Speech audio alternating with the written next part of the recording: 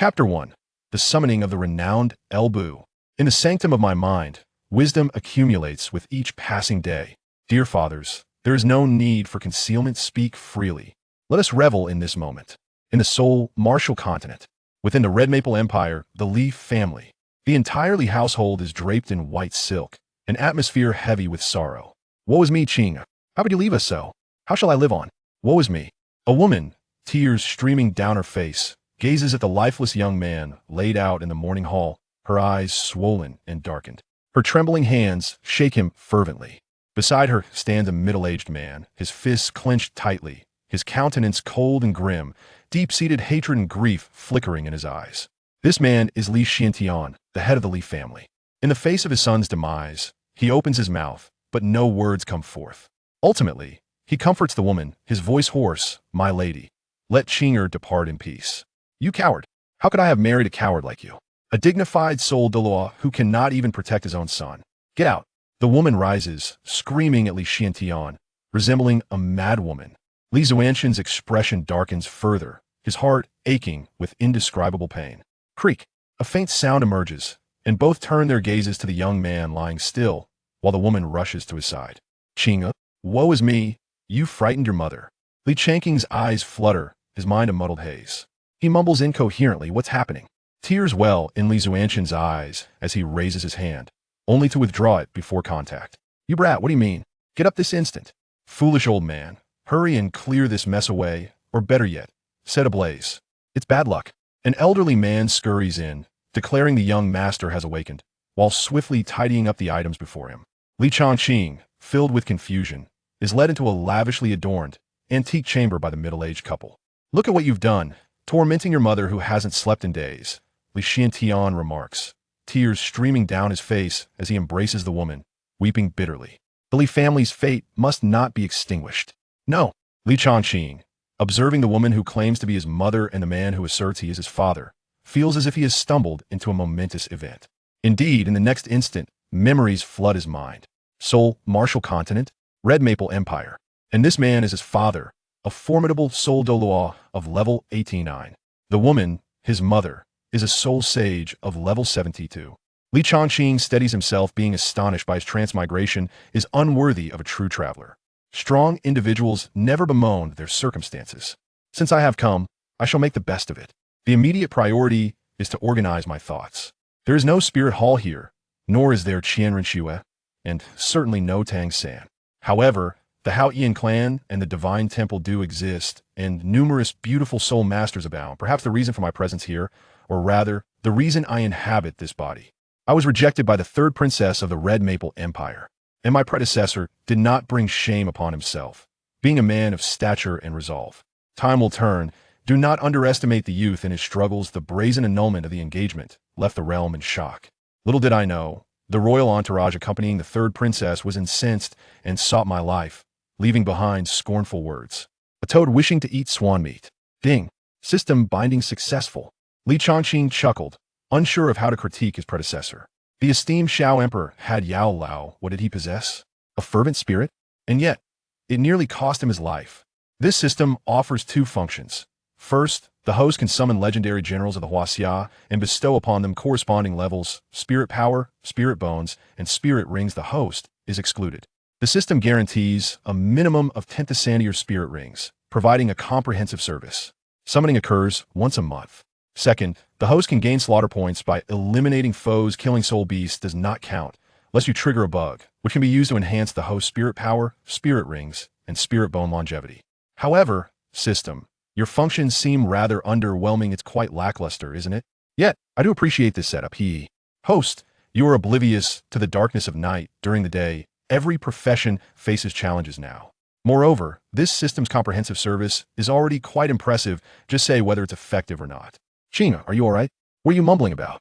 After weeping for a while, Lu Xingyue steps forward, grasping Li Changqing's hand with concern. I'm fine, mother. Oh no, this is terrible. Li Xiantian suddenly rises, panic flashing across his face. Now that this rascal is unharmed, if the Red Maple royal family discovers, our Li family will be in peril. Get out of here quickly, or rather, hide at once, Li Xiantian urges hastily, whispering to the old man. Do not speak if you cannot. Family head, You mentioned bad luck, but I have already burned it. I will purchase more. Li Changqing's lips curl as he considers that while his Douluo father is indeed powerful, he pales in comparison to the Red Maple Empire, where there are 4 level 90 offerings. As for the Li family, they have also produced a titled Douluo's grandfather, the Shock Dragon Douluo, boasting an impressive level 94 spirit power.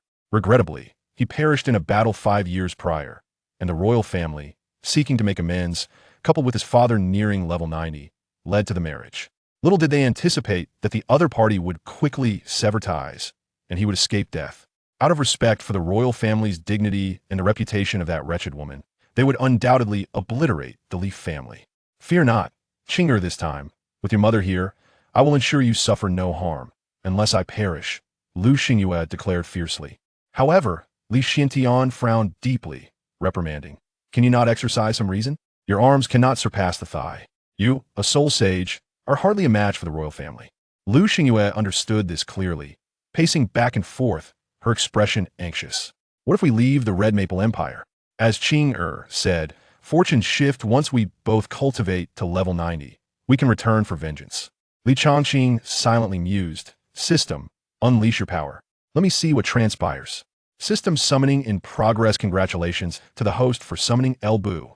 Elbu, a level 97 powerful assault type, titled Douluo. Title, God Demon. Martial Soul, Breaking Heaven Divine Demon Halberd. Soul Core akin to a golden core. Greedy Wolf Soul Core. Mental Power, Heavenly Origin Realm Human Origin, Earth Origin, Heavenly Origin, Divine Origin. Soul Rings, Black, Black, Black, Black, Black, Black, Black, Red, Red. Soul Bones, 7 pieces left and right arms, legs, chest, back, and head when combined. They form the God Demon Armor. First Soul Skill, Breaking Heaven Slash. Second Soul Skill, Universal Sweep. Third Soul Skill, Unmatched Break. Fourth Soul Skill, Sweeping Through Thousands. Fifth Soul Skill, God Demon Slash. Sixth Soul Skill, Defying the Evil Dragon Slash. Seventh Soul Skill, True Form of God Demon. Eighth Soul Skill, God Demon Descend, God Demon Slash. Ninth Soul Skill, Heavenly Demon Chaos, Heavenly Demon Dance. Domain, Demon God Domain within its range. Enemy's combat power is reduced by 30%, while the host power increases by 30% scalable. The summoned character's soul bones and rings are all in place. The host may now express their satisfaction. Satisfying. Ha ha ha. Li Changqing sprang to his feet. The third princess of the Red Maple Empire, is it? Watch me obliterate you. Chapter 2, The Law of True Delight. Why are you making such a fuss? As a man, you must remain composed, even if the sky were to fall. It's merely a broken engagement. What's the big deal? Perhaps it's best to marry your sister instead. Sigh. Li Xiantian scolded his startled son, his expression soon shifting to one of concern. He continued, Sigh, for now we have no choice. I am but a fish on the chopping block, yet once I reach level 90, I shall return for retribution. Li Xiantian clenched his fists, his teeth gritted. Li Changqing, however, was taken aback. Had he misheard? Cautiously, he inquired, Father, what did you just say? Leave. Depart from the Red Maple Empire as swiftly as possible. Xingyue, prepare at once. Li Xiantian scanned the surroundings, his eyes filled with reluctance. Who would choose to leave unless absolutely necessary? No, the previous statement. Li Changqing insisted seriously. Li Zuanshan's expression darkened. At such a time, this boy still dwells on that matter. He's hopeless. Yet he is my son, and should anything happen to him, I must leave a legacy for the Li family. Marry your sister. Should anything happen to your mother and me, it is wise to ensure the Li family has an heir. Indeed, Linger has endured much these years. Lu Xingyue murmured in agreement, fully supporting her husband's viewpoint. Li Changqing's mouth gaped. He had not misheard this time. But is this permissible? It was too much for him to accept. He firmly believed that the Li family's values were fundamentally flawed, seriously flawed. Would this not lead to chaos? He quickly searched his mind for memories of his sister. Family head, Madam, the young lady has returned. At that moment, Fu Bo rushed in, holding a white silk. Father, Mother, what about Changqing? A melodious voice rang out as a young woman in a green robe dashed in. She appeared fatigued from her journey, yet her countenance remained dignified and graceful. Her delicate, oval face bore an unmistakable weariness, particularly her red-rimmed eyes, rendering her a pitiable sight. Changqing, woe is me.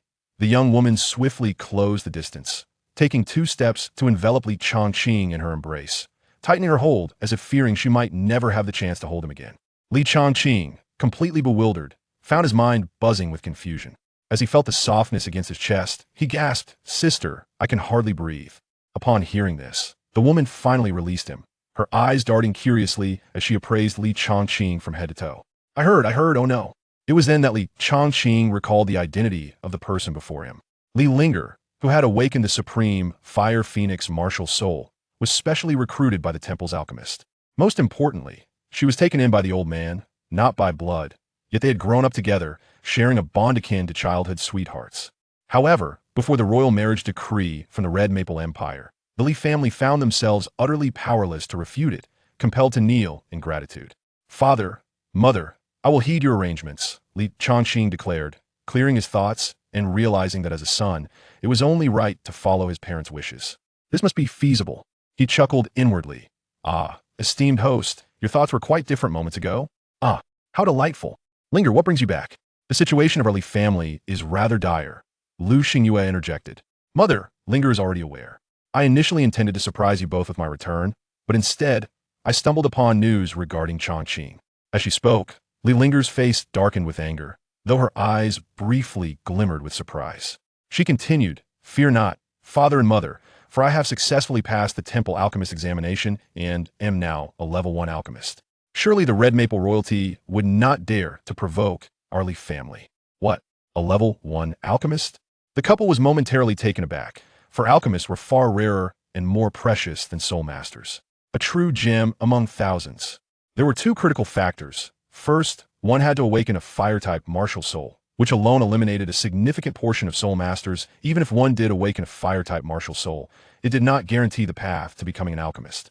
The second, and most stringent requirement, was that one's mental strength must reach a certain level.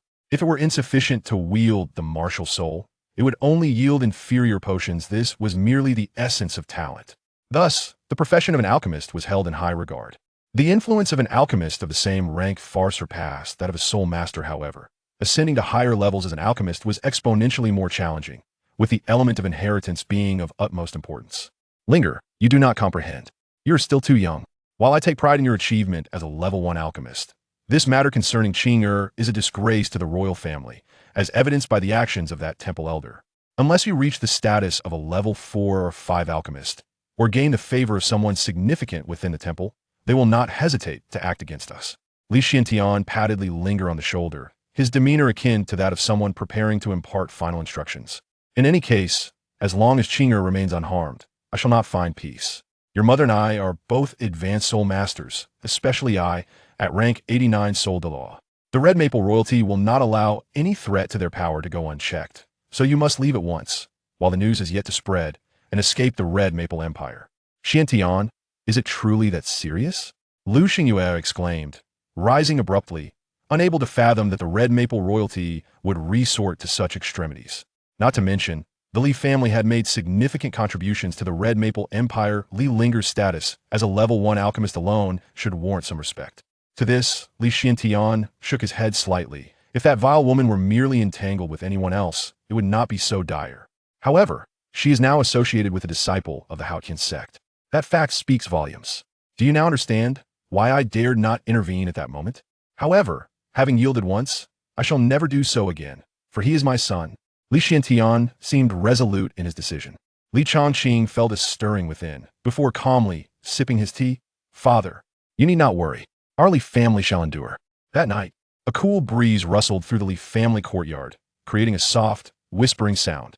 Within a chamber, Li Chongqing's family sat together, including Lu Xingyue, an 89-level soul de law, and the elderly Li family patriarch, Fu Bo, who held the rank of Soul Emperor. Behind Li Chongqing stood another figure.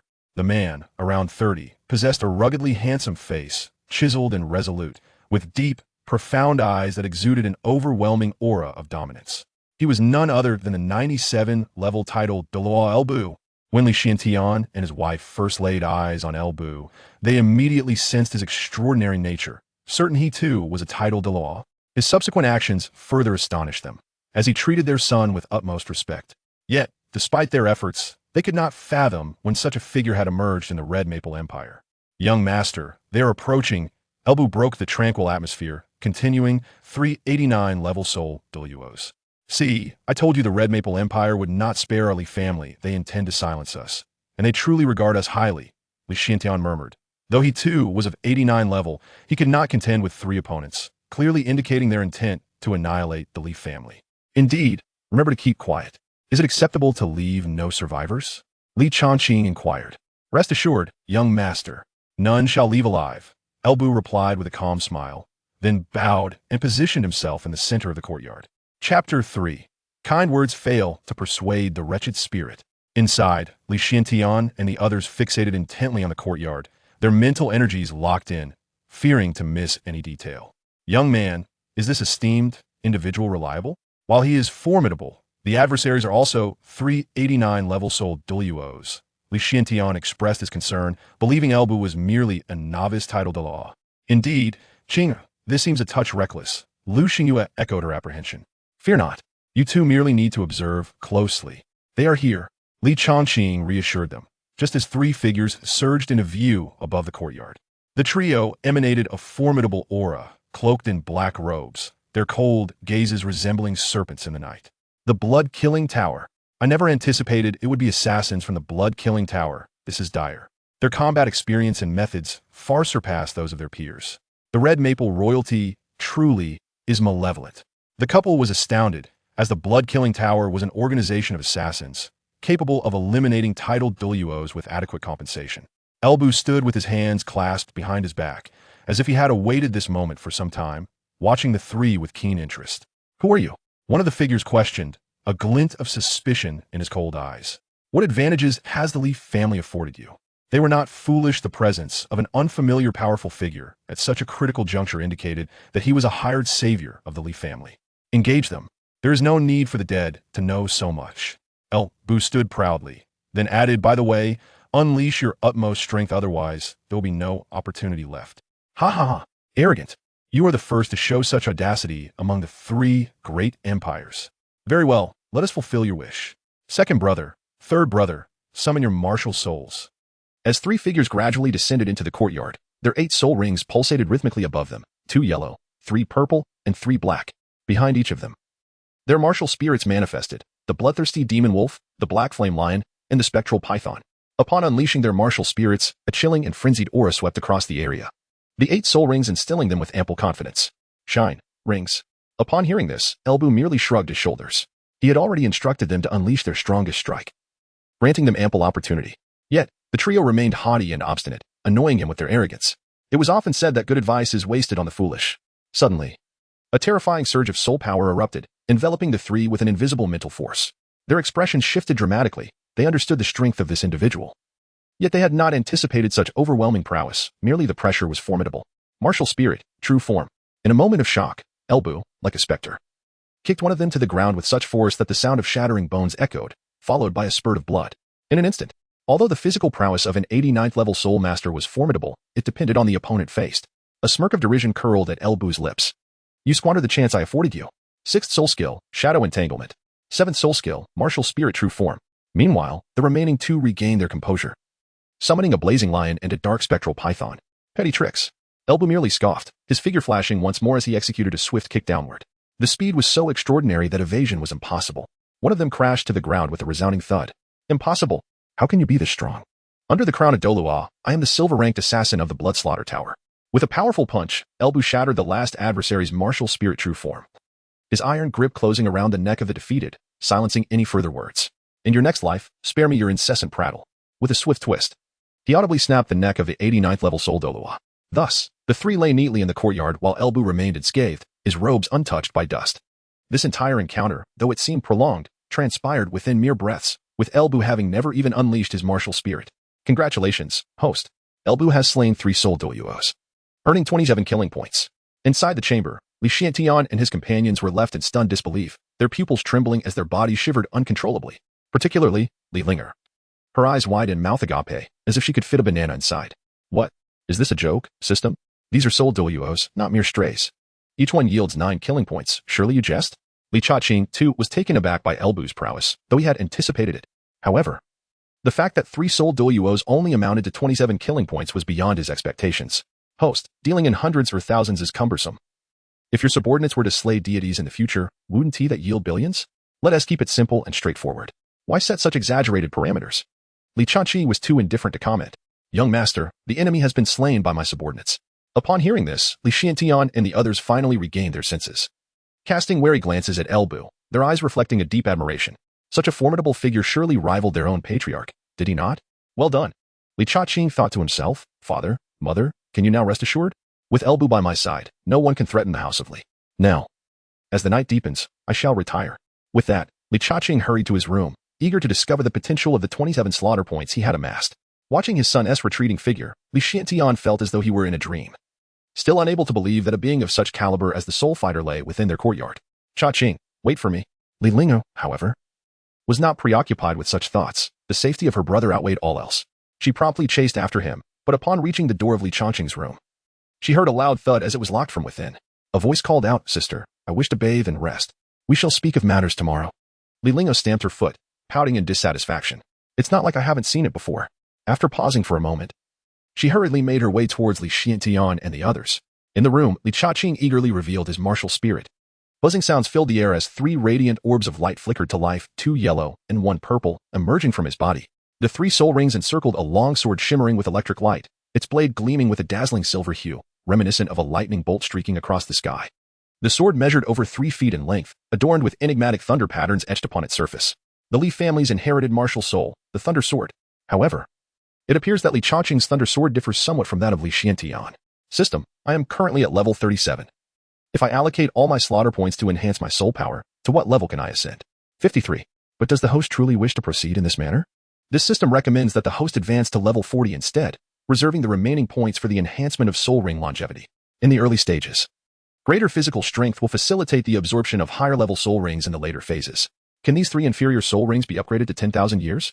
The second and third soul rings can indeed reach 10,000 years, provided you opt not to enhance your soul power. Note, before reaching level 90. 10 points of slaughter can elevate a 100-year soul ring to 10,000 years. 20,000 years requires 20 points. And upgrading a 5,000-year ring to 10,000 years necessitates 5 points. The soul power required is the next level plus 10. For instance, advancing from level 30 to 40 requires 20 points, while progressing from 40 to 50 demands 30. Ascending from the Soul King at level 50 to the Soul Emperor at 60 requires 40, and from 80 to 90 necessitates 70. Decisions can be made again post-level 90. Li Chaqing pondered silently. Although the Li family seemed weak before the imperial court, they ranked among the foremost families within the entire Hongfeng Empire. Thus, each of his soul rings from his previous life was far from ordinary. Take the third soul ring, for instance, which had already reached an age of 5,000 years. Excellent. He resolved to elevate his soul power to level 40 and upgrade both the second and third soul rings to 10,000 years.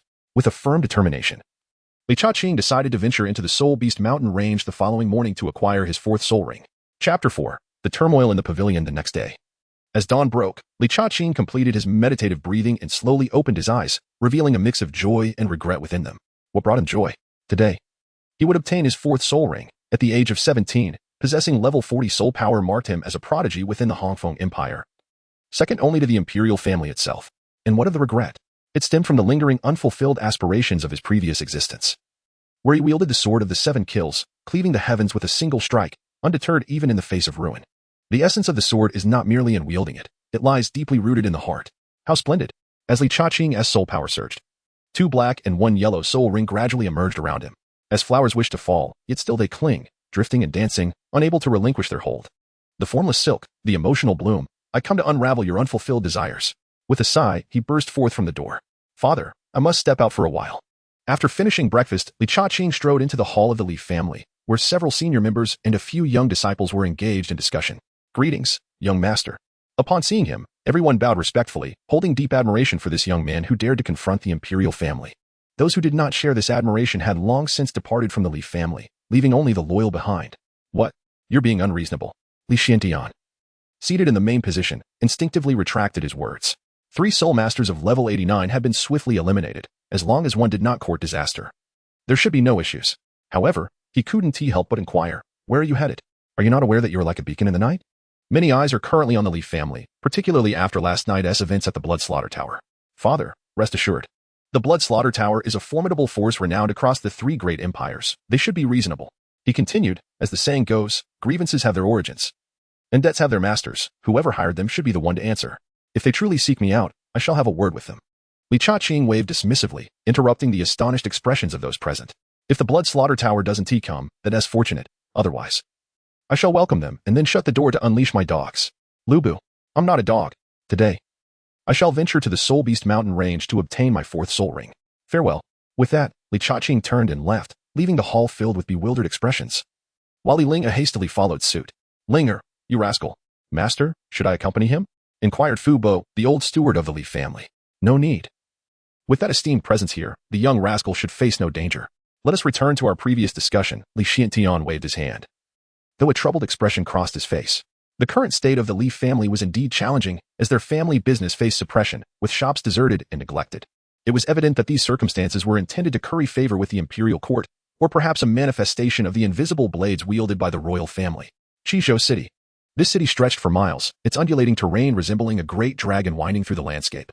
It was established by the Hongfeng Empire as a bulwark against the Soul Beast lurking within the Soul Beast mountain range.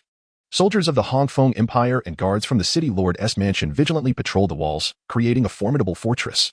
Inside the city, however, life bustled with vibrancy. Streets were alive with the clamor of commerce. Vendors shouted their wares, their voices merging in a cacophony. Groups of soul masters teamed up to hunt soul beasts, displaying their agility and remarkable skills. The aroma of delicacies wafted from the nearby taverns, enticing passers-by with its mouth-watering allure. Of course, one could not overlook Li Chaqing's favorite establishment, the Red Phoenix Tower. It was an opulent structure, adorned with brilliant red lanterns. Within its corridors, women posed in various alluring postures, casting enticing glances, embodying a myriad of charms. What a picturesque scene of high mountains and flowing water. A paradise for the affluent was also a haven for the powerful. Yet, true strength should never be reduced to such a state. Chaqing, what brings you here?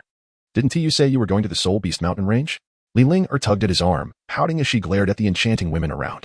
Indeed. This journey is precisely to the Soul Beast mountain range, Li Chaqing replied without turning back.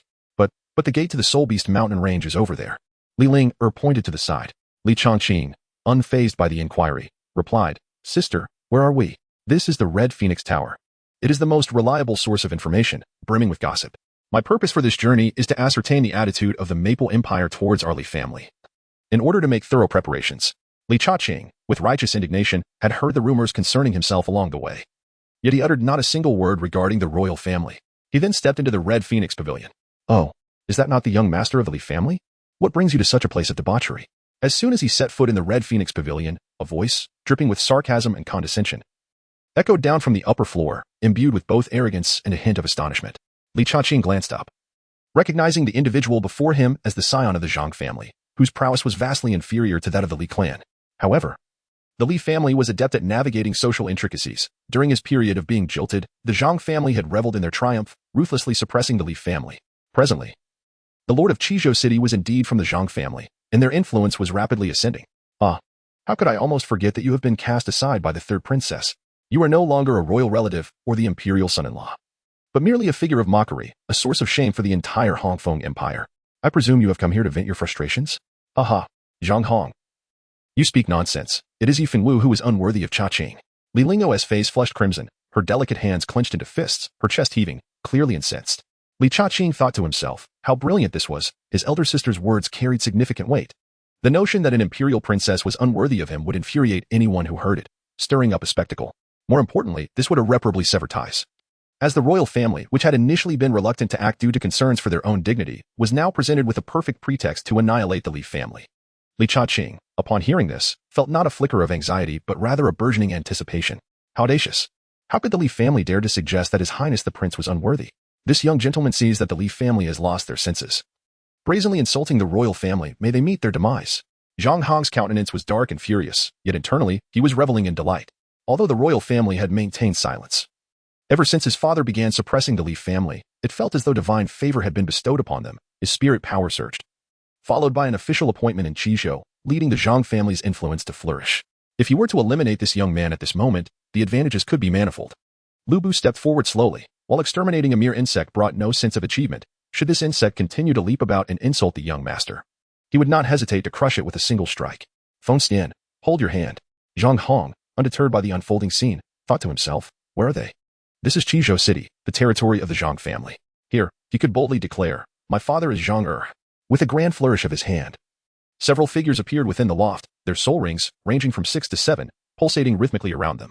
Li Chaqing, with but a command from me, your life is forfeit. Of course, I can offer you a chance to duel with me. Zhang Hong was filled with a sense of triumph. Publicly humiliating and crushing the once mighty young master of the Li family was far more gratifying than merely slaying him. Zhang Hong, do you not possess any shame?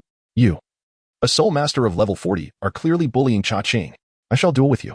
Li Lingo stepped forward, for soul rings slowly emerging around her.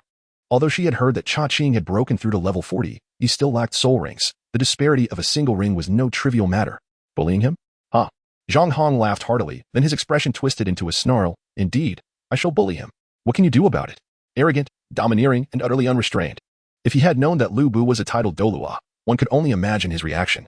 Chapter 5. A Glimpse of Brilliance. Very well. Is it not merely a battle? This young master reluctantly agrees. Li Chongqing's words were calm, and his composed demeanor only served to heighten Zhang Hong's ire. What is there for you to be proud of? Should you not be on your knees begging for mercy? He is pretending. I see through your facade. Zhang Hong believed he had unraveled Li Chongqing's deception, a vicious smile creeping across his lips. Haha, splendid. No wonder you were favored by the third princess. You possess grace and audacity. However, this battle will determine both victor and vanquished, and the death of either party shall not be pursued. Agreed? Instantly, silence enveloped the loft. I darted back and forth between the two, capturing the attention of those within the private rooms. A life and death duel? Is this not the young master of the Li family? Has he come seeking death after being jilted by the princess? Perhaps there is some truth to this, especially since Lord Zhang has already attained level 40. Whispers filled the loft, fingers pointing at Li Chongqing. Yet, these murmurs were hushed as the Li family remained a force to be reckoned with. The intimidation of a soul Douluo bore weight in Qizhou City. Still, this did not alter their lack of faith in Li Chongqing. After all, he was merely a soul master of 37 levels. Furthermore, having been rejected by the royal family, they held him in contempt. The rationale for his rejection was that Li Chongqing was devoid of virtue and capability, living in luxury and indulgence. Thus, the patrons of Hongfeng Tower regarded him with disdain. Damn it, young master, I support you. Defeat him in one move. With the third princess's betrothal, this scoundrel dares to seek pleasures elsewhere. Thankfully, the third princess has seen through his true nature. One person bellowed at Li Chongqing. Indeed, gaining the favor of the princess was a boon for the Li family. Yet this wretch is like mud that cannot be molded. To be blessed yet remain oblivious to it is truly shameful. Another person passionately denounced Li Chongqing, followed by a cascade of whispers from the crowd. Li Chongqing remained silent as he surveyed his surroundings, a mocking expression gracing his face. Was it not Zhang Hong upon whom they depended? Once he shattered the jealousy that resided in their hearts, they would naturally fall silent. A pack of mad dogs barked incessantly. There was no need for loud retorts. One merely needed to suppress the most boisterous among them. Come on. His words were succinct, calm, and confident. Li Lingo, already incensed, felt her heart race at his words. His unwavering confidence had always been evident, even in the face of Yi Fengwu's humiliating rejection. He remained unyielding. Time would turn the tides, and the poor youth should not be underestimated. Yet this nearly cost him dearly, had it not been for Li Chongqing's reassuring gaze. She might have charged out in fury. Good. Zhang Hong, the center of attention, felt an overwhelming sense of satisfaction. Do not interfere, even if I perish. Do not hold the Li family accountable. His words, though spoken lightly, were accompanied by an arrogance that suggested otherwise. With a sudden leap, 2 yellow and 2 purple soul rings materialized around him, his martial spirit, a ghostly leopard. His piercing gaze and chilling aura swept through the loft. Third soul skill, Ghost Shadow Kill. At the moment of landing, Zhang Hong unleashed his third soul skill, eager to crush and humiliate Li Chongqing. Is Zhang Hong overreacting? Indeed. This strike felt swift, fierce, and unstoppable. Zhang Hong's third soul skill is formidable, but such power only serves to heighten my anticipation. Impossible. 10,000-year soul rings? Just as the onlookers prepared to witness Li Chongqing's downfall at Zhang Hong's hands, their expression shifted to one of disbelief. Even those within the private room rushed out in shock. Below, Li Chongqing, despite possessing only 3 soul rings, astonished the crowd with his exceptional level, 1 yellow and 2 black 10,000-year soul rings. Second soul skill, sword sweeps all directions. With a resounding clang, Li Chongqing's thunder sword martial spirit materialized, and his second soul skill unleashed a force that swept forth with the might of thunder, crushing Zhang Hong. This is impossible. Fourth, before Zhang Hong could even activate his fourth soul skill, his left arm was severed in an instant. The loft fell into a deafening silence, save for Zhang Hong's pitiful wails as he curled on the ground in agony. It was a crushing defeat. But the one crushed was not Li Chongqing, but the level 40 Zhang Hong. You all seem to have misunderstood something from the very beginning. Li Chongqing spoke with a calm clarity that resonated profoundly at that moment. It is not Yi Fengwu who has rejected me, but rather I, Li Chongqing, who dismisses her. For she is unworthy. The crowd fell silent, realizing that their previous bravado stemmed from their reliance on Zhang Hong. And you, each one of you, reprimanding me with such fervor, was it not your own petty vanity and jealousy that provoked such disdain? Li Chongqing directly tore away the final layer of pretense from the crowd, followed by a wicked smile.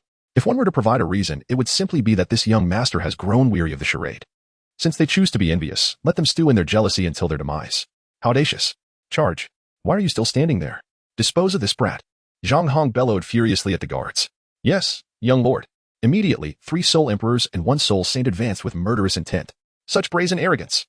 Let us see how you feign innocence this time. Some mused, their thoughts exposed and scorned. Kill them all. Upon hearing this, Elbu stepped forward, casting a disdainful gaze upon the 4. Were it not for the young master's command, you would have perished mere breaths ago. Consider yourselves fortunate to have lingered a moment longer. Instantly, a terrifying pressure descended upon the 4, as if burdened by mountains, leaving them utterly immobile. Fear manifested in their eyes, their pupils trembling uncontrollably. In the next moment, an explosive sound rang out, followed by a swift annihilation, without a hint of suspense. Not even their martial spirits were summoned. How formidable! Congratulations to the host. Elbu has vanquished a soul saint, earning 6 kill points, and has slain 3 soul emperors, acquiring 12 kill points. Li Cha-Ching smacked his lips, finding the value of the kill points set rather disappointingly low, rendering Elbu's actions akin to slaying mere insignificant creatures. He then turned his gaze towards the dazed Zhang Hong. It seemed that this fellow could be deemed impressive only if he managed to accrue 2 points. Please. Don't kill me, young masterly. I was wrong. Brotherly. Lordly. Zhang Hong, filled with dread as he witnessed Li Cha-Ching approach step by step, knelt down in desperate supplication, disregarding the sharp pain radiating from his arm. I recall you mentioning before the battle that it was to be a fight to the death. Correct? Or perhaps I misheard. Li Cha-Ching looked down upon Zhang Hong from a position of authority, the dynamics between them shifting dramatically in that moment. No. It is I who am blind. I implore you, young masterly, spare me. Li Cha-Ching's expression remained as calm as a tranquil lake, his voice resonating with a profound gravity as he remarked that the art of flattery and opportunism is indeed a means of survival. And you are not mistaken in that regard. However, you ought not to seek favor from the Hongfeng royal family, nor should you use me as a stepping stone. The moment such thoughts crossed your mind, your fate was already sealed. Puff. Zhang Hong, in disbelief, gradually collapsed to the ground, his gaze dimming into shades of gray. Congratulations to the host for slaying a level 40 soul master, earning 2 points of slaughter. Well, your death was indeed worthwhile. The onlookers dared not even breathe, their bodies trembling like leaves in a tempest. This fellow truly had the audacity to strike. Li Cha-Ching surveyed his surroundings, feeling an overwhelming sense of ennui.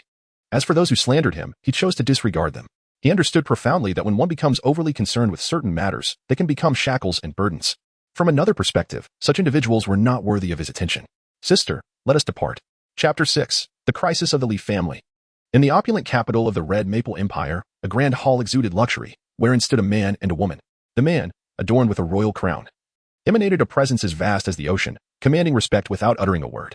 He was Yu Yongdian, the monarch of the Red Maple Empire, a title Douluo of level 96. Fengwu, how has your relationship with young Master Tang progressed? The lady, named Yi Fengwu, was the sole princess of the Red Maple Empire, ranked 3rd among her siblings. Her skin was as white as snow, resembling exquisite mutton-fat jade, radiating an enchanting sheen. Her figure was graceful and elegant. The pink celestial dress she wore resembled the evening glow on the horizon, its soft and smooth fabric swaying with her every step, akin to a blossoming flower, rendering her as ethereal as a celestial being. Her beauty was like a masterpiece, captivating all who beheld her. Father, young Master Tang is a disciple of the Haotian sect. Possessing vast knowledge and experience with women, it is quite challenging to win his favor, Yi Fengwu remarked, her eyes reflecting a hint of yearning.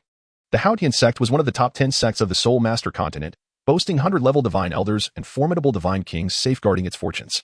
Countless individuals aspired to join the Haotian sect, drawn by its abundant resources and long-standing heritage. Not long from now, the selection tournament for the top 10 sects would commence.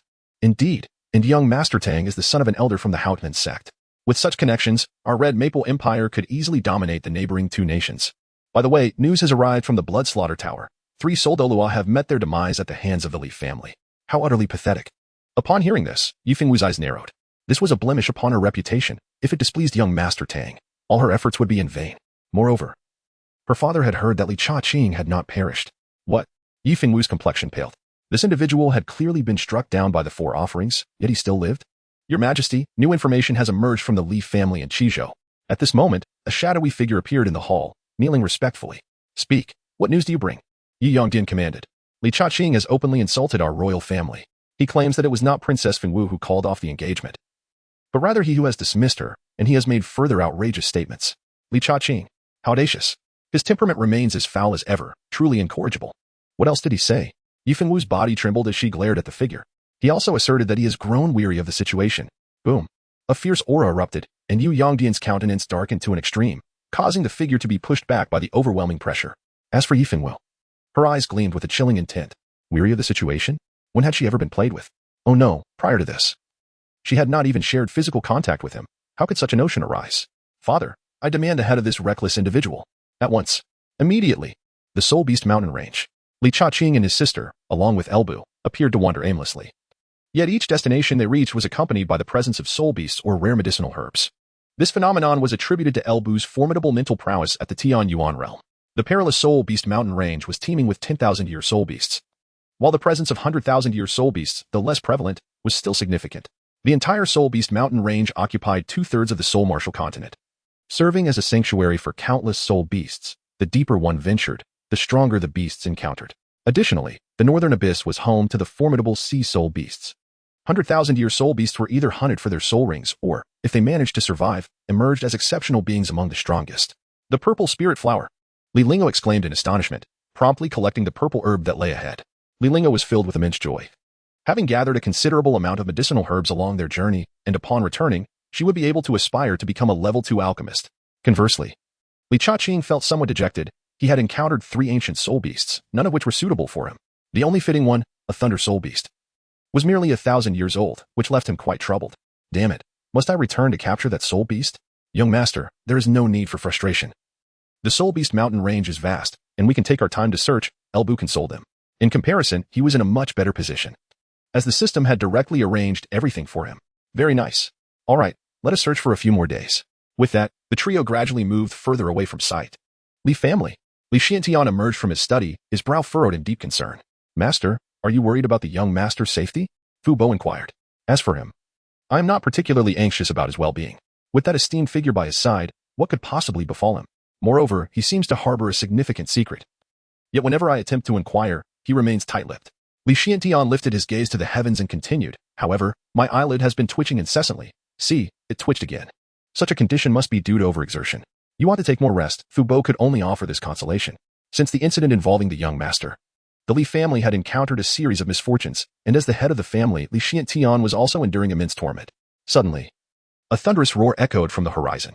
Old Xiantian, come out and face your demise. A colossal bull charged through the air, its 8 soul rings shimmering brilliantly, 2 yellow, 3 purple, and 3 black. Following closely behind were a 7-ringed soul saint, a soul emperor, and several soul kings. Zhang, what are you barking for? Li Xiantian finally grasped the situation. His sword martial spirit revealed 8 resplendent soul rings, 2 yellow, 2 purple, and 4 black, one more than Zhang Er's 10,000-year soul ring. Startled by the commotion, Lu Xingyue swiftly emerged from a nearby room. Her martial spirit was the 7-star begonia, adorned with 7 soul rings that emanated a gentle glow. Soon after, the members of the Li family flew out, their diverse martial spirits and soul rings creating a dazzling spectacle. The 2 factions locked eyes across the distance, leaving Li Xiantian astonished. The Zhang family had developed their strength at an astonishing pace, now rivaling the Li family. Previously, aside from himself, there had been another soul Douluo in the Li family, but alas, differing philosophies had led to the departure of 2 soul saints after the incident involving Li Cha-ching. Nevertheless, what was there to fear? His own soul power at level 89 could easily crush Zhang Er. Zhang Er, what are you barking for? Do you truly believe that I, Li Xiantian, am easy to bully? I shall settle the score with you right now. The bull under Zhang Er's martial spirit exuded a chilling aura, its eyes bloodshot with rage. You Li family are quite bold. Li Cha-ching insulted the imperial family, and my son was killed merely for speaking out. I had intended to allow your family to survive a while longer, but now your time is up. Kill them all. Leave none alive. The bull bellowed and charged forth. Li Xiantian was momentarily taken aback, pondering how the young man had stirred up trouble during his outing. Dismissing further thoughts, he confronted Zhang Er fiercely. 7th soul skill. Martial spirit true body. With a swift motion, he unleashed a sword strike, its brilliance surging toward Zhang Er. You cannot stop me. Today, your Li family must perish. The 2 soul Douluos clashed fiercely. 6th soul skill, mountain shattering strike. Fu Bo's martial spirit, the mountain shattering staff, swept through the air like autumn winds scattering leaves. The battle erupted instantly. 5th soul skill, 7-star light. Lu Xingyue cried out, and a soft green radiance enveloped the members of the Li family, significantly enhancing their combat prowess. One surge of energy even empowered Li Xiantian, amplifying his already formidable presence. 6th soul skill, all swords returned to 1. Accompanied by Li Xuantian's thunderous roar, he slightly swayed, raising a hand in the void. In an instant, countless razor-sharp sword energies, akin to brilliant meteors, converged from all directions, ultimately coalescing behind him. At that moment, Li Xiantian resembled a sovereign of the sword, exuding majesty and gravitas. Behind him, tens of thousands of sword energies floated like a boundless galaxy, quietly brewing terrifying power. Each sword energy was imbued with boundless killing intent and might. instilling fear and trepidation in all who beheld it. This technique was a wide-ranging offensive soul skill. With a graceful flick of his fingers, countless sword energies shot toward Zhang like shooting stars. Thunderblade soul, but a trifle. Watch me shatter it. Zhang roared, swiftly dodging while unleashing his 8th soul ring. 8th soul skill, bull treads the sky. The wind surged, scattering the incoming sword energies. As a magnificent bull thundered forth with an imposing presence, its horns resembled indomitable blades, glaring at Li Xiantian, its robust body and powerful limbs emanating an aura of strength. Bull treads the sky approaches. A mere parlor trick. I shall break it with a single move. Li Xiantian chuckled ominously, directing a surge of sword energy toward the bull's underbelly with a swift motion. The speed was akin to the wind, and the might was like thunder. Despite knowing this tactic might seem beneath him or even shameless, what was the time for propriety? The survival of his family was at stake, regardless of the method. As long as it could swiftly subdue the opponent, it was a valid strategy. Although it would be no challenge to defeat Zhang with his supreme offensive Thunderblade. He had no time to waste. The angle was astute and ruthless, the strike incisive. Zhang 8th soul skill, Bull treads the sky, was shattered by Li Xiantian, who, undeterred by the former's curses of dishonor, summoned a colossal sword that gathered with crackling silver lightning. Zhang dare to offend my Li family, and you shall die. The giant sword descended, shattering the surrounding debris and posing a grave threat to Zhang Li Xiantian then swiftly directed another sword strike toward the soul saint attacking Lu Xingyue, who, as a support soul master, lacked substantial combat strength. Li Xiantian. The city lord has proclaimed that your Li family must perish today. Zhang was sent reeling by a sword strike, and at this juncture, it was unclear where he found his audacity, but the next moment revealed the answer. He bowed in the air, speaking with utmost deference, I am powerless. I humbly request the intervention of Du Kuanyue. Upon hearing this, Li Xiantian and his wife's pupils constricted. Du Kuanyue was one of the 5 revered titles of the empire, a level 91 title Douluo, the very individual who had once overbearingly subdued his son before him. At that time, constrained by the empire's strength, he could only watch in silence, consumed by regret and loathing for his own cowardice. Thankfully, his son was unharmed. Yet, this did not quell the fury within Li Xiantian. Rather, it ignited a blaze of rage. How could he not be incensed?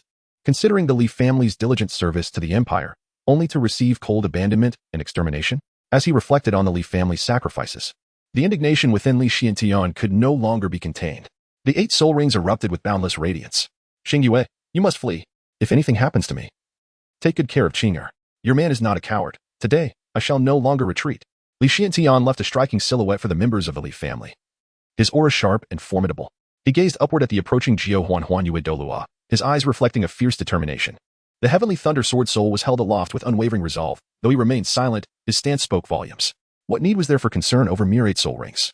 The newcomer was none other than Yi Huantian, one of the 5 offerings of the Crimson Maple Empire, who descended like a king in armor. A look of disdain etched upon his face as he mocked, each step illuminating the soul rings beneath him. Yellow, yellow, purple, purple, upon his 8th step.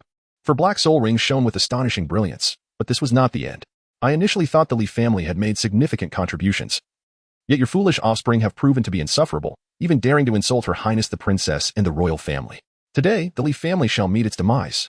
With his final step, a crimson soul ring erupted with an overwhelming crimson light. 100,000-year soul ring, asserting dominance over the scene. At that moment, most soul masters within Qizhou had gathered around the Li family, and upon seeing the red 100,000-year soul ring, they gasped in shock, their eyes gleaming with envy. A 100,000-year soul ring was an unseen phenomenon in Qingzhou. Yi Huantian did not leap into action immediately. Instead, he relished the fearful gazes of those around him, intending to convey to all the cost of offending the royal family. As for Li Xiantian, with his mere 8 soul rings, he was but a trifling opponent. We pay our respects to your Highness Huanyue. Countless voices called out in unison. Yi Huantian was not merely a title Douluo. He embodied the will of the imperial family. It was not merely that Qizhou lacked title Douluos. Even if there were some, they would have to weigh the consequences. Thus, the Li family could not escape their fate today. Li Xiantian, do not delay your surrender. Zhang bellowed, his eyes filled with murderous intent. In this era, strength alone was insufficient. One must possess influence and backing. Where is that wretched offspring? This brat may be resilient, but to survive and remain unrepentant while insulting Her Highness the Princess? I shall gladly teach him a lesson. Li Xiantian, are you listening? Hand over that wretched child. I command you. Zhang rage was palpable. He was the one who yearned most to eliminate Li Cha-Qing, his gaze piercing as it swept across the Li estate. Ha! What a fool, what an insult to the royal family. Li Xiantian listened to their words, his anger transforming into a bitter smile. He stood tall, resolute, feeling for the first time that the might of a title Douluo seemed less imposing than before. In other words, he found himself with no path left to retreat. For the sake of his son, and to quell the regret for his past cowardice, He had no choice but to fight. Taking a deep breath, he felt an unprecedented clarity wash over him. Rather than languishing in regret, he preferred to engage in a grand battle, undeterred even by the prospect of death. 8th soul skill, Sword Thundergale. Swish, swish, swish. The air crackled with an intense energy, filling the 10-mile radius with sword chi. The vegetation of the Li family estate and parts of the architecture were shredded by the sword energy, forming a tempest of blades. At that moment, Lu Xingyue's 7-star begonia martial soul trembled, amplifying the energy and further augmenting the storm of sword chi, evoking a sense of impending annihilation. As a mother, she too could not let go of Qing'er, yet for that very reason, she felt compelled to stand for her son, even at the cost of her own life. Lu Xingyue was resolute. The others of the Li family did not flee, for those who feared had long since departed. Had they not? Very well. If you seek death, I shall grant it. Chapter 8. Suppression of all. Since you all seek death, I shall oblige you. As for that wretched child, I will ensure he suffers a fate worse than death. In the face of such provocation, Yi Huantian could not remain passive. With a swift motion, his 8th soul ring blazed to life. Though he was a titled Douluo, he could not underestimate the 89th level Li Xiantian, bolstered by the 7-star begonia. A phantasmal fox emerged behind him, his martial soul, the Huanyue Spirit Fox. 8th soul skill, Phantasmal Spirit Annihilation Slash. A crescent-shaped pink blade that seemed capable of tearing through all things sliced through the air. Meanwhile, Li Xuantian's 8th soul skill had long been brewing. The storm of sword chi surged forth, intent on obliterating any obstructions. Boom. The Li family courtyard trembled, structures crumbling under the cataclysmic force. While disciples of both the Zhang and Li families below the Soul King rank were left reeling from the shockwaves. Even the lower-ranked soul masters watching from afar were visibly moved. Even if Li Xiantian dies, he shall have no regrets, some murmured, gazing toward the epicenter of the explosion. To confront a titled Douluo with the spirit power of an 89th level master was a source of pride. After all, not everyone possessed the courage to challenge a stronger foe. Alas, the Li family's era of heroes is drawing to a close.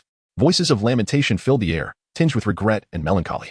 All of this stemmed from a mere marriage proposal, yet the cost was the annihilation of the Li family. No one believed Li Xiantian could survive this strike. After all, it was delivered by a titled Douluo, and even if he did, he would likely be left with but a breath to spare, facing an uncertain future. While some lamented, others reveled in the unfolding drama. Haha, Li Xiantian, this is the fate that befalls those who insult the royal family. As for your son, rest assured, once I track him down, I shall torment him until he reunites with you in death. Zhang Er spat venomously toward the center of the explosion. His face contorted with the anguish of losing a child. Suddenly, a flash of sword light shot forth, aimed directly at Zhang Er's face. You dare to act recklessly before me. Yi Huantian casually swatted aside the blade of light. His interest piqued as he gazed forward, even licking his lips in anticipation. This was turning out to be quite entertaining. To the astonishment and disbelief of the crowd, Li Xuantian's robe was tattered and torn, blood trickling from the corner of his mouth.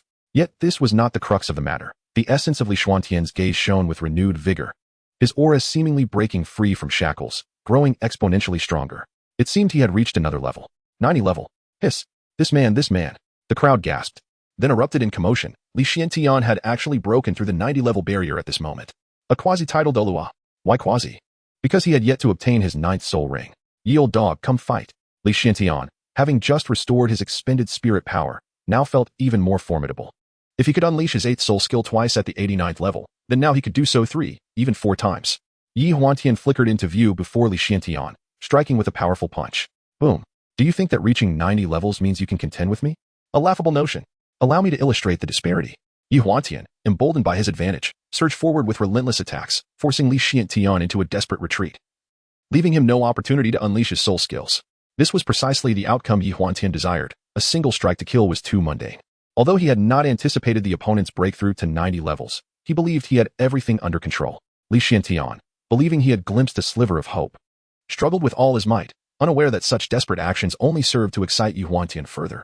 While I grant you hope, I shall simultaneously deliver despair. Boom, boom, boom. The sound of explosions echoed continuously as their battleground shifted from the sky to the ground, and then to the Li family estate. Everything in their path appeared as though it had been trampled by a colossal beast, obliterated and destroyed. Yi Huantian spared no effort, unleashing a ferocious onslaught. Li Xiantian found himself in a rather passive position.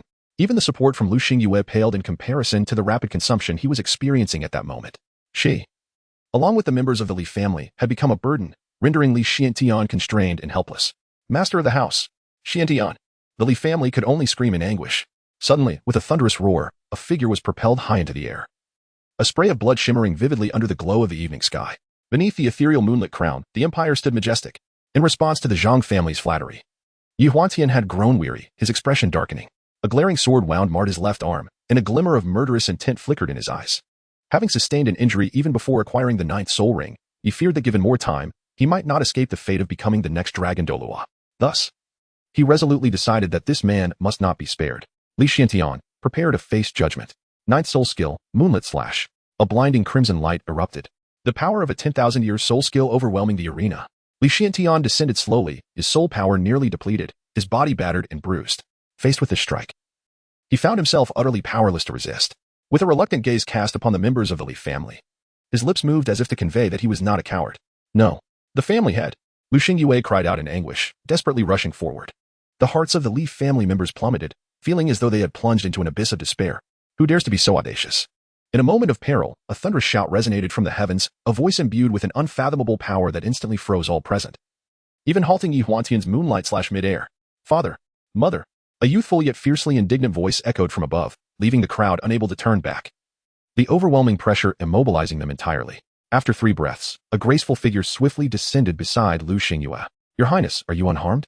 The newcomer was Li Xingyue, her face etched with concern and fear. Meanwhile, Li Chaqing firmly caught the falling Li Xiantian, his expression as cold and unyielding as an eternal icy pool. As he surveyed his father's battered form in the devastated Li family. Father, I have arrived too late, but rest assured, none of those who have harmed you shall escape today. Li Chaqing's anger surged uncontrollably as he unhesitatingly eliminated Zhang Hong at the Hongfeng Tower. A decision not born of mere impulse. While a single Zhang family member posed no threat to his father, the arrival of imperial forces was an unforeseen calamity. A whirlwind of self-reproach, regret, and fury clouded his mind. Let it begin with you. Meanwhile, Yi Huantian, the target of scrutiny, felt a chill run down his spine upon hearing the ominous voice, rendering him utterly immobile. It was only then that the multitude surrounding the Li family caught sight of the newcomer. Their bodies trembled uncontrollably, hearts gripped by an overwhelming fear. A title Douluo? In midair, Lu Bu unleashed his full might, revealing his martial soul for the first time, exuding an aura so commanding it seemed to suppress all in its wake.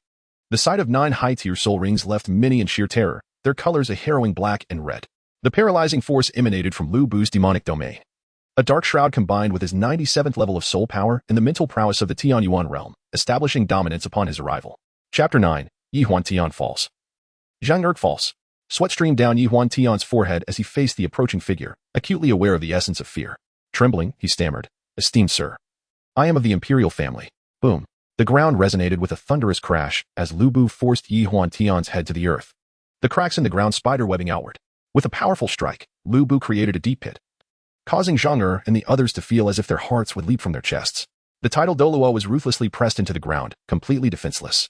They were forced to witness this humiliation, their own bodies frozen in place, even their eyes beginning to sweat with fear. Gasped. Yi Huantian felt dizzy. Stars dancing before his eyes, his mind ringing.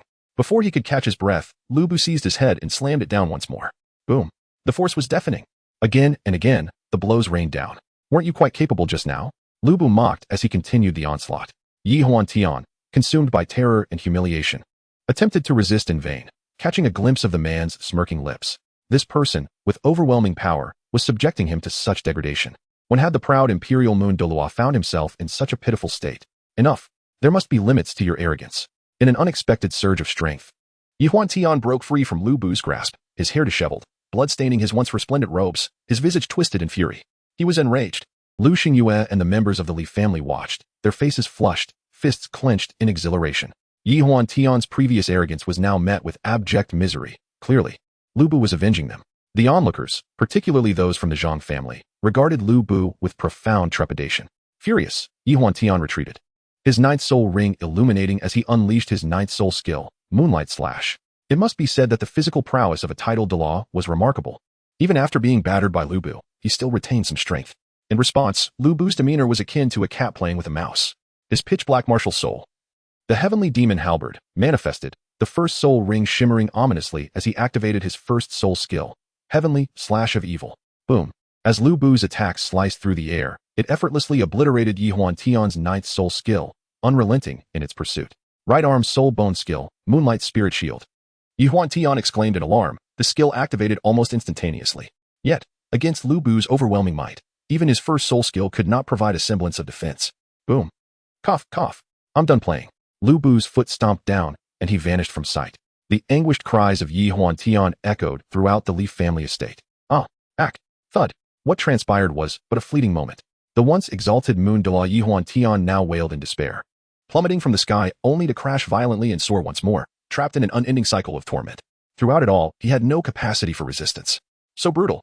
Bang! With a muffled thud, Yihuan Tian was thrown to the ground. His limbs were shattered, his chest caved in at multiple points, and his head was a grotesque sight, unrecognizable even to his father. Congratulations, host. Lu Bu has slain Yihuan Tian, the 91st title Douluo, earning 10 kill points. The Red Maple Empire's 5th worshipper, Yihuan Tian, has fallen. Hiss. At this moment, Li Xiantian regained his ability to move, gazing at Yihuan Tian, who lay like a dead dog, drawing in a sharp breath. Yet, a wave of satisfaction washed over him. Meanwhile, Lu Bu approached the trembling Zhang Erd and his companions, his neck cracking ominously. Please, spare me. Fear spread through their ranks. All of this culminated in a resounding crash. A single punch silenced their pleas, and Lu Bu treated the Zhang family to a fitting reception. Father, mother, it's over. The Li family reveled as they watched the Zhang family members being tossed around like rag dolls. Before long, the remaining members of the Zhang family knelt before Li Changqing, their spirits nearly extinguished. Of course, a couple had been slain by Lu Bu. You little wretches may kill or torture us at will. Do you think your Li family can contend with the imperial family? Zhang now aware of his inevitable demise, steeled himself, blood spilling from his mouth in a pitiful display. Slap. A Li family member stepped forward and delivered a resounding strike to Zhang Zhang was stunned. To the victor go the spoils. This is all you're doing. If the roles were reversed, would your Zhang family spare us? Spare me your righteous indignation. Haven't we endured enough of your provocations against the Li family during this time? The young man spoke with righteous fury. Li Chaqing cast a lingering glance at the youth before him, noting that Li Hu, at the tender age of 16, had already attained the formidable rank of 32. He then turned his gaze towards the individuals from the Zhang family, realizing that uttering even a single additional word would be a waste of breath. Elbu, understanding the unspoken tension, unleashed an aura that enveloped the group entirely. Congratulations, host. Your subordinate Elbu has slain Zhang earning you 9 battle points. The following morning, Li Xuantian's injuries had nearly healed, primarily due to his inherent strength and the fact that Yi Huantian had refrained from delivering a lethal blow at the onset, resulting in non-fatal wounds. Master, the Zhang family has been thoroughly eradicated, with all medicinal herbs and shops now under the control of the Li family, reported Fu Bo, hurrying in from the entrance. Despite having spent the night without rest, his spirit was remarkably high. And look here, Master, he continued, producing 3 translucent stones, each roughly the size of a fist, from his possession. Waves of pure soul energy emanated from them. Damn it. I told you Zhang was merely above level 80. These are soul stones. Li Xuantian's eyes sparkled with realization. Soul stones, imbued with concentrated soul energy, serve as the universal currency among high-ranking soul masters.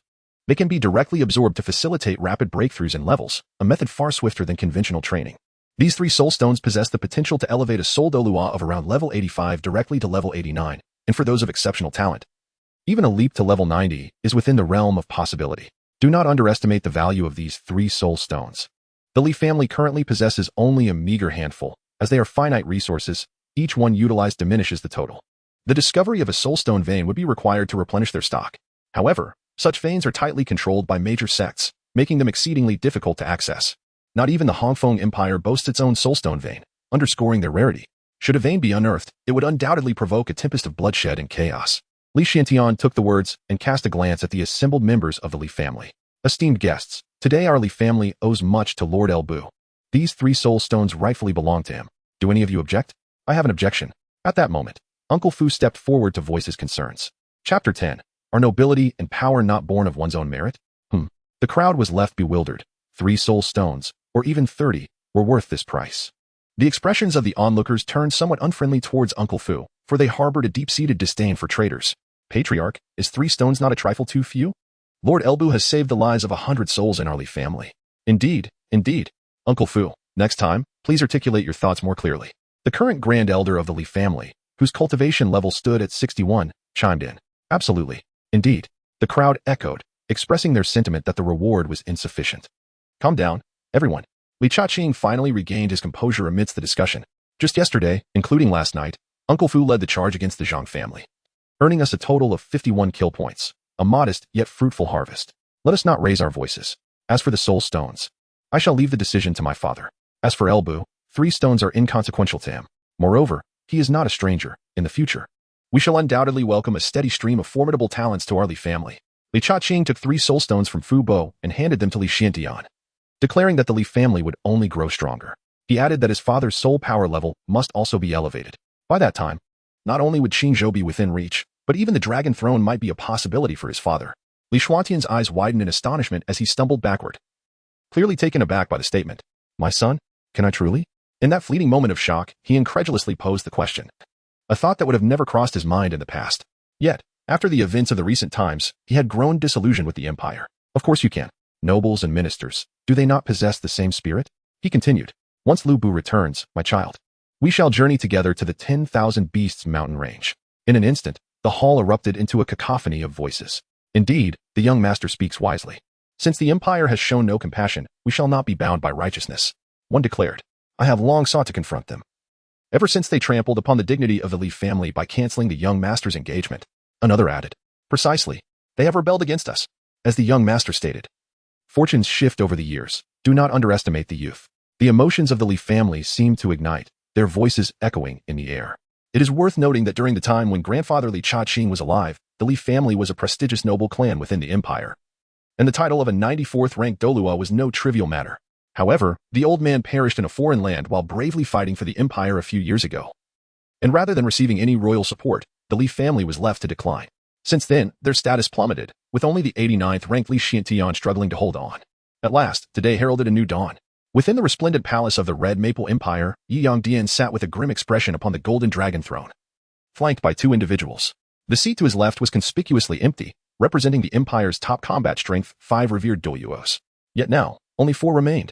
What capabilities does the Li family possess? Yi Yongdian seethed with fury. The 5 revered ones had been dispatched to eliminate the Li family, and the loss of one Douluo felt like a dagger to his heart. Your Majesty, this empress believes that the Li family does not possess such capabilities, otherwise. When Feng Wu went to break off the engagement, she would have sensed something amiss.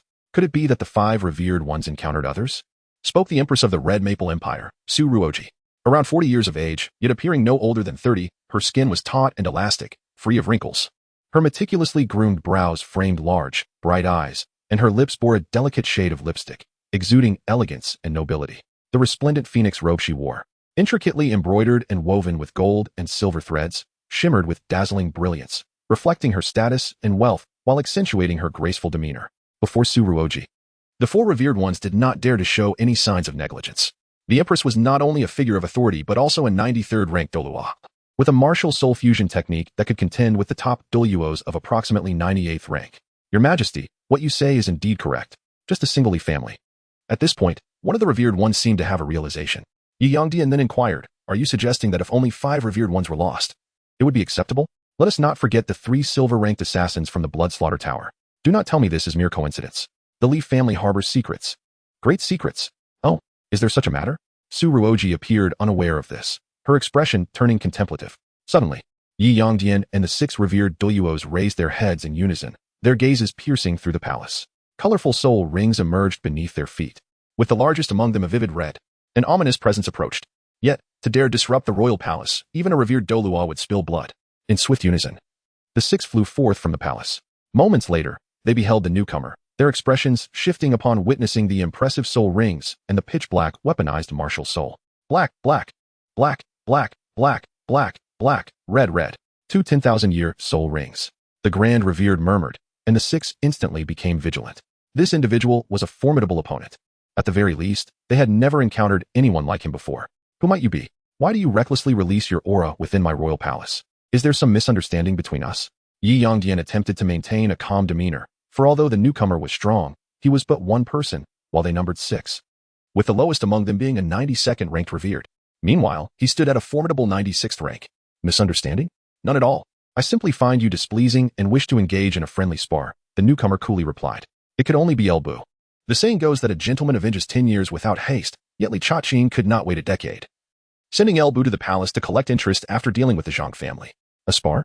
You unleash your full soul rings and come at me with such fervor. What kind of spar is this? Sir, I believe the Red Maple Empire has wronged you in no way. If it is truly a spar, then that is acceptable. However, if you seek trouble, you have chosen the wrong place. Yi Yongdian racked his mind to discern this person's identity, contemplating the absence of such a figure within the other 2 major empires. Could he be from a sect?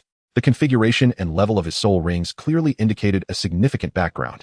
The 10 great sects? While the Red Maple Empire held dominion here, it still maintained a sense of respect for the 10 great sects, and Yi Yongdian's thoughts raced. Stop guessing. Will you engage all at once, or prefer a one-on-one duel? Of course, if you choose not to fight, that is also acceptable. Upon hearing Elbu's provocation, Yi Yongdian, though furious, preferred to avoid conflict. Losing some resources was inconsequential, as he was unaware of the true identity of this individual. However, when he heard Elbu's subsequent words, he was instantly filled with rage. I see the Empress still possesses her allure. If she were to accompany me for a day, this battle would be averted. Elbu, incensed by his young master's humiliation from the broken engagement, sought vengeance, believing that a master's disgrace warranted the death of his servant. Thus, he came to stir trouble, intending to insult as he pleased. You seek death. Yi Yongdian's anger surged. Losing resources was one thing, but surrendering his wife? What would the world think of him?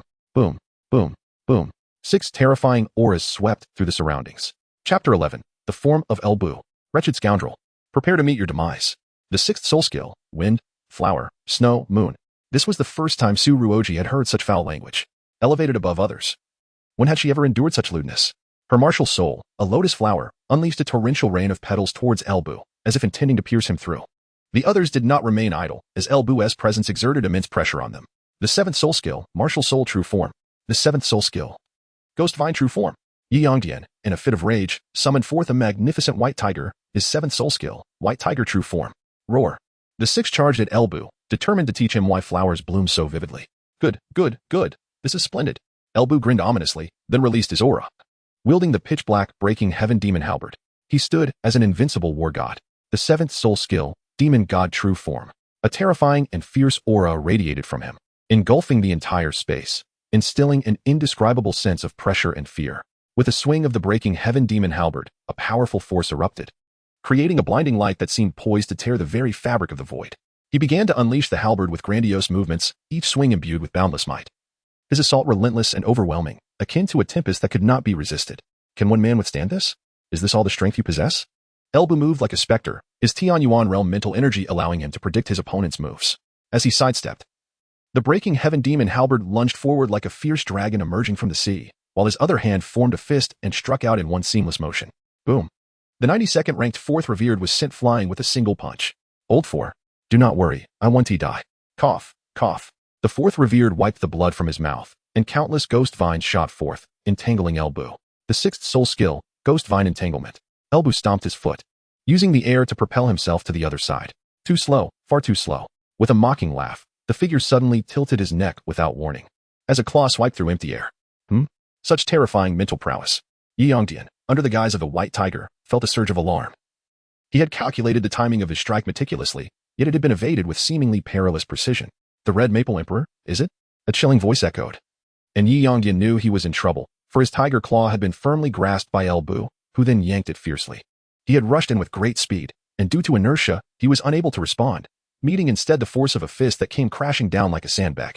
At first glance, it appeared as though Yi Yongdian had charged recklessly into the attack. Bang! Roar! A tiger's roar reverberated through the palace, as the 96th ranked Yi Yongdian was sent staggering 2 steps back, with 2 of his tiger fangs shattered. Although they were only 1 rank apart, the disparity in power beyond the 95th rank escalated dramatically. Roar! You audacious scoundrel! White tiger domain! Yi Yongdian bellowed, as a silvery white domain expanded instantly around him. Within my white tiger domain, one's combat strength is augmented by 10%, while the enemy's is diminished by the same. To act recklessly in the palace will surely cost you dearly. In an instant, 6 adversaries surged forward once more. Remarkably, with Yi Yongdian as the main combatant and bolstered by the domain, they perceived the intruder to be at a disadvantage. 8th soul skill, flowers falling, heartbroken. Su Ruoji exclaimed, as a rain of petals descended from above. Flamboyant yet insubstantial, 6th soul skill, heaven-defying evil dragon slash. Swish. The dark spear's radiance cleaved through the air. Unstoppable. Boom. Numerous experts within the palace gazed upwards, captivated by the fierce battle unfolding above. This is dire. We must act swiftly. The 6th and 7th soul skills unleashed their residual waves, which were potent enough to incapacitate anyone below the 90th rank.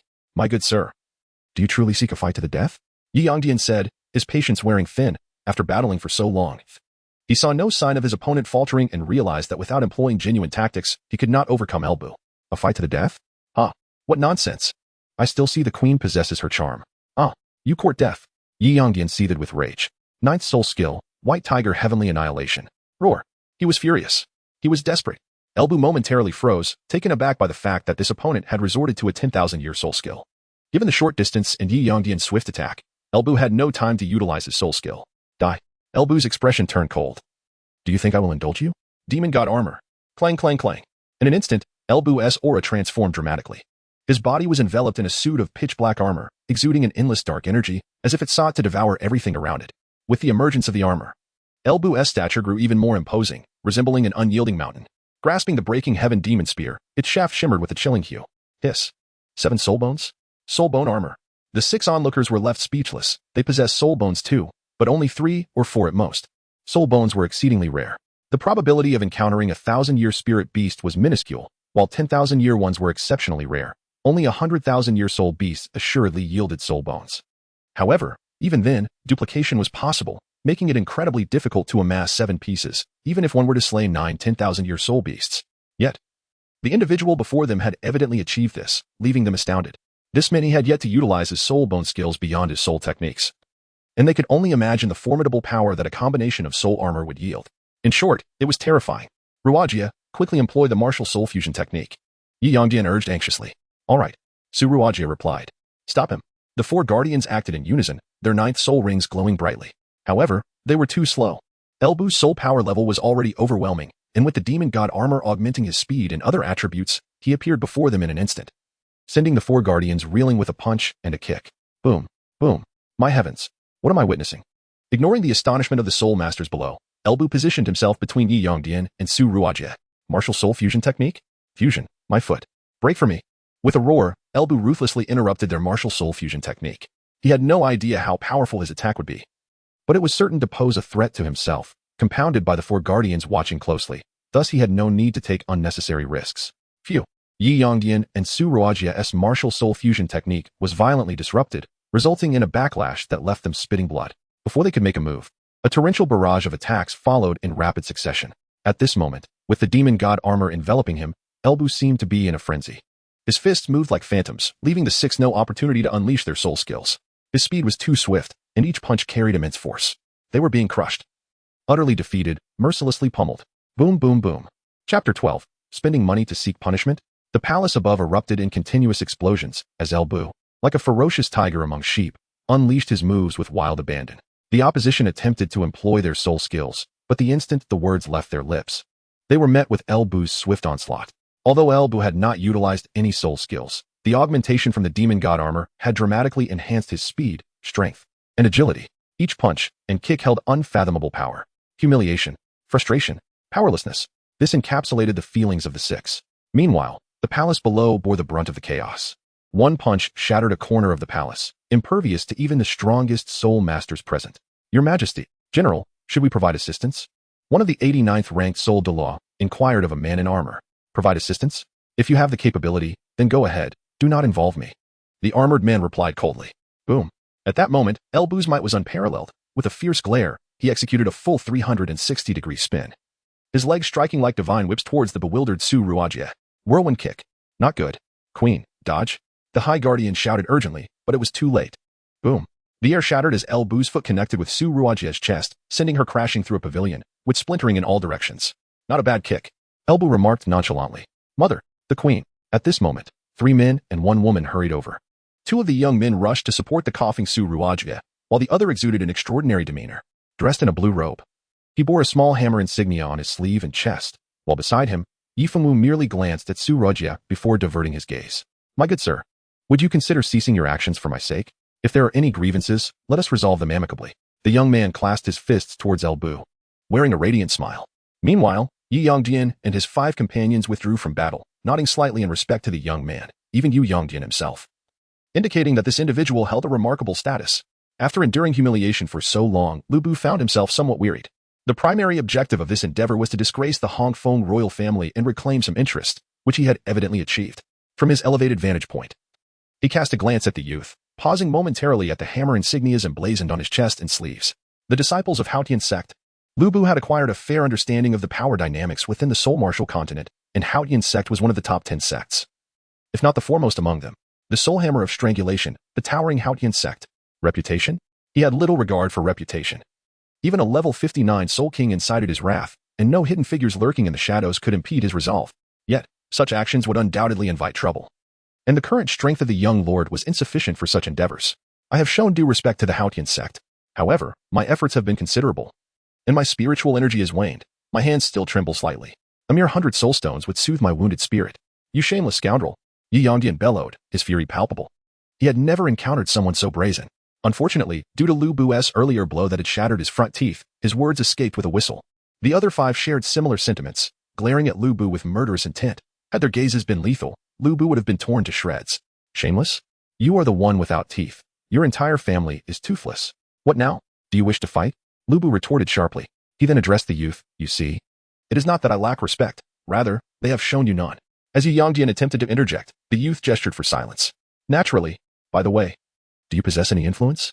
If not, you may join my Haotian sect. With your strength, a position as a powerful elder is assured. Yi Yongdian and the others see that internally, cursing him silently, you casually toss around 100 soulstones as if they were nothing, yet expect us to provide them. What nonsense! However, they dared not voice their thoughts, merely bottling up their frustration. To be humiliated and still be expected to part with 100 soulstones, what a travesty. Their discontent was palpable. No, I have grown accustomed to a carefree life and cannot endure constraints. Lu Bu waved his hand, and, though Yi Yongdian was exceedingly reluctant, he ultimately retrieved 100 soulstones from his soul guide ring, gritting his teeth as he tossed them to Lu Bu. Remember, those who commit unrighteous acts will meet their demise. If I am in a foul mood, I may return for further instruction. Farewell. With that, Lu Bu vanished in a flash, leaving behind a corner of the palace in ruins, smoke billowing forth, and a few visibly distressed individuals. Young Master Tang. Observing Yi Yongdian's disgruntled expression, Tang Jin's eyes sparkled with a hint of mockery. 6 men could not prevail against one, and they had been thoroughly trounced. Such incompetence did not warrant the expenditure of soulstones. Uncle Yi, our Haotian sect is about to recruit disciples, which is of utmost importance. As for this individual, he is likely from another major sect, and even if he isn't, capturing him will not be an easy task. Tang Jin spoke diplomatically, though his amusement was unmistakable. I have been tirelessly traversing these days.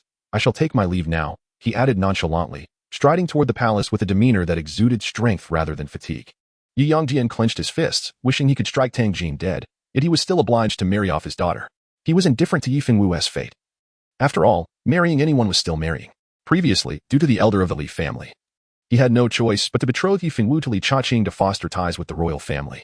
With the elder's demise, and Tang Jin's lingering interest in Yi Fengwu, he deemed it unnecessary to continue investing in the Li family, prompting him to send 5 elders to annul the engagement.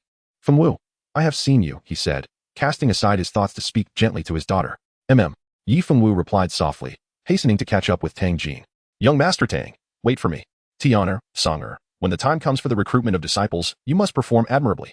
At the very least, you should join a first-rate power. Ideally, it would be the Haotian sect, Yi Yongdian instructed sternly, turning his gaze to the 2 youths assisting Su Ruojia. In Qingzhou City, the Li family now stood unrivaled following the demise of Zhang. Various lesser families approached, each offering a daughter who was gentle and virtuous, seeking to rise in status. Ultimately, all were turned down by Li Xiantian. Gentle and virtuous? That girl from the Lu family once chased my son 3 streets for merely peeking at her while bathing, threatening to sever his 3rd leg. What nonsense. Completely unnecessary. I could just let my son strip and show her instead.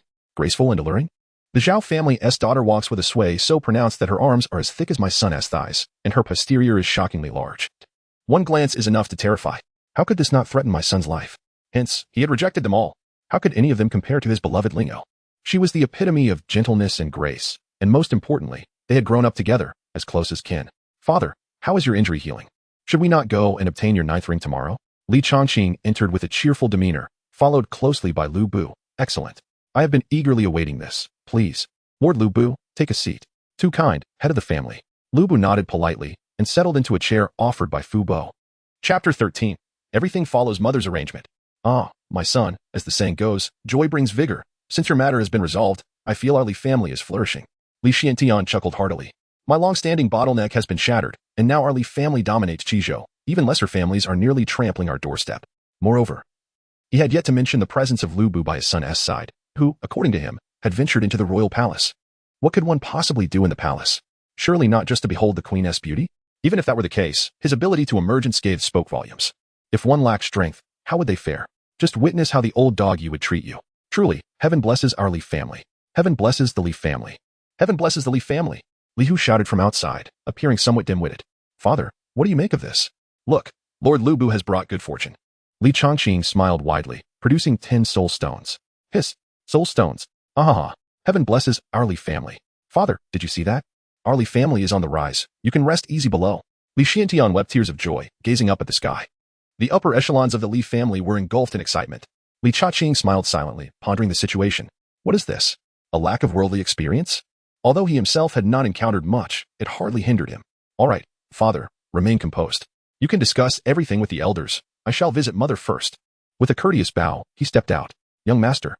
Li Hu at the entrance bowed in respect. His young master always brought surprises. Yes, do practice diligently. Li Chaqing casually tossed a soul stone, igniting a wave of excitement in Li Hu.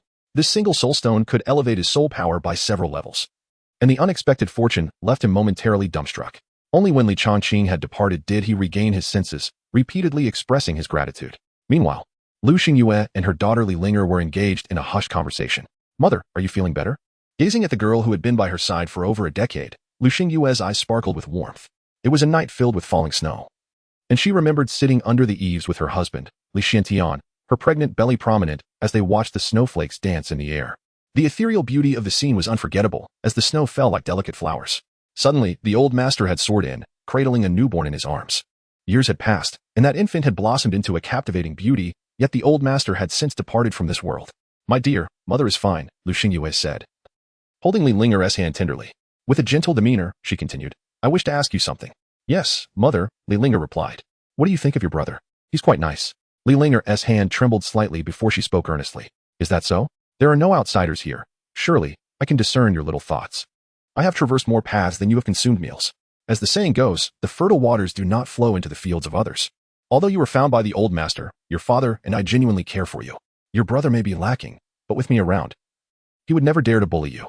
Li Linger's face flushed with embarrassment as she stammered that she would follow her mother's arrangements. Young master, greetings. The voice of a maid interrupted their conversation, her footsteps growing closer. Mother, are you all right? Feeling better? Creaking sounds were heard. Oh, sister, you are here as well. Just in time, I have something to discuss with you. As Li Chaqing entered, he immediately began to speak in a flurry of words. Upon noticing Li Lingo present, he greeted her and made his way towards them. I am feeling much better, though my soul energy has been severely depleted. The three of them sat down together, enveloped in an atmosphere of warmth and affection. Higi, mother, look what I have here, Li Chaqing exclaimed, producing 10 soul stones and placing them on the table with a resounding clatter, instantly thickening the aura of soul energy within the room. Soul stones. Have you brought all the family's savings? Lu Xingyue exclaimed, her expression a mix of surprise and anger, having thought these were their only soul stones. Li Lingo stifled a smile, and upon noticing the expressions of the two, Li Chaqing proceeded to provide an explanation. Mother, this is for you. Although our Li family appears unscathed, in truth, many eyes are upon us. Therefore, your soul power must be swiftly enhanced. Sister, you shall also partake in this. With that, Li Chaqing produced 10 soul stones, dazzling both of their eyes. Ah, Qinger, this might be somewhat inappropriate. These were obtained from Lord Elbu. Lu Xingyue hesitated, voicing her concern. Is this truly for me? Li Lingo exclaimed, her eyes widening in disbelief, for it was the first time her younger brother had gifted her anything. And he was so exceedingly generous. Of course, as for Elbu, it is far more practical to bestow these upon you than to have him absorb them. This is indeed the truth. Given Elbu's soul power at level 97, 100 soul stones would only facilitate a single level up, whereas the same resources would yield significantly greater results for you both. After all, the events of the previous days had deeply unsettled Li Chaqing. Had he returned even a moment later, he would have faced eternal separation from his family. Very well, please extend my gratitude to Lord Elbu. Lu Xingyue accepted the stones, confident that with this boon, her strength would surge within a short time, and at the very least, she would break through to level 80. Soul stones are indeed formidable. Qinger, you are no longer a child. Your sister and I have discussed it, and you two should set a date to formalize your union. Ah, Li Linger blushed in embarrassment. Ah, Li Chaqing was taken aback, his heart racing. Was he truly about to embark on this path? He held no aversion towards his elder sister. She possessed an enchanting beauty, with a face as delicate as a flower, large, expressive eyes, and long, flowing hair cascading over her shoulders, exuding an irresistible charm. At that moment, with her lips tightly pressed together, she appeared even more alluring. I shall heed mother's arrangements. Li Chaqing rose with an appearance of utmost filial piety, bowing deeply. It was night. Li Chaqing stealthily approached the door of Li Linger's chamber. Glancing around and noticing the absence of anyone nearby, he gently pushed the door open and swiftly closed it behind him. Elder sister, I have arrived. At that moment, Li Chaqing's true nature finally erupted. Breathing in the faint fragrance of the room, he felt an exhilarating rush, rubbing his hands together while surveying his surroundings. Changqing, what brings you here at such a late hour? Hearing the sound of the door, Li Linger rose in response. Upon seeing the lewd expression on Li Changqing's face, Her countenance turned awkward. She was all too aware of his intentions. How impatient he truly was. At this moment, Li Changqing's breath quickened. A hint of bashfulness flickering within him. What do you think I am here for? He stammered, blood trickling from his nose, momentarily frozen in place. Giggle. Li Linger let out a light laugh, realizing that her allure surpassed that of the wretched woman. With a graceful arch of her bosom, she playfully teased her brother. Wondering what he intended to do in the dead of night, Li Changqing hesitated and stammered. Li Linger stepped forward, her voice as gentle as an adult tempting a child. If my dear brother desires it, Li Changqing blurted out, and upon seeing Li Linger's bashful expression and mischievous smile, he instantly realized he had made a fool of himself. Sister, that's rather unamusing of you. Li Linger cast a fleeting glance at Li Changqing's lower body, inwardly cursing him. Then, in a voice as soft as a whisper, she expressed, I could offer myself to you, dear brother, but not at this moment. Alas. Chapter 14, Confronting the Soul King, the Second Summoning. After a long pause, Li Changqing exited the boudoir of Li Linger, feeling somewhat dispirited, yet savoring the lingering fragrance that tantalizingly clung to his lips. Li Linger watched her brother depart, her tense body instantly relaxing. She had genuinely feared that this audacious younger sibling would take liberties with her. Fortunately, a mere kiss had sufficed to send him away.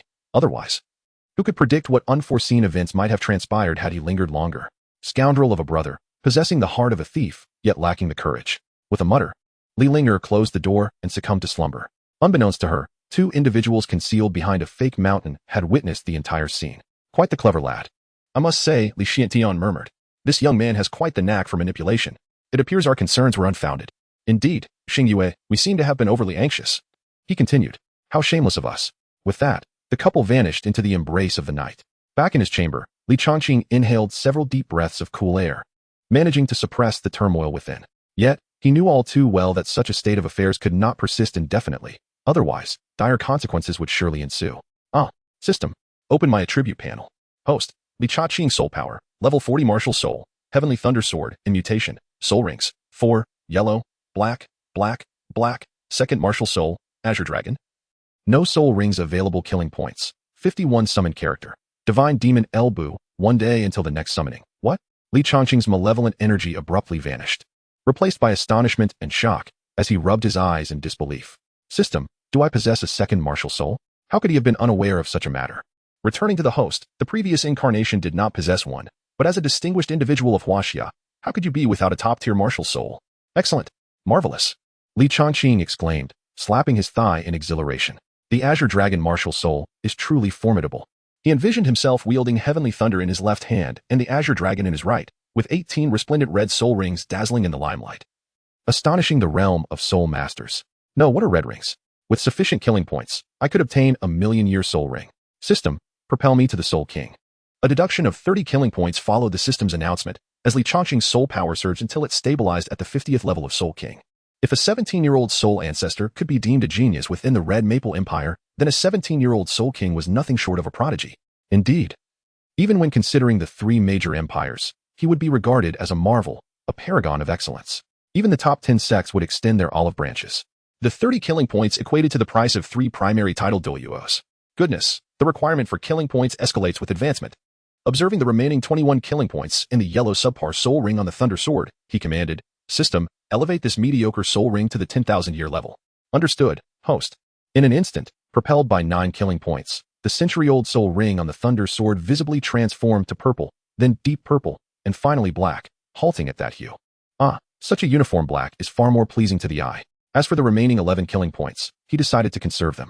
A night without incident passed, and by the following morning, Li Changqing rose early, eager to capture the attention of the 9,000-year-old purple electric thunder eagle, a creature he found particularly appealing and well-suited to his Thunder Sword martial soul. It would serve as his 5th soul ring, and with an upgrade, a 100,000-year soul ring would surely allow him to stand proudly within the Red Maple Empire. However, this was not the most pressing matter. For today marked the beginning of the month. System, I wish to summon a character of great charisma. After a simple morning routine, Li Changqing gazed at the handsome young man in the copper mirror. Excellent, my charming host. The system announced, Congratulations, host, you have summoned the character Guanyu. Character, Guanyu level, 96. Powerful assault type titled Douluo title, Martial Saint Martial Soul, Green Dragon Crescent Blade Soul Core, Azure Dragon Soul Core Mental Power, Earth Origin Realm Soul Rings, Black, Black, Black, Black, Black, Black, Black, Red, Red Soul Bones. 7. Unified they form the Divine Martial Armor. First Soul Skill, Single Blade Roar. Second Soul Skill, Unmoving as a mountain, 3rd soul skill. Furious dragon roar, 4th soul skill. Swimming dragon. Blade dominates the world, 5th soul skill. Dragon soars across the sea, 6th soul skill. Azure dragon whirling / 7th soul skill. True form of the Azure dragon, 8th soul skill. Azure dragon crescent / Azure dragon shakes the heavens, 9th soul skill. Azure dragon shatters the firmament. Azure dragon howls domain. Azure soul domain. Within the domain, the host's mental power is doubled while the enemy's is reduced by 30%. Can grow. Note: all summoned characters retain memories from their past lives and are utterly loyal. Even if the host desires their spouse, the character would not so much as frown. Unscrupulous system. Do you think I am that kind of person? Li Changqing mused, touching his nose as he regarded the system. Now, with the formidable Xuanda at level 97 and Guan Yu at 96, who in the Red Maple Empire could possibly stand in my way? He chuckled triumphantly. Outside the grand gates of the Li family, El Bu, Li Xiantian, and Fu Bo gazed around, with a hint of perplexity evident in El Bu's eyes. According to the young master, acquaintances would arrive here. Yet where were they? Just then, a voice rang out from ahead. Here they come. From the center of the street to the left, a man strode forward with the grace of a dragon and the might of a tiger. His visage appeared as though meticulously carved by the finest artisans, marked by distinct contours and robust lines. Towering over 8 feet, his stature stood upright like a resilient pine, as if he could uphold the heavens themselves. The robe he wore clung to his muscular frame, devoid of any wrinkles, accentuating his demeanor splendidly. Witnessing this scene, onlookers could not help but feel a sense of reverence. Their gazes uplifted in admiration, silently exclaiming, "What a valiant and heroic figure!" "It's you." El Bu smiled broadly. Yun Chang pays his respects to the young master.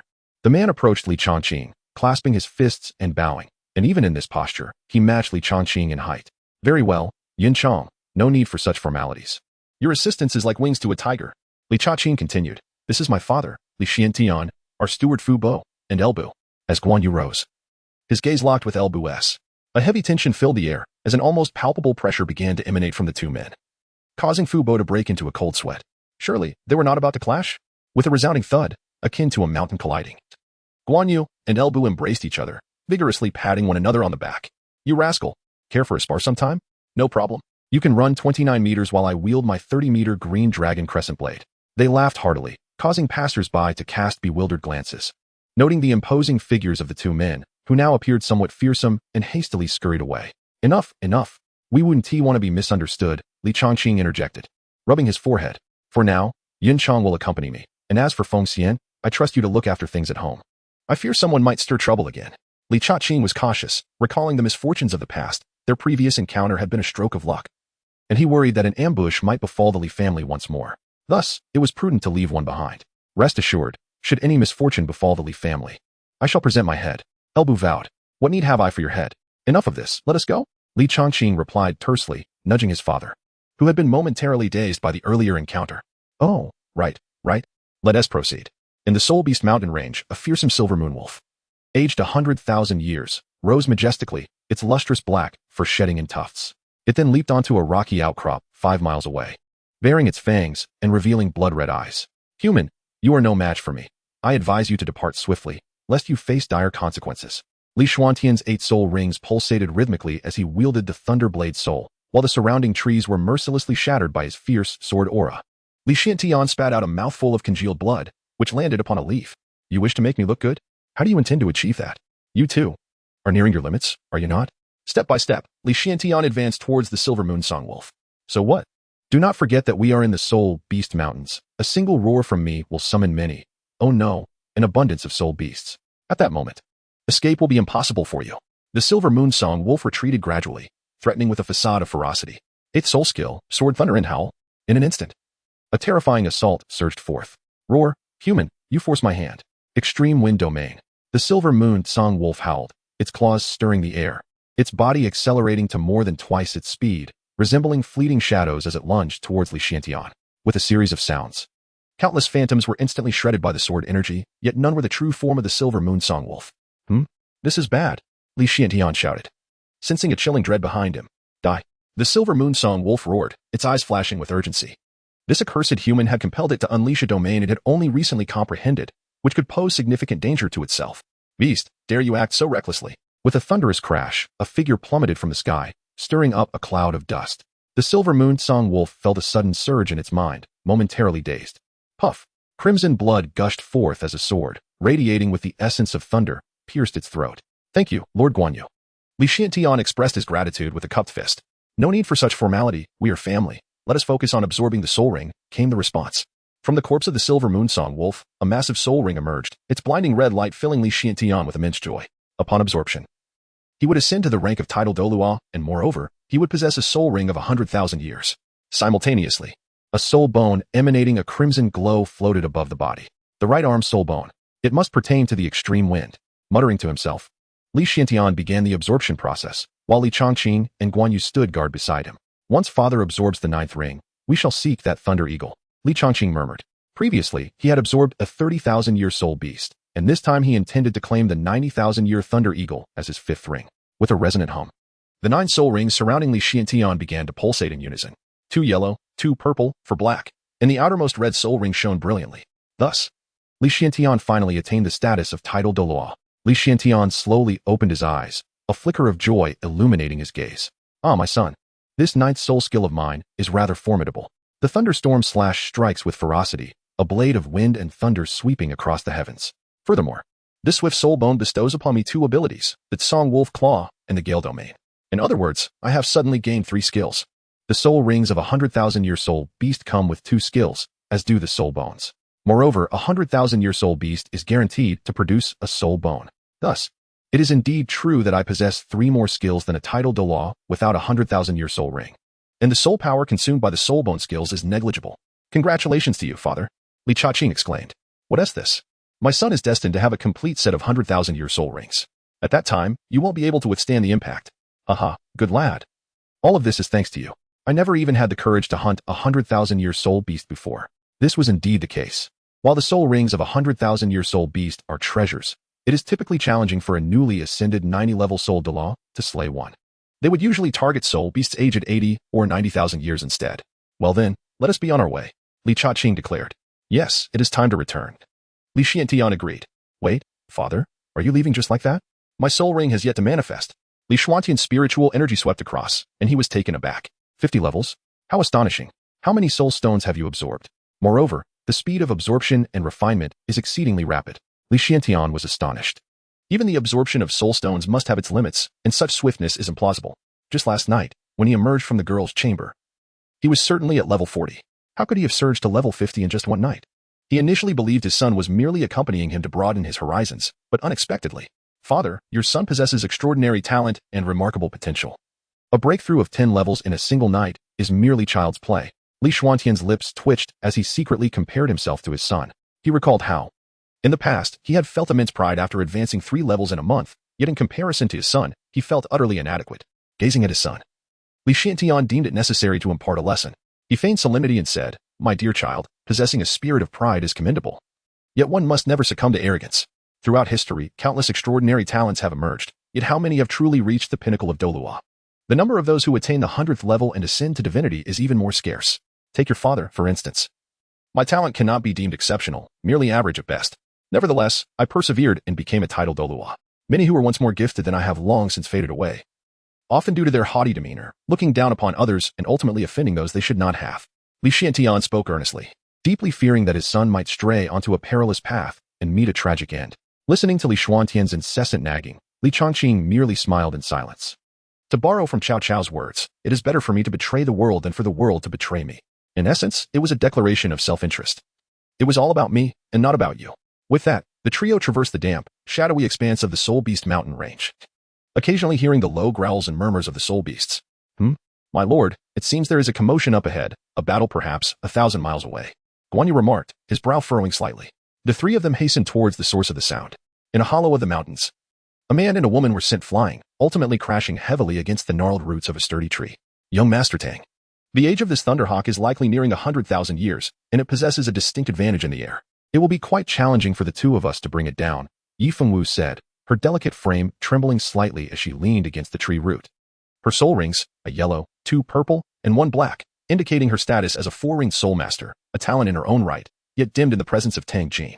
Tang Jin stood tall, his gaze profound, wielding the Haoyan hammer adorned with 5 soul rings, its quality overshadowing Yi Fengwu's. This thunderhawk is precisely what I've been searching for. It was evident that Tang Jin had attained the status of a soul emperor. As the 2 engaged in conversation, the thunderhawk screeched sharply. unfurling its wings and unleashing a tempest of thunder and lightning towards Tang Jin and his companion. You dare to challenge me? Tang Jin shouted into the void as he leapt forward. Boom.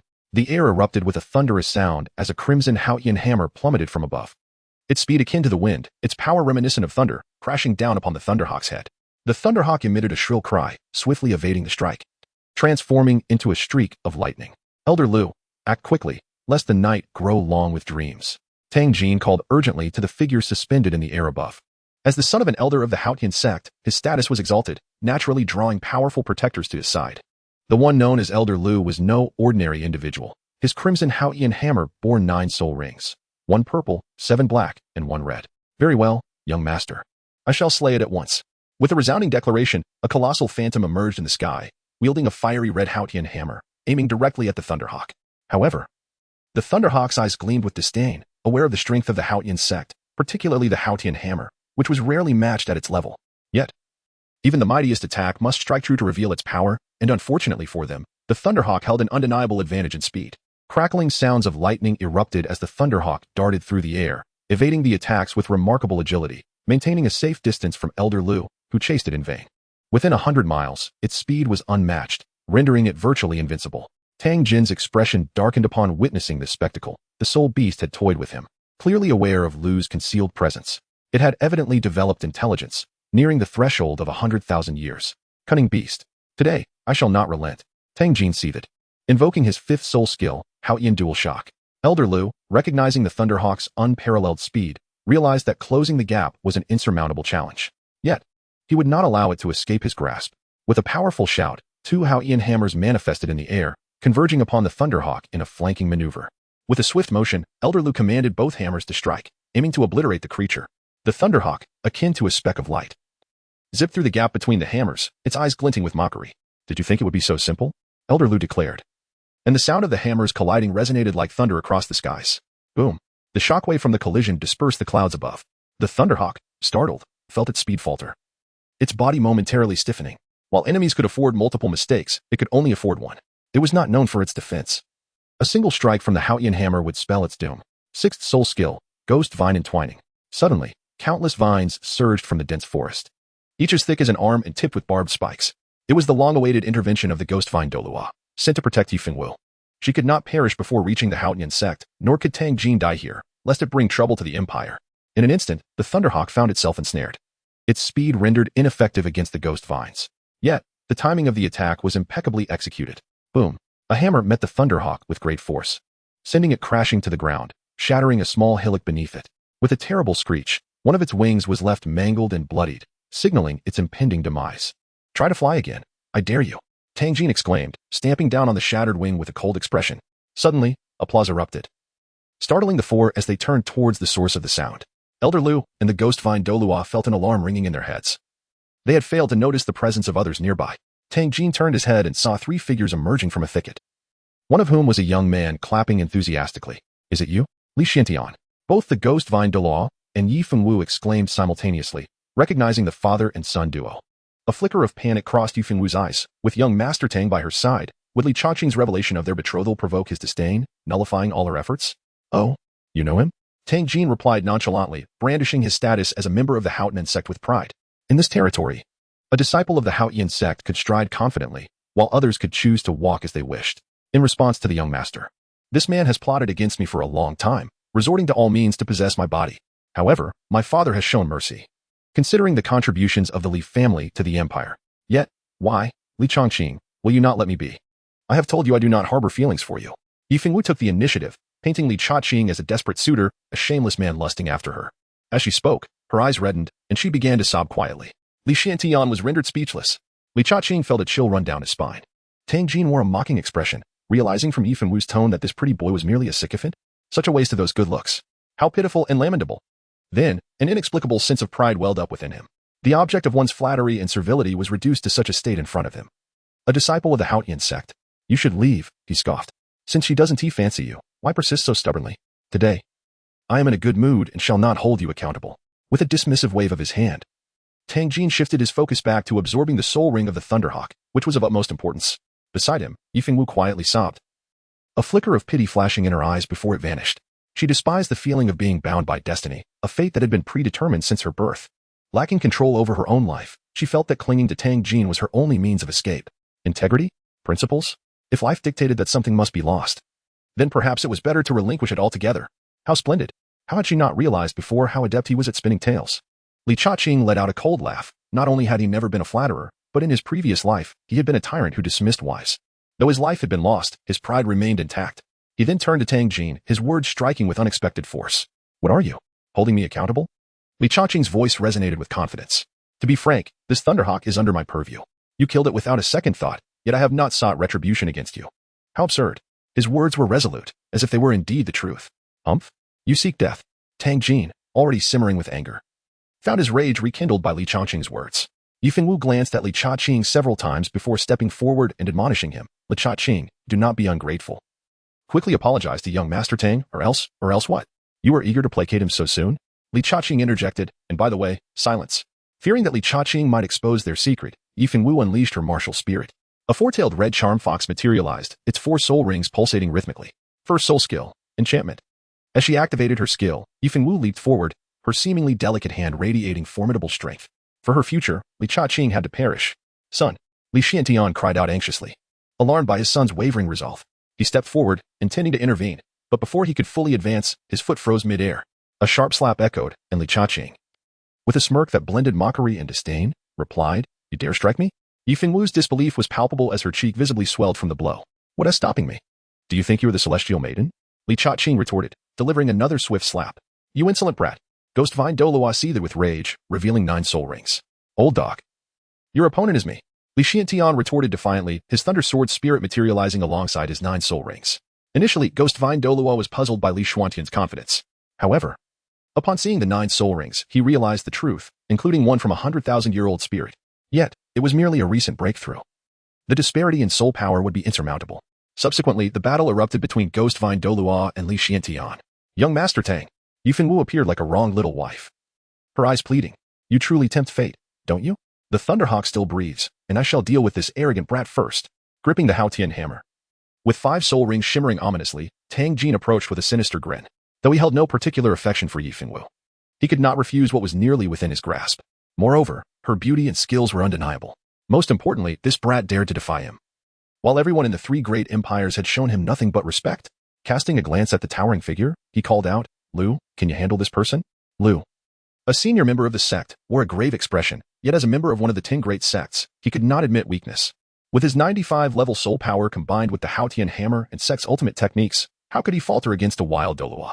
Let us battle, Lu roared, transforming into his Haotian form. Boom. The sound of a powerful strike reverberated as Guan Yu made his move.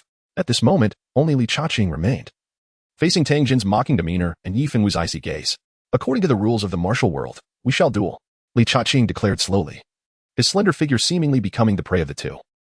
I would never stoop to overwhelming you with numbers. I alone can subdue you. Fengwu. Keep an eye on that soul beast, Tang Jin proclaimed, full of confidence. I grant you 3 moves. As he spoke, a chain-like sword light sliced through the air, and a tree behind him was severed in half. What?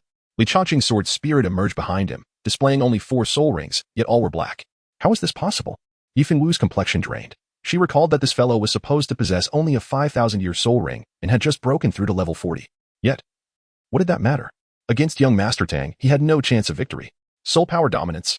His martial spirit is the Haotian hammer, Yifeng thought. Concluding that Li Cha-ching was merely inviting humiliation, even suspecting he was trying to draw her attention. Li Cha-ching had no time to attend to Yifeng's inner thoughts. Had he been aware of her sentiments, he would undoubtedly have regretted his earlier actions, lamenting that his earlier strikes had lacked sufficient force. With his first soul skill, he unleashed a blade that cleaved through the air. The disciples of the Haotian sect? One of the top 10 sects of the continent? With a formidable background? Apologies, but I am here to confront you. How audacious. With his first soul skill, he shattered the ranks of 1,000 soldiers. Sensing the razor-sharp edge of the sword light, Tang Jin dared not underestimate his opponent. Initially, he believed this individual to be merely in his 30s in terms of soul power, only to discover that he was, in fact, a soul master of level 40, adorned with a complete set of 10,000-year soul rings. Was this not a reflection of his own inadequacy? Boom. Thud. Thud. Thud. Both parties staggered backward. Li Cha-ching took 2 steps back, and so did Tang Jin. While it appeared as though they were evenly matched, in reality, Tang Jin was slightly at a disadvantage. At this moment, his soul power was overwhelming, 10 levels superior to that of Li Cha-ching. No. You are not merely a soul master. You are a soul king. A soul king without a soul ring. During his retreat, Tang Jin exclaimed in astonishment. This youth is extraordinarily gifted. Judging by his bone age, he can't be more than 18, right? In the instant of their confrontation, he sensed the opponent's soul power level 50. It seems this fellow truly came for the purple lightning eagle. You are not weak yourself, a soul emperor without a soul ring. Li Cha-Ching clicked his tongue, having experienced the might of the Haotian hammer. Moreover, the opponent's first soul ring was merely a millennium old. A 50-level soul king battling against a 60-level soul emperor. Neither had the time to acquire their 5th or 6th rings. Humph. It seems you indeed came for the purple lightning eagle. However, no one has yet managed to seize it from my grasp. A murderous intent flickered across Tang Jin's face. What began as a lesson had transformed into a desire to kill. Clang. The Haotian hammer crashed heavily to the ground, only to be suddenly swung up by Tang Jin. 4th soul skill, Heaven Subduing Strike. The howling wind stirred the leaves into a frantic dance as Tang Jin leaped into the air, swinging the Haotian hammer in a wide arc before bringing it crashing down towards Li Changqing's head. This was a soul skill of 10,000 years. Combined with the martial soul Haotian hammer, it was no exaggeration to say that the pressure Li Cha-Ching felt was immense. In the realm of Blue Star, this strike could likely topple a full-grown elephant. Li Cha-Ching did not dare to be negligent. With a graceful sweep of his hand and a powerful thrust of his feet, he retreated at an astonishing speed as the 3rd soul ring shimmered with brilliance. This was not born out of fear, but rather a recognition that there was no need to engage in a direct confrontation. His Haotian hammer undoubtedly surpassed him in strength, compounded by the suppression of the 10th level soul power. By exploiting the enemy's weaknesses while capitalizing on his own strengths, he created a sufficient distance to afford himself a moment of reaction, evading the opponent's fierce onslaught. The 3rd soul skill, Sword Chi, Meteor. In an instant, a multitude of sword energies cascaded down like meteors at the mere flick of Li Changqing's finger. Chapter 18. Young man, I shall return. With a wave of his finger, countless sword energies poured forth. Whoosh, whoosh, whoosh. Then, 2 powerful forces collided with a thunderous crash. Boom. The sword energy shattered, clearly demonstrating the overwhelming nature of the 10th level soul power suppression. Humph. A self-inflicted humiliation. Yifan Wu was momentarily stunned by Tang Jin's words. Realizing he had actually broken through to level 50, a cold smile soon graced his lips. What of being a soul king? Rebelling against young Master Tang would yield no favorable outcome, yet he had indeed succeeded in garnering attention. Boom, boom, boom. Tang Jin raised his hammer, each swing generating a fierce gale, each strike lethal, each blow a critical hit. Young man, I must concede your exceptional talent, however. This does not grant you the privilege to defy my authority. Before my Haotian hammer, you stand defenseless. Ah, roar. Tang Jin bellowed, veins bulging on his arms as he spun, his legs forming a wide stance, then delivering a mighty, earth-shattering blow. Bang! A resounding thud echoed as Li Changqing dragged his feet, leaving long traces behind, ultimately crashing heavily against the roots of a great tree. Huh. To provoke me comes at a price, and that price is your life. Tang Jin, emboldened by his advantage, activated his 5th soul ring with a fierce brightness. 5th soul skill, Celestial Strike. Li Cha-Ching deftly evaded once more, fully aware that he was no match in strength, as his body barely left its original position.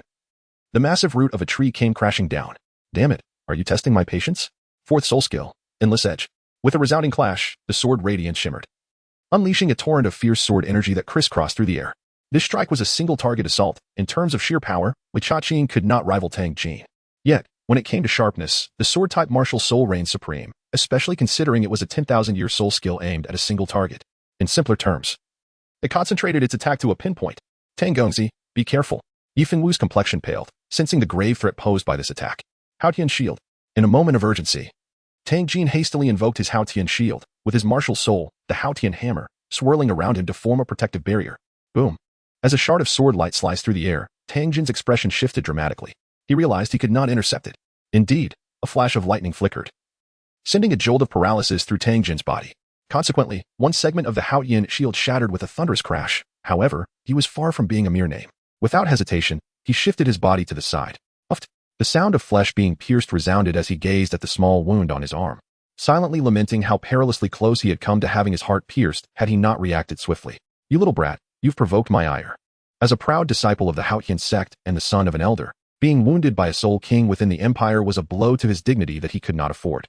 A fierce, twisted expression of rage manifested on Tang Jin's face as he raised his hammer without a second thought. Ha! Clinging to pride while suffering in silence. How does it feel to be tormented by sword energy? Li Changqing taunted, unwilling to back down. He believed that as long as he avoided a direct confrontation, he would remain invincible. However, after 10 exchanges, that notion shattered in an instant. Dodge? Let's see how you escape. Tang Jin swiftly produced a golden object, a fist-sized hollow opening aimed directly at him. A soul-guiding device. Li Cha-ching leaped into the air without a moment's hesitation. Bang, bang, bang. The rock shattered, and the ground instantly revealed a small pit. The sword swept across all directions. Li Cha-ching never anticipated that his opponent possessed a soul-guiding device, which, as its name suggests, could instantaneously unleash a fierce assault infused with soul power. A formidable soul-guiding device is comparable to the skills derived from soul bones. The onslaught he faced was akin to a tempest.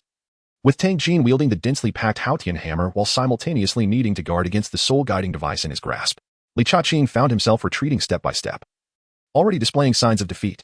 Just then, Yifeng Wu launched an unexpected strike with her third soul skill, the radiance of the enchanting fox. Li Cha-ching's fleeing form abruptly froze. Though it was merely a fleeting moment, lasting no more than 2 breaths, in that brief interlude, Tang Jin's Haotian hammer arrived as anticipated. Bang! Li Cha-ching was violently hurled through the air, his body resembling a cooked shrimp. A sharp pain radiated from his chest. You shall meet your demise, Tang Jin declared as he approached with his hammer. After such a prolonged struggle, this young man had indeed proven his worth. Typically, he could subdue an ordinary Soul King in less than 3 exchanges. Moreover, this delay was afforded by Yifeng Wu's enchanting foxlight. Or else the confrontation would have extended further. Boom. My lord, flee. Leave at once.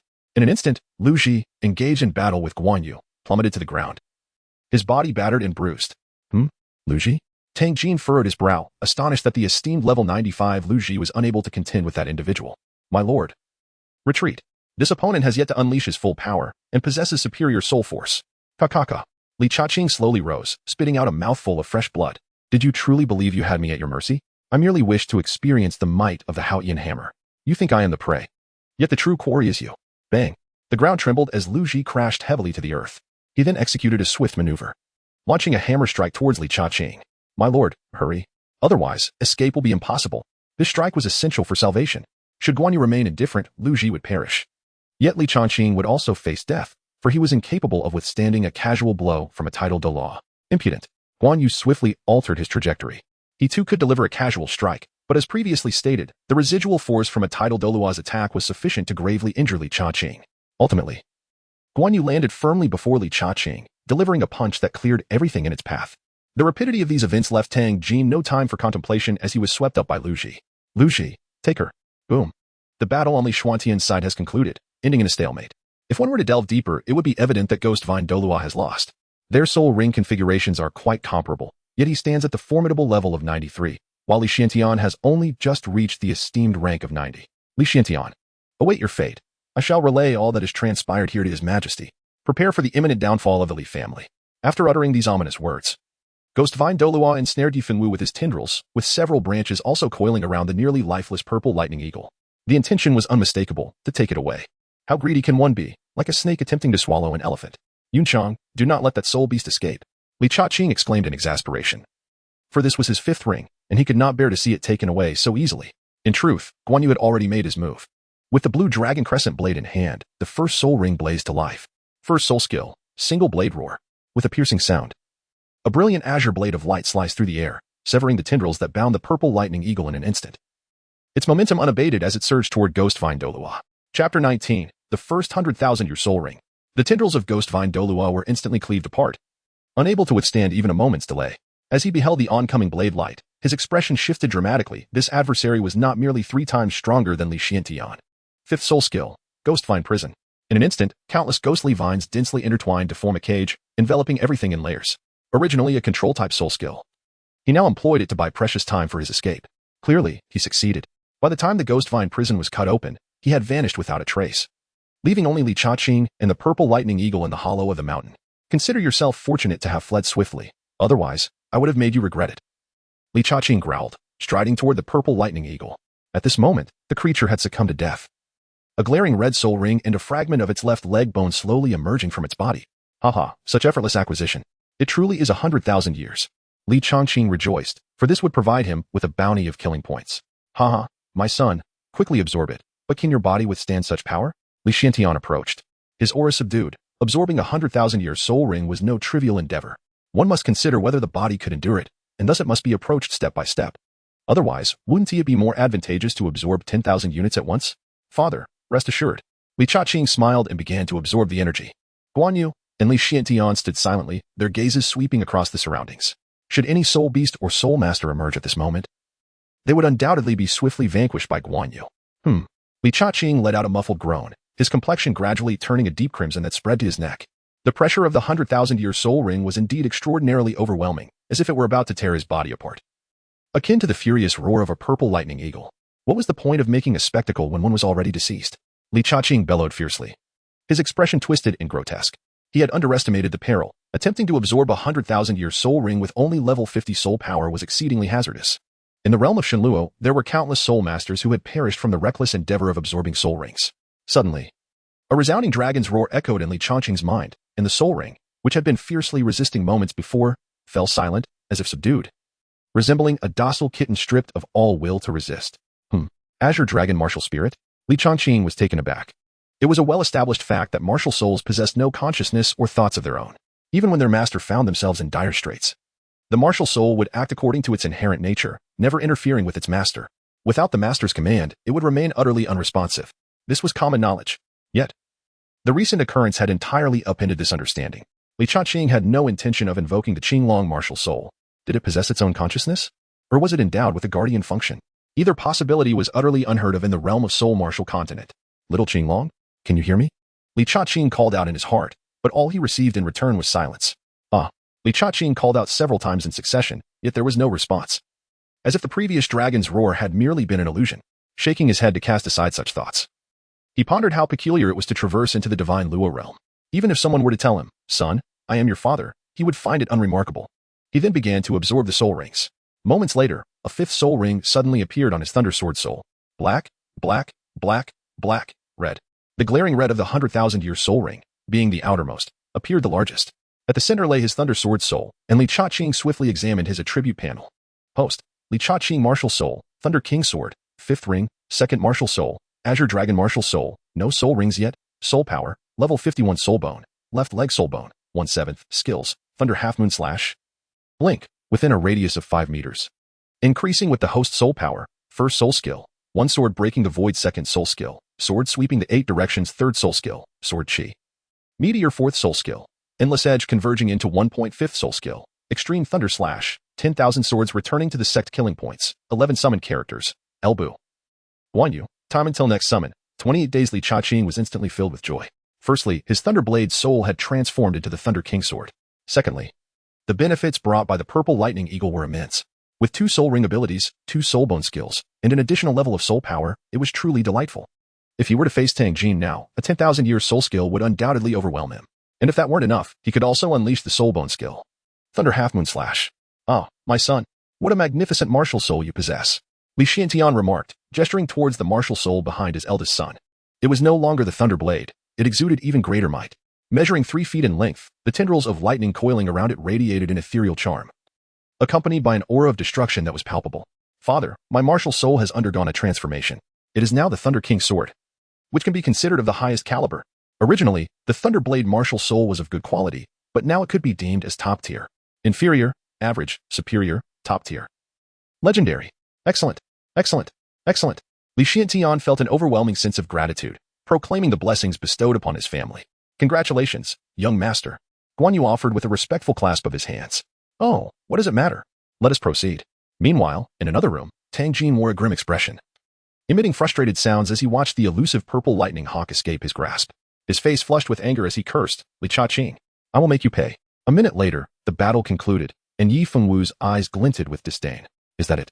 Pathetic. Truly, the disciples of the sect are merely shells of their former selves.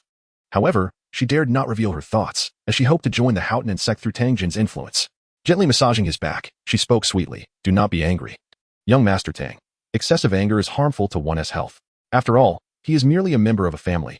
How can he compare to you? If it truly vexes you, simply have a master from within the sect deal with him. Does he even deserve it? If it weren't for that titled Douluo intervening, I would have suppressed him myself. But since when did such figures appear in the Empire? Moreover, with 2 top-tier Douluos already revealed, Tang Jin pondered, then continued. Your red maple must have offended some major sect, I suppose? Yi Fengwu giggled, her laughter causing Tang Jin's heart to race, yet he remained uninterested. Young Master Tang, do not jest. My red maple is neither powerful nor deserving. Indeed, your words hold merit. Let us not dwell on this matter. In a few days, the recruitment for disciples will commence. Given your keen insight, you may accompany me to the Houghton sect without the need for examination. Upon hearing this, Yi Fengwu's heart soared with joy. Her investment had yielded returns. With her level 43 soul power, It would have been challenging to rank among the top 100 within the three major empires. This opportunity would allow her to soar freely like a bird in the sky or a fish in the vast sea, leveraging the resources of the Haotian sect to ascend to greatness and seize her destiny. Meanwhile, Li Chaqing would forever be barred from the Haotian sect, without resources. Even his innate talent would gradually fade like a setting sun. Thank you, young Master Tang. Here, take this potion. It will aid in your recovery. Chapter 20. The Southern Continent. As time passed, the three great empires unleashed waves of turmoil: the Red Maple Empire, the Golden Crow Ancient Nation, and the Great Sun Empire. Each empire was vast and teeming with talent, forming a triangular alliance that dominated the southern continent of the Soul and Martial world. Their strengths ranked as follows: Red Maple, Great Sun, and Golden Crow, with the Golden Crow Empire being the mightiest. Yet, the true power brokers of the southern continent were the three great sects: Haotian sect, Martial God Temple, and Battle Armor sect. One must note the Blood Slaughter Tower within the Red Maple's territory, which paled in comparison to the three sects. Merely a minor force beneath the top 10. The two sects and one temple were unconcerned with territorial boundaries. They sought to gather talent from the southern continent to foster mutual growth. Particularly, the Martial God Temple had branches almost throughout the entire continent. Undoubtedly, the finest resources of the southern continent resided within the two sects and one temple, each wielding control over soulstone mines. With the most powerful boasting deities who could manipulate fate itself, figures at the pinnacle of the continent. Every 2 years, young soul masters under the age of 25 from the three empires would compete against one another, vying for a place among the top 100, granting them the privilege to choose any sect to join. With such a daunting elimination rate, it was truly a 1 in 10,000 chance. That said, there was no need for an excessive number of matches, as each empire had already selected their finest 100 talents. The final ratio was 3-1, meaning that 200 would be eliminated. Of course, certain exceptional soul masters, if favored by prominent figures, could directly enter a sect without the need for competition. A mere word could grant them entry. This was undeniably cruel compared to those who fought their way through to secure a spot. Yet, what could one do? Those who set the rules dictated the game. During this period, the three great empires experienced relative stability. In the Red Maple Empire, Yi Yongdian presided with an air of authority, his demeanor grave and solemn. At such times, his emotions were a mix of joy and frustration. He was pleased at the prospect of talented soul masters from the empire joining the high sects, yet frustrated that as the Emperor of Red Maple, a 96th level titled Douluo, he could not assert his authority during the competitions. The three sects would be attended by 99th level peak Douluos. Is everything prepared? Are all the facilities in order? Have the talented soul masters from within the empire arrived in the capital? Yi Yongdian inquired, his concerns tied to the fate of the nation.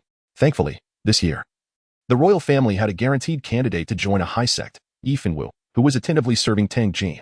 Your Majesty, everything has been arranged. We are merely awaiting the soul masters representing the two other empires, the grand offering reported respectfully. Well then, young Master Tang, shall we head to the competition grounds? Yi Yongdian asked Tang Jin, who was compelled to comply under the circumstances. Go ahead, I have matters to attend to, Tang Jin replied, brushing his hand along Yi Fenwu's thigh, momentarily losing focus. Fenwu, take good care of young Master Tang, Yi Yongdian instructed, a flicker of delight in his eyes at the thought of this young man finally succumbing to his feelings. He then led the senior members of Red Maple towards the Imperial Competition Arena. The arena, located at the heart of the empire's capital, spanned a diameter of 10,000 meters, resembling a colossal circular coliseum. Within, luxurious seating was arranged in an orderly fashion around the arena, forming a magnificent circular seating area. These seats varied in level and section, catering to a diverse audience, from ordinary spectators to nobles and affluent merchants. The central arena was meticulously designed, featuring a solid stone floor capable of withstanding the strikes of a soul emperor without shattering. At the highest point of the audience area were 3 prominent seats, symbolizing the unattainable heights of power. Below them were 3 slightly lesser seats, each designated for the competing soul masters of the 3 great empires. Long live the Emperor! Long live the Empress! Greetings to all esteemed offerings. Suddenly, countless soldiers of the Red Maple fell to one knee, and the already present Red Maple competitors rose from their seats in reverence. Rise. As the biennial Soul Master competition commenced, Yi Yongdian expressed his gratitude, eliciting fervent cheers from the Red Maple Soul Masters who were eager to crush their opponents from the other 2 empires. Good. I eagerly anticipate your performances. Should you achieve commendable rankings, there shall be generous rewards. Thank you, Your Majesty. The 100 Red Maple competitors bowed deeply in gratitude. Under the watchful eyes of the crowd, Yi Yongdian took his seat on one of the second-tier platforms. As for the highest 3 seats behind him, even he, as the host, lacked the privilege to occupy them. Your Majesty, that little rascal has arrived. As Yi Yong settled into his seat, the hushed whispers of the grand offering reached his ears, causing his brow to furrow in an instant. He had been preoccupied with thoughts of the upcoming competition and had scarcely paid attention, following the direction of the grand offering's gaze. He beheld an unwelcome sight in a secluded corner of the audience. Li family, what on earth is happening? What purpose do the guards serve? How could a lifeless body be placed in the arena during such a grand occasion? Yi Yongdian was seething with rage. What are his subordinates doing? His cold gaze was fixed firmly on Li Xiantian and the two men behind him, both shrouded in black cloaks that concealed their appearances. Upon closer inspection, they exuded a formidable presence, each above level 90, alongside Li Xiantian, forming a trio of title de law. This deepened the furrow in Yi Yongdian's brow, particularly as one of their auras felt eerily familiar. Yi Yongdian, what gamble will you take this time? How about 500 soulstones? Just then, a resounding voice echoed from the entrance of the arena, accompanied by waves of heat that instantly elevated the temperature within the vast space. The Golden Crow Ancient Kingdom. Flame de Law, accompanied by Golden Crow participating soul masters, has arrived. At that moment, a commotion erupted at the entrance, drawing everyone's attention. A tall figure approached, his fiery red hair blazing like flames. With unwavering steps, he moved as if carried by the wind, each stride radiating authority and dominance. Adorned in a vibrant scarlet robe that billowed like a roaring fire, his eyes gleamed with the sharpness of an eagle, exuding immense confidence and command. He emanated a scorching aura, resembling a walking furnace. Following him were a group of young individuals clad in similar crimson attire, lacking the maturity and composure of their leader. They held their heads high, faces brimming with pride and self-assurance, their nostrils flaring as if scorning everything around them. Even more striking, they occasionally released waves of heat from their dark nostrils, as if igniting the very air. Humph, humph, Li Yongtian, the victor remains uncertain. And this place is Hongfeng, not your Golden Crow Ancient Kingdom. Yi Yongdian scoffed, expressing his displeasure. He dared not offend the three great sects. So what pride could a prince of the Golden Crow Ancient Kingdom possess? Chapter 21, A Gathering of Heroes. TSK, just say whether you wish to wager or not. This time, I have brought ample soul stones, wagering that no one from Hongfeng will make it into the top 10. Oh no, not even the top 20. As Li Yongtian settled into his seat, his companions from the Golden Crow Ancient Kingdom scanned the arena, their disdain unmistakable. Damn, how arrogant. Who could disagree? Look at that gaze, as if declaring you are worthless. Dare to call me worthless? Wait, that's not right. He is clearly looking at you. Come now, let us have a match. In the corner, Li Changqing couldn't help but chuckle at this, while Li Linger wore a worried expression, observing her brother's amusement. She poked him in the side. My dear brother, I truly cannot fathom your thoughts. Are we not walking into a trap? If Yi Yongdian strikes, we would be utterly annihilated. Except for our mother. She regarded Li Changqing with an incredulous look, pondering whether the offspring of her brother would be dim-witted. Son, your sister speaks with reason. We should make our exit while we can. Li Xiantian warned, his demeanor cautious, recalling some unpleasant incidents upon entering. Hearing this, Li Changqing appeared relaxed. Could you Yongdian truly act against us in this setting? Is that even conceivable? Even so, the two men behind him are no pushovers. This visit holds many implications. Firstly, to witness the prodigious soul masters from the three great empires, each of the 100 selected candidates distinguished in their own right.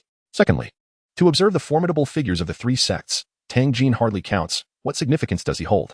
Thirdly, to inquire about his own Azure Dragon martial soul. When it comes to authority on such matters, none surpass the martial god Hall, renowned for their profound understanding of martial souls. Additionally, to glimpse the leaders of the Battle Armor sect, a peculiar entity within the continent, known for their research on soul tools.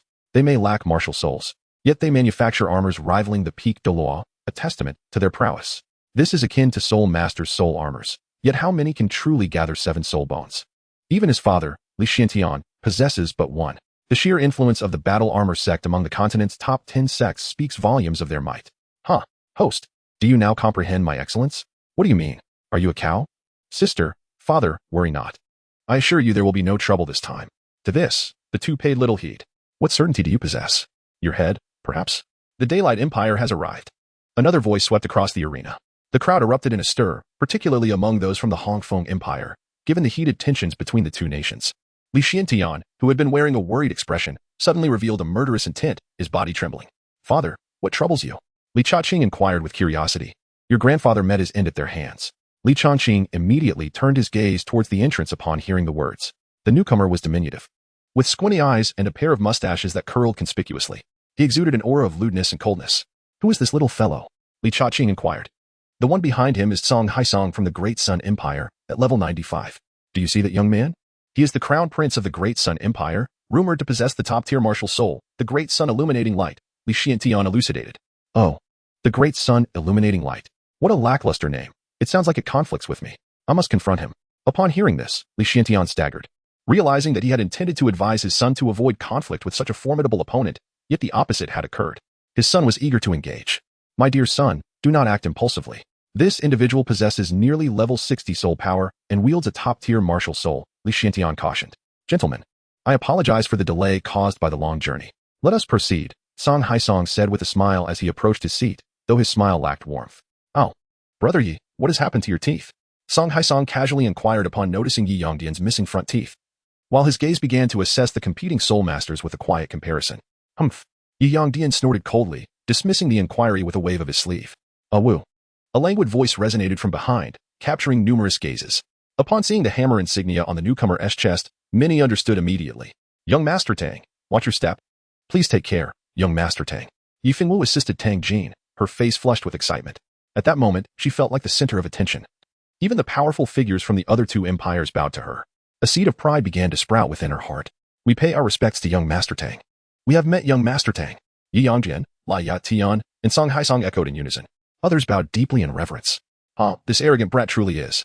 The voice, typically inaudible, now resonated like thunder. Tang Jin instantly pinpointed the source of the voice. You little rascal. You are truly fearless. What audacity. Tang Jin laughed heartily, rubbing his eyes, momentarily doubting his vision, only to confirm he was not mistaken. How can there be such a foolish person in the world? Not only do they fail to hide away, but they also dare to appear so brazenly here. Do they think I cannot lift a hammer? Initially, he had expected a tinge of regret from his adversary, but upon seeing such a brainless individual, Yi Fengwu silently affirmed her conviction. I shall climb higher without hesitation. Kid. You truly seek your own demise, coming here without a care. You have chosen the path to your own destruction. Tang Jin's words reverberated throughout the arena, leaving many soul masters bewildered. How could a disciple of the esteemed Haotian sect harbor such disdain for another soul master? However, one thing was certain. My good fellow, I craft coffins. Why not take advantage of this moment for a deal? I can offer you a discount, half price. I too can offer my services for a soul stone. I can take care of your remains. Get lost. Li Chaqing bellowed, incredulous at how these individuals turned the situation into a business opportunity. Young Master Tang, since this person has offended you, allow me, Jin Wuyan, to eliminate him on your behalf. A young man clad in a python robe behind Lai Ya Tian proposed respectfully. Young Master, I too wish to assist. Offending you is a lifetime regret for him. The Crown Prince of the Great Sun Empire also expressed his willingness to intervene. As the top-tier martial soul, the Great Sun illuminating light slowly manifested behind him. 2 purples and 3 blacks of light engulfed the arena. Hiss, a soul king. My martial soul trembles. The top-tier martial soul, the Great Sun illuminating light. Instantly, the competing soul masters were taken aback, while Jin Wuyan silently clicked his tongue. Realizing the soul power of his opponents was far beyond that of a soul king and nearing the threshold of a soul emperor, Tang Jin glanced slightly at the two. Acknowledging their remarkable talents, regardless of which sect they joined, their statuses would be comparable. Most importantly, they were perceptive enough to understand the situation. Thus he afforded them due respect. As the saying goes, I lift you up, you lift me up. He is not worthy of your involvement. Come on. Let's hurt each other. He is not worthy of your involvement. By heaven. Li Chaqing was suddenly filled with a surge of indignation at his youthful age. He was no exception to such feelings. This was a blatant disregard for his worth. Your arm is healed? Upon mentioning this, Tang Jin immediately grinned with clenched teeth. He had been simmering with frustration, yet he had just handed over the severely injured 10,000-year soul beast. Tang Jin was determined to teach this brat a lesson. But then a wicked smile crossed his lips as he embraced Yi Fengwu's waist.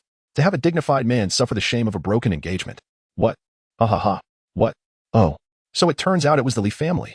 Instantly, a multitude of soul masters began to point and whisper about Li Chaqing. The once sacred arena for combat was now as raucous as a marketplace. As he observed the crowd denounce Li Chaqing, Tang Jin felt a sense of delight. Yet, why did this fellow not exhibit any signs of anger? Instead, he regarded him with an odd gaze. Enough. Yi Yongdian bellowed. This matter was hardly honorable. Did he not notice the 2 old dogs exchanging significant glances? Young Master Tang, at present, the competition takes precedence. Let us address these trivial matters after the contest. Shall we? He attempted to steer the conversation away, yet some were unwilling to relent. Trivial matters?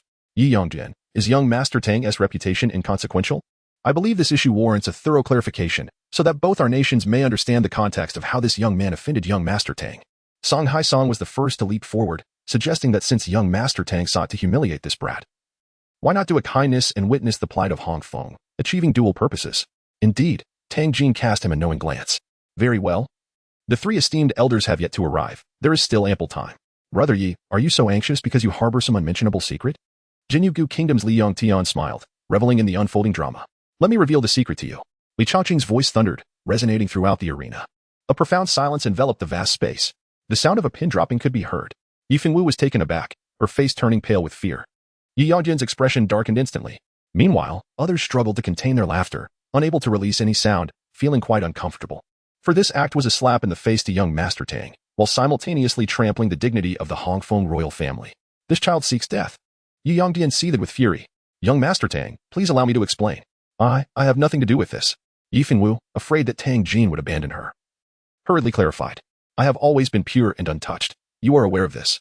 Yi Fengwu was on the verge of tears, fearing that all her sacrifices would evaporate into mere illusions. Yet, such words betrayed the dignity of a princess. The entire arena was thick with tension.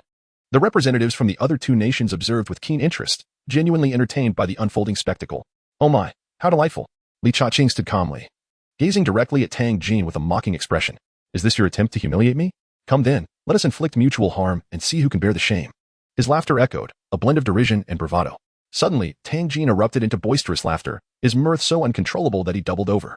In that moment, he was the only one daring enough to laugh in such a manner. Observers noted that Tang Jin's laughter stemmed from a mix of anger and mockery.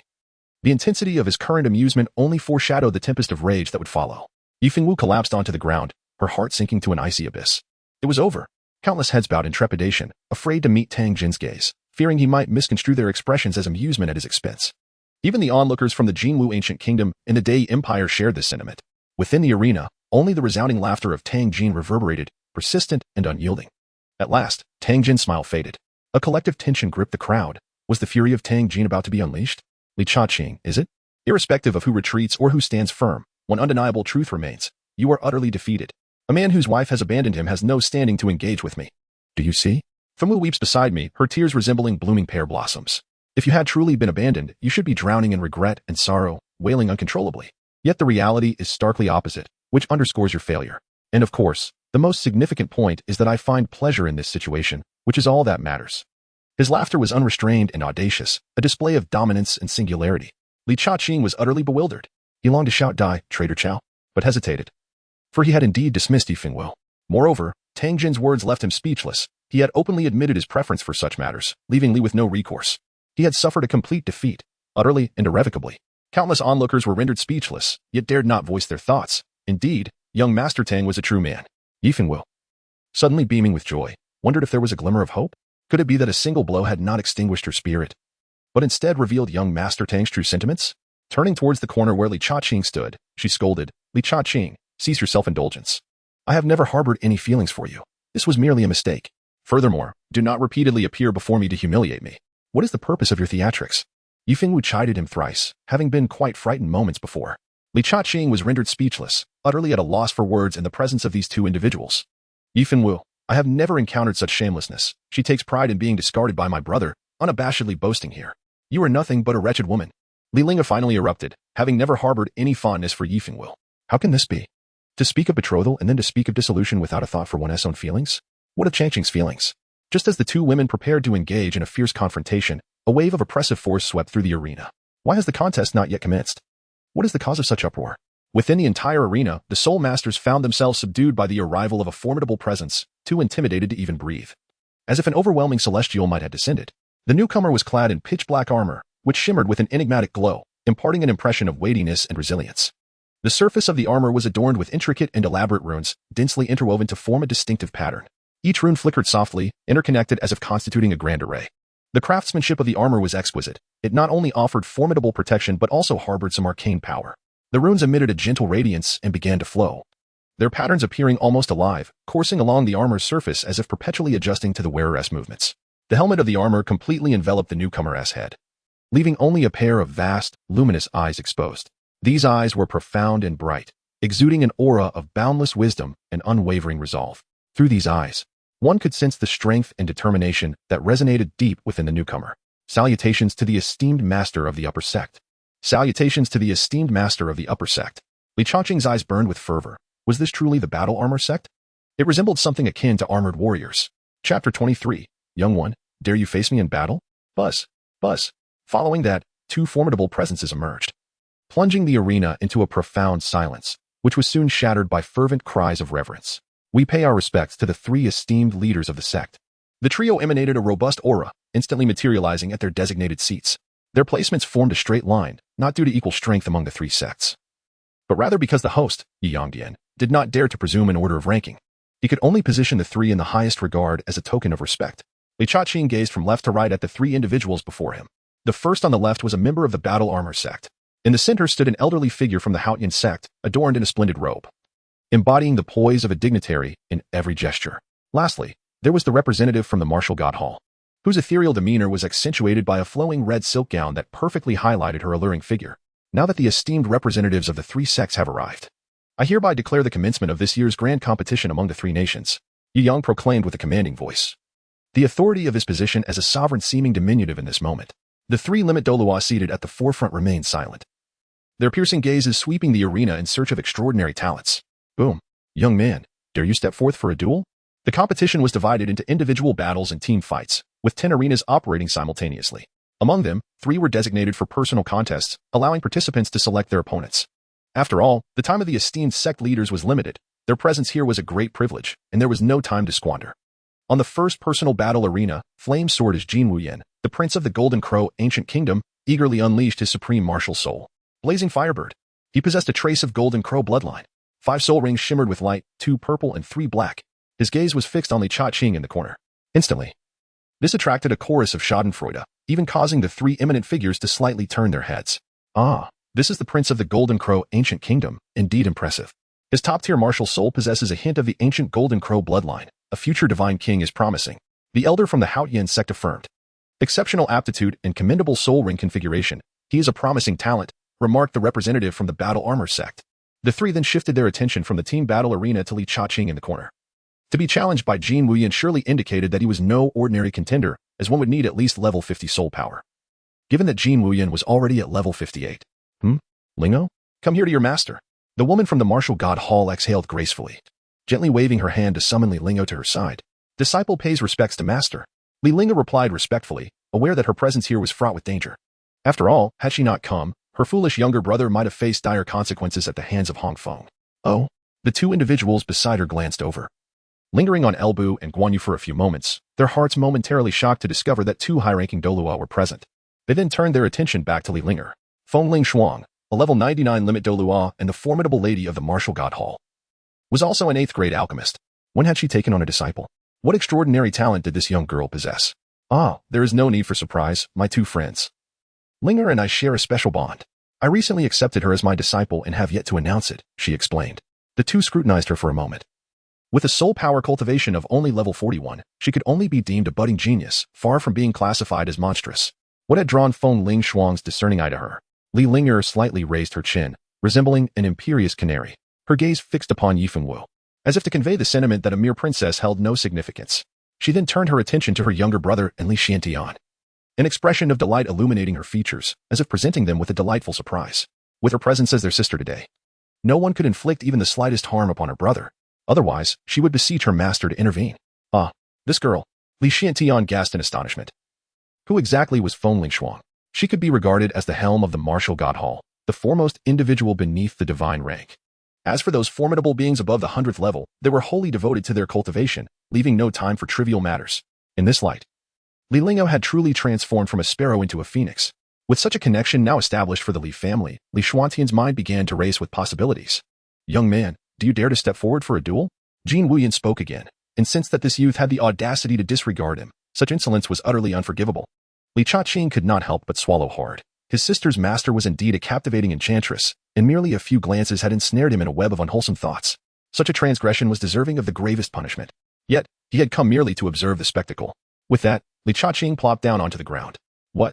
In an instant, not only was Jin Wuyan perplexed, but the entire assembly of untested soul masters from the Red Maple Empire directed their furious glares at him. Li Chaqing. You coward. Called out the battle yet you cower like a turtle. I refuse to associate with you. They jeered. Indeed. You deserve to be rejected by Her Highness the Princess. Such timidity will surely hinder your potential for greatness. Jin Wuyan declared, I shall engage you in combat. With a fierce reprimand, Yu Tian, the crown prince of the Red Maple Empire, unhesitatingly stepped forward. Look, this is our esteemed crown prince of Red Maple. A true paragon for our generation. Crown Prince, defeat him. The soul masters of Red Maple soon forgot about Li Chaqing, erupting in enthusiastic cheers. In response, Li Chaqing merely smiled indifferently. The imperial conflict was of no consequence to him. Hadn't his own family already contributed enough? And what had they gained in return? On the first stage, as Yu Tian summoned forth a magnificent white tiger, 5 soul rings pulsed rhythmically around him, 3 purple and 2 black. One less than Jin Wuyan's collection of 10,000 year rings. Huh. Yi Tian, though we are both soul kings, you stand at merely level 54, lacking a 10,000 year soul ring. I had intended to battle you in the end, but seeing your impatience, I shall oblige you. First soul skill, Inferno Blaze. Yet, Yi Tian, undeterred as the Crown Prince of Red Maple, displayed no sign of fear or agitation. The disparity in battle soul rings and soul power was secondary. Courage and conviction were the true essence of a warrior. His voice thundered, drawing forth a wave of admiration from the crowd. First soul skill, Fierce Tiger descends. Roar. Below the stage, a noble scion mocked. Did you see that, lad? This is the chasm that separates you from Crown Prince Yi Tian. No wonder he is a prince while you remain a commoner. Li Chaqing gazed at him with a look of incredulity. What do you mean? Are you suggesting I cleanse the Li family of its honor? Do you wish to lead the Li family into injustice? What are your true intentions? With a sharp clap, Li Chaqing abruptly rose from his seat, exuding an air of unwavering loyalty. You dare to slander me. That was not my intention. The man stumbled back, realizing the sharpness of his words. Boom. Flames roared on the arena, and despite the 3-level disparity in soul power, Yi Tian remained undaunted, showing no signs of defeat. Roar. Fourth soul skill, 100 Tigers Shattering Roar. A deafening roar echoed across the arena, with waves of sound assaulting Jin Wuyan like ripples on water. The sheer force of the attack made the onlookers cover their ears and retreat, indicating the power even in the weakened soul power array of the arena. Humph. You are commendable, yet that is all. Jin Wuyan bellowed, his 4th soul ring glowing fiercely. Chapter 24, The Mantis stalks the cicada, while the yellow bird awaits. You are impressive, but that is all. 4th soul skill, Ignite. With a snap of his fingers, flames surged across the arena, encircling Yi Tian in a fiery prison. Trapped within, Yi Tian felt the oppressive heat bearing down upon him. Yi Tian, my martial soul carries a hint of the ancient Golden Crow bloodline. And this raging fire can scorch soul power. Surrender immediately if you wish to live, otherwise, do not blame me for your demise. Although the competition did not prohibit killing, this was the territory of the Red Maple. Slaying Yi Tian would indeed weaken the opposing nation's forces, but it would undoubtedly leave a negative impression on the Lord of the Upper Sect. Besides, there would be ample opportunities to eliminate Yi Tian later. Brother, quickly concede. Below the arena, the second Prince Yi Tsong urged anxiously to engage in battle against a top-tier martial soul, especially with a 3-level disadvantage in soul power. His brother's defeat was understandable. Eldest brother, please concede. Roar. A tiger's roar reverberated through the arena. Concede? Allow me to receive this attack first. Yi Tian's robes began to singe, his gaze piercing through the fiery wall. 5th soul skill, White Tiger Diamond Claw. Swish. 3 fierce gusts sliced through the fiery cage, akin to indomitable tiger claws, causing the air to sizzle. What audacity! I admire your bravery. Then allow me to fulfill your challenge. Jin Wuyan, witnessing Yi Tian, who was already being scorched yet still unwilling to concede, felt provoked. 5th soul skill, Flame Explosion. Oh. Yi Tian barely began to speak when a deafening explosion erupted from all directions. Boom. Boom.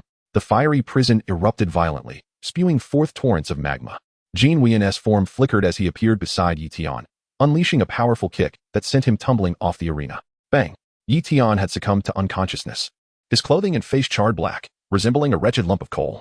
The Golden Crow Ancient Kingdom's Jin Wuyan is victorious. The referee announced the outcome, extinguishing the flickering flames on Yi Tian's body with a burst of soul power. I challenge you. Upon witnessing this, Yi Tsong glared furiously and dashed towards the arena. Meanwhile, the team battles in other areas raged on fiercely. The defeated had the opportunity for a rematch, providing a chance for the unfortunate soul masters. With various martial souls and soul rings on display, the spectacle was dazzling. On the individual stage, the Crown Prince of the Daylight Empire, Song Haoyue, stood resplendent beneath the blazing sun of his martial soul, exuding unmatched superiority. His level 59 soul power overwhelmed the talents of the Golden Crow and Red Maple, as no one managed to withstand more than 5 rounds against him. Bang! With a single kick, he sent a level 50 Soul King of the Golden Crow Ancient Kingdom tumbling down. Song Haoyue surveyed the arena, locking his gaze onto Li Chaqing in the corner. A smirk curled at his lips, radiating provocation. Li Chaqing, come forth and battle. Song Haoyue remained indifferent. Whether this weakling chose to engage or not was inconsequential. Even if he did step forward, it would merely take one strike to defeat him. After all, at the tender age of 17, how formidable could he be? 39 levels? 40 at most? Meanwhile, he was slightly older, having just turned 20. Of course, he was unaware of Li Chaqing's earlier battle with Tang Jin. He only knew that the young master had deemed this person unworthy of his attention. The challenge was merely a declaration of dominance, asserting the supremacy of the strong. In essence, anyone who dared to confront him would be met with his full force. Such a display would undoubtedly enhance his image in the eyes of the lords of the 3 sects. Li Chaqing leaned slightly forward, exuding an air of confidence, for he possessed an extraordinary ability to conceal his true strength. Moreover, his sun candle spirit clashed with that of his opponent. Let the battle commence. Bang! The resplendent moonlight, this prince had long harbored a desire to test his mettle against you, to ascertain whether your sun candle spirit was more formidable than my flame bird. On the first arena, Yitsong, driven by a desire for vengeance for his brother, faced a swift defeat at the hands of Jin Wuyan after merely 3 exchanges. While Jin Wuyan himself swiftly darted towards the second arena, Li Cha-ching, witnessing the rising figure, once again took his seat. Jin Wuyan, come forth to battle. Boom. Song Haoyue spoke solemnly, as 2 purple and 3 black soul rings pulsated behind him. Subduing this individual would secure the championship. How exhilarating. The clash of these 2 prodigies. Who would emerge victorious? Surely it would be the crown prince of the Great Sun Empire, whose martial soul, the Great Sun Candlelight, knows no rival. The soul masters of the Great Sun Empire declared triumphantly. This proclamation instantly incited discontent among the Jinwu Ancient Kingdom's soul masters, whose own prince was no weakling. Having previously vanquished the 2 princes of Hongfeng, the disparity in soul power was merely 1 level, while at level 90 that would be significant. Within the realms of Soul King, Soul Emperor, and even Soul Saint, such a difference was far less exaggerated. Bah, you little brats, do you think you're deserving of respect? It's one thing to boast before Hongfeng, but to act insolently in front of my Jinwu Ancient Kingdom? Your Highness, bring him down. The soul masters of Jinwu Ancient Kingdom retorted sharply. Meanwhile, Yi Yongdian, seated high above, wore a grim expression. His 2 sons had been handily defeated by Jin Wuyan. A fact that brought him great shame as they were all descendants of the 3 great empires of southern continent. Slurp. Lai Yaktian leisurely sipped his tea before slowly stating, Brother Yi, it is merely a contest among the younger generation. Do not take it to heart. Come. Let us enjoy some tea. Though it seemed a consolation, it was, in truth, a mocking remark. Ignoring Yi Yongdian's displeased expression, Lai Yatian turned at Song Haisong, saying, Brother Song, shall we place a bet? Oh. Song Haisong was momentarily taken aback. Jin Wuyan was merely at level 58, while Song Haoyue had already reached level 59. In terms of martial souls, the flicker of the Jinwu bloodline's blazing firebird was nearly on par with the Great Sun Candlelight. He could not fathom where Lai Yatian's confidence stemmed from, especially since his own prince was no simple character. Since you are offering money, how could I refuse? What? Brother Song lacks confidence in his own junior? Let us not wager much, just a playful 500 soul stones. Upon hearing this amount, Song Haisong's eyes lit up. He could hardly conceive of a reason for Song Haoyue to face defeat. All right, I accept. At these words, a cunning glint flickered in Lai Yongtian's eyes as he turned his gaze back to the second arena, sipping his tea languidly. On the arena, the 2 figures attracted numerous gazes, their nearing Soul Emperor prowess marking them as the elite of the younger generation across the 3 empires. And today they would determine who among them was superior. After a brief respite, Jin Wuyan unleashed his martial soul, a scorching wave of heat radiating forth. Are you certain you want to recover a bit more? If you lose later, don't accuse me of taking advantage. Song Haoyue remarked with gentlemanly composure. No need. First soul skill, Blazing Wildfire. Jin Wuyan initiated the offensive. Facing the surging flames, Song Haoyue remained unfazed. With a slight smile, he responded, Fire attribute attack, is it? How unfortunate. My Great Sun Candlelight is also fire attribute. To be precise, solar attribute. Your attack poses no threat to me. First soul skill, Radiant Light. In an instant, the Great Sun Candlelight emanated countless rays of light. Blindingly bright like the sun, the cascading golden brilliance swiftly assimilated and dismantled Jin Wuyan's fiery assault. Hiss. Chapter 25. A Battle of Bewildering Trees, Shocking Revelations. Hiss. The soul masters of Jinwu Ancient Kingdom could not help but furrow their brows. This Great Sun Candlelight is extraordinary indeed. Did you see that? This is the pinnacle martial soul of our Great Sun Empire. That mere flicker of the Jinwu bloodline's mixed-breed bird martial soul is unworthy to compete. The soul masters of the Great Sun Empire proclaimed with great pride. You little shorties, how dare you act so brazenly? Do you wish to fight? Are you afraid? Come on. In an instant, both sides, unable to contain their frustration, leapt onto the third arena, eager to settle their grievances through combat. Meanwhile, Song Haoyue, with confidence, donned his great sun robe, exuding an air of mastery, provoking Jin Wuyan to fury. Boom, boom, boom. Explosive flames erupted as the 2 clashed on the arena, generating intense sparks. This lad is impressive. He could join my Houghton sect as an inner disciple, an elder from Houghton sect remarked casually, while Tang Jin beside him shed all arrogance, adopting a demeanor of respect. Song Haisong felt a surge of joy. The crown prince had caught the attention of a high-ranking elder. Rising, he bowed respectfully, maintaining an unruffled demeanor. Thank you, esteemed elder, for your kindness. Receiving such praise is indeed a blessing for Haoyue. In that case, how about that Jin Wuyan fellow joining my armored sect? A man clad in armor interjected. Haha. The elder from Haotian sect chuckled, stroking his beard. Where they go is entirely their choice. If they choose to join my Haotian sect, it is merely destiny. Your Haotian sect is quite greedy. What does the martial god palace have to say? The armored man expressed his dissatisfaction. Meanwhile, Lai Yatian and his companions below remained silent, dutifully seated. They dared not interject in the conversation among the 3 esteemed elders. Just as the elder from Haotian sect stated, the choice of whom to follow lay entirely with them. Receiving such an ambiguous response left the armored man quite displeased. The Haotian sect was powerful, and if all their outstanding disciples were taken, he could do nothing about it. Though your Haotian sect is strong, I doubt you can teach them much. Their martial souls are not Haotian hammers, so do not mislead them. There is no need for Elder Dongfang to worry. The great elder of Haotian sect smiled slightly, then turned his gaze back to Li Linger, pondering whether she too possessed a top-tier martial soul. Otherwise, it would be hard for her to catch the eye of Feng Ling Shuang. It should be noted that the martial god palace's overt strength was not inferior to that of Haotian sect, and in some aspects, Haotian sect was even unable to compete. For instance, in terms of heritage and various research on martial souls, the diverse array of soul masters within the martial god palace had accumulated an abundance of knowledge over the years. In contrast, Haotian sect primarily focused on Haotian hammers or hammer-type martial souls. While they had other martial souls, they were comparatively few. In summary, each of the top 10 sects on the continent has its own strengths. Fifth soul skill, Flame Explosion. On the arena, Jin Wuyan, frustrated by his inability to subdue Song Haoyue, bellowed in anger, unleashing his fifth soul skill. Soul power fully unleashed. Below, Yu Tian, just awakening from unconsciousness, felt a jolt. This strike left a significant shadow upon him. Jin Wuyan, I must admit, you have surprised me. If we continue this stalemate, I may not be able to deal with you for a while. But now, you are courting your own demise. A flicker of joy crossed Song Haoyue's eyes as he held the upper hand. Then let us settle this once and for all. With a firm stomp, the fifth soul ring erupted with brilliance. Fifth soul skill, Great Sun Dharma Body. Boom. The entire arena trembled as Song Haoyue transformed into a divine figure, radiating blinding golden light. A spectral image identical to him manifested behind him. Is that the true form of a martial soul? Impossible. He is merely at level 59. This is absolutely inconceivable. The shock came not from Lai Ya Tian of the Jinwu Ancient Kingdom, but from Yu Yongjian, the host. This skill resembles the true form of a martial soul. Below, the participating soul masters and spectators from both nations gaped in astonishment. Unable to comprehend how a soul king of level 59 could manifest the true form of a martial soul, this is a challenge to their beliefs. No, this is not the true form of the martial soul, but rather a unique manifestation of the martial soul, or more precisely, the soul beast of this soul ring is exceedingly rare. It can only be said to resemble the true form of the martial soul. Yet the attacks during this period are undoubtedly terrifying. Amidst the astonishment of the audience, Feng Ling Shuang spoke softly, her words imbued with certainty. Even the Grand Elder of Haotian sect and the Grand Elder of Armor sect cast inquiring glances towards Song Haisong, who quickly rose to perform a salute. Your Excellency, with keen insight, it is indeed not the true form of the martial soul. Rather, this soul ring is derived from a 10,000-year-old destined soul beast. Destined soul beast? Countless soul masters were filled with confusion. What is that? Yet, upon hearing the term destined soul beast, Feng Ling Shuang and her companions displayed a knowing expression. This young man is indeed fortunate. The Grand Elder of Haotian sect looked at Song Haoyue with a glimmer of hope.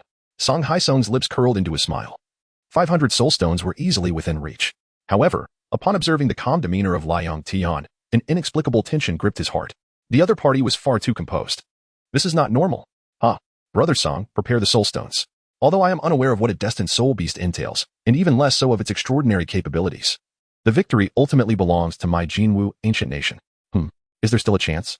On the arena, Song Haoyue appeared as if possessed by a giant deity. Each strike he delivered forced Jin Wuyan to retreat continuously. Jin Wuyan, under my daylight law body, you are immune to all fire-type attacks. And this state can be maintained for half a tea time. Accept your fate. Boom, boom. Jin Wuyan continued to be pushed back, and indeed, as Song Haoyue claimed, all his attacks failed to inflict any damage upon Song Haoyue, and his soul power consumption became increasingly apparent. To any observer, the outcome seemed certain. Must he continue this futile struggle? Boom. With a single sweep, Jin Wuyan spat blood, nearly toppling off the arena.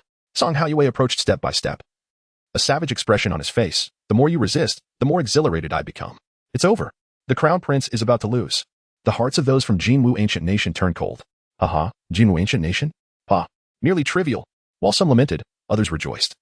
As a member of the Daylight Empire shouted loudly, provoking the ire of the Jinwu Ancient Nations people, even Liang Tian cast a glance at him. Meanwhile, Song Haisong was even more perplexed. The battle was evidently clear. Why was he so composed? Did he believe he had secured victory? Jin Wuyan displayed a ghastly smile, blood trickling from his mouth, looking utterly pitiable. He then seized Song Haoyue's calf, grinning maniacally. Do you think this Crown Prince has no trump cards? Soul Bone skill, Devour. Not good. Song Haoyue was taken aback, his soul power rapidly dwindling. Maintaining the daylight law body required an immense amount of soul power, and that which could last for half a tea time shattered abruptly. This fellow possesses a soul bone? Remarkable. Remarkable. He has stumbled upon a rare soul bone among 10,000-year soul rings. His fortune rivals that of Song Haoyue? In an instant, the outcome became shrouded in uncertainty once more. Song Haoyue's soul power plummeted rapidly. This was not a mere consumption but a decrease in level. His complexion turned pale, panic engulfing him. Was his soul power being siphoned away? Ah, exquisite tea. Exquisite tea. Liang Tian blew away the tea foam, savoring a small sip.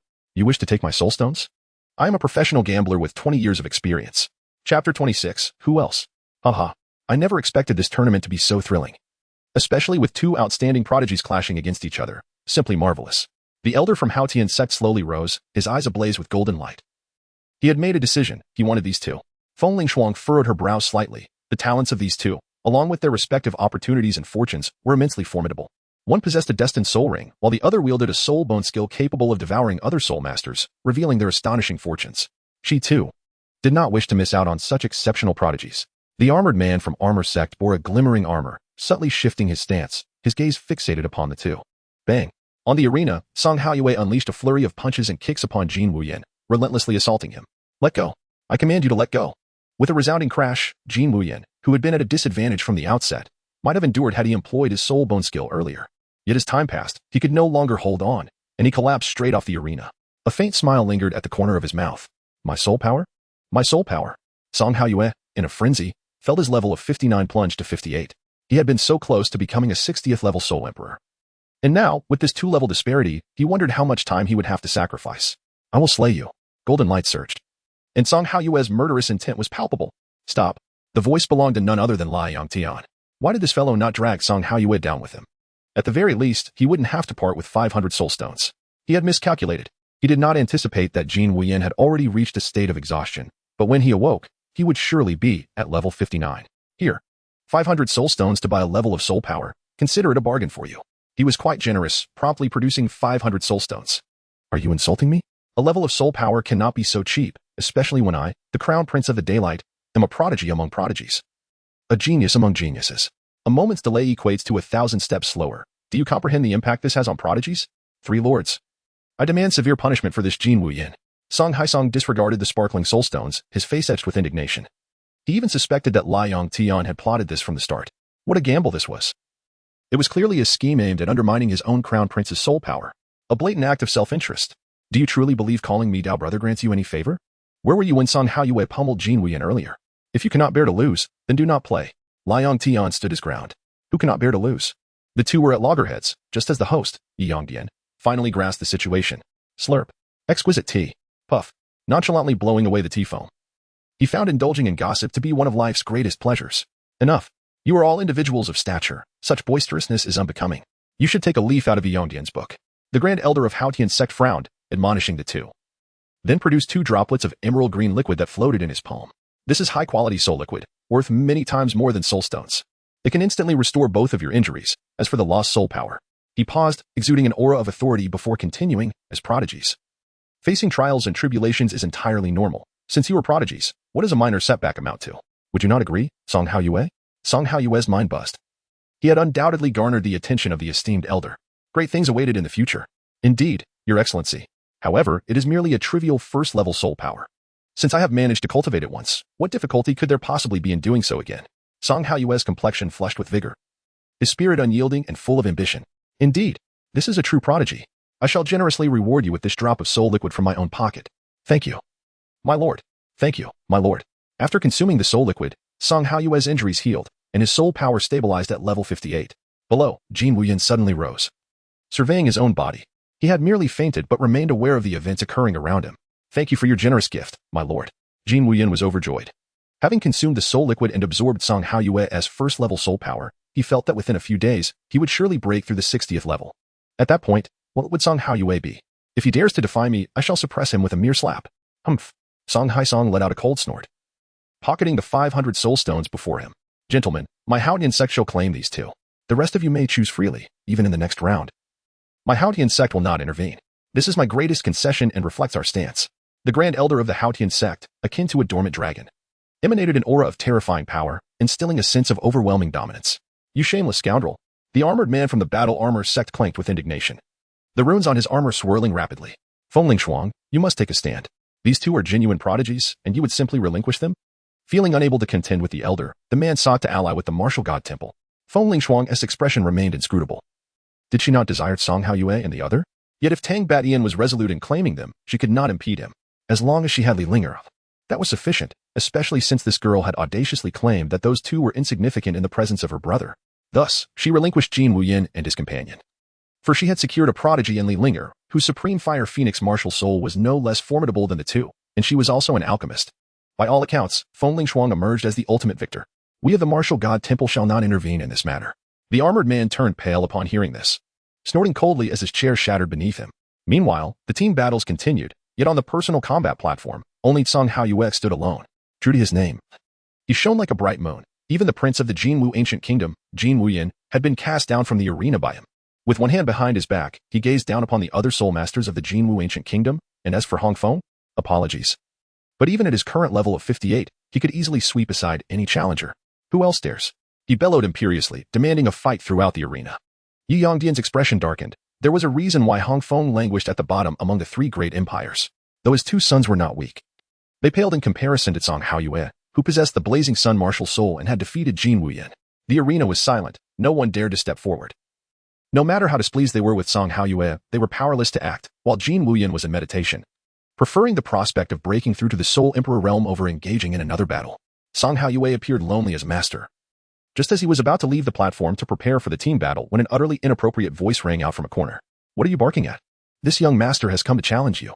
Instantly, countless gazes turned in disbelief, wondering who the audacious individual was that dared to issue a challenge at that moment. Upon seeing a graceful young man striding forward, they rubbed their eyes in disbelief. No way. Am I seeing this correctly? Is this not that weakling? Just seeking attention. Yet, this fellow truly managed to pull it off. At least he made me aware of his existence. Li Chaqing wore a smile. Initially believing that Jin Wuyin could suppress this adversary, however, he proved to be rather ineffective. It was not merely a desire to outshine others, but rather that this Song Haoyue truly clashed with him, making it intolerable to witness such arrogance. Chapter 27. Astonishing the entire audience. Li Chaqing wore a smile. Initially believing that Jin Wuyin could suppress this adversary, yet, to his dismay, the latter proved inadequate. It was not merely a desire to assert himself, but rather the audacity of Song Haoyue that irked him, making it intolerable to witness such arrogance. Ignoring the derisive jeers from either side, he resolved that once he brought Song Haoyue to his knees, they would fall silent, astonished by his prowess. With head held high, he strode forward confidently. Brother Yi, do you have any hidden talents from Hong Feng? He remarked, genuinely impressed. Truly remarkable, your depths are unfathomable. At that moment, Song Haisong seized the opportunity to mock Yi Yongdian, laughing heartily as he relieved his earlier frustrations. Yi Yongdian's expression darkened, silently hoping that Song Haoyue could eliminate this fool. This individual was not one of the hidden prodigies of Hong Feng, merely a commoner within the realm. As Yi Yongdian glanced at Li Xiantian, he had already condemned the Li family in his heart. Since you enjoy gambling so much, how about another wager? Song Haisong directed his gaze towards Li Yangdian. Indeed. Upon hearing the word gamble, Li Yangdian could hardly contain himself. 500 soul stones would sting, but if he were to win, it would be a triumphant recovery. How shall we wager? How long can this fellow endure? Song Haisong chuckled ominously, seemingly confident that his opponent would take the bait, announcing his terms amidst gasps of disbelief. Wait. Let us wager on the outcome. What? Li Yangdian was taken aback, unable to believe his ears, as Yi Yongdian spat out his tea. Was Song Haisong truly out of his mind? Could this fool possibly match Song Haoyue? He doubted he could survive a single round. Even the foremost figures, Fengling Shuang and her companions, regarded Song Haisong with incredulity. Did he truly think he could gamble so recklessly? Furious, Li Yangdian exclaimed. Do you take me for a fool with deep pockets? This is utterly ridiculous. Betting on mere rounds is one thing, but wagering on victory? Surely not. After all, the youth's age was evident, and under the scrutiny of spiritual perception, his soul power was laid bare, level 51. A prodigy indeed, but against the undefeated Song Haoyue, he stood no chance. But since it is a gamble, uncertainty is essential. Therein lies the thrill. If everything were clear-cut, what would be the point of gambling? Song Haisong grinned, appearing as though he had Li Yangdian firmly in his grasp. To make it fair, we shall wager 3-1. We shall use your earlier 500 soul stones as the stake. Should this fellow win, you shall present 1,500 soul stones. Conversely, if he loses, you need only provide me with 500. His words were tempting, yet most would shy away. However, Li Yangdian, breath-quickening, knew the odds were against him but could not relinquish hope. What if he were to win? The gambler's heart surged, and with a bold gesture, he declared his bet. Excellent. Impressive. Song Haisong beamed, feigning courtesy towards Li Yangdian, while internally berating him as a fool, relieved to have dispelled his earlier vexation, fearing a counteraction from the latter. He added, I asked the 3 esteemed witnesses to observe. The Grand Elder of the Haotian Hammer sect, Tang Batian, and Fengling Shuang stared at Li Yangdian as if he were a simpleton. This man was beyond redemption. Only Tang Jin's lips twitched, looking at Song Haisong with a mixture of pity and disbelief. How could a mere Song Haiyue, who had yet to conquer the youth, possibly stand a chance?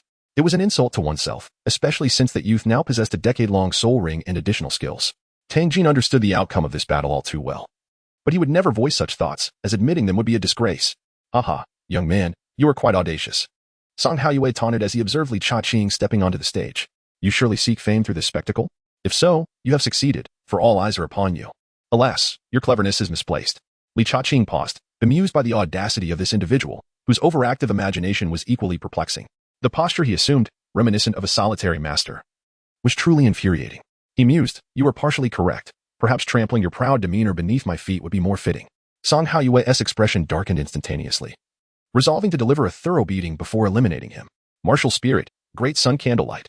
A resonant hum echoed as the formidable spirit manifested behind Song Haiyue, with 3 purple and 2 black soul rings undulating rhythmically.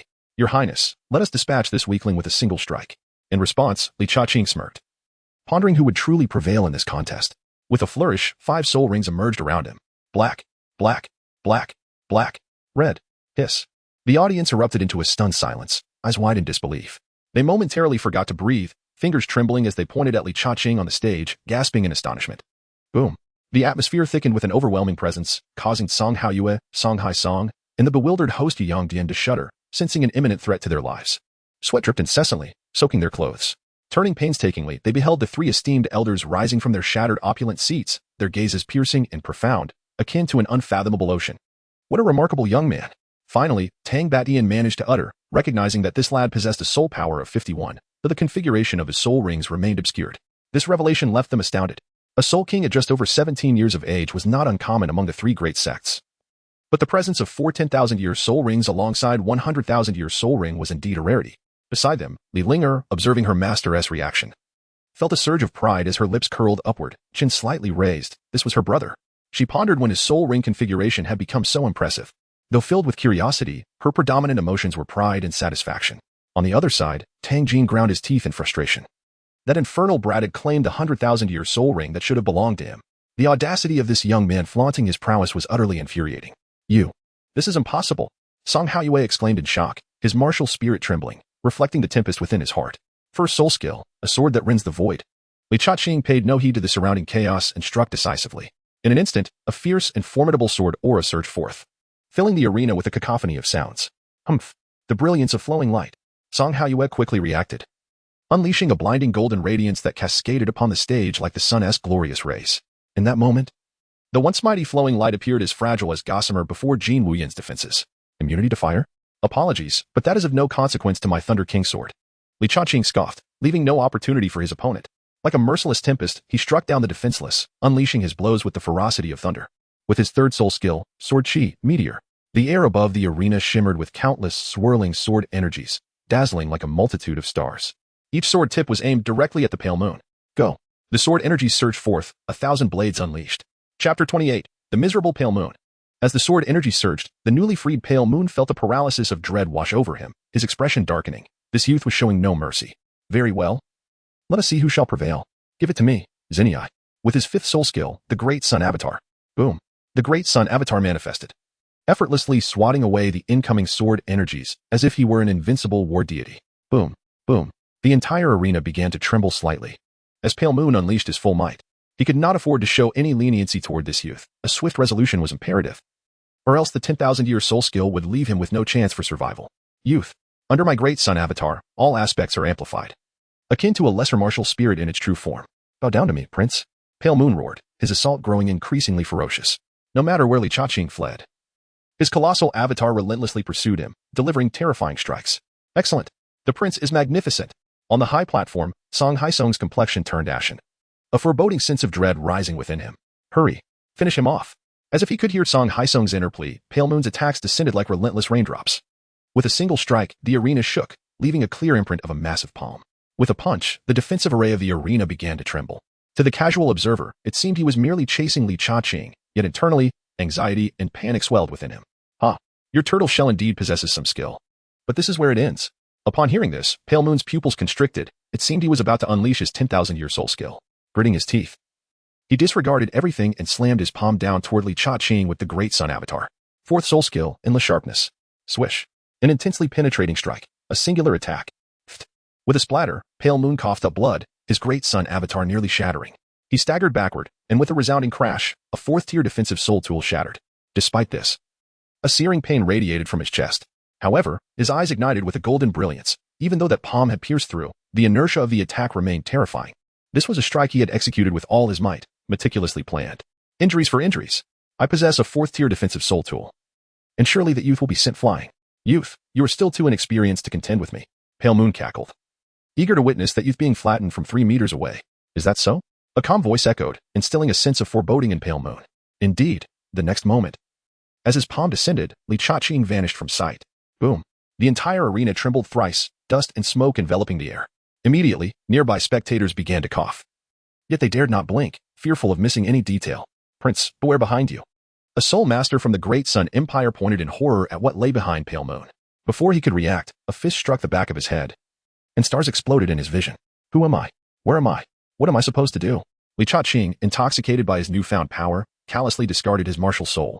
His fist struck like the wind, his legs swung like clubs. The sound of fists meeting flesh echoed continuously, accompanied by the occasional crack of bones. The arena transformed into a primal scene, with the hapless Song Haoyue being ruthlessly ground into the ground. How dare you act arrogant? Bang. How dare you act arrogant? Bang. With each taunt, a fierce punch fell, followed by a swift twist of his arm, delivering a resounding slap to his face. How dare you act arrogant? How dare you act arrogant? The sounds of slapping filled the air. Countless spectators stood frozen, instinctively touching their own faces. Meanwhile, the members of the Red Maple team were left numb with embarrassment, feeling as if they were receiving invisible slaps themselves. Realizing that Li Cha-ching had been concealing his true abilities, a wave of realization washed over them, having just mocked Li Cha-ching as a coward. They were left questioning their own worth. Were they even inferior to a coward? Such short-sightedness. Jean Wuyan's lips curled in pain for Song Haoyue for a fleeting moment. How could this be?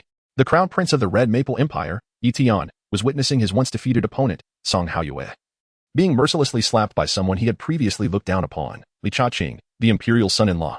I admit. Smack. How dare you act arrogant? Song Haoyue's words were cut short by yet another resounding slap, his face now swollen like a pig's head, rendering any attempt to speak a mere fantasy. Enough. This insolent child. Song Haisong erupted in fury, slamming his hand on the armrest of his seat and launching himself towards the arena. Just as he neared the platform, a cold snort reached his ears. In an instant, he was sent flying back at a speed even greater than his approach. Boom. A section of the audience was shattered by his collision.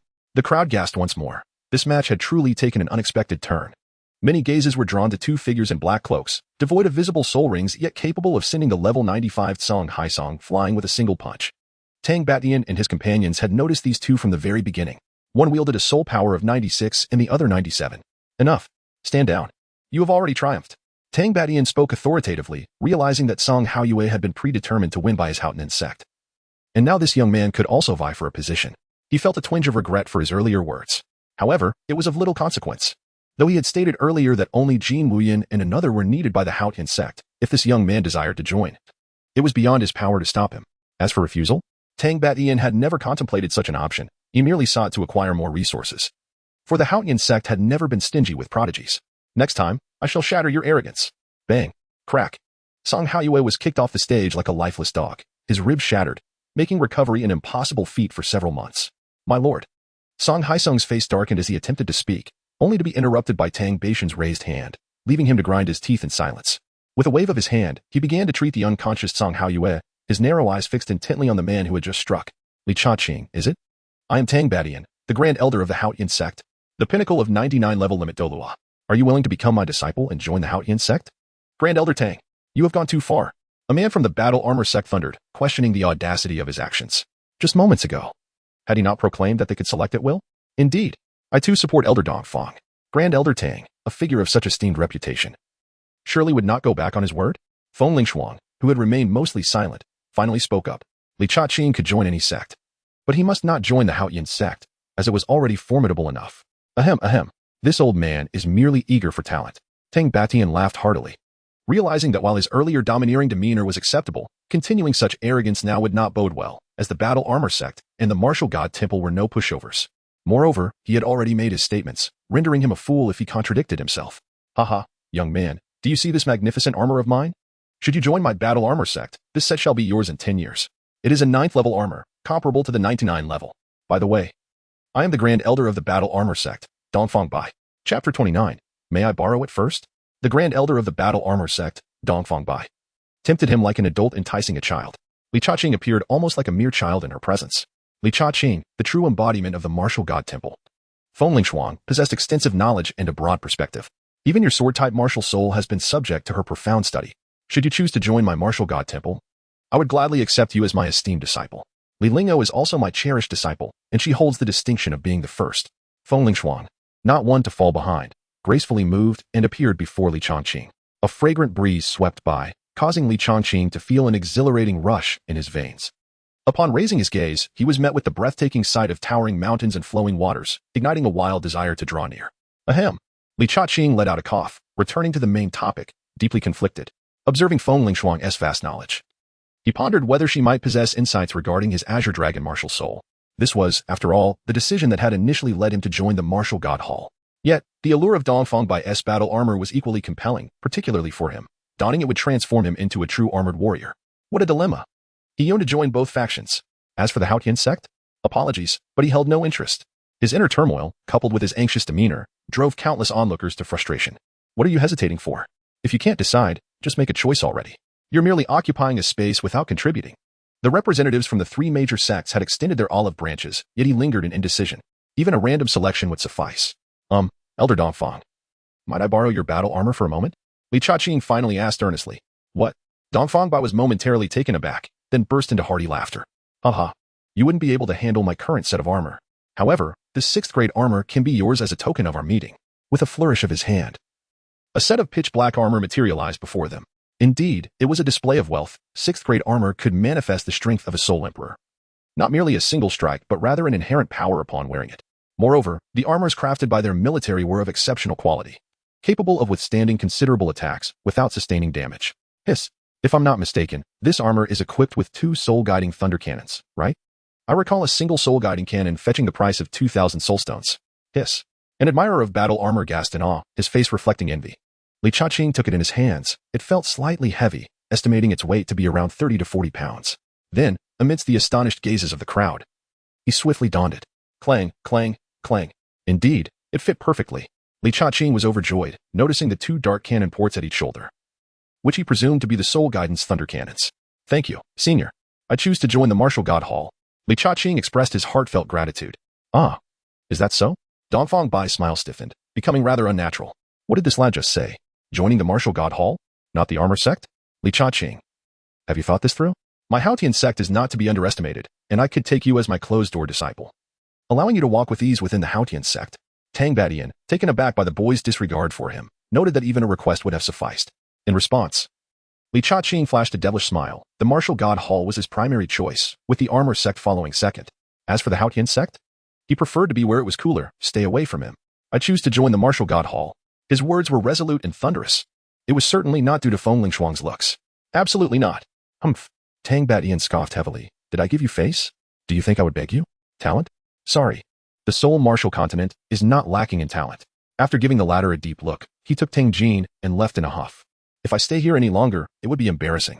Young man, that's rather ungracious. You must return that armor to me. Seeing that Li Chaqing was determined to join the Martial God Hall, Dongfang Bai's expression darkened. If you do not join my armor sect, then do not accept it. Were it not for his status, he would have taken action to seize it directly. Heh, Elder Dongfang, what is given away is like spilled water. And my unworthy disciple sincerely thanks you. Does he not?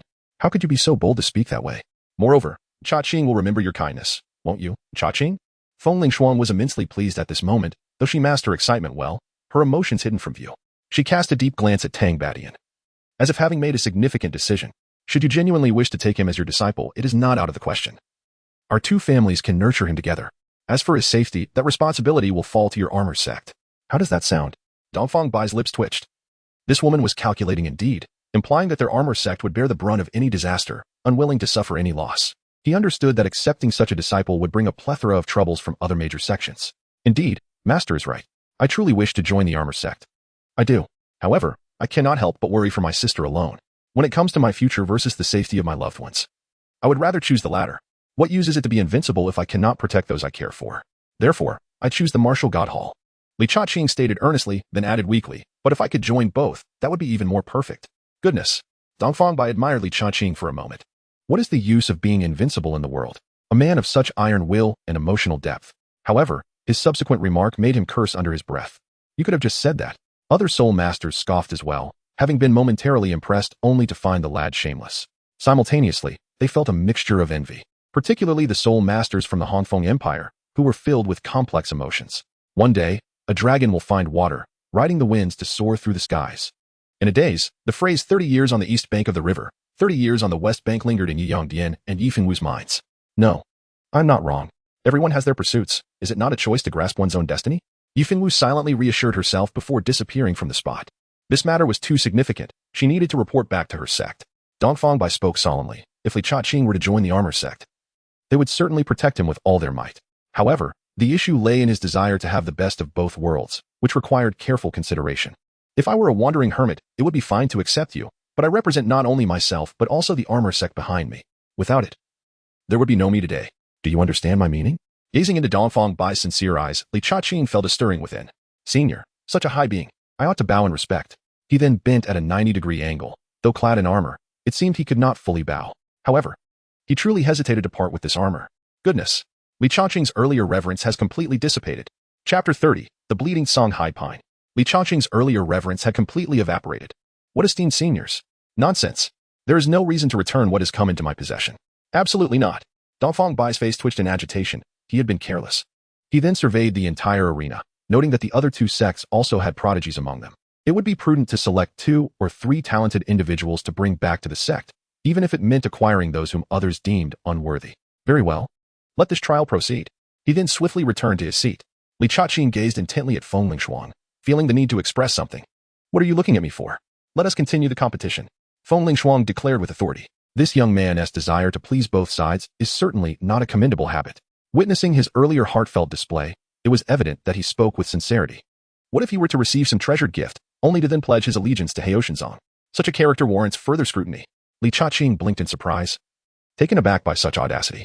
Once he achieved mastery in his cultivation, he would rise from the ranks of the oppressed and sing songs of triumph.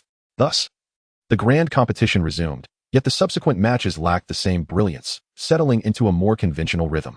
Haha, well done, my boy. Truly commendable. You are indeed a worthy descendant of the Li family. Li Xiantian patted his son's shoulder, his face flushed with excitement as the recent events had truly been heart-stopping, causing his emotions to surge and ultimately reach a pinnacle. The Li family had produced a true dragon, the direct disciple of the war god temple's Feng Lingshuang. Astonishing indeed. Moreover, it seemed that the battle armor sect also held a favorable view of his son. As for the rare occurrence of having ties with both sects, while such a precedent had never been set, rules are often meant to be broken, provided one is exceptional enough. And his son was indeed exceptional. Fengstian, Yichang, do you believe you can contend with my esteemed master? Li Chaqing whispered to the two, in response to the young master. If she did not possess 7 soul bones and only one 10,000-year soul ring, I could certainly defeat her, Elbu stated solemnly. I could as well. At the very least, I wouldn't be defeated, Guan Yu replied uncertainly. He was only at level 96, and the disparity between levels after 95 was immense, particularly between levels 98 and 99. The fact that both could overcome 3 levels to win illustrated their remarkable prowess. Very well.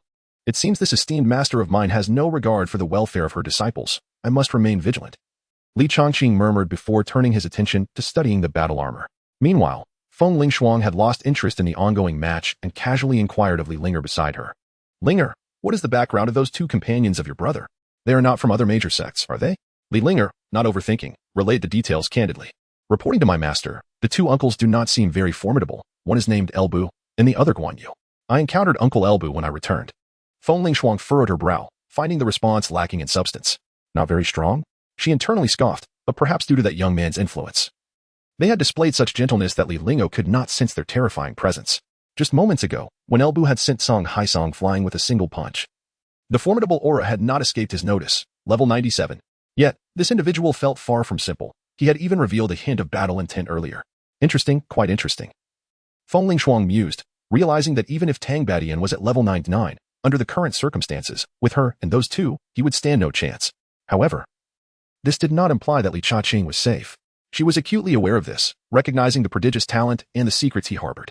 Alas, what a headache.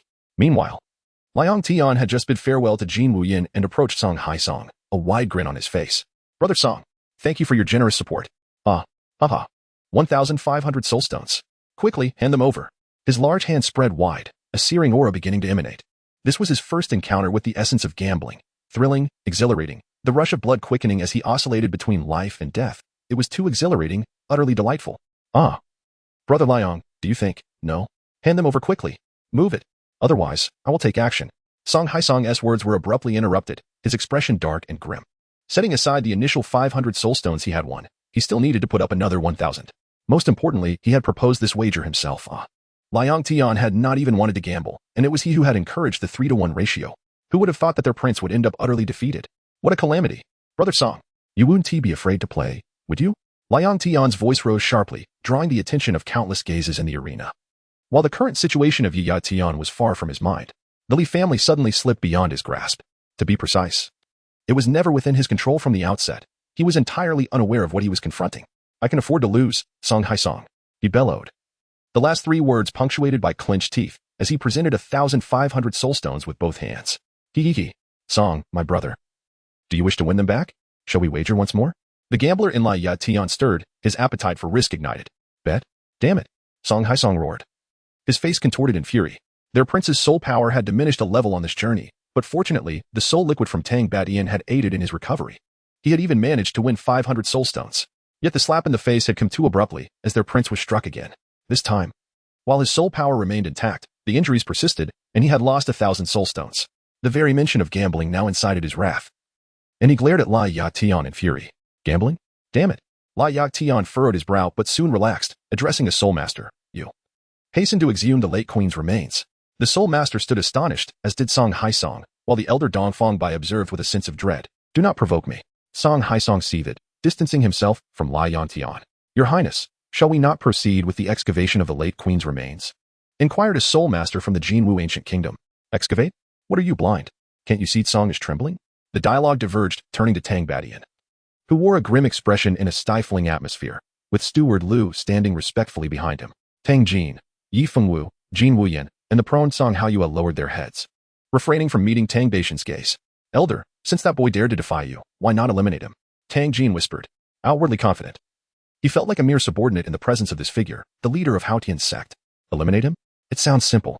But even dealing with Feng Ling Shuang is a substantial challenge, let alone Dongfang Bai, not to mention the formidable companions he has. Tang Jin paused. While the first 2 were both level 99, the other 2 seemed to elicit a unique wariness from the elder. Elder, are those 2 truly that formidable? I recall one had previously clashed with Steward Liu. Indeed, it is true. I could not match one of them, and the origins of the other remain unknown. Their backgrounds are shrouded in mystery, Liu declared, casting a glance at Yi Fengwu. Chapter 31. Ambushing Song Haisong.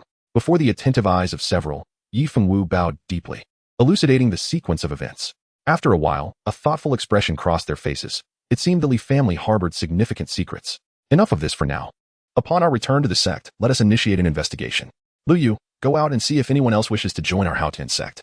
Should they insist, let them begin as outer disciples. Tang Batian spoke without turning back, having merely stated that they would not intervene, but did not refuse those wishing to join. Yes, elder. Liu Yu bowed and exited.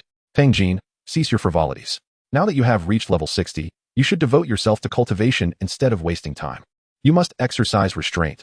Otherwise, you will inevitably perish due to your indulgences. Tang Batian admonished, casting a fleeting glance at Yi Fengling before gesturing to the 4. Yes, elder. We take our leave. Tang Jin's face twitched, yet he bore no anger, offering a bow before slowly exiting the room. Time passed swiftly, and in the blink of an eye, 10 days had elapsed. The eliminated soul masters from the Jinwu ancient kingdom and the Dai Empire gradually departed from Hong Kong, each returning to their respective homes. In a certain location of the Soul Beast Mountains, a group of 4 concealed themselves within a massive tree, occasionally surveying the passing soul masters. My son, the soul master competition concluded several days ago, yet we have yet to see Song Haisong and the others. After 3 days of waiting, Li Xiantian could no longer contain his discontent. In truth, the group had departed Hongfeng several days prior, hiding here specifically to set a trap for Song Haisong. Previously, Li Xiantian would have never possessed such audacity, even after breaking through level 90. He felt an insurmountable gap remained between him and Song Haisong. However, now was different. With Lu Bu and Guan Yu at his side, Song Haisong would find it impossible to escape. Today marked his destined demise, as he sought vengeance for his father. Father, what is the hurry? If necessary, I shall personally venture to the Dai Empire. Song Haisong will inevitably meet his end. Li Chongqing fiddled with the 6th level armor gifted by Dongfang Bai, having gained considerable understanding after several days of experimentation. This armor could be activated with soul power or soul stones. Though ordinary soul stones would only last for a fleeting moment, the finest energy source was the soul crystal. Soul crystals were of a higher grade than soul stones. And above them lay the soul source, the origin of soul stone veins. Within a soul stone mine, there would invariably be a soul source, formed through countless ages of sedimentation generating soul crystals and soul stones. Upon hearing his son's words, Li Xiantian ceased his grumbling. His son had grown increasingly composed since awakening, yet had also become more audacious, though never crossing the line. He resembled a sharp sword, its brilliance undeniable. At times, Li Xiantian wondered if this was still his beloved son. Had the blow from Yifenglu's broken engagement affected him so profoundly? Yet, he did not appear so. Young master. They are coming, Lu Bu remarked, his aura entirely reined in. Damn it, these scoundrels made us wait for 3 days. I must teach them a lesson. Li Chaqing swiftly retracted his battle armor, crouching low, his gaze fixed ahead. Song Haisong was bound for certain demise.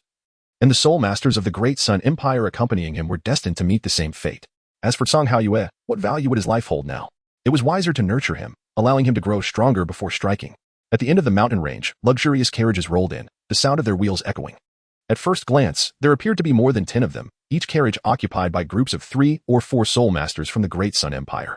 They bore expressions of despair. Those who returned were merely the eliminated, having lost all hope of advancement in this round. Their only choices now were to affiliate with a lesser power or return to the Empire for employment. Inside one of the central carriages, Song Haisong wore a look of ecstasy, eyes closed, occasionally emitting sounds of enjoyment. He crudely pressed down on a woman's head. Hurry, I want it now. Suddenly, a thunderous explosion resounded, startling Song Haisong into a shudder. The beautiful woman before him turned pale, equally frightened. What the hell? What is going on? Are you seeking death? Song Haisong roared in fury, as the interruption had shattered his moment of pleasure. Your Highness, someone is coming. A terrified voice from outside the carriage echoed. Belonging to a soul master of the Great Sun Empire, Song Haisong disregarded everything else, lifting the carriage curtain to unveil the scene before him. It's you? You little brat. Song Haisong instantly recognized Li Changqing, who was smiling at him, flanked by 3 men, one of whom exuded palpable killing intent. Song Haisong, do you remember the man you killed in front of me? Song Haisong paused, having taken many lives, unable to recall them all. Meanwhile, he discreetly harnessed his soul power. Feeling the immense pressure from the 2 men beside him, Li family, Li Tianlong, and I am his son, Li Xiantian, here today to avenge my father. 9th soul skill, Gale Thunder Sword, sweeping through the heavens. Swish, swish, swish. Li Xiantian, after finishing his words, launched an immediate attack, deploying his 9th soul skill. In an instant, the atmosphere roiled as a terrifying giant sword, crackling with electricity, surged forth, seemingly intent on cleaving through the mundane world. Song Haisong suddenly recalled that his son had already attained a level of 90. However, this was not the time for such thoughts. The martial spirit, the sea python, emerged in its entirety, its red 9th soul ring shimmering ominously. The 9th soul skill, Song Mang Charge. Hiss. A massive emerald green python, akin to an enraged dragon, surged forth to confront the attack, its surrounding luminescence swiftly corroding the air, evidently imbued with potent venom. Boom. You are no match for me. How dare you think you can kill me? Such delusions. Song Haisong roared in fury, his 95-level soul power exerting absolute dominance over Li Xiantian. Ambition is not determined by age. Without aspiration, one merely exists for a century. The remnants of the previous generation ought to fade away like a setting sun. Li Xiantian let out a furious roar, the flames of his wrath erupting forth as he brandished his sword and charged forward. Even if he were to be outmatched, he would ensure that his adversary understood the profound enmity of a father's murder. Boom, boom, boom. Explosions echoed continuously as the 2 combatants' soul rings shimmered incessantly, causing the surrounding trees to splinter and shatter into fragments. Feng Xian, do not let him escape. Lu Bu subtly obstructed Song Haisong, warning that should he attempt to flee, death would be his immediate fate. Meanwhile, Li Chaqing twisted his neck, the 5 soul rings pulsating rhythmically around him. With a sinister grin, he advanced step by step toward the soul masters of the Daylight Empire, resembling a demon. Do not say that this young master does not offer you an opportunity. Come at me all at once. Instantaneously, the numerous soul masters of the Daylight Empire exchanged glances, each hesitant to step forward, primarily due to the overwhelming intimidation exuded by the opponent's crimson soul ring. Li Chaqing, is it? I advise you to yield promptly. Otherwise what? Do not prattle. You, yes you. I remember you were the loudest during the competition. And you, were you not the one mocking me as a coward? And you. Li Chaqing, wielding the Thunder King sword, slowly addressed the numerous soul masters of the Sun Empire, his voice suddenly escalating. Defeat me, this coward. And you may leave. Otherwise, death awaits you. Chapter 32. Revenge fulfilled. Such arrogance, such tyranny. How dare he, merely a level 50, think he can intimidate us all? Let us strike together. Let us end him. In an instant, over 30 youthful soul masters of the Sun Empire unveiled their martial spirits, showcasing a dazzling array of types and forms. 4th soul skill, Earth Prison. With a rumble, the ground erupted, encasing Li Cha-Ching in a barrage of soil and stone. Fourth soul skill, Fong Blade. Fourth soul skill, Web Binding. In a heartbeat, control skills were unleashed as if they were free, followed by fierce and relentless assaults. Boom, boom. Clouds of dust enveloped the area, revealing a deep pit in the earth. Is this how it ends? By the silver moon's wax tip. No, wait. Beware behind you. PFF. The first drop of blood appeared as Li Cha-Ching materialized behind the soul masters of the Sun Empire, his third soul ring glowing with brilliance. Third soul skill, Sword Chi, Meteor. In an instant, countless sword energies, akin to a constellation of stars, surged forth, infused with silver lightning and a fierce aura. The next moment, a barrage of sword chi erupted. PFF, PFF, PFF. Congratulations, host, for slaying a level 40 soul master, earning 2 kill points. Congratulations, host, for slaying. Scatter. Quickly, disperse. A level 46 leading soul master bellowed, erecting a soul power shield to momentarily withstand the onslaught of sword chi. Fourth soul skill, Rock Shield. A colossal shield, resembling granite, crashed to the ground, shielding him from the myriad of sword energies. Yet, it was merely a desperate struggle. Left leg soul bone skill, Thunder Half Moon Slash. With a crack, a crescent-shaped bolt of thunder descended from above, radiating destructive waves. Crack. Undoubtedly, the shield shattered, and the soul master of the Sun Empire behind it was swiftly slain. Congratulations, host. Li Cha-Ching transformed into a demon of slaughter, appearing and disappearing in a flurry, akin to an elusive specter that evaded all defenses. Before long, the final soul master of the great Sun Empire was so petrified that he fell to his knees, trembling and pleading. Spare me, spare me. I possess wealth, an abundance of riches. Li Cha-Ching remained utterly unmoved, his heart brimming with murderous intent as he pointed the Thunder King's sword toward the several carriages behind him. And what of them? Did you spare them when you abducted them? Did you show mercy when they pleaded for their lives? Your sins are utterly unforgivable. With a swift motion, the blade gleamed as it cleaved through the air, and heads rolled. Among the carriages were dozens of young women bound in ropes, each one exceedingly youthful, almost impossibly so. Particularly in one carriage, a woman lay bare, her eyes vacant, and her mouth appeared to be filled with some indistinguishable substance. The plight these commoners endured was painfully evident. Li Cha-Ching's soul force surged, instantly severing the hemp ropes, and one by one, the women bowed in gratitude. Thank you. Thank you for saving our lives. Their sobs and expressions of gratitude echoed through the air. All right, return whence you came. Forget everything that transpired today. Li Cha-Ching waved his hand, initially feeling a twinge of guilt for slaying the soul masters of the great Sun Empire. However, as he approached the carriage and his spiritual energies swept over the scene, the urge to kill became utterly uncontrollable. Damn it. Boom. In the sky, Li Xiantian was no match and was repelled by Song Haisong, while Li Cha-Ching himself instantly tore through the air to escape. This place was not suitable for lingering. Where to flee? Just as he pondered, a fist came hurtling towards him, an unadorned punch, yet one he recognized all too well. He was also all too familiar with the sensation of being sent flying. Everything felt achingly reminiscent. Bang! With a thunderous crash, Song Haisong's body collided with the roots of a massive tree. Wiping the blood from the corner of his mouth, he pivoted and took off in a different direction. His first soul skill, Blade Roar. Whoosh! A streak of azure energy surged towards him, sending Song Haisong hurtling backward once more, this time spewing blood as his ribs shattered. Song Haisong, prepare to pay with your life. Splatter! Li Xiantian let out a thunderous roar as his sword pierced through the chest of his foe. Puff! Damn it! I made it just in time. Li Cha-Ching's soulbone skill, honed over 100,000 years, was utilized in rapid succession to execute a crucial finishing blow. After such a prolonged struggle, how could he possibly allow the base before him to escape? Congratulations to the host for slaying a level 95 title Douluo, earning 40 points of slaughter, an additional 5 points due to the 100,000-year soul skill. Level 91 grants 15 points, level 92 20 points, level 96 50 points, level 97 60 points, level 98 80 points, and level 99 100 points. My dear boy, there is no need for you to be anxious. I understand your desire for revenge for your grandfather. However, do exercise more caution next time. Remember, even a centipede, despite its death, does not become stiff. Li Xiantian gazed solemnly at his son, who charged forth with the final sword thrust. Father, it is my duty to avenge my grandfather. If you were to fall at the hands of another, I would do the same. Li Cha-Ching exclaimed with joy. 40 points of slaughter are far more valuable than those trifling fish. How delightful. Li Xuantian's expression twitched. He was uncertain whether to feel elated or concerned. Thus, the Empire of the Great Sun mourned the loss of its level 95 master, Song Haisong, in the northwest, contributing 40 points to the tally. Meanwhile, the four ring soul masters collectively added 30 points, resulting in a total of 70 points from this battle. Coupled with the 11 points previously amassed, Li Cha-Ching felt quite affluent. Oh, this soul guiding device appears promising. It seems the container is quite substantial. I wonder what treasures lie within. At this moment, Li Xiantian had commenced the grim task of inspecting the corpse, carefully removing a ring from Song Haisong's finger. The ring's brilliance surpassed that of his own. With a forceful sweep, he erased Song Haisong's soul power imprint and probed deeper with his mental energy, only to find his smile stiffening on his face. Good heavens. Is this fellow truly so destitute? Absolutely empty-handed. If Song Haisong could hear this, he would surely be enraged back to life. Here I am, having lost 1,000 soul stones, and what of my expenses along this journey? Here, my son, though the rest not of value, make do with this. It's quite substantial in size. A father is a father, always thinking of his son first, although this son does speak rather erratically. The group swiftly gathered the valuable items into their soul guide apparatus and vanished from the scene. Shortly thereafter, a fierce blaze surged forth, sweeping through the air. Led by the formidable Li Yongtian of the Jinwu ancient kingdom. How did this old ghost meet his demise here? Surveying the surroundings, it was evident that a robbery had occurred, and the lingering aura was terrifying. Li Yongtian's eyes reflected no emotion. After all, he had encountered death countless times before. Contributing 1,000 soul stones to me, he was, at least, a gambling companion.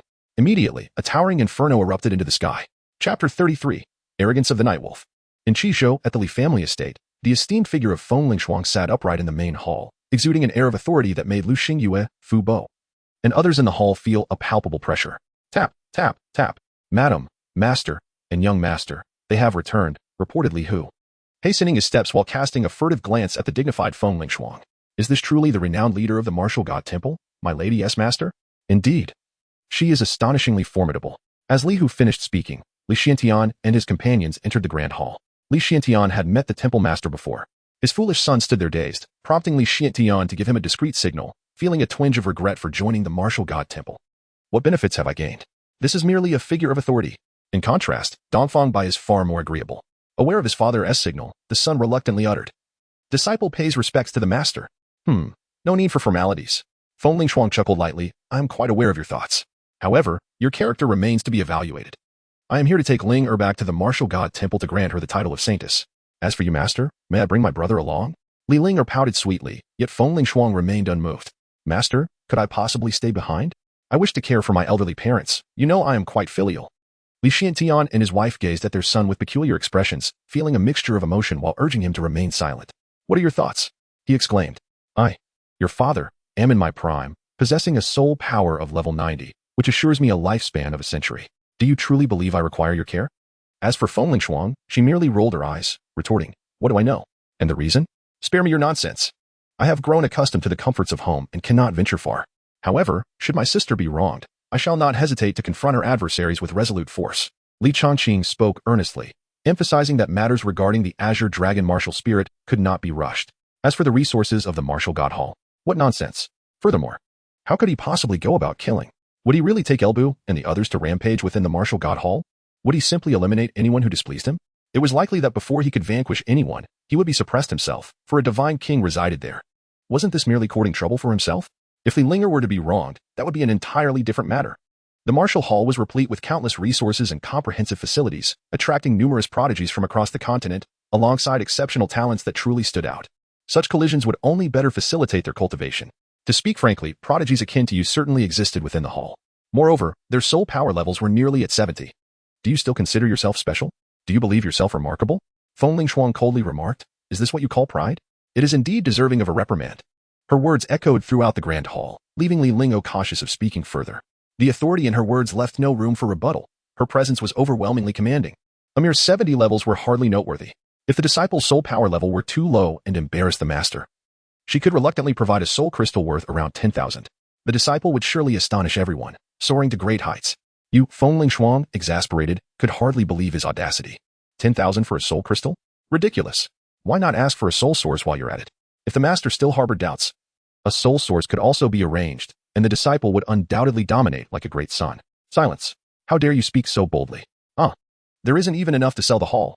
Feng Lingshuang, struggling to contain her rage, had never encountered such shamelessness. This individual could do as he pleased. She would let him be. Master, little sister, you must accompany the master. If anyone bullies you, just invoke my name, and I shall crush their skull. Li Chongqing stated seriously, confident in his abilities to eliminate foes. Meditation like an old monk? Nonsense. However, dear sister, you must not act recklessly. Feng Lingshuang was utterly speechless. Your name? Even if Tang Badian came, it would be of no use. What do you count for? And what do those apprehensive eyes of yours mean? As the dignified master of the martial god hall, a level 99 limit Douluo cannot protect Linger? Feng Lingshuang felt a tightness in her chest. Lingo, I shall wait for you outside. I fear I may lose control and strike him. With that, she departed without looking back. Cha-ching? What nonsense are you spouting? Son, quickly go apologize to the hall master. The members of the Li family, chattering amongst themselves, urged Li Changqing to reconsider. Once Feng Lingshuang departed, they finally felt emboldened to speak. Li Changqing felt a warmth in his heart as he scanned the myriad of complex expressions laden with worry among the crowd. He understood that their concerns were genuine and stemmed from a place of care. Yet, he truly did not require such apprehension. On the contrary, it could hinder his progress in cultivation. The 10 great sects divine martial hall? With the system at his disposal, why would he need to rely on others? Establishing another faction was certainly an option. This course of action was inevitable, for as time passed, the number of individuals he summoned would only increase. Father, mother, you truly need not fret. Is there truly a difference in where one cultivates? Moreover, I cannot help but feel concerned for my sister. Someone must maintain order at home. Mustn't they? I can abide by your wishes in all matters, but on this, I must firmly oppose. His words were resolute, as if he had taken a firm stance. You are indeed stubborn, rivaling your father in obstinacy. Very well, very well. If you do not wish to go, so be it, Li Xiantian said with a dejected tone, perplexed by the boy's stubbornness. Subsequently, with a heavy heart, Li Chaqing escorted Li Linger out. Master, I entrust my elder sister to your care. If anything were to happen to her, regardless of who is responsible, I will ensure he understands why the flowers bloom so red. Feng Lingshuang pouted dismissively. His arrogance stemmed from having never witnessed the vastness of the world beyond, mistakenly believing that what he saw was all there was. Little did he realize he was merely a frog in a well, possessing an inflated sense of self-importance. Be cautious and do not inadvertently provoke the Haotian sect, nor any of the other great sections. The reason the 10 great sects hold their esteemed positions is due to the oversight of divine kings, Feng Lingshuang warned. Tossing a soul ring. Linger, let us depart. Farewell, mistress of the Phoenix Hall. Miss, travel safely. Li Chaqing grasped the soul ring, watching as the corners of the two women's mouths lifted in a smirk. Ah, women, such creatures of contradiction. Under the scorching sun, the two swiftly vanished into the horizon. Master, master, Li Xingha has arrived. Before he could examine the contents of the soul ring, Li Chaqing heard a couple of disciples from the Li family rushing from the alley, furiously pointing towards the passage behind them. Li Xingha? Humph. I have yet to settle the score with you, and now you dare to present yourself. Li Xuantian's expression darkened, and the countenances of those around him reflected a similar disdain, suggesting a deep-seated animosity towards this individual. Li Chaqing suddenly recalled who Li Xingha was, the former grand elder of the Li family, possessing an impressive cultivation of level 88 soul power. After being jilted by Yi Fengwu, he had severed ties with the Li family.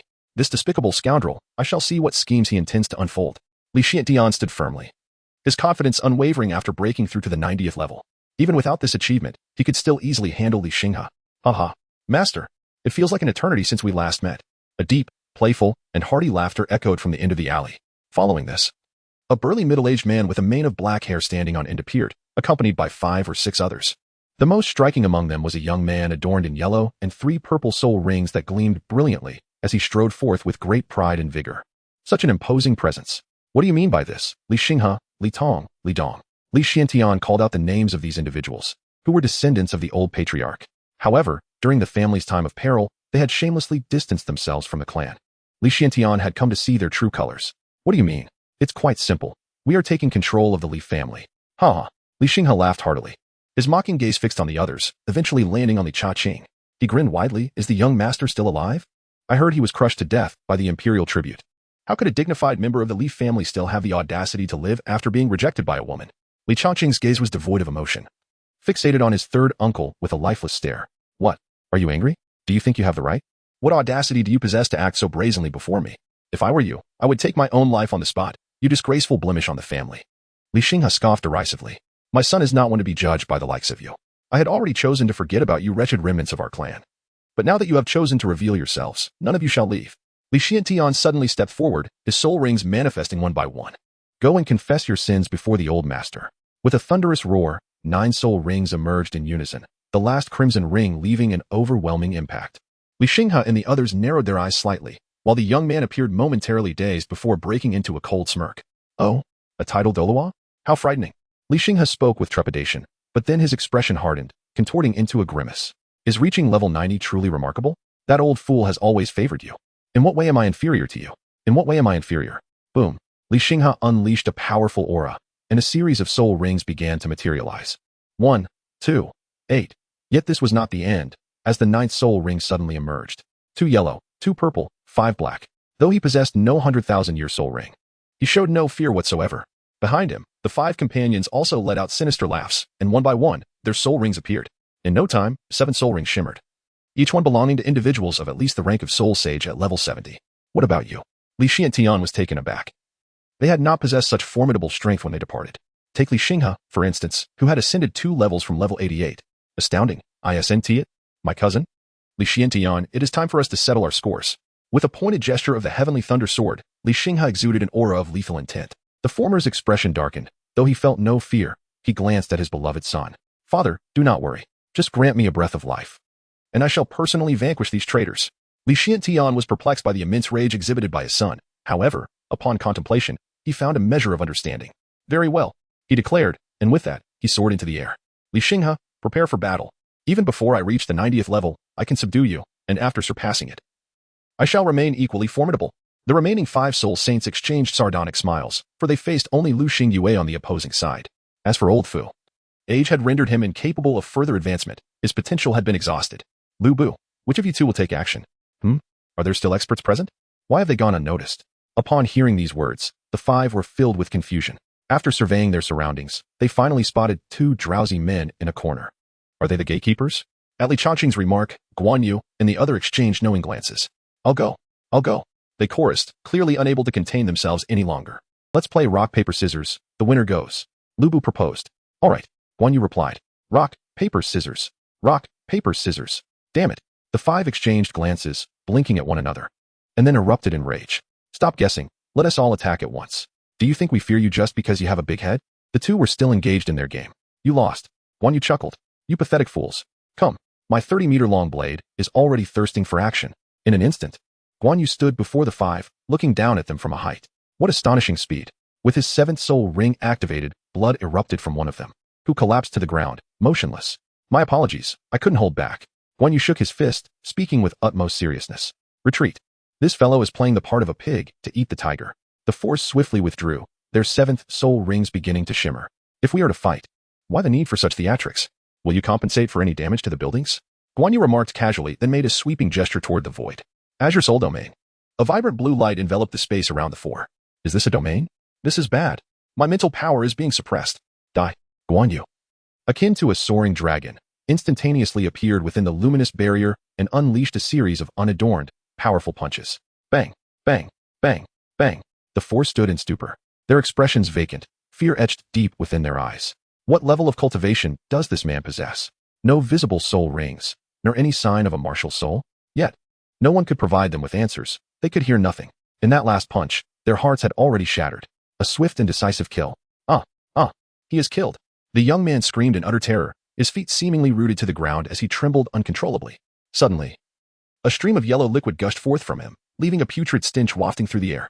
The entire family witnessed the scene unfold. Aware that the 2 adults beside the young master were exceptionally strong, though the extent of their power remained a mystery.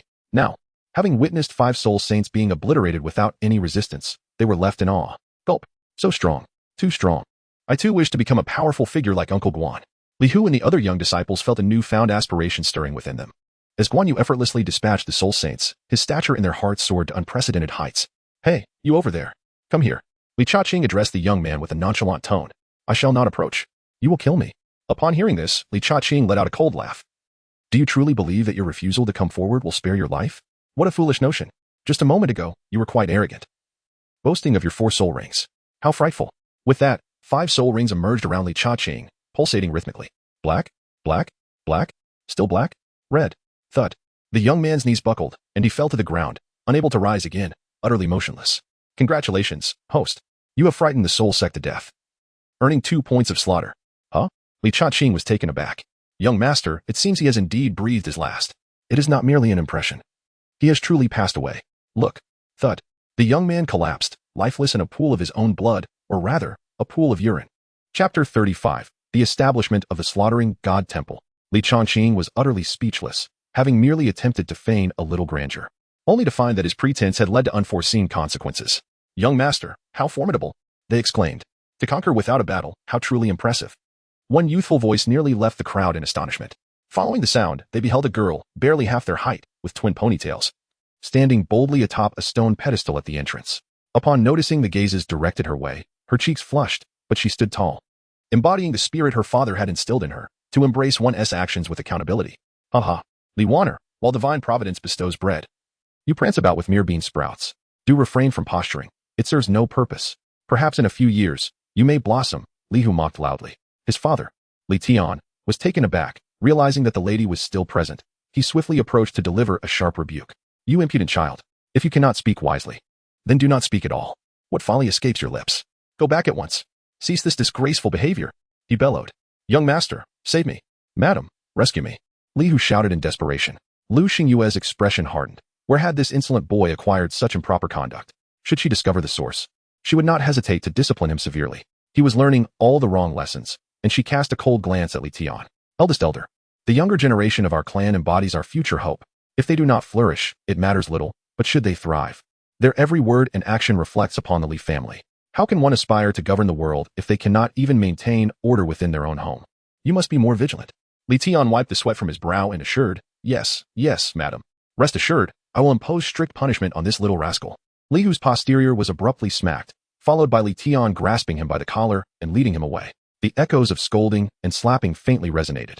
Instead of learning the good, he has taken to the bad. How capable you have become. Slap. Who did you learn this from? Slap.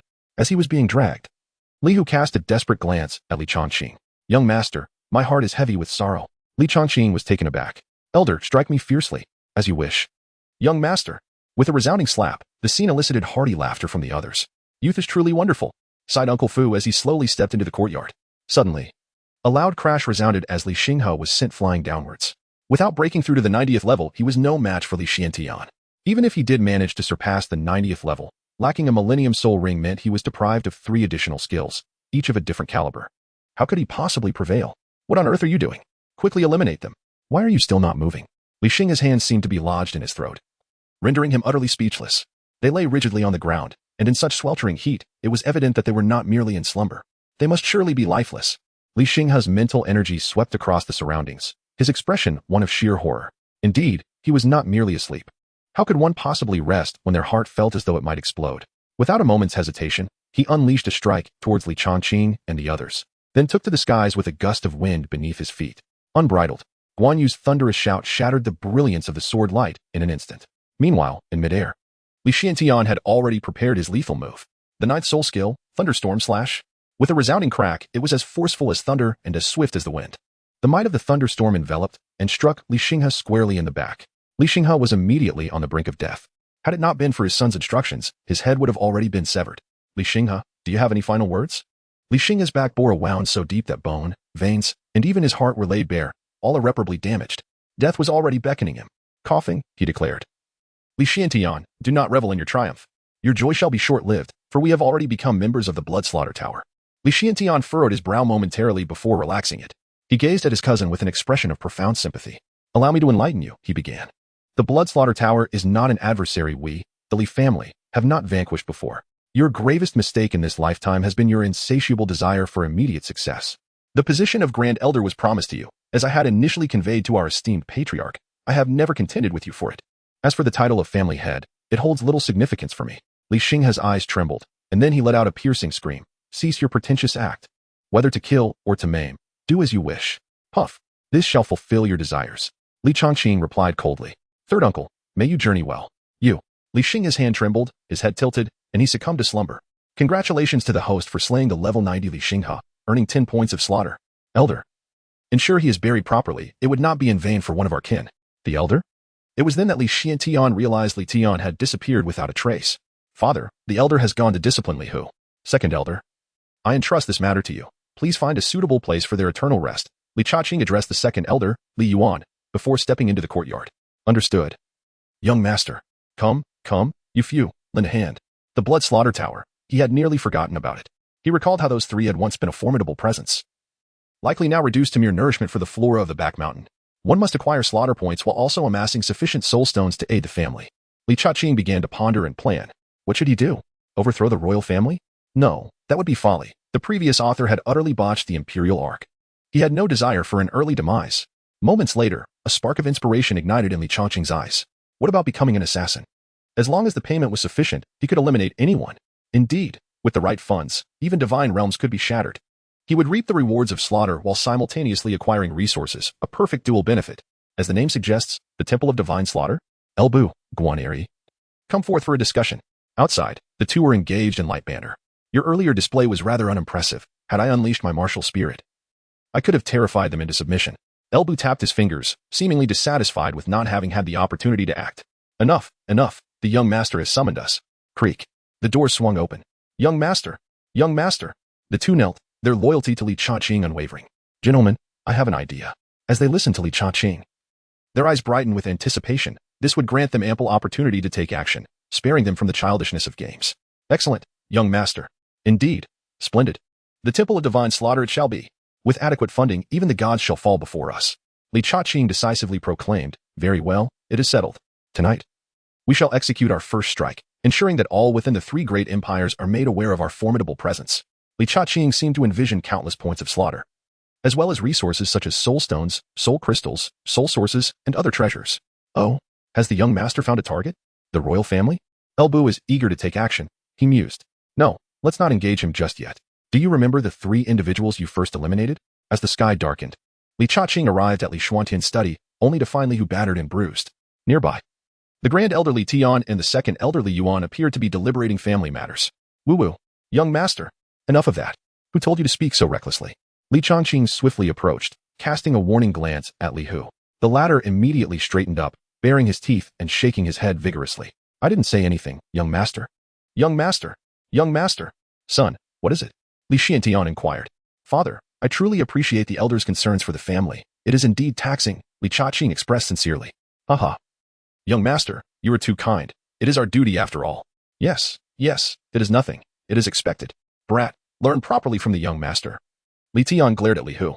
Father, it is as such. I wish to devote myself to cultivation for a few days. Please convey this to mother for me. Ah. I thought it was something serious. Cultivation is a good thing. Go ahead. Focus on your training. You need not worry about anything else, Li Xiantian exclaimed joyfully. Has my son finally understood the importance of diligent cultivation? Truly, the heavens are favoring the Li family. Chapter 36. Oh, everyone is here? Excellent. Li Cha-ching announced his departure with a resolute tone, then strode confidently out of the room and through the gates of the Li family estate, accompanied by two followers.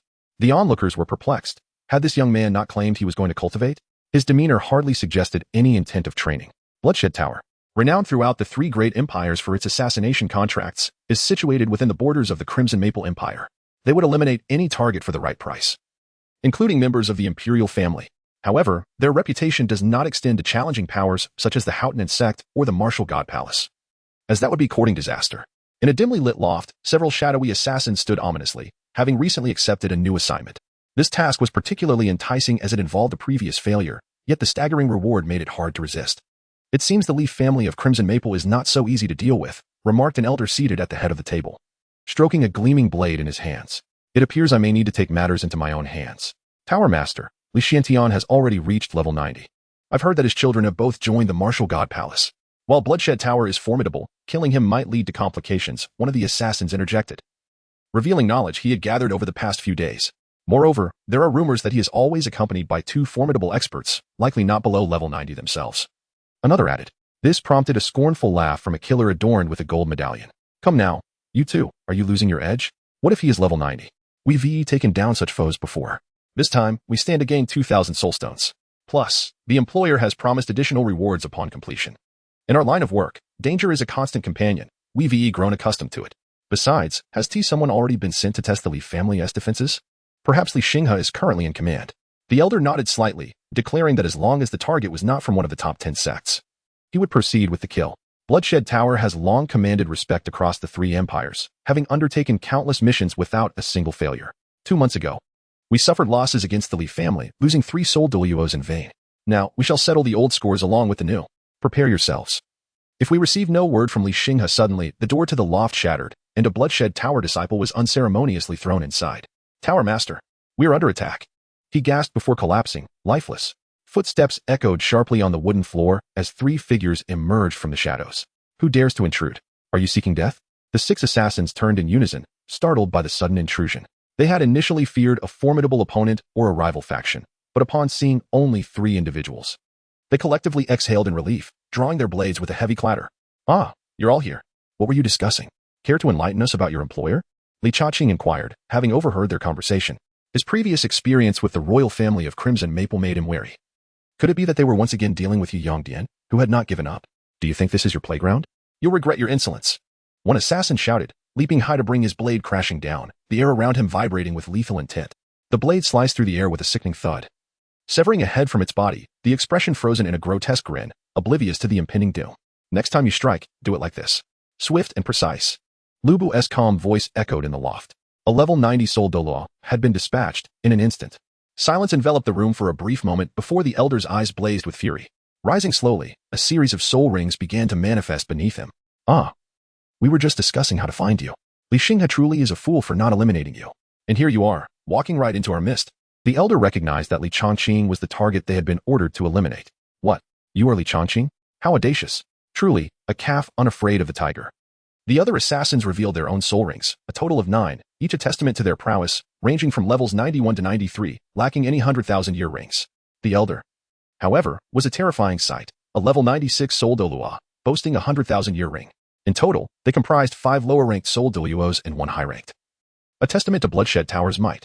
Those who survived their brutal lifestyle had undoubtedly taken countless lives and completed innumerable contracts, their true combat capabilities far surpassing their ranks. If they unleashed their full force, even the Crimson Maple royalty would struggle to withstand. Impatience grew among Lu Bu and Guan Yu. We've already breached your defenses and slain one of your comrades. Why do you linger in idle chatter? Are assassins always so verbose? Lu Bu's voice dripped with disdain. 2 months ago, we encountered a group much like you, and they too were full of empty words. You are assassins, spare us the dialogue. With that, Lu Bu summoned his 9 soul rings, their overwhelming presence casting an imposing shadow over the loft, especially the 2 crimson rings that bathed the room in a blood-red hue. What? 200,000-year rings?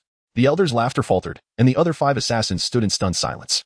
In a moment of disbelief, another figure emerged, revealing an identical configuration of soul rings, each exuding a suffocating aura that pressed down upon the entire space.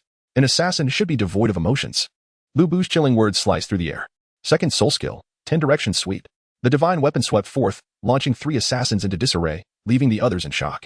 First soul skill, single blade roar. Guan Yu unleashed his attack, a surge of azure light cleaving the ceiling in 2, the blade aimed directly at the elder. 7th soul skill, martial soul, true form. As the others erupted into action, activating their 7th soul skills, it was already too late. Their soul power levels paled in comparison to Lu Bu and Guan Yu, who had seized the initiative. Before the elder could react, 5 of them were dispatched in an instant. No, this cannot be happening. The elder's eyes quivered as he collided with the ceiling, staring down at the lifeless forms below, devoid of any survivors. While you deliberated, they were already dead. Now it is your turn.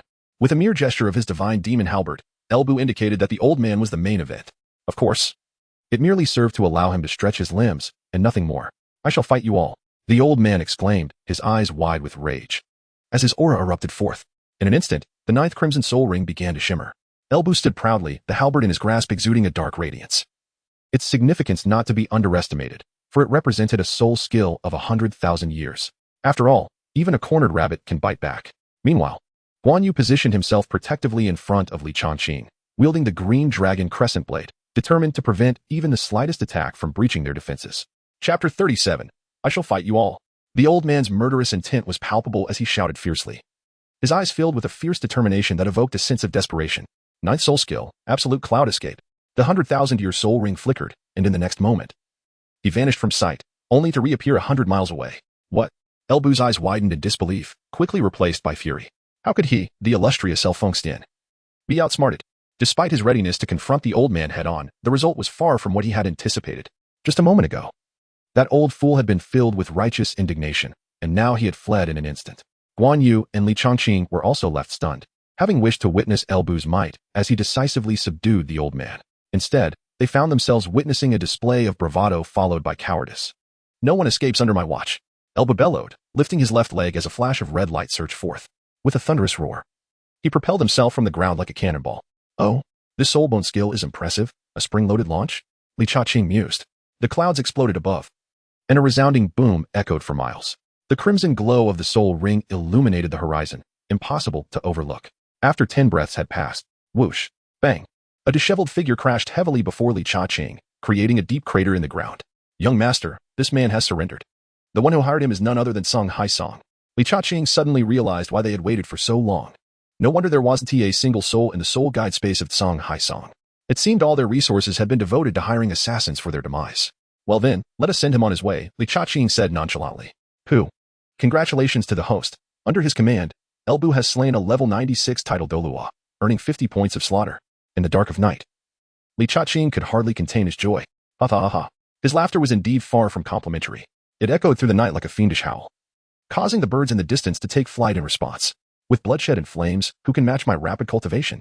The thought of Feng Ling Shuart's disparagement stung, as she claimed that the true prodigies within the martial god hall were nearing level 70 soul sage. 70 levels? Is that truly so difficult?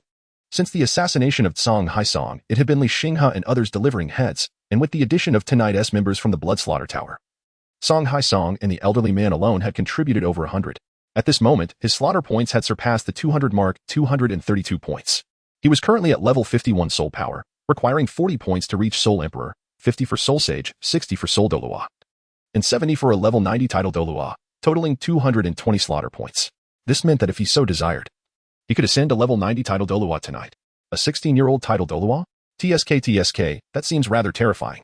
As the saying goes, a tree that stands out in the forest will inevitably be felled by the wind. Should a divine-level old geezer catch him, his fate would no longer be within his control. Li Chaqing struggled to suppress his urge to break through to level 90. At present, he was left with only Elbu and Guan Yu to safeguard himself against any threats below the divine level. Above the divine level, however, the situation was uncertain. Steady now. Steady. He took 3 deep breaths of the cool air, and his inner turmoil subsided considerably. Achieving a breakthrough in soul power was relatively straightforward. It merely required over 200 slaughter points to ascend to level 90. Yet, the duration of soul rings was an insatiable abyss. 10 slaughter points could upgrade a ring by 10,000 years. Currently, his first 4 rings were all 10,000 years old. And to elevate them to 100,000 years, he would need 90 points. Upgrading all 4 to 100,000 years would demand 360 points. He was determined to attain the 9 rings of crimson. Young master, we have already thoroughly searched the area, came Guan Yu and Elbu, appearing like phantoms, clutching several soul guiding devices in their hands. Soul guiding devices cannot be placed within another soul guiding device. Li Chaqing grinned broadly, proclaiming that resources and points of slaughter had indeed arrived. It was truly a case of killing and arson leading to riches. Guan Yu, make your name known as you return home. Li Chaqing addressed Guan Yu, emphasizing that the original intent behind the extermination of the Blood Fiend Tower was to elevate the reputation of the Slaughter God Temple, thereby attracting a steady stream of business, with all targets being formidable opponents. Understood, my lord. Guan Yu brandished his green dragon crescent blade, carefully selecting a prominent spot on the loft, and with swift strokes, inscribed several bold characters. This is the enmity of power, left by the Slaughter God Temple. After a considerable time had passed, a group of individuals traversed the sky. The earlier display of might was astonishing. Could it be that the blood old ghost was up to something significant? Your Majesty, perhaps they've encountered a formidable obstacle, one remarked. What? Annihilated? The conversing individuals gasped in shock upon witnessing the scene at the Blood Fiend Tower. This was not merely an obstacle. It was akin to striking a steel plate. The level 96 blood old ghost knelt upon the ground, his chest concaved, clearly defeated head-on rather than by ambush. This revelation struck terror into Yi Yongdian's heart, for he too was of level 96. Originally, he had been in the imperial harem with Su Ruojiai, contemplating the possibility of producing an extraordinary talent, one even more remarkable than his 2 sons. He envisioned a prodigy more exceptional than Jin Wuyan or Song Haoyue. However, the resounding explosion had startled him, prompting an urgent departure from his previous engagement to the imperial offerings. The sight that met his eyes was nothing short of shocking. The premier killer faction within the empire, the Blood Fiend Tower, had been utterly obliterated, with no strong adversaries left alive. Your Majesty, look, there are words here. The Grand Offering exclaimed, pointing at the plaque of the Blood Fiend Tower. This is the enmity of power left by the Slaughter God Temple. Indeed, it was a tale of vengeance. Yet, who was the Slaughter God Temple that had never been heard of before? Yi Yongdian furrowed his brow. The Blood Fiend Tower was a killer faction, its demise unexpected yet reasonable. It eliminated a hidden danger within the empire. But what was the Slaughter God Temple? Had a wolf been slain only for a tiger to emerge? Yi Yongdian's expression darkened considerably. First, the Li family fell beyond his control. And now this Slaughter God Temple had surfaced? Let us return to the palace. With that, Yi Yongdian and his companions vanished from the scene, only to be followed by flickering shadows. The following day, news swept through Red Maple. What? Song Haisong of the Great Sun Empire was ambushed on his way home? A man in a tavern loudly questioned the source of this information. Of course it's true.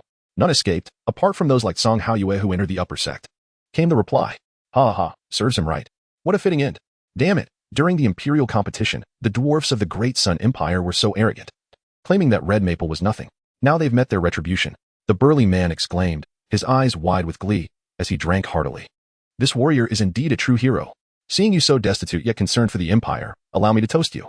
A young noble from an imperial family rose to offer a drink. Cut it out. The Li family cares for the empire? Don't be ridiculous. His son was eliminated by a soul master from the Great Sun Empire, and now he's filled with indignation. Ah, good news, good news. Explosive news. Just as one wave calmed, another arose, as a soul master outside the tavern shouted at the top of his lungs. The attention of many patrons was drawn to him. We all know that Song Hai Song from the Great Sun Empire was killed, right? Come, let me share the details with you. No. What I want to say is that the Blood Fiend Tower was exterminated last night. Not a soul left. With a clang, the news sent shockwaves through the tavern. It truly erupted, as the chef, startled by the announcement, accidentally caused a pot to explode. Chapter 38, The Sky-Piercing Armor. The Li family, the patriarch, Li Xiantian, along with the esteemed elders Li Tian and Li Yuan, as well as Fu Bo and Lu Xingyue, were all present among the family's upper echelons. What do you think? You've all heard, haven't you? Li Xiantian spoke, his expression grave. The Blood Slaughter Tower has been eradicated. In truth, he had already conjured a conclusion in his mind. As had Li Tian and Li Yuan, the Blood Slaughter Tower was destroyed last night, while their young master had boldly proclaimed his intent to cultivate. What an uncanny coincidence. They had witnessed the young master depart from the Li residence with 2 companions the previous evening. Yet, they refrained from voicing their astonishment and silent reproach, thinking to themselves, "Young master, your cultivation has gone awry." The 3 exchanged glances, each discerning the thoughts of the others. Indeed, I've heard, patriarch, the news is currently spreading like wildfire. And it seems Song Hai Song has also met his demise, Li Hu remarked earnestly. The assailant was ruthless, setting the place ablaze. I've heard that the land within a 10-mile radius has turned to scorched earth. Upon hearing this, Li Xiantian cast a glance at Li Hu. Realizing the reason for the punishment he had received, this young rascal had quite the loose tongue. However, when did I ever set fire to anything? It seemed he had merely taken lives and departed, and those women were strangers to him. Patriarch, the young master has arrived. A disciple's voice called from outside. Father, mother. Esteemed elders are all present. Perfect timing. I have matters to discuss with you. Greetings, young master. Greetings, young master. Son, are you unharmed? What brings you here? Li Xiantian beckoned for him to sit. What does the patriarch mean by this? Surely, he hasn't lost his wits in cultivation? Li Hu murmured softly, scratching his head in confusion. The patriarch can't even articulate his thoughts now. Li Tian turned sharply to glare at his ungrateful son, feeling that the punishment had not yet been sufficient. It's all right, father. I have come here for the sake of our family's resources. With that, he presented a soul guide device, declaring, here, within this, are 1,000 soul stones. Father and esteemed elders, please consider it. The crowd gasped in astonishment. What? 1,000. Li Xiantian exchanged knowing glances with his companions, confirming that the Blood Slaughter Tower had indeed been vanquished by the young master. My child, this must be a gift from the Phoenix Palace Master, correct? Keep it for your own use. How could you possibly give it to the family? Quickly, put it away. He urged. Lu Xingyue persistently declined. Yes, young master, you need not be so generous. A touch of selfishness is warranted. Only when you are strong will the family truly thrive, Li Hu remarked, his heart touched, recalling how he had yet to fully utilize the token the young master had bestowed upon him previously. Others echoed their refusals, none harboring any greedy thoughts. This pleased Li Xiantian greatly and instilled a profound sense of belonging within Li Chongqing. Mother, rest assured, I have plenty more. My strength alone does not equate to true power. I aspire for every member of the Li family to attain titles, each to be as formidable as a dragon. After much persuasion, Li Xiantian accepted the soul-guiding device, his hands trembling uncontrollably, and soon his eyes reddened with emotion. What a fine young man you have become. How thoughtful. In the chamber of Li Chongqing, Elbu and Guan Yu sat facing each other. Here, 1,000 soul stones for you. And another 1,000 for the second master. Li Chongqing directly pushed the mound of soul stones before them. It was an all-in bet. Ah, my lord. I truly cannot accept such generosity. Guan Yu protested. Indeed, my lord, it is far too much. You should keep these soul stones for your own cultivation. We are already at levels 96 and 97. Both Elbu and Guan Yu waved their hands in refusal. I find this to be a mere waste, moreover. Your strength directly influences my own. Only by making you stronger can I ensure my own protection, correct? This was indeed a truth. Rather than absorbing the power contained within the soul stones, it would be far more pragmatic to vanquish a titled Douluo. As for my own cultivation, I have no need for such things. If I desire, I can break through at will. Commander, advancing to level 61. Very well. The host, who relished in showing off, had 40 slaughter points deducted. Boom. Boom. What is happening? Elbu exclaimed in astonishment. For within their perception, the Lord's soul power surged like a rocket. Level 52. Level 53. Level 59. Level 60. Soul Emperor. Yet, it was not the end. Level 61? This is impossible? Elbu was taken aback, his mind in turmoil. After spending so much time in the Soul Master continent, he had come to understand certain fundamental truths. For instance, to break through after reaching level 60 one must acquire soul rings, and the same applied to levels 70, 80, and 90. However, the scene before him left him utterly dumbfounded. His master had reached level 61 without even obtaining a soul ring? Li Changqing was momentarily taken aback, contemplating the remarkable killing points in the breakthrough at level 10. To his astonishment, he shattered the constraints of common knowledge. Do not be surprised, dear host, for this system. It is merely a trifling matter, a routine operation, he mused. Am I the one showing off? I believe it is you who is posturing. Li Changqing inwardly scolded. In contrast to El Bu's astonishment, Guan Yu remained notably composed, swiftly collecting his soul stone while observing El Bu's shocked expression with an air of bemusement. I am deeply grateful, my lord. Guan Yu bowed in thanks. Are you not astonished? El Bu exclaimed, his eyes wide with disbelief. Is there anything more shocking than our presence in this realm? We cannot fathom the methods of our lord. By the way, do you wish to take this soul stone? Guan Yu inquired, reaching for El Bu's soul stone. El Bu understood. Indeed. Why was I so flabbergasted? He acknowledged. Our lord is truly extraordinary. Foolish man. Relinquish my soul stone. El Bu demanded. Very well, El Bu, shall we test the sharpness of my green dragon crescent blade? The two instantly engaged in a fierce battle over the soul stone. Li Changqing smiled with a sudden brightness, having just declined a moment ago, yet now revealing his true nature. In truth, he was blissfully unaware of his fortune. 1,000 soul stones were sufficient to elevate the soul power of both individuals by a level, though it may seem modest. One must remember that they were both high-ranking titled individuals. The Battle Armor sect, one of the three great sects of Tiannan, is unlike other sects that are built upon mountains and veins. It embodies an enormous suit of armor. Indeed, it is an immense suit of armor. Towering like a colossal giant, its waist eclipses even the highest peaks that reach into the clouds. From a distance, it resembles a mighty divine being propping up the azure sky.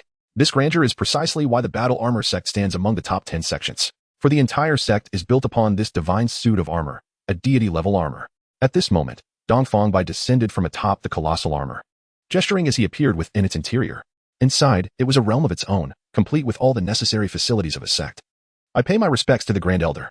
An elder bowed deeply before Dongfang Bai, behind whom a set of red battle armor gradually floated into view. Oh, Grand Elder. Please do not be so formal. My achievements today are inseparable from your teachings. Dongfang Bai assisted the elder, his eyes reflecting not arrogance, but deep respect. Haha. As the saying goes, the accomplished become teachers. You are now capable of forging 9th level battle armor, while I remain stuck at the 8th level. Alas, I am growing old. The elder, named Nagong Fanghao, was Dongfang Bai's mentor and guiding teacher. The latter, at the impressive age of 43, had achieved the ability to forge 9th level battle armor, holding the esteemed position of Grand Elder within the sect. The student surpasses the master. By the way, what of the sect? A 16-year-old soul king with 4 black rings and 1 red ring is indeed a rarity throughout history, Nagong Fanghao inquired, his interest piqued by the prodigy, much like when he discovered Dongfang Bai among the crowd years ago. Chapter 39. The Saintess of the Martial God Hall sighing. Dongfang Bai shook his head, a hint of regret flashing in his eyes. This young lad is indeed remarkable, but not yet at a level that warrants the sect's full competition. After all, no matter how outstanding a soul king may be, among the top prodigies of the top 10 sects, who falls below level 65. Most crucially, this lad has chosen the Martial God Hall, not our battle armor sect. At this juncture, Dongfang Bai felt a pang of regret, lamenting the loss of his black rock armor. Well, may the young one fend for himself, murmured Nagong Fanghao, acknowledging the validity of Dongfang Bai's words. While the young lad was exceptional, who among the sect's disciples was ordinary? Meanwhile, at the Martial God Hall, within the resplendent hall, Feng Ling Shuang sat majestically in the highest seat, clad in a magnificent gown, her countenance icy and authoritative. To her right sat a girl of ethereal beauty, Li Ling. At this moment, Li Lingo had donned a fresh azure dress, simple yet elegant. Her eyes sparkled like stars, exuding an indescribable allure. Below, on either side, 6 golden chairs were occupied by individuals exuding a terrifying aura. Each one was an elder of the Martial God Hall, holding high authority. Only those with a soul power level of 96 could be honored as elders. As the gaze widened, a number of young men and women appeared, each marked by distinct temperaments. One man appeared indifferent, his deep-set eyes concealing endless secrets. Another woman radiated elegance, her demeanor akin to a blooming lotus. A different man exuded arrogance, his lips curling in disdain for the surroundings, while the last woman emanated a chill, standing silently yet exuding an invisible pressure that kept others at bay. Esteemed guests, you have been summoned today for an important announcement. Feng Ling Shuang's gaze swept the room, her presence commanding. Li Linger, my personal disciple, is hereby appointed as the saintess of the Martial God Hall from this day forth. In an instant, countless gazes converged upon Li Linger, who had never encountered such a spectacle before, her face paling as she struggled to maintain her composure. What? A saintess? The room erupted in an uproar. Your Excellency, is this not too sudden and reckless? Questioned 2 elders, rising to express their concerns. It must be noted that the position of saintess is the face of the sect, requiring exceptional talent, martial spirits, and soul techniques. Only peerless geniuses may assume such a role, holding a status that rivals even the elders. As they scanned her soul power level, they were astonished to find it at a mere 45. Surely, this cannot be right. Such a level is commonplace outside. Among the young individuals present, the lowest was 64. All under the age of 25. The three women among them exchanged glances. They were all remarkable figures from various branches of the martial god hall, having fought hard for their current status. And now, a mere girl of 17 or 18 years was to be named saintess. Reporting to the hall master, I, Ning Shuet, do not accept this. The icy woman stepped forward, her soul rings beginning to materialize, 1 purple, 5 black. Her martial spirit was a top-tier soul, the Starry Sky Thunder Python. A wave of questioning gazes turned toward Feng Ling Shuang, seeking an explanation. There is no need for explanations in this hall. This is not a discussion, but an announcement. Feng Ling Shuang's tone was imperious, her gaze sweeping over everyone, none daring to meet her eyes. Even the 12 esteemed elders bowed their heads. They recalled that her assertion held truth. How else could a woman maintain control over the other 9 sects? Meanwhile, Linger stood in a daze, astonished by her master's domineering demeanor. If she could also become a person like her, who would dare to bully her brother anymore? However, today I am in a good mood and shall provide you with a reason. Linger, unleash your martial spirit. Feng Ling Shuang instructed. Yes, master.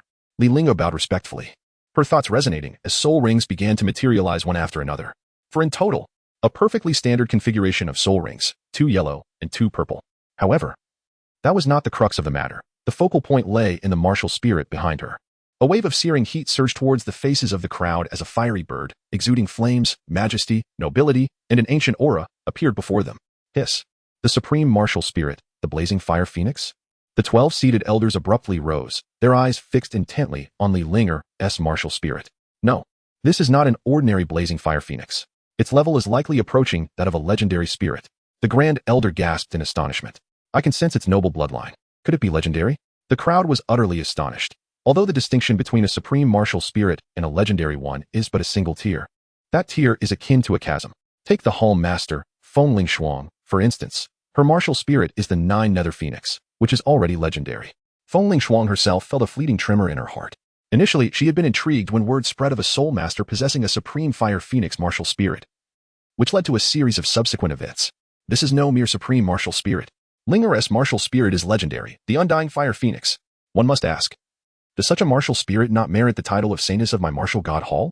Hiss, indeed it is legendary, the grand elder exclaimed, his expression darkening as he turned to look at Lang Ningxue. Disciple, are you convinced now? Quickly apologized to the saintess. Lang Ningxue pouted, thinking to herself, so what if it is legendary?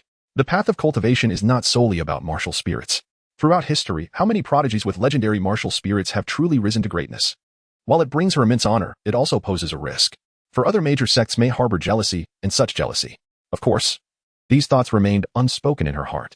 Ningxue had no intention of offending the saintess and humbly requested forgiveness. Li Linger retracted her martial spirit and swiftly immersed herself in her role. No matter. We have encountered the saintess. We have encountered the saintess. A multitude of individuals, each harboring a myriad of complex emotions, bowed deeply. Following this, discussions concerning the saintess's resources and privileges ensued. Once everyone had retreated, Feng Ling Shuang gazed intently at Li Linger.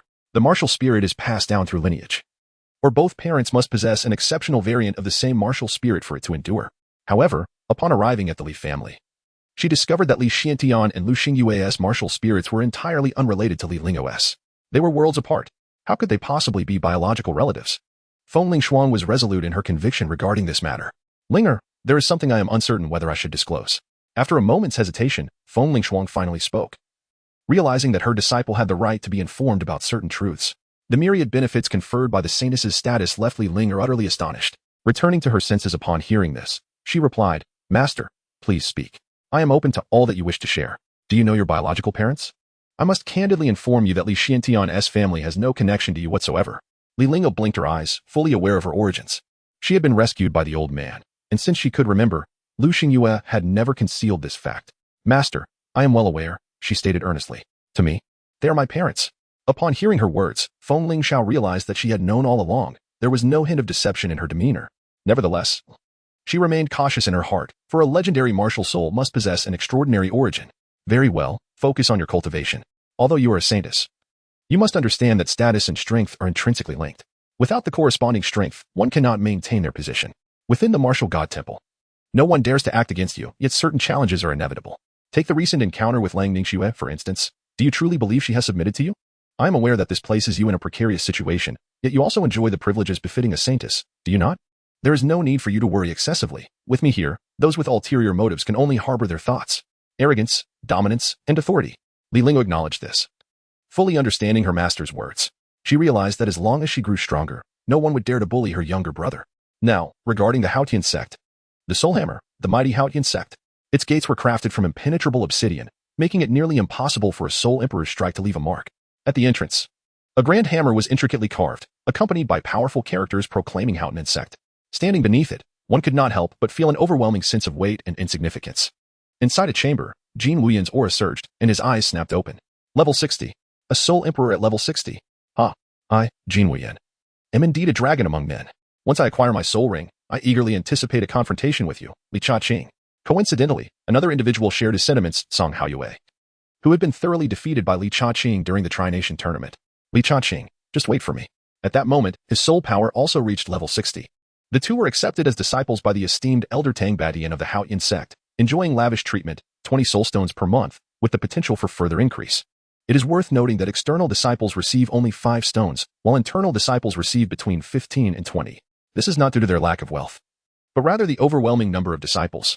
Naturally, the Battle Armor sect does not count, as they are exceedingly wealthy from selling soul guides. When venturing out, one must have a means to store items, right? Bags? Don't be absurd. Soul Masters are proud individuals, incomparable to mere mortals. The favorable treatment Jin Wuyan and his companion received upon entering the sect indicated a promising future. Creak. Song Haoyue burst through the door. Realizing he needed to find assistance to firmly suppress Li Cha-Ching, perhaps someone like Tang Jin. Core area. The Haotian sect is divided into external, internal, and core sections. As the name suggests, the core area is inhabited by the sect's direct descendants, those possessing the Haotian hammer martial soul, while other disciples belong to the external and internal sections. Of course, extraordinary prodigies are not counted among these. Jin Wuyan and his companion were among many with similar status, due to her connection with Tang Jin. Yi Fengwu also resided in the core area, receiving 6 soul stones monthly. Tang Gongzi, how is the strength? Is it comfortable? Yi Fengwu exhaled like orchids, massaging Tang Jin's shoulders and back, serving him so well that he felt as though he were floating on air. Occasionally, they engaged in fierce battles. However, the timing was far from ideal. Fengwu, I've noticed you become increasingly adept. This unique massage technique is simply exquisite. Comfortable. Tang Jin reclined in a rocking chair, leisurely basking in the sun. The courtyard of the West Zhou was filled with blooming flowers, refreshing the senses. He knew how to savor life. These were no ordinary flowers. They were low-tier medicinal herbs that absorbed and released soul power, enriching the courtyard's spiritual energy. As long as the young master is comfortable, Yi Fengwu murmured. Having spent some time in the Haotian sect, she had learned much, including the identity of the sect's top prodigy, Tang Wushuang, the young master of the Haotian sect, ranked 3rd among the continent's prodigies under 30. A remarkable genius with dual martial souls. Each of his identities commanded admiration from many. Tang Jin found himself unable to hold his head high before such a figure. A reality she had witnessed firsthand. Knock, knock, knock. The courtyard door was rapped upon, and a servant responsible for serving tea glanced at Yi Fengwu, reluctant to rise and open the door, as it was not her duty. Tang Gongzi. Upon hearing the voice, Tang Jin stood up immediately. Song Xiong. Now that you've entered Haotian, there is no need for formality. Tang Jin welcomed him with a smile. Song Haoyue had greatly improved, his current strength and status rivaling his own. Fortunately, he had always possessed an eye for talent. In simple terms, they shared common enemies, those whom they both found displeasing. Haha, no matter how we compare, we are merely Haotian disciples, while you are a true descendant of the Haotian lineage. There existed a distinction between disciples and progeny, which greatly pleased Tang Jin. He appreciated those with talent and discernment who understood how to navigate social dynamics. Tang Gongzi, I must confess, I am unable to swallow my anger. Summon the commander. Meanwhile, Li Cha-Ching, having just returned from the Soul Beast Mountain range with his 6th ring, could no longer contain himself. The time had come for him to summon. Good host. Congratulations on summoning the character, Poison. Jiasu. Character, Poison. Jiasu. A 96th level Poison Douluo, Poison Master. 9th rank. Title, Poison Spider Martial Soul. Poison Demon Spider Soul Core. Poison Demon Soul Core Mental Power. Earth Origin Realm Soul Bone. 1. Right arm, skills, silent approach. Poison Demon Bullet Soul Rings. Black, black, black, black, black, black, black, black. Red First Soul Skill. Dark Touch 2nd Soul Skill. Poison Demon Silk 3rd Soul Skill. Poison Demon Array 4th Soul Skill. Toxic Envelopment 5th Soul Skill. Poison Silk Armor, Defense, 6th Soul Skill. Spider Soul Spike 7th Soul Skill. Poison Demon True, Form 8th Soul Skill. Poison Demon Rain 9th Soul Skill. Venomous Heart Devourer. Novel Coronavirus Domain. Poison Demon Domain. The domain is filled with deadly poison. Even those one level higher cannot endure for long. Those with lower soul power are most affected. Wow, so toxic? Everything is poison. Li Changqing's eyes seemed ready to burst. This was truly venomous.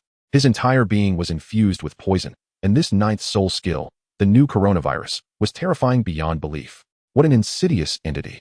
Reflecting on his own affliction, he recalled the overwhelming discomfort it had inflicted upon him. In the realm of Soul Martial, the 9th soul skill of Jia Su was likely far more complex than it appeared. Li Changqing pondered silently, contemplating whether Guan Yu would suffer a complete defeat in battle against him. Moreover, this was under the condition of a significant reduction in soul ring configuration and soul bones. Both El Bu and Guan Yu possessed 7 soul rings along with 2 10,000-year soul rings, while he himself had merely 1 of each. Yet, should a competition arise, the outcome remained exceedingly unpredictable. As for the strategist Jia Su, he was not merely a military advisor or a civil servant. How could he wield such terrifying power? Would the second master be a match for him? Returning to the host, the system clarified that there were no mere strategists here, only formidable warriors.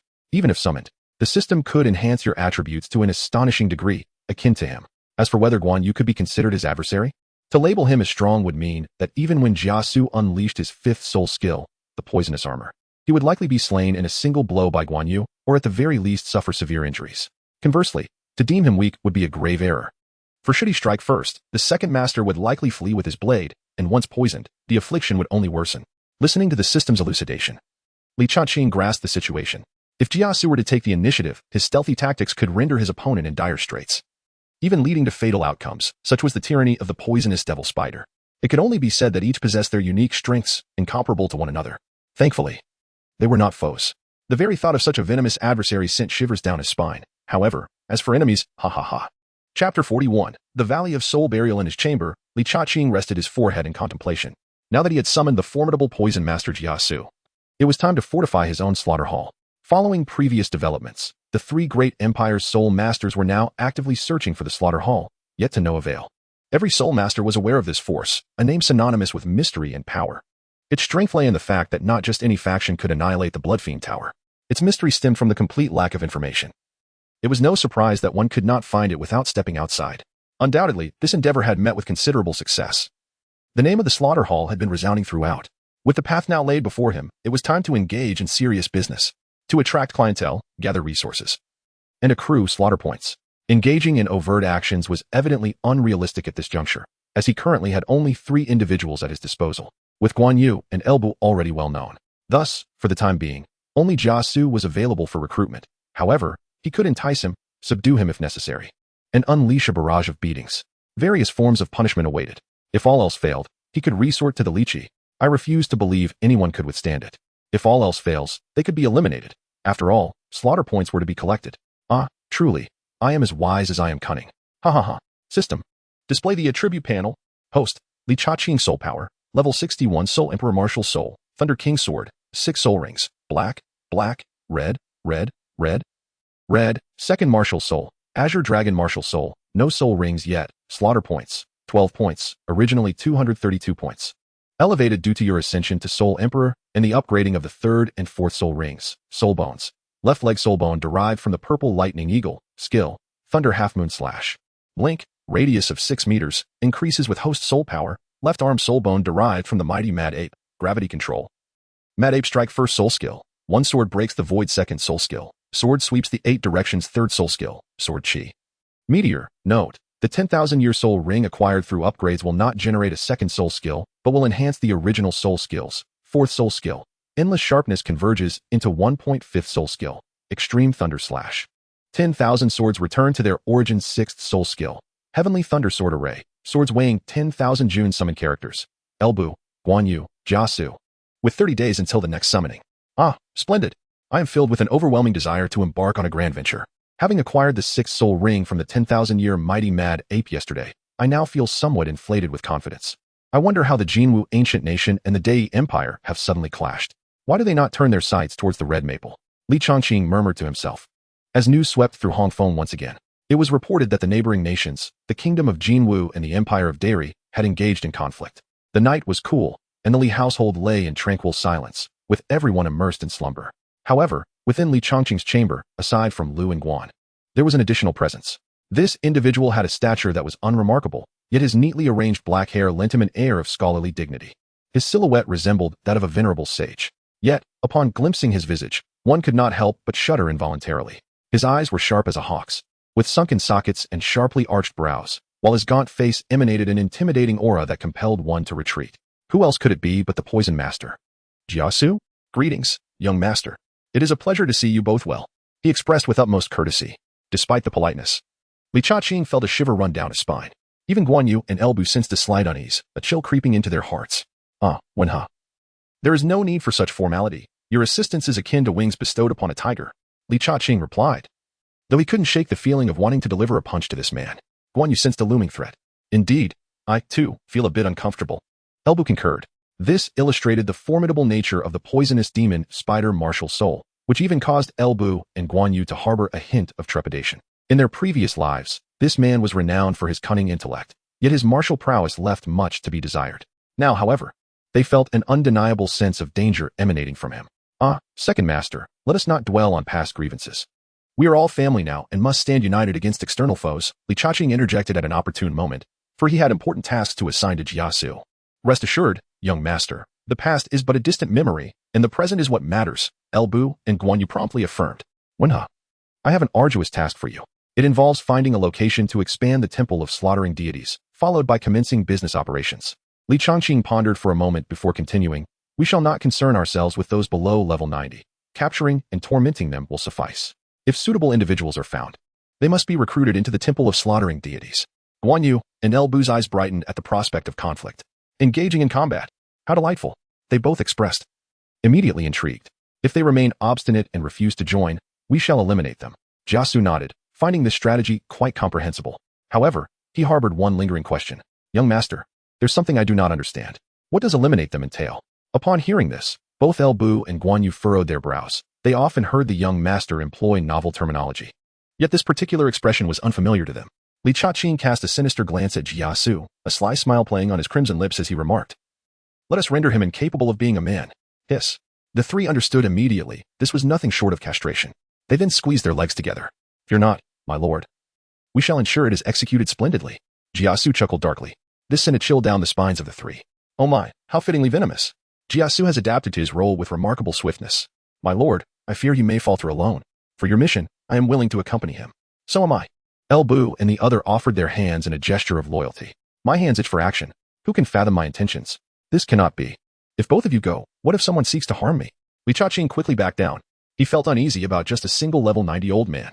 Thus, Elbu was left behind, and ere ye accompanied Jiasu to proceed.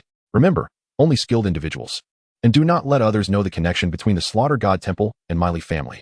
The other two nations are at war, and their influence is far-reaching. We will start with the various forces within the Red Maple territory. Although they are mediocre, they still possess a few skilled individuals. Li Chongqing addressed Guan Yu and Jiasu. Elbu could only lower his banner. What power did he have against the young master's words? Rest assured, young master. We will accomplish this within 3 days. Guan Yu produced a black veil from somewhere, completely concealing his face. In an instant, both Guan Yu and Jiasu vanished into the night. In the pitch-black sky, two figures flickered. Have you determined the target? Jiasu inquired, simultaneously retrieving a piece of animal hide that detailed the distribution of various forces and treacherous terrains within the Red Maple territory. This was the result of Elbu and Guan Yu's efforts over the past period. The Wind and Thunder sect. They have 2 level 95 experts. And their martial spirits are the Gale Thunder Eagle, making them ideal for gathering intelligence for the Slaughter God Temple. Guan Yu, veiled, remarked. At that moment, Jiasu's gaze fixated on a specific point on the hide. The Soul Burial Valley? Guan Yu stumbled. This was indeed a perilous place, shrouded in toxic mist year-round. Even titled Douluo would not dare to tread lightly. The geographical location of the Soul Burial Valley is at the center of the 3 great empires, yet distanced from the 3 major sections. Higi, let this be the base for the Slaughter God Temple. Jiasu cackled ominously. Chapter 42. Do you want me to pledge allegiance? Not a chance. The Wind and Thunder sect. A first-rate power within the Red Maple territory, boasting nearly 1,000 disciples. With the formidable Wind Sword Master and Thunder Sword Master reigning as dual title Douluo, they may not be able to recruit the unparalleled geniuses, but they can certainly gather some second and third-rate disciples. Over the past century, the sect has flourished, exhibiting a vibrant scene. Within a refined pavilion, 2 individuals engaged in a game of chess.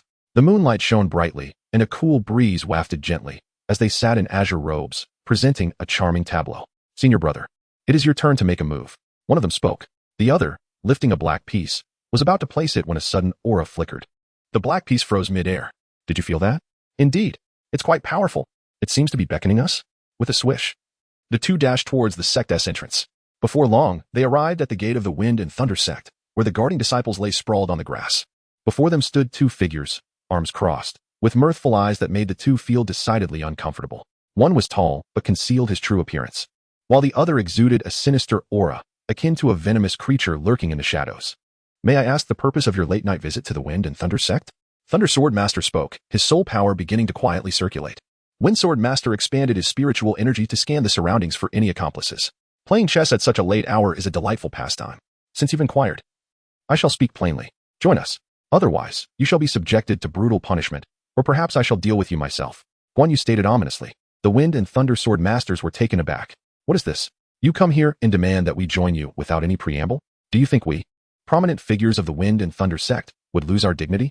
Do you think our level 95 soul powers are mere decorations? Though you are formidable, we are not weak either. Otherwise, we would have been assimilated by the Empire long ago. But gentlemen, this is where the fun begins. The Wind and Thunder sect has stood tall due to its worldly experiences, Wind Sword Master proclaimed proudly, as soul rings began to manifest beneath his feet. 2 yellow, 2 purple for black, and 1 red, a standard soul ring configuration. Thunder Sword Master mirrored this, as the Gale Thunder Eagles behind them emitted faint electric sparks. It's over to you. Be discreet. Jiasu silently stepped back. Arrogant. This is an affront. The duo's fury had yet to dissipate when a heavy punch struck their chests, their eyes widening in disbelief as they staggered backward. You are correct. I do look down upon you. Guan Yu whispered, his figure instantly vanishing from sight. The 7th soul skill, puff. The sounds of violent blows echoed, accompanied by the cracking of bones and laughter of exhilaration. In the span of half a stick of incense, the Wind and Thunder Sword Masters' faces had swollen to resemble that of pigs, leaning against the ground, utterly incapable of rising. Their bodies felt drained. What do you truly intend? Thunder Sword Master lamented, his face a mask of confusion. Did everyone inside fall into a deep slumber from such a commotion? Did I not make myself clear? Join us. While you were engrossed in your chess match, I released a little something that is sufficient to put soul masters below level 90 to sleep for a while, Jiasu remarked, as if discerning their thoughts. Join you? Impossible. Not even in death. Wind Sword Master roared. They were blindsided by the beating, feeling an overwhelming sense of frustration. Indeed, my brother and I are esteemed individuals. How could we ever join your nameless faction? Such is a foolish dream. They displayed considerable backbone. Very well, you shall be the first. No. The second victims of my slaughter god temple, Guan Yu declared. Since you lack insight, then you shall meet your end. Wow, what did you say? You are from the Slaughter God Temple? The Wind and Thunder Sword Masters fell to their knees, their hearts trembling. The Slaughter God Temple is shrouded in mystery, having annihilated the Blood Fiend Tower in a single strike. After all, that Blood Old Ghost was a level 96 powerhouse. The Imperial royalty was utterly powerless against them. And yet such a force was obliterated overnight. How could they not be alarmed? Why didn't TU say so earlier? Why didn't TU speak up sooner? They knelt, signaling their surrender. Had they known from the outset that their opponents were from the Slaughter God Temple, they would have knelt long before, avoiding this beating. Why didn't you say so sooner? What? You backed down? Guan Yu was taken aback. He had prepared to deal with them severely. What happened to your earlier bravado? What happened to your steadfastness? We are indeed not your match, but we are not fools. Guan Yu chuckled. Those who understand the times are the true heroes. Good. However, he felt uneasy and turned to Jiasu. Jiasu approached with a grin, holding 2 dark pills in hand. Take this, or I shall deal with you severely and then execute you. The following morning, Li Chaqing gazed towards the horizon, uncertain of the progress made by Jiasu and the others. It seemed he would need to acquire some high-quality soul jade soon. Soul jade, also known as a communication soul guide. The Li family also possesses such items, albeit of a rather inferior quality, with communication distances barely extending beyond a few dozen miles. In the past, they were prohibitively expensive, and one needed to hold a certain status to acquire them. Otherwise, one could not even gain entry through the gates of the Battle Armor sect. The world's soul-guided devices are primarily sourced from the Battle Armor sect. However, the situation has changed. Although we are still quite impoverished, business opportunities shall soon present themselves. Today, I find myself with nothing to do but indulge in the melodies of the tavern. With that, Li Chaqing strode towards the entrance with an air of indifference. Good morning. Young master. Yes, indeed. You look even more handsome today. Ah, such flattering words. I shall reward you with a gold coin. Li Chaqing greeted the household servants with a cheerful smile, in a good mood as he bestowed a gold reward. The soul stone is indeed a rare treasure. Young master. Young master. At that moment, on his left, Li Hu hurriedly approached, his face brimming with delight. "Oh, you've broken through to level 40. Li Chongqing immediately noticed that Li Hu had surpassed level 40, thanks to the young master. Li Hu bowed down. Where's the young master headed? Why haven't I seen Uncle Guan? Li Hu glanced around, but saw no sign of Guan Yu. Only Elbu was by his side. Clap. Li Chongqing delivered a powerful kick to Li Hu's rear. One should inquire little about the affairs of the young master and refrain from prying into matters that do not concern them. Li Hu, with a mischievous grin dancing in his eyes, realized that the young master was once again planning to visit the Red Phoenix Pavilion to indulge in the melodies. Focus on your cultivation, shall we? Li Chongqing was taken aback, while Elbu let out a cold chuckle. Soon, a guard hurriedly approached from outside the main door, reporting, young master, 3 young men are outside claiming to challenge you. They assert they are disciples of the Haotian sect. What? The Haotian sect? Li Hu exclaimed, his voice piercing the air and drawing numerous gazes. Within the hall, Li Xiantian and others strode forward, their expressions fluctuating between uncertainty and concern. The mere mention of the Haotian sect resonated like a mighty mountain, its significance profound. Greetings to the family head. Greetings to the 2 elders. Li Chongqing had already discerned the identities of the 3 individuals. They were old acquaintances, Tang Jin, Jin Wuyan, and the one he had previously vanquished, Song Haiyue.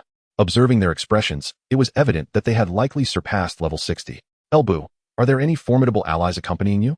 No, my lord, he replied. Within a radius of 100,000 miles, there is no one exceeding level 95. Elbu asserted confidently, noting that this was the limit of mental probing within the Tianyuan realm. Ah, so they have come seeking a challenge. Father, set up the arena. Chapter 43, you 3 may come at me together. Father, set up the arena. With a sweeping gesture, Li Chongqing signaled his father to set up the arena, while he himself strode confidently outside. Awaiting him were Tang Jin and his companions, pacing back and forth, while Song Haiyue appeared eager and ready for action, determined to avenge past grievances. Oh, my esteemed friends, it has been far too long. Li Chongqing greeted them with an innocent smile, leaving an unsuspecting observer to believe that the 4 shared an exceptionally close bond. Li Chongqing, let us dispense with pleasantries. I challenge you. Do you dare to accept? Song Haiyue was the first to leap forward, his anger igniting as he beheld Li Chongqing's countenance. Fear not. It is merely a challenge, a friendly spar, if you will. With no intention of taking your life, he added, seemingly concerned that Li Chongqing might shy away from the confrontation. Oh, so it is merely a sparring session? My apologies. But I am currently otherwise occupied. With that, Li Chongqing turned and walked away. Must a challenge necessitate an immediate response? Do I not have any pride? Li Xiantian and the members of the Li family were taken aback. Did not the young master just mention setting up a challenge? What is happening? Wait, 5 soulstones. Song Haiyue's expression darkened. I truly have no time. 10. Song Haiyue exclaimed in exasperation. Li Chongqing felt a deep contempt within, questioning the worth of such a meager valuation. Had they lost their senses? He then turned his gaze towards Tang Jin and Jin Wuyan. What about the 2 of you? Kid. We merely wish to engage in a friendly spar. Should you accept the challenge, each of us shall offer you 10 soulstones. Tang Jin harbored his own grievances, recalling how this young man had previously interrupted his plans and garnered attention during the grand tournament of the 3 kingdoms. Today, he was determined to teach him a lesson. Rest assured, this conflict is solely among us. I shall refrain from summoning experts from my sect, and you 2 must ensure that none intervene. Tang Jin cast a wary glance at Lu Bu. TSK, even the top disciples from the continent present themselves so poorly. Very well, very well. To decline would be to disregard the goodwill of the 3 of you. Li Chongqing, sensing an opportunity, was eager to engage. The prospect of a brawl coupled with a chance to gain some soul stones was quite enticing. He then raised his hands, indicating that the 3 should provide the soul stones first. You, Song Haiyue, realizing the young man was attempting to extort him, felt a surge of indignation.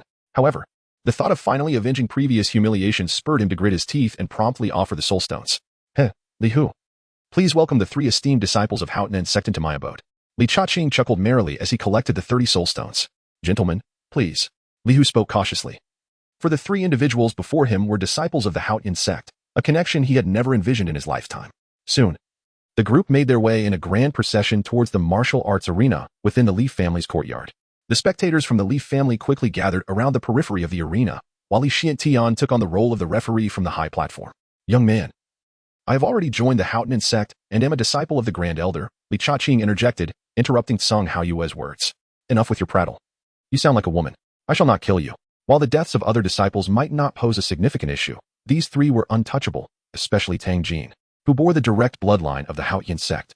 If he were to truly kill them, the ramifications for the Li family would be dire. I have no intention of killing you either, Song Haiyue replied coldly, then leaped onto the pristine arena. Martial soul, great sun candlelight. With a hum, Song Haoyue's martial soul manifested, and the 6 soul rings beneath his feet shone brilliantly. Ah, truly worthy of a disciple of the Haotian sect. A soul emperor at level 60, with 3 10,000-year soul rings. Impressive. The Scions of the Li family were utterly astonished. In stark contrast, Tang Jin and his companions displayed a haughty demeanor. My goodness, they appear so formidable. I am quite frightened. Should you concede defeat? Laughed Li Hu boisterously. Yet, his words elicited furrowed brows from Tang Jin's group, for upon scrutinizing the Li family youngsters, they discerned a peculiar nuance. These fellows exhibited no hint of trepidation. Instead, their faces were painted with mockery. Were their earlier expressions of shock merely farcical? Did they not fear the possibility of their young master being grievously harmed? Level 60, indeed? It was no wonder they possessed such audacity. But do you truly wish to confront me alone? Or would you prefer to join forces? Li Cha-Ching regarded the restless Song Haoyue with utmost seriousness. Humph, such arrogance. 5th soul skill, Radiant Sun Avatar. The pent-up fury within Song Haoyue finally erupted. The magnificent Radiant Sun Avatar instilling him with boundless confidence. However, in the next instant, bang! A solid iron fist collided squarely with his face, causing stars to dance before his eyes and blood to trickle from his nostrils. You? Song Haoyue exclaimed in shock, nearly forgetting that this young man possessed a set of level 6 battle armor. Adorned in his black rock armor, Li Changqing shimmered under the blazing midday sun. 2 ghostly caplets draped from his shoulders, unconsciously imposing immense pressure upon Song Haoyue. I explicitly stated to attack together. Yet, you chose to disregard my words. Li Cha-Ching stomped fiercely on the arena, propelling himself out with a resounding crash. This is not good. Boom. Bang. I warned you against posturing. Bang. Yet you persist. You continue to feign. Seizing hold of Song Haoyue, he unleashed a relentless barrage of blows, his armored arm firmly pressing down on the latter's head as he forcefully slammed it against the platform. Li Xuantian's lips twitched. Could this situation truly lead to loss of life? The Li family could hardly withstand the wrath of the Haotian sect. Young Master Tang, lend me your assistance. With a resounding shout, Song Haoyue cast aside his pride, realizing that despite having broken through to the 60th level, he still could not contend with this young man.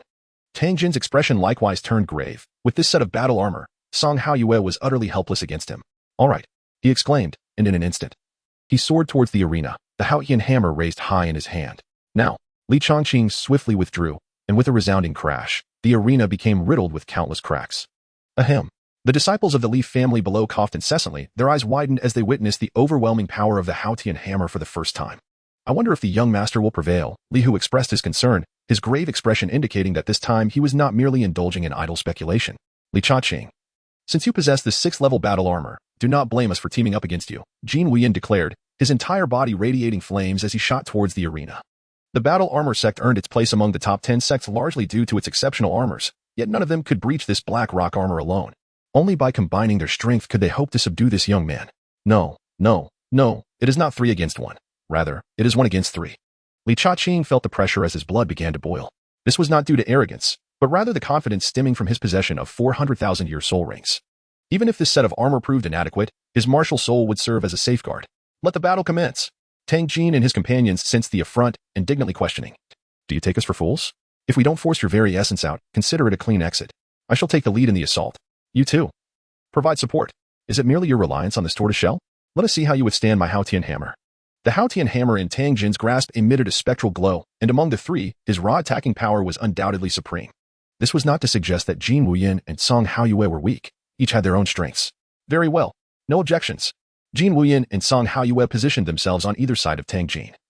The searing aura from their fiery martial souls, the flame phoenix and the sun candle, causing the onlookers from the Li family to retreat in panic.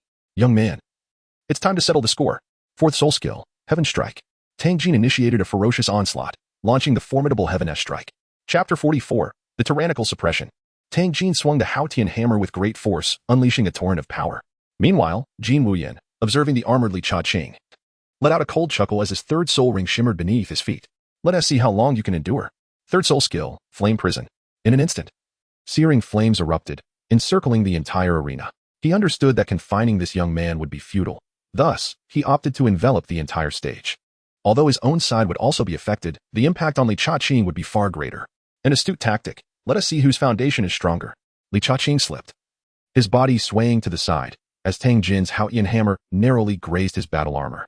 In response, the ironclad fist struck out with tremendous force. I was prepared for you. Tang Jin scoffed, aware that his advantage lay in the Haotian hammer when facing a level 6 battle armor.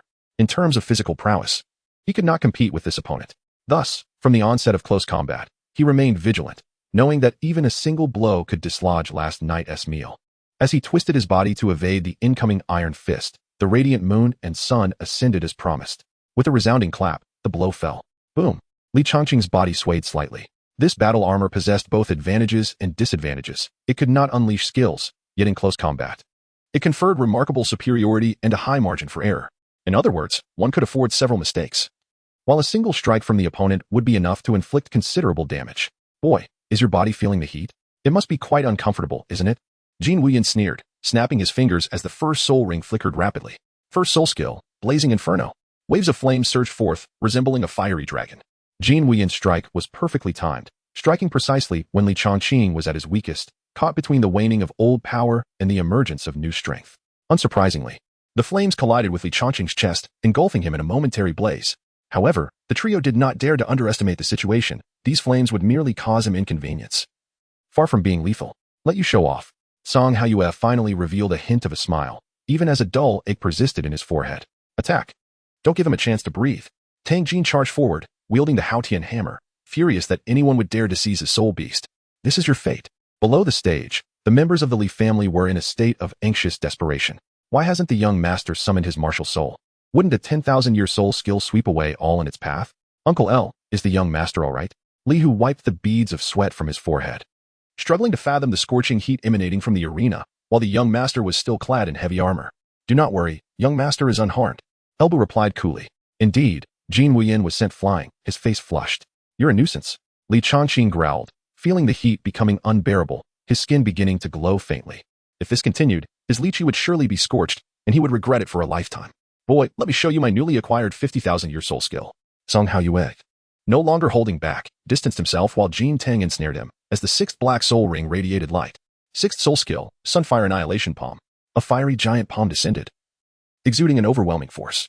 Heavenly Strike. Tang Jin's face twisted in rage as he summoned all his strength, swinging the Haotian hammer in a fierce arc, striking Li Changqing's chest with a full 360 degrees of rotation. Boom. Young master. Li Changqing was forcefully repelled by the tremendous impact. Although his exterior appeared unscathed, his internal organs were indeed severely affected. Had it not been for the armor he donned, that single strike would have been sufficient to cause him to cough up blood or even incapacitate him in battle. Li Changqing dared not be negligent. His feet firmly planted as he faced the impending giant palm. Two soul-guided cannons rapidly coalesced upon his shoulders, an overwhelming surge of soul power flooding into them. The soul-guided cannons roared to life. Crackling with energy, two bolts of thunderous artillery erupted from his shoulders, piercing directly through the palm. Damn it, I'm done playing. In an instant, Li Changqing vanished from his original position, a thunderous explosion marking his departure as the entire arena crumbled in the wake of his movement. He reappeared at the opposite end of the platform, discarding the black rock armor onto the ground. It's unbearably hot. Haha boy, aren't you going to wear it anymore? Song Haiyue gazed at the leaping Li Changqing with a joyful smile. With that tortoise shell discarded, victory was within reach. What are you so pleased about? I was merely testing the armor. Now, the real battle begins. Martial Soul, Thunder King's Sword. Buzz. The Thunder King's sword spirit materialized, accompanied by a series of soul rings appearing beneath Li Changqing's feet.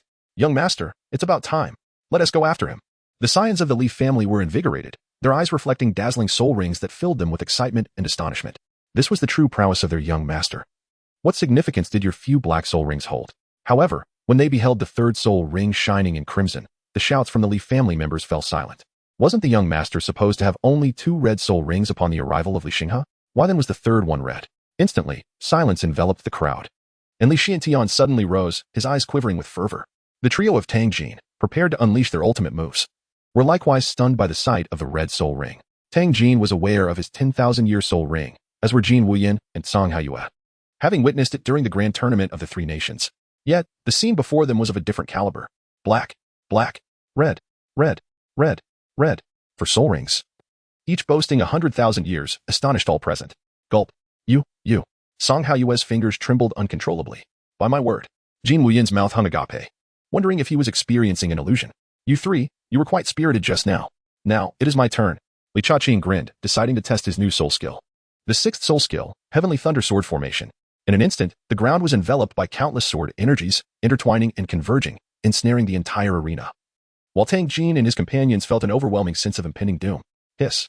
The sword energy sliced through the air, creating a spray of crimson.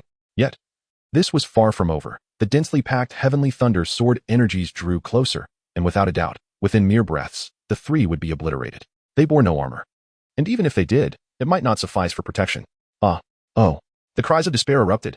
Blood began to flow. Stop screaming. Assist me swiftly. Otherwise, we shall all perish here. Tang Jin, true to his lineage as a direct descendant of the Haotian clan, faced the crisis of death and the stinging pain upon his skin without a shout of panic, summoning his martial spirit. The last soul ring revealed itself in a vivid red. Clearly, he too was driven to the brink. The sixth soul skill, earth-shattering impact. Radiant red light flickered, and powerful energy surged outward from Tang Jin's core. Gripping the Haotian hammer tightly, he assumed a fierce stance, his expression a mask of ferocity. Break for me. Boom. The Haotian hammer struck, truly shaking the heavens and the earth. The entire arena could not withstand the force, shattering apart. As Tang Jin forcefully broke through the heavenly thunder sword formation. Thank heavens, he survived. Li Cha-Ching breathed a sigh of relief. Observing that the three still had some strength left, he raised the Thunder King's sword high, lightning surging forth. The sixth soul skill, heavy sword of 10,000 June. Rough and domineering, it descended with overwhelming force. Of course, Li Cha-Ching had tempered his strength considerably. Nevertheless, the trio's knees trembled violently, veins bulging on their foreheads, as if they bore the weight of immense power. Kneel before me. Boom. The ground cracked beneath the force of their knees, overwhelmed by the oppressive might. Excellent. Our young master is magnificent. The Scions of the Li family rejoiced with exuberance, their eyes reflecting a myriad of emotions, elation, admiration, and reverence. Chapter 45. Are you convinced? Are you convinced? Li Changqing gazed down upon the three individuals with an air of superiority, rendering them utterly speechless. The immense pressure emanating from the colossal sword was simply overwhelming. Are you convinced? Noticing their prolonged silence, Li Changqing's expression hardened, and he increased the force in his grip. With a sudden gasp, Song Haoyue coughed up a mouthful of blood before slowly collapsing to the ground. Observing Jin Wuyan's face turning crimson as he struggled to nod, Li Changqing finally relented. With a thud, the oppressive pressure vanished, causing Tang Jin and the others to plummet to the ground, drenched in sweat. Their foreheads glistened as beads of perspiration fell like rain. Gasping for breath, they found that Song Haoyue had already succumbed to unconsciousness. Fine, you have won. Tang Jin reluctantly conceded, feeling a pang of dissatisfaction as he realized he still had another soul skill of 100,000 years left in use. However, upon considering the 400,000-year soul rings opposing him, he wisely chose to admit defeat. Do you understand why I spared your life, Tang Jin? He inquired. Tang Jin shivered, apprehensive that this young man might have changed his mind. Their feud traced back to the infamous Purple Lightning Eagle. As for Yifengwu, she could choose whomever she wished. Li Cha-Ching is utterly indifferent. Merely the fact that you did not summon experts from the Haotian sect this time has earned you a modicum of respect from me. What I detest most is the oppression of others through the exertion of power. Depart at once. Li Cha-Ching retracted his martial soul, gaining a clear understanding of his own strength while simultaneously earning 30 soul stones. Mediocre, perhaps. Tang Jin let out a sigh of relief. This fellow did not seem so detestable after all.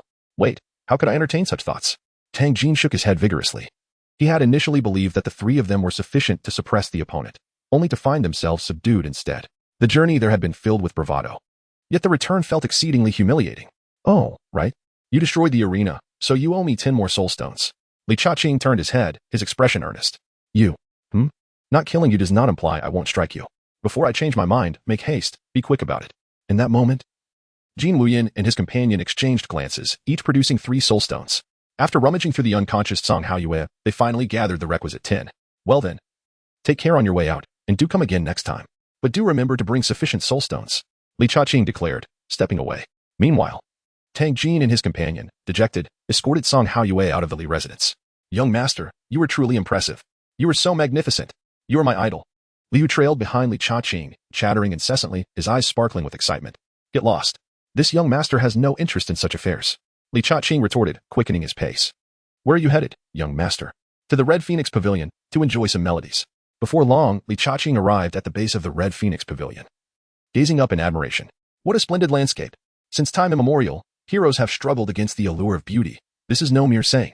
Young Master Li, what brings you here today? The Red Phoenix Pavilion is truly honored by your presence. The madam, quick-eyed, immediately recognized Li Changqing. It is noteworthy that the Li family has risen to become the dominant force in Qishou, their influence now spreading far and wide, a far cry from their former state.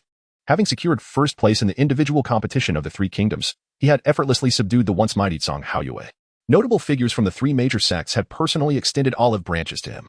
At such a young age, he had already attained the status of a soul king, with a future bright beyond measure. The madam absorbed this information rapidly and dashed down from the upper floors. If she were to learn that Li Cha-Ching was now a soul emperor, she could only imagine her astonishment.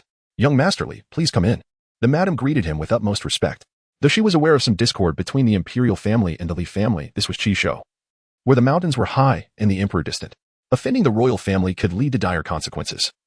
Yet to cross this young master in Qishou would mean certain death for her and ruin for the Red Phoenix Pavilion. Most importantly, since the incident regarding the annulment of the engagement, the royal family had not taken any action against the Li family, which undeniably solidified the madam's resolve. Li Changqing was soon greeted by the brothel madam and led to a private chamber on the 3rd floor. Shortly thereafter, a bevy of enchanting women gracefully entered, each more captivating than the last. These ladies were all top-tier courtesans, and the madam, eager to please, brought them all forth, hoping to ensure that the young master would be satisfied. Behold, young Master Li. Behold, esteemed sir. A line of 10 women stood before him, bowing deeply, their beauty on full display for Li Changqing and Lu Bu to behold. You must attend to young Master Li with utmost care. Anything you desire, young master. Do not hesitate to command us, the madam instructed before taking her leave. How about you, Xuanda? Lu Bu's expression turned stern. My lord, I am not one to indulge in such frivolities. Ah, so you are lofty and virtuous. How impressive. Come now, serve me well, and I shall reward you generously. With that, the 10 women began to surround Li Changqing, massaging his shoulders and offering him fruits and fine wines. Young master, the floor is chilly. Here, rest your head upon my lap. Young master, come, have a sip. Young master, please enjoy a piece of fruit. Li Changqing reveled in this rare indulgence. Beside him, Elbu watched as his young master languidly reclined upon the pristine thighs before him, sipping exquisite wine with one hand and savoring fruit with the other. His face twitched uncontrollably. Feng Xian, there is no need for restraint. Go on, you lot, attend to him. Li Changqing immediately summoned 5 women to attend to Elbu. Adhering to the principle of providing close protection for the young master, Elbu offered no resistance. Soon, the 5 women began to assist him, removing his shoes and outer garments. I am merely a passive recipient of this service. I am engaged in the close protection of the young master. Elbu thought to himself. Li Changqing smiled faintly. Is that so? The young lady, while gently massaging her foot, spoke in a delicate tone. My lord, aside from these talents, I possess a modest understanding of music. Would you allow me to play a melody for you? Oh, that sounds delightful. Li Changqing took a sip of fine wine, expressing a keen interest. He observed as the woman gracefully bowed and then proceeded to a vacant space to sit. Behind her, a surge of soul power manifested, revealing a weapon spirit resembling an ancient zither. Truly, it was a spectacle of myriad forms. From the very beginning, Li Changqing discerned that she was the sole soul master among the 10. However, her presence in this place, initially perplexing, no longer seemed so. For her weapon spirit exhibited little offensive power. Each time she played the zither, a flicker of struggle appeared in her eyes. Why, she pondered. Must her weapon spirit be a seemingly useless ancient zither? In such a case, awakening a weapon spirit might as well be futile. Resolving to think no further on the matter, she began to pluck the strings, and the melodious sound of tinkling notes began to resonate. In the blink of an eye, Li Changqing found himself captivated by the melodious strains of the woman's performance, which possessed a haunting beauty, yet was imbued with a profound sorrow. As she played with utter abandon, the setting sun cast its golden rays through the bamboo window, illuminating her visage, which reflected both desolation and a faint struggle. At last, the final notes faded away, and the woman gracefully bowed. I hope I have not embarrassed myself. Applause ensued. Indeed, quite commendable. Li Changqing clapped his hands in admiration, his gaze laden with deeper meaning. Indeed, the next moment, the woman revealed her desperate plea.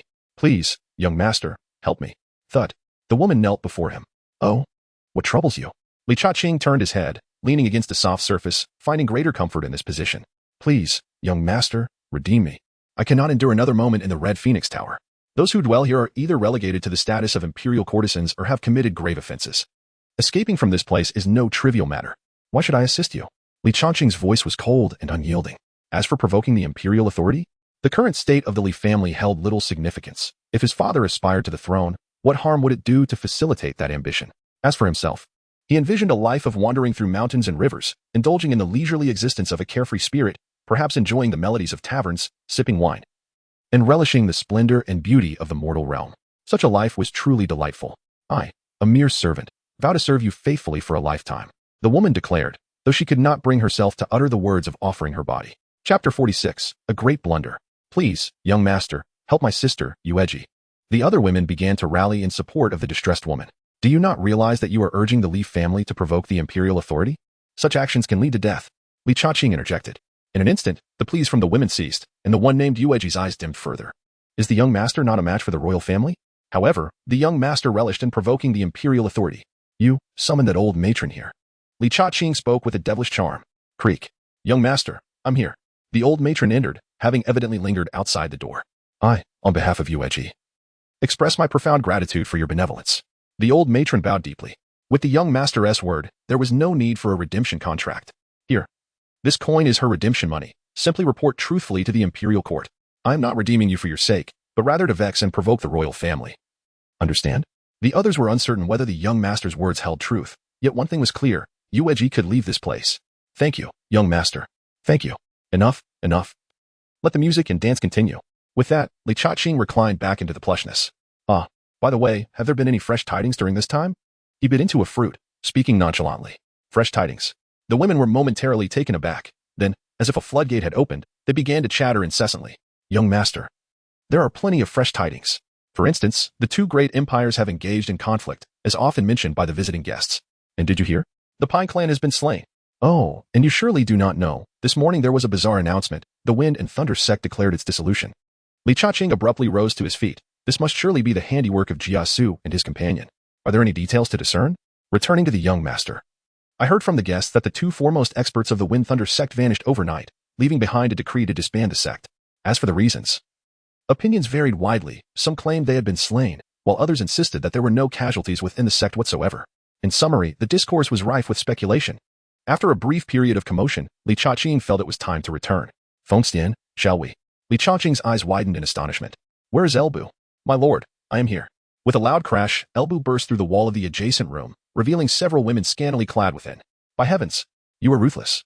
You are truly famished. Li Chaqing displayed his disdain without reservation. What happened to the image of the virtuous gentleman he portrayed upon entering? Was it not promised that he was not of such a character? Others also reacted, yet he decided to reserve his first response for his elder sister. For he considered himself a paragon of virtue. Hey, young master, I am merely a passive participant. Elbu swiftly donned his attire. Damn it, get lost. After leaving a substantial sum of 20 gold, Li Chaqing finally exited the Red Phoenix Tower, with Yuji trailing behind them. The young master of the Li family has returned. Li Hu's powerful voice captured the attention of many. In an instant, Li Xiantian and others stepped forward, particularly Lu Xingyue, whose brows furrowed upon seeing the woman standing behind her son. The pressure emanating from her, a level 80 soul Douluo, was palpable, and she had already surpassed level 80, making her the foremost expert aside from Li Xiantian. Qing'er, come here with your mother, Lu Xingyue stated coldly. While she did not oppose her son seeking a partner, she was perplexed by the presence of Jiling. She felt compelled to set her son straight, casting a fierce glance at Li Xiantian. You have raised quite the son. As for Lu Bu, she dared not show any disrespect. Li Xiantian waved away the others and hurried to catch up, troubled by his son's foolishness. How could he engage in such actions? In the room, Li Xiantian and his wife occupied the foremost seats, while below them sat Li Chaqing and the Moon Princess, whom he had redeemed. At that moment, beads of sweat poured down the Moon Princess's forehead as she knelt on the ground. My lord, please do not blame the young master. It is all my fault. I was the one who sought him out. Upon hearing this, the expressions of Li Xiantian and his wife darkened further, their faces as grim as the bottom of a pot. Son, are you not going to explain yourself? Li Xiantian inquired, his patience wearing thin as he clenched his fist slightly. Li Chaqing felt utterly bewildered, his mind in a state of confusion. What on earth is happening? Father, mother, what has transpired? I have committed no wrongdoing. No wrongdoing? She has already confessed. Lu Xingyue, consumed by fury, shed her usual gentleness. Why do you treat your sister in such a manner? Do you truly honor Lingo? Ah? Lu Xingyue's voice was filled with urgency, her questions resonating with intensity as the furniture around trembled. On her knees, Yuji was drenched in cold sweat, desperately pleading for mercy. My lord, it is all my fault. I was the one who sought the young master. Li Xiantian was also filled with rage, the overwhelming aura of a Douluo bearing down upon him. Silence. If it weren't for our connections, I would have taken your life. Yuji felt her heart shatter. The Li family was truly terrifying.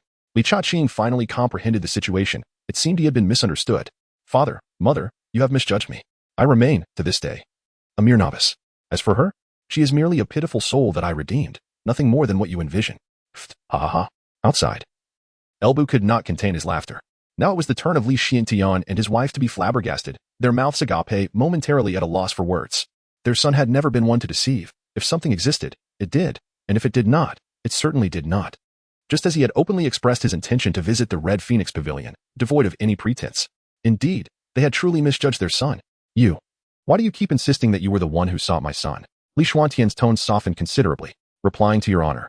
I implore the young master to assist me in redeeming my freedom, Yuji stammered. At this point, the matter became clear. Ahem. Well, my son, you have grown up.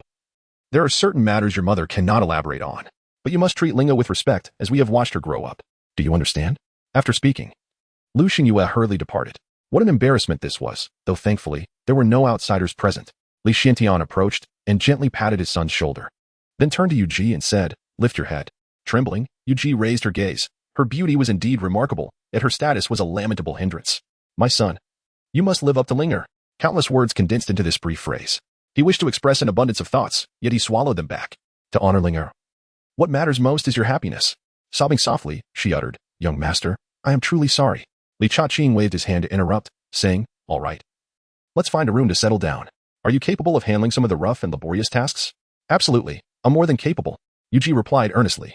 Wiping away her tears, Li Chongqing left after giving a brief word. Perhaps Guan Yu and the others are about ready as well.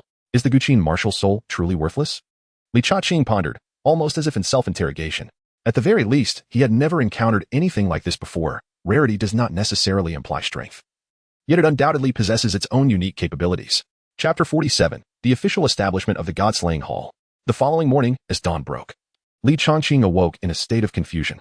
The room had been meticulously tidied, and even the garments he had worn the previous day had vanished without a trace. Noticing a new set of clothing beside the bed, he hastily donned them and rushed out. "Good morning, young master." Yu Ji greeted him, carrying a bowl of porridge and seamlessly stepping into her role. "Yes, please summon Elbu for me." Li Chongqing contemplated that Guan Yu should be returning today.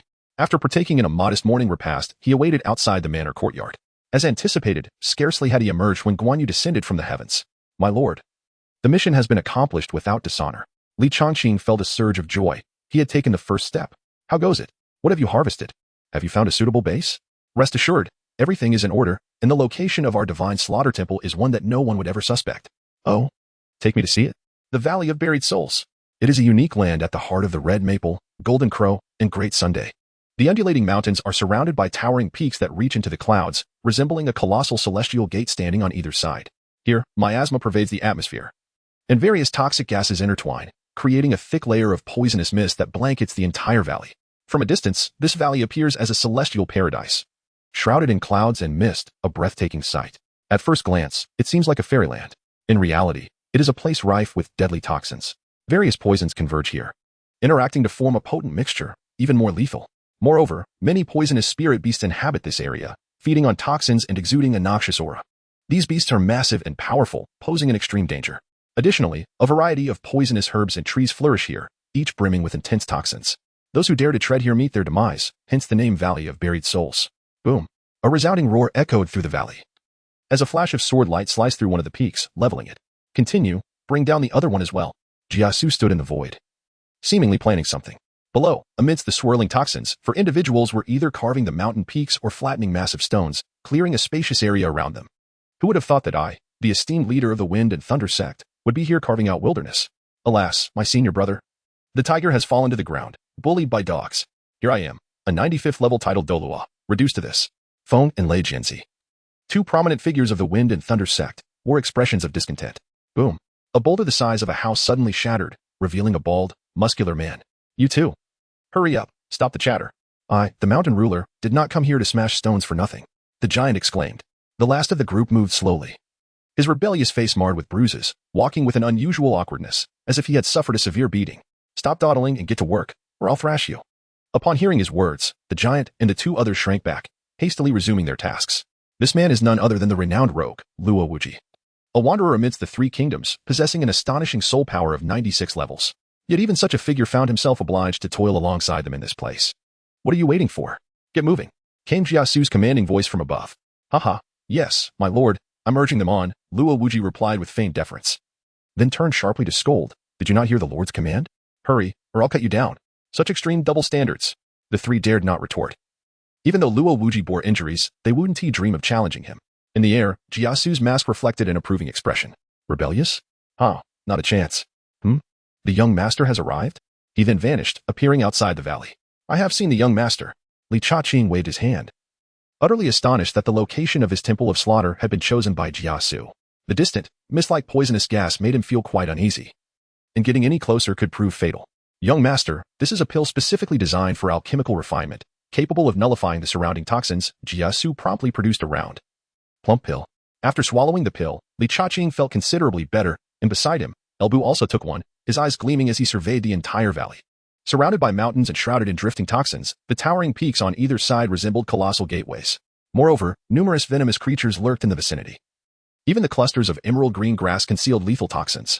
Young master, this place is indeed tailor-made for my temple of slaughter.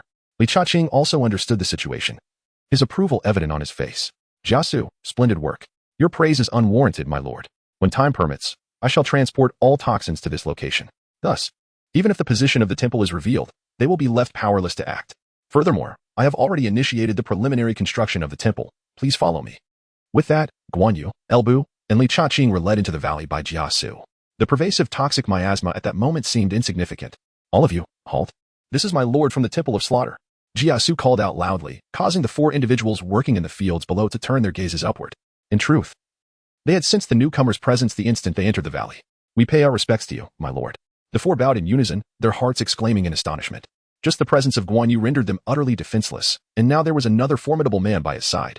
They could perceive that this individual was even slightly stronger.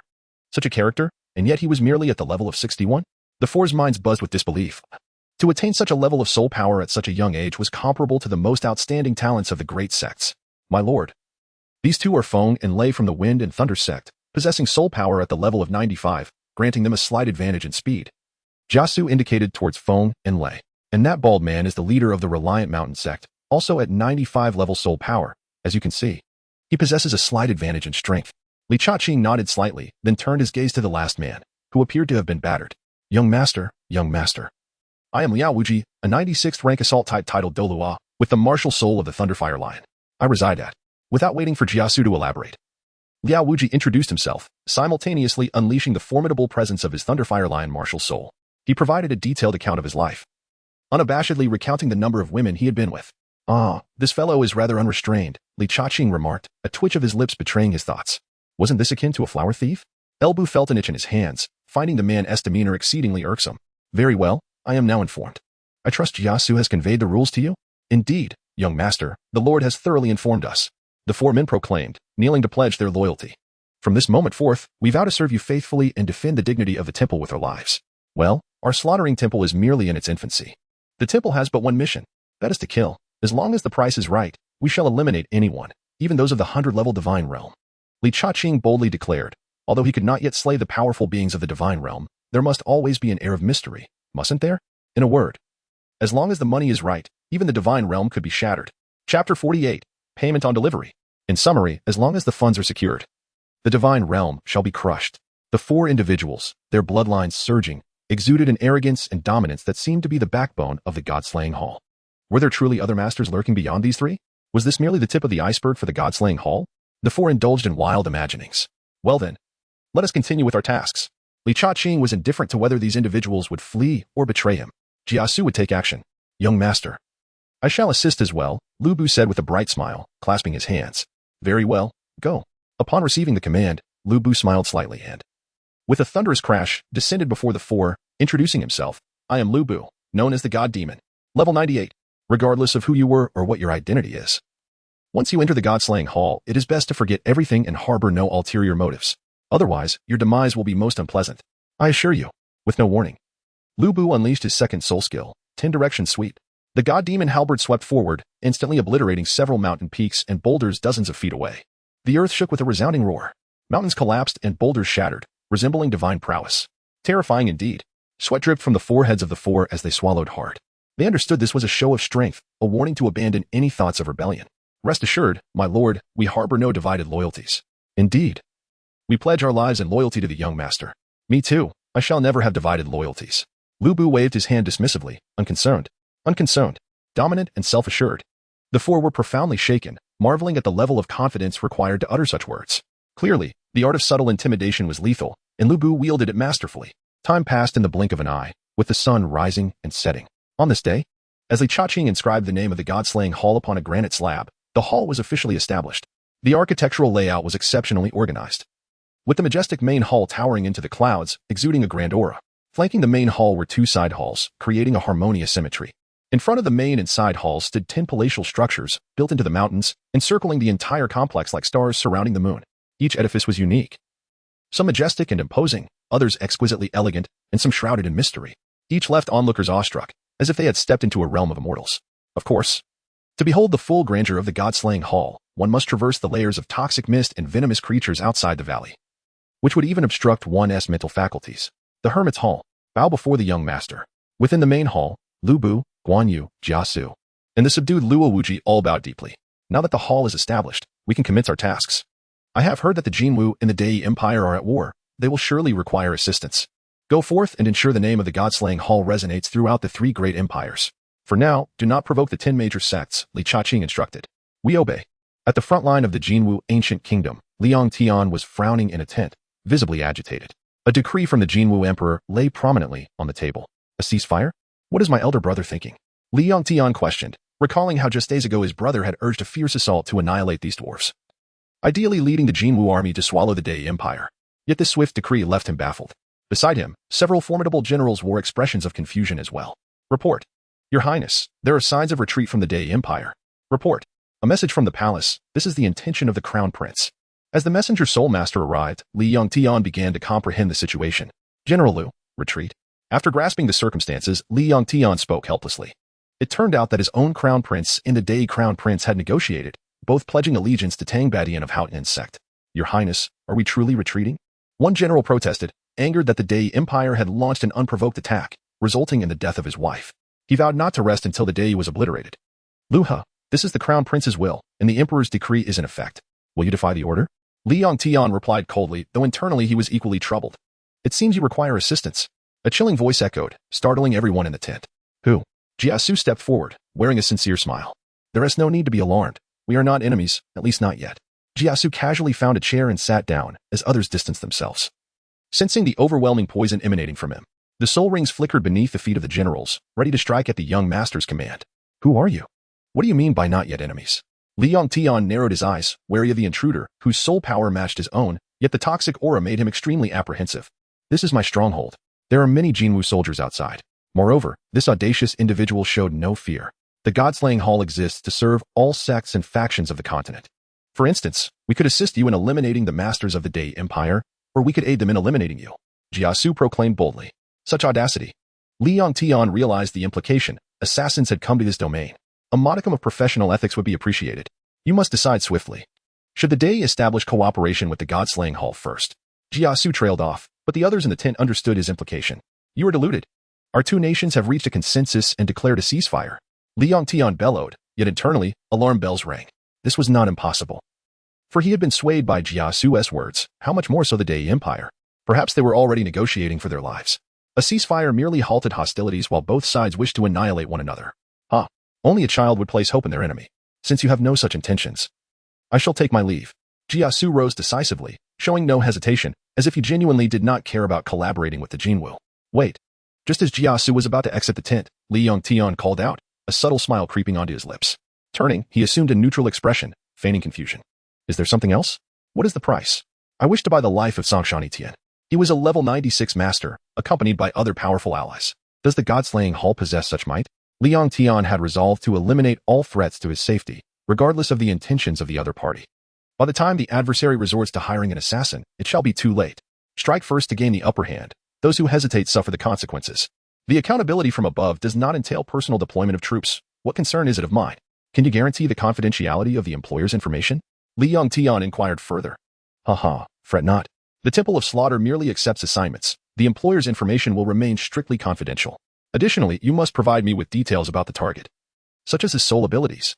As for whether the Temple of Slaughter possesses the necessary strength, given that this is our first collaboration, you may opt for cash on delivery. Payment is made only once the target is acquired. Excellent. Li Yongtian readily agreed. With no risks involved, he could ensure the demise of his foe. What's not to gain? Chapter 49. A fruitful collaboration. Upon hearing this, Jia Su beamed with delight. A fruitful collaboration indeed. Li Yongtian echoed the sentiment, promptly handing over a jade slip. This contains the personal details of Sangshanitian, who possesses a soul ring that is 100,000 years old, although his soul abilities remain unknown. Jia Su accepted it, deeming it sufficient, after all. A titled Douluo with 100,000-year soul skill is not an uncommon target for elimination. By tonight at the latest, prepare the soul stones. With that, Jia Su turned and left, as swift as he had arrived. Your Highness? A handful of generals remained perplexed. Generals, you have seen nothing, correct? Li Yongtian asked solemnly. Yes, Your Highness, we have seen nothing, the generals replied, cupping their hands in respect. Relay the order. Sound the retreat. Meanwhile, Jiasu rendezvoused with Elbu and others in a concealed location. His audacity to infiltrate the Golden Crow's camp alone stemmed from the presence of only 6 members of the Temple of Slaughter here, Guan Yu, Elbu, and 4 others he had subdued. In truth, Jiasu's earlier claims within the tent had been mere fabrications. The Temple of Slaughter had not engaged with the people of the Daylight Empire at all. But Li Yongtian remained oblivious. What is the situation? Elbu inquired. Well, our first contract has arrived, and it's quite a catch. Jiasu presented the jade slip. The others probed with their spiritual senses, swiftly unraveling the details of Songshan Etienne. Elbu then glanced at Luo Wuji, his meaning clear. No problem, my lord, but just to be safe, I will need this bald man to assist me. Luo Wuji pondered briefly, aware of Songshan Etienne's reputation. For it is well known that title Douluo of level 90 and above are scarce in the 3 great empires, except for the Temple of Slaughter. This battle demands not mere victory, but the head of our opponent. The battlefield is their stronghold, thus Luo Wuji designated the bald man as his aide. Right. We must secure Songshan Etienne's head before nightfall. Let's move. Elbu declared, and the group vanished into the void. Within the Daylight Empire's camp, Baka, who are you? Songshan Etienne queried, alarmed and suspicious, having been caught off guard by the sudden presence of an intruder in his tent. Are those outside merely idling? Here to take your life. 8th soul skill, Wine Thunder Claw. In an instant, a lion's claw lunged forward, slicing through the air towards Songshan Etienne. Is that you? Luo Wuji? Baka, are you seeking death? Songshan Etienne recognized Luo Wuji immediately. After all, few possess the Wind Thunder Lion King martial soul. And only one has reached level 96, the infamous flower thief of the 3 kingdoms, Luo Wuji. At level 96, you think you can kill me? A mere dream. 7th soul skill, martial soul manifestation.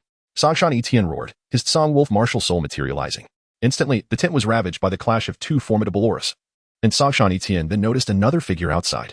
Although solitary, this person wielded their martial soul's advantage to rampage through the crowd, heading straight for him. Moo. A colossal one-horned demon rhinoceros thundered towards him, shaking the ground. Songshan Etienne's expression darkened. He had heard of this individual.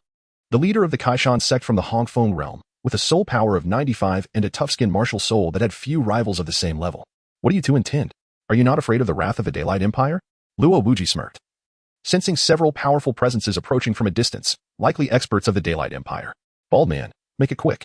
9th soul skill, Wind Thunder Breakthrough Roar.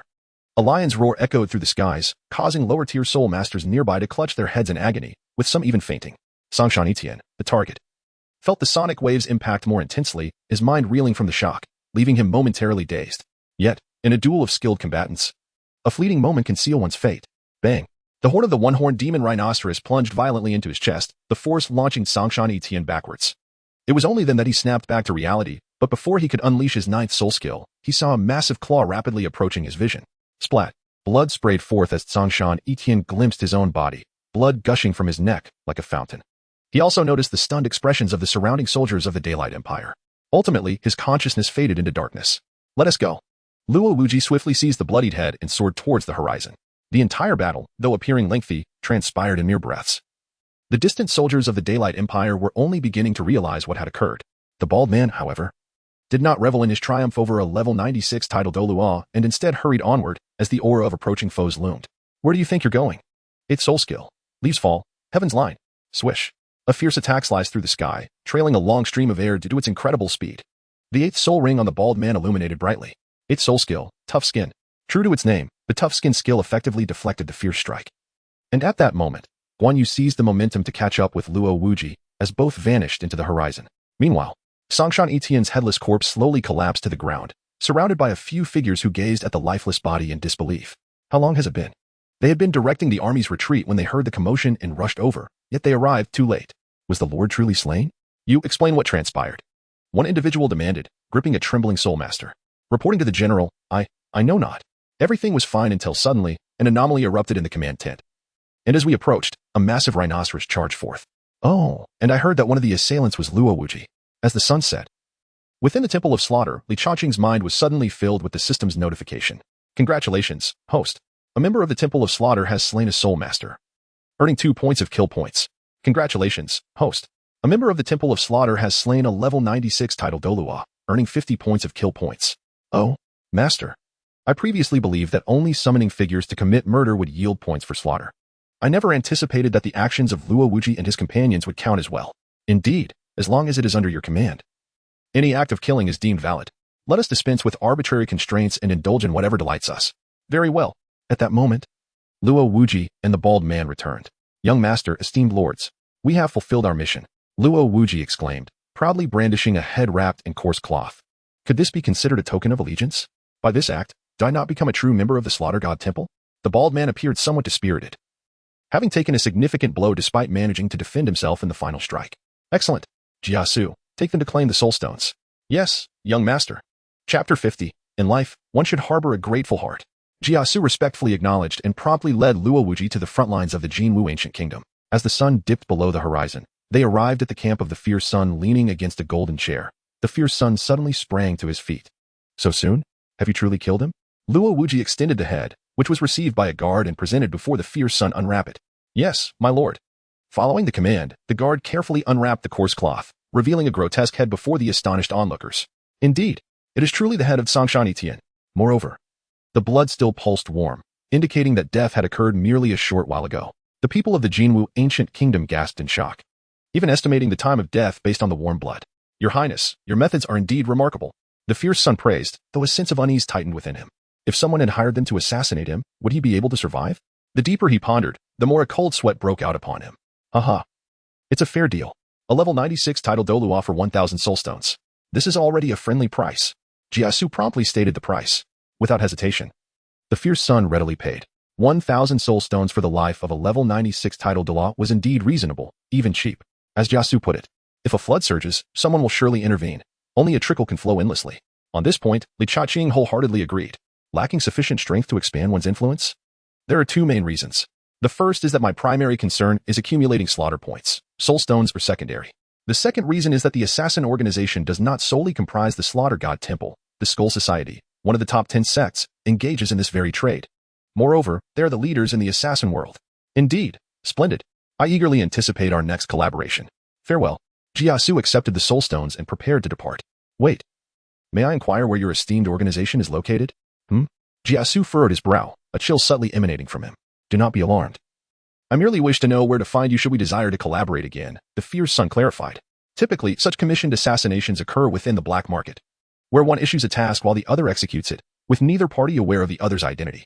However, these are mere trifles, targeting only second-rate forces. The Slaughter God Temple, on the other hand, does not engage in such trivialities. To approach directly? That seems unwise. However, we currently lack the soul jade capable of transmitting messages over 1,000,000 miles. We shall come to seek you. With that, Jiasu and his companion departed leisurely. Within the Slaughter God Temple, Jiasu recounted the events that transpired. Master, our Slaughter God Temple is in urgent need of high-quality soul jade. Li Changqing sat upright. A thought he had long contemplated was now imperative. Otherwise, would he wander the black market, accepting tasks? What status did he hold in the Temple of Slaughter? Young master. I have something to say. Luo Wuji stepped forward at an opportune moment. Speak freely. There is no need for concealment. Luo Wuji felt a surge of acknowledgement from the Temple of Slaughter. Just look at how the young master trusted him. Young master. The annual auction of the Battle Armor Sect is likely to commence in 10 days, lasting for 3 consecutive days. Perhaps you could try your luck there. I recall that during the last event, a fine soul jade was auctioned off, ultimately acquired by the Martial God Temple. Li Changqing's eyes sparkled with delight. Indeed. It was as though a pillow was delivered just as one began to feel drowsy. He had been pondering how to enter the gates of the Battle Armor Sect. But now, in 10 days, he could directly attend the auction. Moreover, with 9 days remaining until the 4th summoning, the God Layer Temple would soon welcome another formidable expert. Yes, let us proceed as you suggested. I shall partake in the auction in 10 days. Elbu Guanyu, I entrust you to venture into the black markets of the 3 great empires to undertake assassination missions. Strive to make the God Layer Temple renowned while amassing a sufficient number of soul stones. Understood, young master. Very well, young master. After conveying his instructions, Li Chaqing returned alone to the Li family estate. This location was not far from Chizhou. He could reach it before nightfall with a journey of just 50 miles. At this moment, Li Chaqing possessed a soul power of only level 61, which did not yet allow him to fly. Yet he could leap several zhang with a single bound. If he were to employ his soul bone skill for teleportation, that distance would significantly increase. That night, the Li family residence gleamed with bright lights. A graceful figure paced back and forth outside the gates. Sister Yueji, let us return. The young master may have been delayed by some matters. Moreover, to speak frankly, you should understand your position, Li Hu said, leaning against the gate with a hint of dissatisfaction. It was commendable for their young master to be cared for, yet with your demeanor, one might mistakenly believe you to be the young mistress. Where's this miss? Oh, I merely worry for the young master. He has shown me kindness akin to a rebirth. Yueji was acutely aware of her status and dared not entertain any other thoughts. She quickly clarified.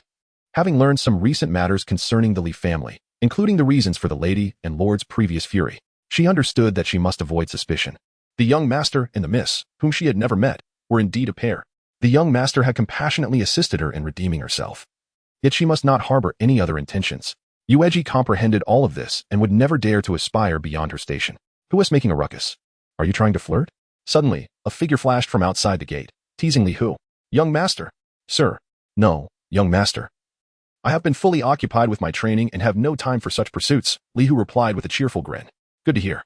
Strive to catch up to my pace swiftly. Otherwise, you may not even catch a glimpse of my shadow. Li Hu repeatedly affirmed, while Yuji's mind was in turmoil. Indeed, she must diligently cultivate herself, for only then can she follow her master's shadow and repay the debt of rebirth. If her master is like the bright moon, then she is but a shadow beneath its glow. No one knows the day she endured in fear before being redeemed by her master, even with a martial soul. She felt ensnared in darkness.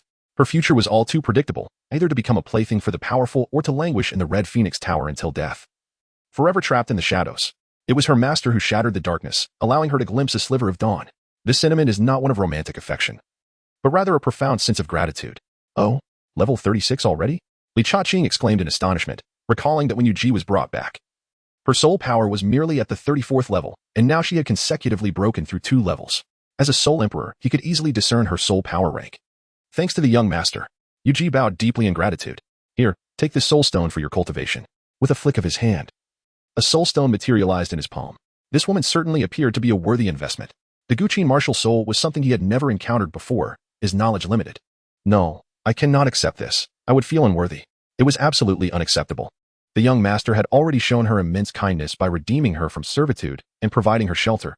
How could she possibly accept such a gift? If you wish to keep it, then so be it. To me, a soul stone is but a trifling matter. Li Chaqing rudely thrust it into his hand, then strode into the courtyard with great strides. Humph, a fairy. Li Hu murmured softly and hurried forward, leaving Yuji stunned in place. In Chapter 51, titled Dominating the Three Kingdoms, we find that Guan Yu and his companions have split up to venture into the black markets of the 3 great empires, taking on missions to earn soulstones. In a hidden underground black market of the Red Maple Empire, the atmosphere is rife with noise and chaos. As soul masters from various corners converge, each with their own objectives and desires. The first striking sight is the bustling gambling den, where gamblers are tense, fixated on the dice or cards, hoping to win immense wealth. Chips fly through the air, bets escalate, and the atmosphere grows increasingly suffocating with excitement. Moreover, there are life and death duels among soul masters, wagering their lives to showcase their formidable prowess and skills. The audience roars with exhilaration, eager for the heart-pounding battles that promise endless thrills. As one advances further, an array of exquisite items fills the surroundings. This place offers precious resources, rare medicinal herbs, and various soul-guiding devices. For lower-tier soul masters, these treasures are coveted, albeit at steep prices. In summary, the underground black market is a realm brimming with temptation and darkness. Luo Wuji stood before the black market's bounty board, expressing his awe at the myriad of assassination missions listed, some targeting disciples or elders of certain sects. Others aimed at the heads of prominent families in the Red Maple Empire. He scanned the board, then decisively tore it down with a flourish. I will accept these assassination tasks. I shall return in 3 days to claim my soul stones. What missions will you take? The attendant inquired nonchalantly, only to be taken aback when he saw the cloaked figure had ripped down the entire list. Surely you jest. There are 60 tasks listed here. Are you certain you wish to accept them all? The attendant's words drew the attention of many around them. Did I hear correctly? That person intends to take on every assassination mission in the black market for the past 3 years? Luo Wuji remained silent.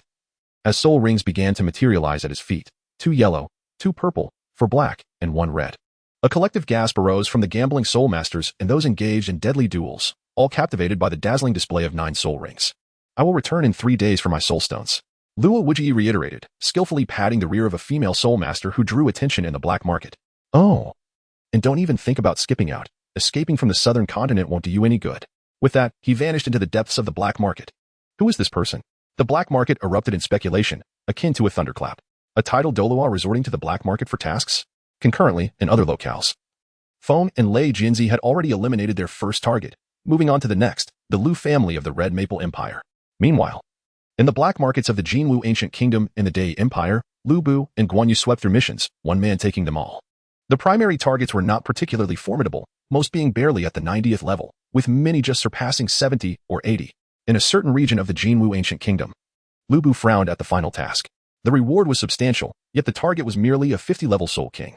The mission read, Assassinate the Holy Maiden of the Martial God Temple, level 50, with a reward of 1,000 soul crystals.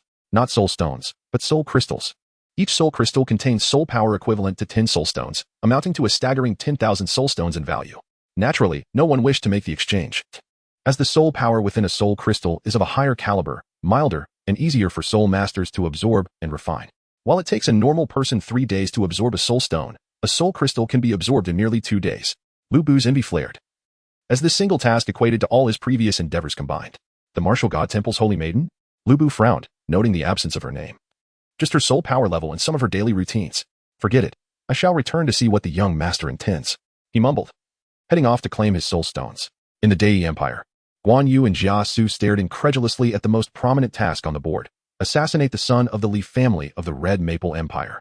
His soul power level is around 50, accompanied by 2 experts, both at least 95. How audacious! Guan Yu exclaimed, his fury palpable. If I discover who issued this mission, I will ensure your suffering knows no bounds. No, I will eradicate your entire lineage.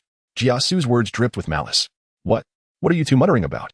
A plump man sporting a small mustache from the Dai Empire overheard them and frowned. You don't seem like citizens of my empire. The very fact that you can take on a task is a rare privilege. With a glance, the rotund man signaled, and several figures emerged from the shadows, encircling the two with menacing expressions. Gentlemen, it would be wise to refrain from prying into matters that do not concern you. Lest the plump man let out a chilling laugh, gazing at them as if they were mere lab rats. Jia Su raised his arm, a flash of light flickering before vanishing as if it were an illusion. Then he regarded the man with a mocking look. What? Haha. What is this? Is this your way of begging for mercy? Just kill them. They are but fools. The man turned to leave, disappointed, having expected a worthy opponent, only to find 2 fools. Yet as he turned, his expression shifted dramatically. It felt as if his soul power was abruptly stifled, and an excruciating pain enveloped his body. Ah, my hand, my hand, ah. His horrendous screams echoed throughout the black market as he writhed on the ground, his skin turning black. In the span of a moment, his hair became disheveled, and he clawed at his own skin in a frenzy. My lord, what have you done to my lord? The surrounding onlookers snapped back to reality, astonished by the rapid turn of events. The man had merely lifted his hand. Was that when he had acted? Quickly, kill him. The man screamed in agony. Die. 7th soul skill. However, one individual was faster still.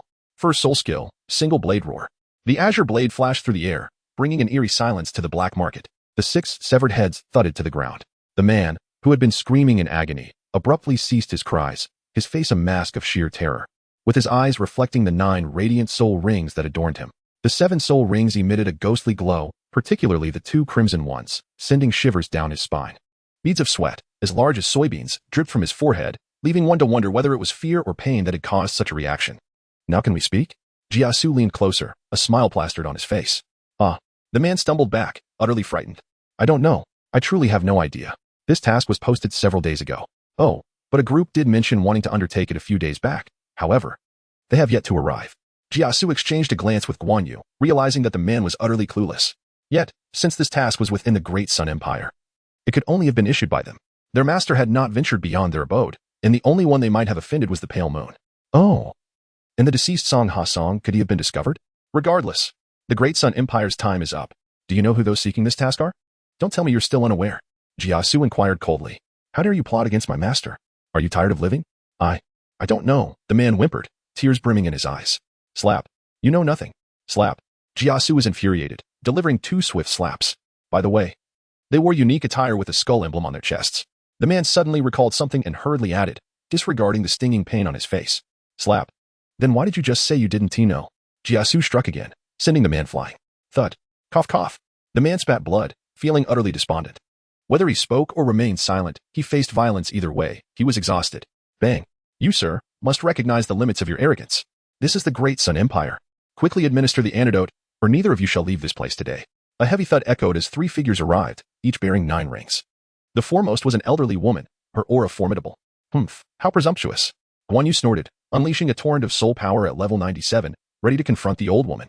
This is the Great Sun Empire. You have no authority here. The elderly woman repeated her stance, equally at level 97, flanked by 2 others at 95.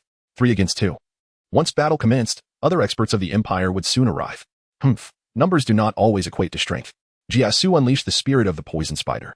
An aura chilling and dark, sending shivers down one's spine. Humph, you are oblivious. Left and right, seize him. The old woman commanded, stepping forward as her 4th soul ring glimmered. 4th soul skill, Death Scythe. In an instant, a dark scythe slashed toward Guan Yu. I told you. Your threats are insignificant. Guan Yu felt provoked. Fourth soul skill, Dragon's Dance, blade dominates the world. Buzz. An azure light erupted, delivering an undeniably overpowering strike. In that moment, the surrounding structure split apart, the blade's momentum undeterred as it shattered the dark side and sent the old woman staggering backward. No, this is impossible. We are both level 97, utilizing our fourth soul skills. How can you be so formidable? The old woman was taken aback, her palms tingling. As her wrinkled face contorted with rage, her seventh soul ring shone brightly. Seventh soul skill, Martial Spirit Manifestation. The old woman's power surged under her martial spirit manifestation, determined to overpower Guan Yu in one fell swoop. You have aged. Don't speak of being level 97. Even at level 98, your decrepit body would fall to my blade. I shall send you on your way now. Guan Yu stood like a war god. His blue dragon crescent blade planted firmly in the ground, as his eighth soul ring blazed with brilliance. Eighth soul skill, blue dragon crescent slash. Not good.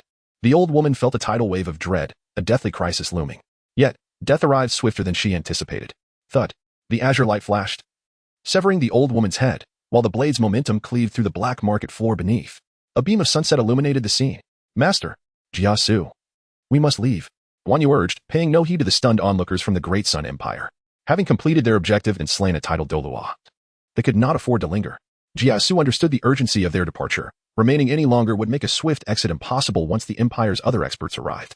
In a blink, he appeared in the fissure created by Guan Yu's strike, his ninth soul ring beginning to shine. A sinister smile crossed Jiasu's face. You insignificant beings, tremble. I am the poison spider of the god slaughtering hall. Remember my name. Before departing, he left them with a parting surprise. Ninth soul skill, Coronavirus. In an instant, a torrent of black mist surged forth, enveloping the black market. Not good. Retreat swiftly. I cough. The soul masters of the Great Sun Empire scrambled in panic, as if faced with a plague. Within merely a day, a shocking rumor swept through the three great empires. The god slaughtering hall had reemerged. They had monopolized all tasks within the black markets of the three great empires. Even more explosive was the calamity that had befallen the Great Sun Empire. The martial god hall's poison spider had unleashed a toxin. Have you heard? The Great Sun Empire has lost many lives. Even the soul Douluo cannot withstand it. The empire is in utter chaos. One individual exclaimed vividly. Could it be? What poison could be so terrifying? Indeed, while poison soul masters are fearsome, it seems implausible that a single one could plunge a great nation into turmoil. Some confused individuals expressed differing opinions. You know nothing. My cousin is from the Great Sun Empire. An ordinary poison soul master cannot achieve such chaos. But what if it is a titled Douluo-level poison soul master? Moreover, it is rumored that this individual's spirit is the poison spider. The poison spider, you say? Hiss. Gulp. Those who heard turned pale, realizing the implications of a spirit known for absolute toxicity. In Qizhou, the Li family. Li Chaqing has been beaming with joy lately, his spirits exceptionally high. His kill points have remained unceasing for the past 6 days. Although they may only amount to 8 or 9, or even 5 or 6 at times, every little bit accumulates. Moreover, just yesterday, there was a remarkable surge of 70 points. Second Master is truly impressive.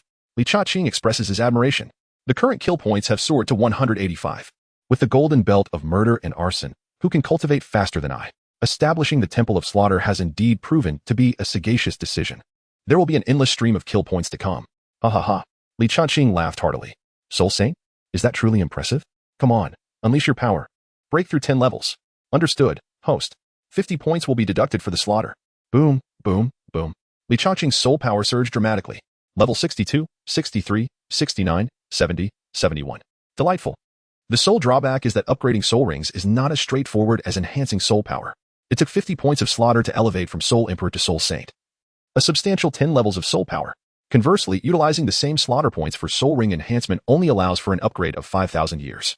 Note, prior to reaching level 90, 10 points of slaughter can elevate a soul ring to 10,000 years, while 20,000 years requires 20 points. The soul power needed is the level above plus 10. For instance, advancing from level 30 to 40 necessitates 20 points. Thus, from 40 to 50 requires 30. From 50 to 60 requires 40, and from 60 to 90 requires 70. After level 90, further decisions must be made. Chapter 53, The Fourth Summoning. Journey to the Auction House. Exhilarating. The singular flaw remains the complexity of upgrading soul rings compared to soul power. Have you heard the rumors? 50 points of slaughter necessitate the defeat of 5 titled Douluos at level 90, and even if he has now broken through to Soul Saint. Whether he can contend with a titled Douluo remains uncertain. However, with the Hall of God Slaughter and titled Douluos under his command, such feats appear deceptively simple. If Li Chaqing were to act alone, he would need to vanquish 7 or 8 Soul Saints. Tomorrow he can summon the 4th character. For months may seem neither long nor short. First, he rapidly ascended from level 37, a feat that would surely astonish many if known. Then, His father broke through to level 90, and his mother reached level 80. The elderly Tian and the second elder are nearing Soul Saint. And the family's descendants and enterprises are flourishing. I wonder how my elder sister is faring now? And that cheap master of mine, well, better not to mention. What kind of master is that? At least 10,000 soul crystals should be offered to make Li Changqing feel at ease. Yet, before Feng Lingshuang departed, she did not leave empty-handed. She gifted him 2,000 soul crystals and a tome on cultivation principles. But does Li Changqing need it? He has his own means to ascend. Knock, knock, knock. Young master, I have matters to report. A voice from outside the door belonged to Elbu, indicating their return from their tasks. Oh, come in. Li Changqing rose and personally brewed a pot of hot tea, while Moonji was nowhere to be seen. Elbu entered, his complexion rosy, striding forth with a gleaming soul-guiding device in hand. Young master, a great harvest, he exclaimed. We earned a total of 20,000 soul stones on this venture. As he spoke, Elbu respectfully presented the soul-guiding device. 20,000 soul stones sounds substantial. Yet this sum represents several years' worth of tasks from the black market across the 3 empires. Each of them had traversed countless places to amass such an amount. Oh, quite impressive, indeed. You've worked hard, Li Changqing acknowledged with a smile as he received it. Hey, young master, no need for such formalities. They were merely weaklings. Hardly worth mentioning in terms of hardship. As for the 4 of them, they would have no objections. Otherwise, I would let them know why the flowers bloom so red. Elbu chuckled, suddenly slapping his forehead as he remembered the main issue. Young master, look, this task is extraordinarily valuable. Elbu pulled out the highest bounty task from the black market of the Jinwu ancient kingdom. Li Changqing, with great curiosity, leaned in to take a look at the assassination of the holy maiden of the martial god temple. The reward is 1,000 soul crystals. 1,000 soul crystals? Li Changqing's composure shattered in an instant. His breathing became rapid, and his face flushed with excitement. He had never encountered a soul crystal in his life. A treasure far superior to soul stones. The saintess of the martial god temple? I shall claim your head, Li Changqing declared with unwavering determination. As if envisioning 1,000 soul crystals laid out before him, the opponent was merely a level 50 soul king. What waves could they possibly create before a soul saint like himself? He needed to find an opportune moment to eliminate this saintess, particularly to see if his master and elder sister would arrive in a few days. A series of plans swiftly materialized in Li Changqing's mind to slay this unknown saintess. My lord, there is another matter, Elbu interjected. It concerns Jia Su, who has arrived from the Great Sun Empire. He mentioned that there is a bounty for your assassination. Jia Su suspects that it is most likely issued by the Great Sun Empire. And what complicates matters further is that a group appears to have taken an interest in you. Elbu continued, revealing the entirety of their purpose for coming here. Li Changqing was taken aback.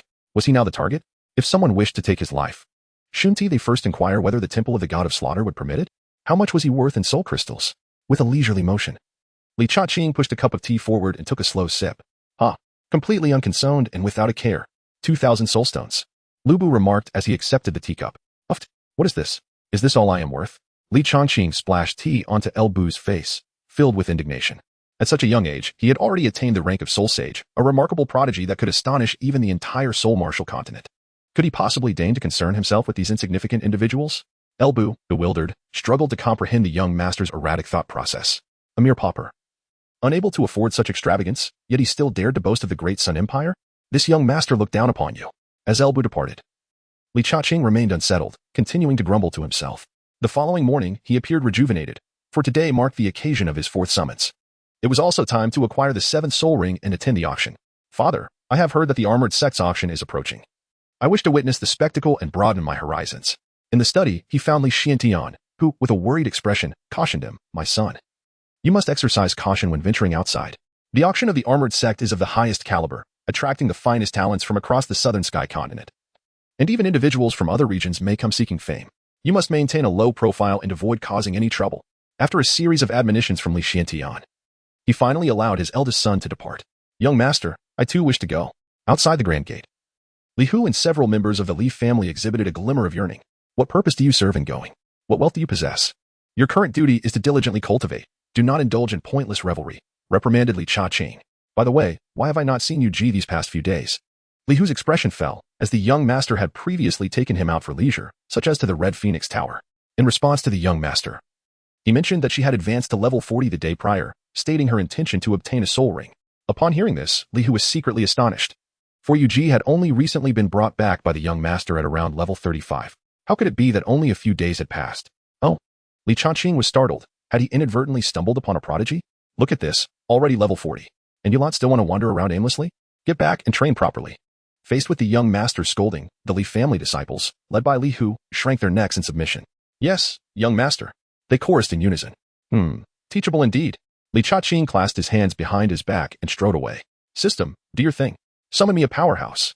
Li Cha-Ching commanded as he hurried toward the Soul Beast mountain range. Understood, host. Arranging now. System summoning in progress. Congratulations, host. You have summoned the character Zhao Zilong. Oh, my Zilong has arrived.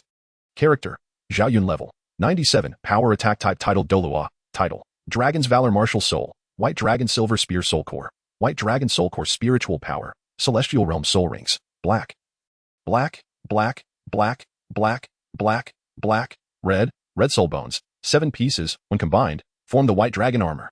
Soul Skills, 1, White Dragon Sweep 2, Song of the White Dragon 3, Dragon's Roam 4, Piercing Sunbeam 5, Clearing Thorns 6, Lightning Swiftness 7, Martial Soul, True Form 8, Soaring Dragon and Dancing Phoenix Cloud Piercing Thrust 9, White Dragon Shatters Heaven Thunderous Might Domain, Dragon's Valor Domain. Upon activation, significantly boosts battle morale, affects allies as well. Capable of growth. Note, as one of the 5 Tiger Generals, possesses a martial soul fusion skill with Guan Yu, Polar Restriction Domain. Absolute Control restricts all actions of the opponent, even if their soul power exceeds the user by 2 levels. If Zhang Fei or similar characters are summoned, the effect can be further enhanced. This is exhilarating. Ha ha ha, with this, who can stand in my way? Wahaha. Below the divine rank, I can roam freely. Chapter 54, 7 Ring Soul Sage. May I ask, where does the path lie? The path lies beneath your feet. La da da da da da da. Li Cha-Ching hummed a cheerful tune, his spirits soaring to the highest peaks. However, his pitch left much to be desired. As the melody of Where is the Road concluded, he found himself at the Soul Beast mountain range, where distant roars and tremors echoed through the depths. Driven by impulse, Li Cha-Ching let out a peculiar laugh and darted towards the source of the sounds. Once he absorbed the soul ring, he would be able to traverse the skies. One of the essential elements of ostentation, flight, power, wealth, and finally, an extraordinary visage.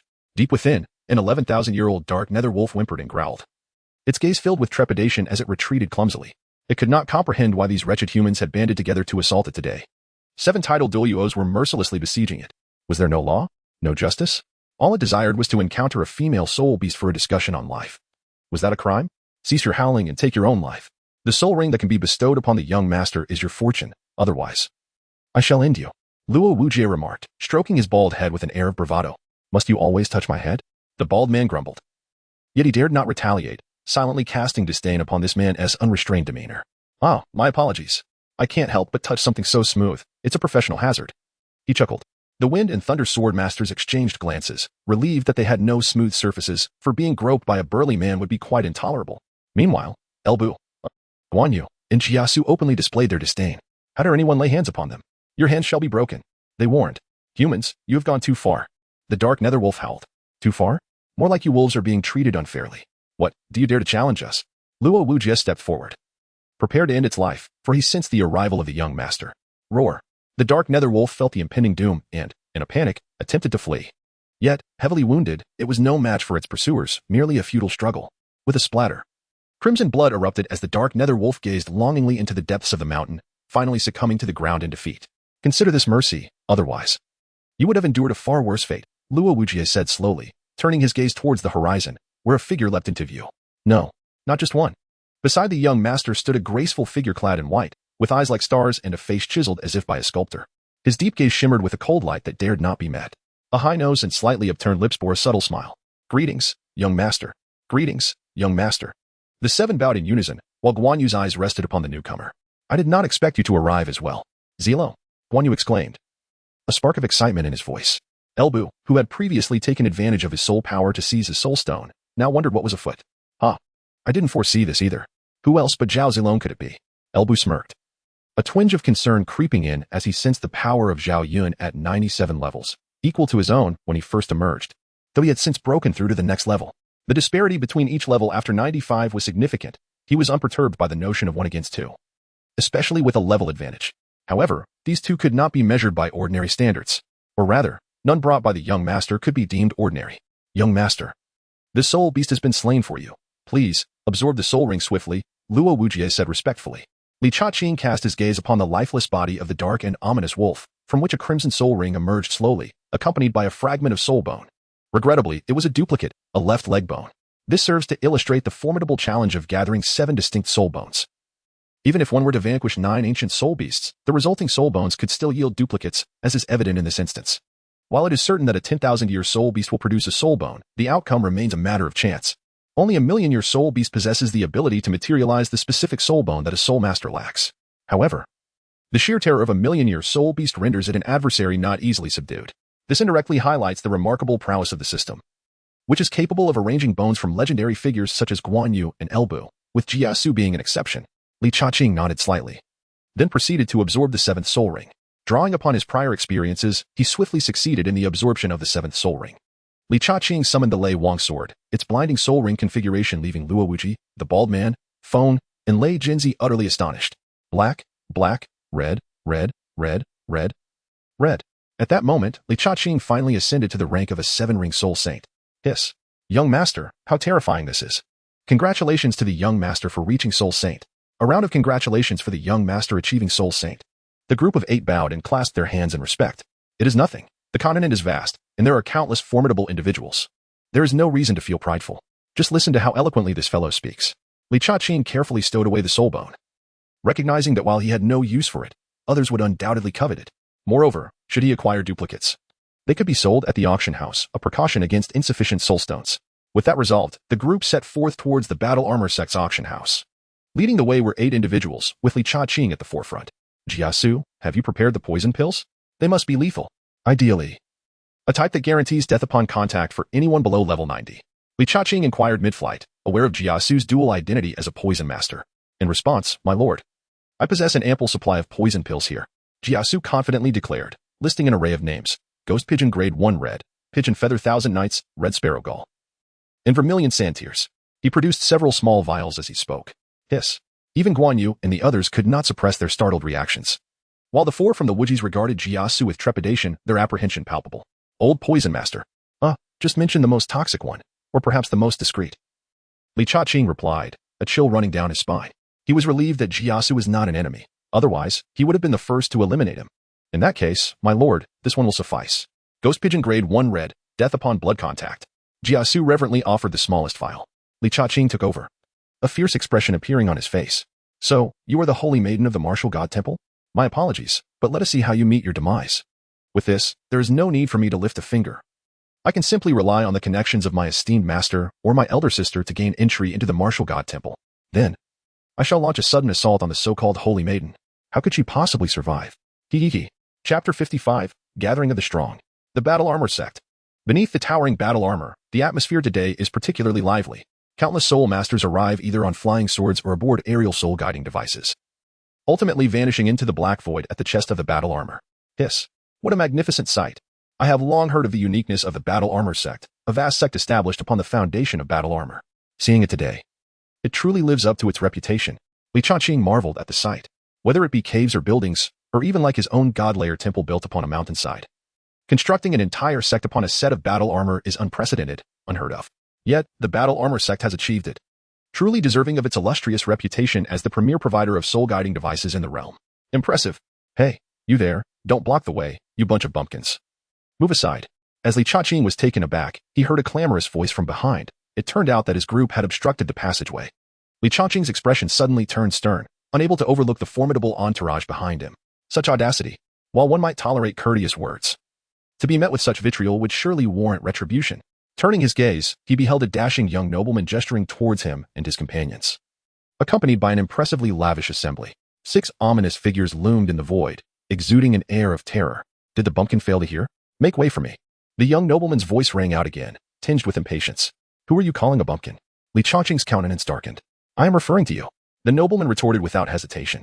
What business do you have, bumpkin? Li Chaqing inquired. The nobleman paused for 3 seconds, his expression swiftly shifting to one of brooding displeasure. He was a prodigy of the martial god palace, representing that esteemed institution on this occasion. This insolent brat dared to act so brazenly before him, clearly unaware of the consequences of his arrogance. Gentlemen, the newcomer is a guest. Let us discuss matters later. We are all individuals of standing, and such behavior invites ridicule from others. At that moment, an elderly man with graying hair emerged from the passageway adorned in battle armor, immediately diffusing the escalating tension between the two parties. Humph. Young man, had it not been for Elder Nan, you would certainly face dire consequences. It was evident that the nobleman recognized the elder. Esteemed guests, please, the elder said with a warm smile. Li Chaqing cast a cold glance at that insolent brat. How dare he act so arrogantly? Just wait. Then he nodded politely to the elderly man. Remembering the saying that one shouldn't strike a smiling face, especially since this was someone else's territory and he himself had come seeking assistance. There was no need to lose composure over momentary anger. Upon passing through the passageway, the sight before him was nothing short of breathtaking. A colossal circular auction hall unfolded like a grand palace, vast and magnificent, leaving one utterly awestruck. Inside, his gaze was immediately drawn to the densely packed seating below, a sea of meticulously arranged, comfortable chairs designed for attendees to fully immerse themselves in the auction's atmosphere. At the center stood an elevated auction platform, ensuring clear visibility of both the items and the auctioneer's every move for the surrounding crowd. Above, rows of luxurious private boxes offered an exclusive and refined viewing experience. Their exteriors were exquisitely adorned, hinting at the opulence within. Gentlemen, I am Nangong Fanghao, the overseer of this auction. Shortly, attendants will distribute your bidding numbers. Please excuse my inability to personally attend to you, the elderly man said with a practiced, impeccable smile. Much obliged, Li Cha-ching replied with a slight nod, inwardly admiring the professionalism. He then led his companions to a corner to settle in. Country bumpkins will always be country bumpkins, relegated to such seats. Though I suppose merely attending this auction is boast-worthy enough for you, came the unwelcome voice once more. The elegant young master sneered before swaggering up to one of the upper-tier boxes. My lord, I can't take it anymore. I want to slap that smug face of his. Luo Wuji fumed. Elbu and the others remained silent. After all, the man was already as good as dead. Very well. I support you. Go ahead, Li Cha-ching said solemnly. Luo Wuji awkwardly rubbed his bald head. Damn this bald head. More attendees continued to arrive, some in small groups, others alone.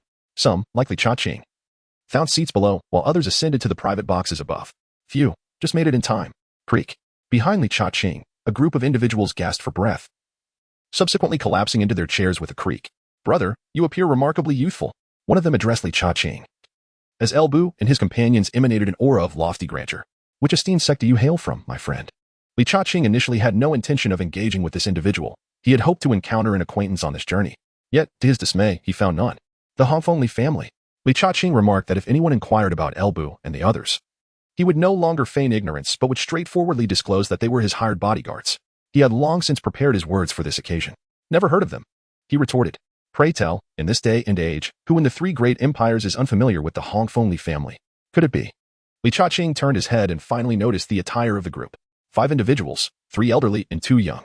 The younger man possessed a soul power level of 61, while the 3 elders were beyond his perception of soul power. The commonality among them was the sun and moon emblem emblazoned on their garments. Were they not from the southern continent? Li Cha-ching inquired, his heart already leaning towards a conclusion. No, we hail from the northern frontier, the sun and moon sect, replied the young man, lifting his chin slightly. Never heard of it, Li Cha-ching exclaimed. Wait, a jolt of realization struck him. The booklet left by Feng Lingshuang contained a mention of a force called the Sun and Moon Sect. It was one of the top 10 sects on the continent. What a coincidence. Now, not only the 2 young men but also the 3 elders behind them wore expressions of curiosity. The young man's soul power level was already at the rank of soul sage, and the 8 companions surrounding him were certainly not of ordinary caliber. They likely hailed from prominent sects or were among the illustrious talents of the Haotian and martial gods, hence their approach. Yet, they identified themselves as the Hongfengli family? That was one thing. But how could they be unaware of their own sun and moon sect? What was happening? The 5 individuals appeared somewhat disoriented. Such a lavish entourage lacked a private room, forcing them to settle here. There was something peculiar about this group. Could it be that you were the sun and moon sect from the top 10 sects? Li Cha-ching's expression betrayed his astonishment. The 5 individuals' expression softened slightly, as if this was more like it. However, Li Cha-ching grew increasingly wary. What was a sect from the top 10 doing engaging with him? When someone is overly cordial without reason, it is either a scheme or a theft. One must remain vigilant while outside. Yet, the 2 young men were piqued with curiosity, chattering incessantly as they began to introduce themselves. As you can see, we are brothers. I am Gu Tianxing, and this is my younger brother, Gu Tianhe. We have come in pursuit of a precious treasure. Ahem, one of the elders interrupted, coughing repeatedly. We allowed you to converse, not to bare your heart, you fool. It had long been advised by the sect to keep these 2 brothers from tagging along, but their deep connections rendered them too significant to dismiss, despite their loquaciousness. Chapter 56, Another Arrival? The show begins. Li Cha-ching attentively listened while surveying his surroundings, yet he regrettably did not catch sight of his esteemed master or elder sister. Welcome to Haotian sect. Please take your seats. At that moment, a resonant voice drew countless gazes. Leading the way was Tang Badian, accompanied by several members of the Haotian sect, striding forth with great authority. Tang Badian exuded an imposing presence. As he paused briefly, he cast a barely perceptible glance in Li Cha-ching's direction. Humph. A soft huff escaped his lips before he continued onward. Clearly, this old fellow was still in a fit of anger, and beside him stood a young man occupying the position just below his. Li Cha-ching took a glance. And with a sense of astonishment, he realized the formidable presence before him, a rank 71 soul sage, akin to his own stature. Meanwhile, Tang Jin and his companions respectfully trailed behind the young man. Suddenly, someone exclaimed, "Ah!" One of the Haotian twin stars, Tang Mo. The revelation of the young man's identity sent ripples of fear and awe through the crowd. Such terror was indeed palpable. But what was more alarming was the realization that there was an even greater presence. Whispers filled the air, and Gu Tianxing, who stood behind Li Chaqing, finally spoke up. "Brotherly, you are aware of Tang Mo, right? He is one of the Haotian twin stars, ranked 9th on the continent's talented individuals list. With 2 positions in the top 10, the Haotian sect holds considerable power." Li Chaqing nodded. "The 9th? Then the other one must be even more impressive." Gu Xinghe was not surprised by such a question and promptly elucidated. "The other is truly remarkable. He is the favored one of many.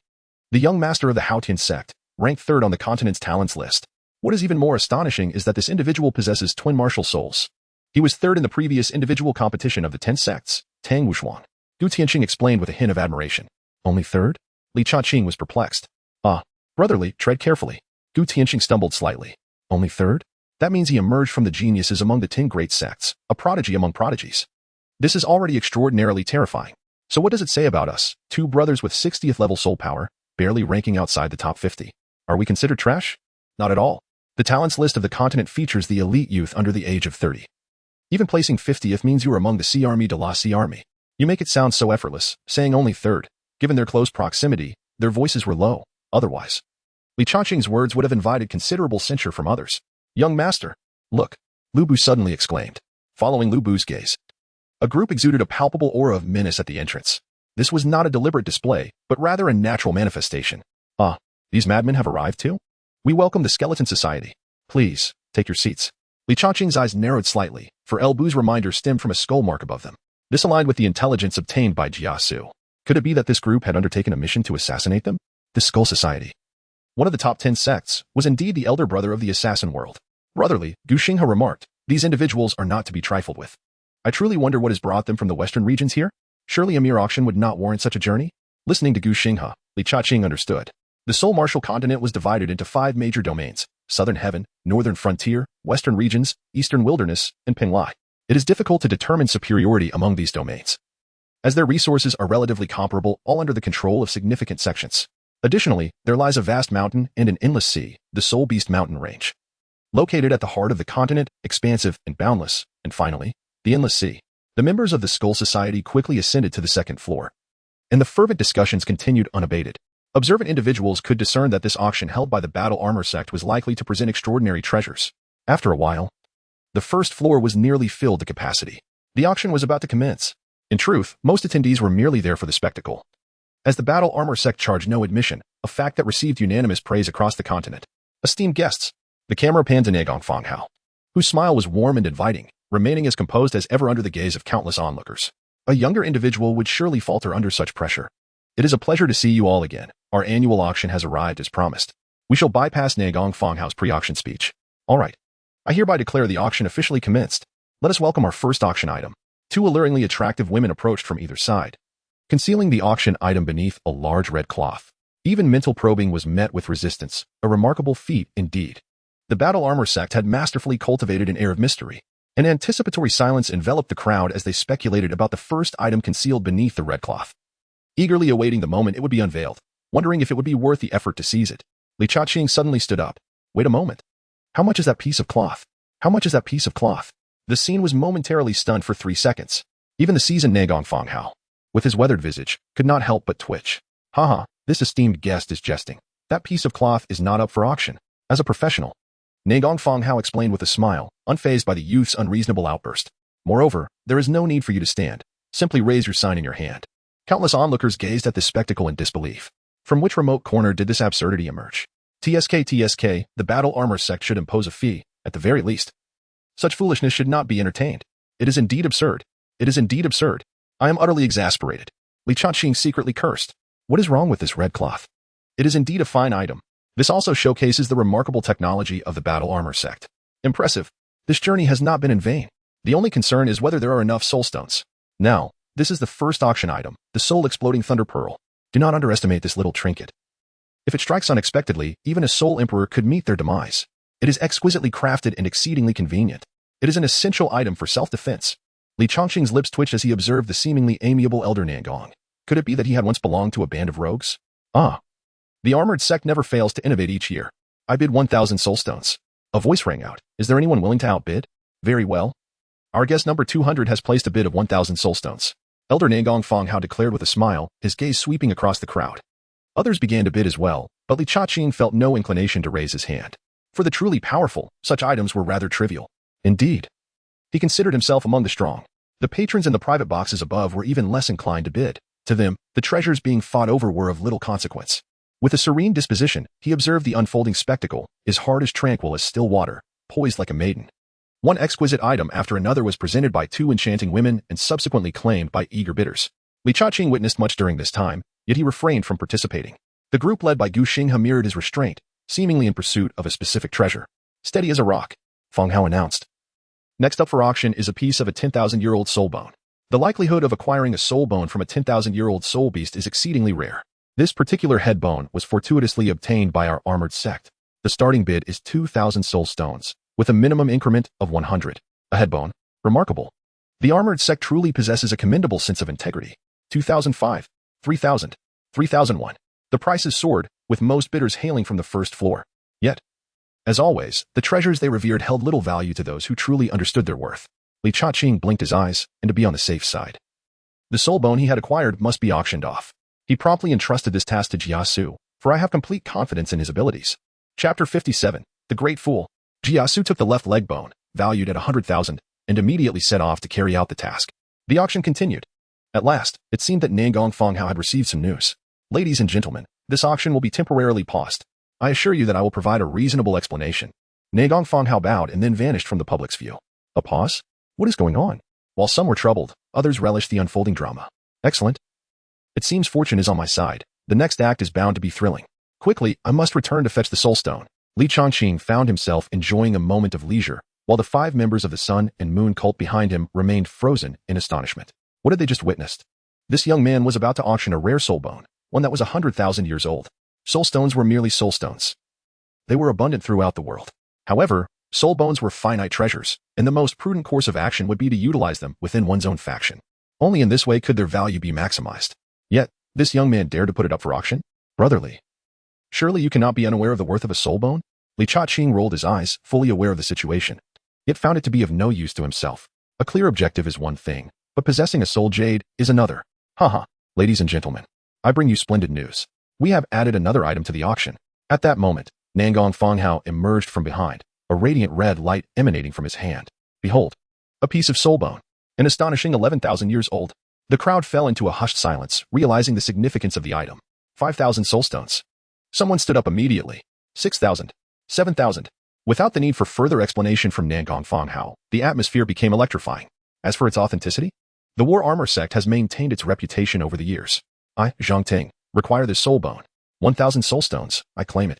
At last, someone from the upper box made a bid. Upon hearing that familiar voice, Li Chongqing raised an eyebrow. Indeed. The next moment a dashing young man from the upper balcony surveyed the crowd. It was none other than Zhang Teng from the Martial God Hall. It is said this individual possesses a soul power level of 67, placing him 53rd on the young talents list. Listening to the murmurs around him, Li Chongqing finally understood why this fellow had been so arrogant. 53rd on the young talents list? Apologies, but such a title holds no weight before me. 15,000. The declaration shocked the entire room. They were astonished not only by the lavishness of the bid, but also that the voice originated from the first floor, indicating a lack of significant backing. Those with influence had already ascended to the upper levels, given that this individual lacked a substantial background. All eyes simultaneously turned towards Li Chongqing. What a young rascal. It's you again. Isn't this the one who boasted about bidding for that piece of cloth? Instantly, someone recognized Li Chongqing as the one who had embarrassed himself before the auction began. Country bumpkin. Zhang Ting, of course, noticed Li Chongqing as well, mockingly waving his hand and boldly declaring, 20,000. You dare to compete with me? You'll end up losing your trousers. Zhang Ting's provocative gaze bore into Li Chongqing, as if to say, out of money, aren't you? Country bumpkin. 25,000. Li Chongqing's face flushed, his voice rising in a furious roar. Even the skin around his eyes began to redden. Ha ha ha. A country bumpkin indeed. Getting anxious now? Since you're a country bumpkin, why not return to your farm? Such an item is beyond your reach. 30,000. Zhang Teng was exuberant, brimming with confidence. Surrounding spectators shook their heads in quiet disbelief. Merely a fool. The typical price for a 10,000-year soul bone hovers around 20,000, however. It isn't surprising for an auction to push the price up by an additional 1,000. Beyond that, one would simply be a fool. Li Changqing weighed his options. And with a cold snort, he plopped down, resembling a defeated rooster. Behind him, the 5 members of the Sun and Moon sect gazed at Xiang Ting with expressions of incredulity, as if he were a fool, oblivious to the manipulation he was subjected to while feeling smug. This individual is unworthy to be a match for my brother, Gu Xinghe mused inwardly. Ne Gongfanghao maintained a smile, slightly raising the auction hammer, poised to bring the matter to a decisive conclusion. Unfortunately, this soul bone has also captured the attention of my skeleton clan. 40,000. Li Chaqing smiled, while Zhang Teng's expression darkened. Why did you not make a move earlier? Only to act now when the end is near?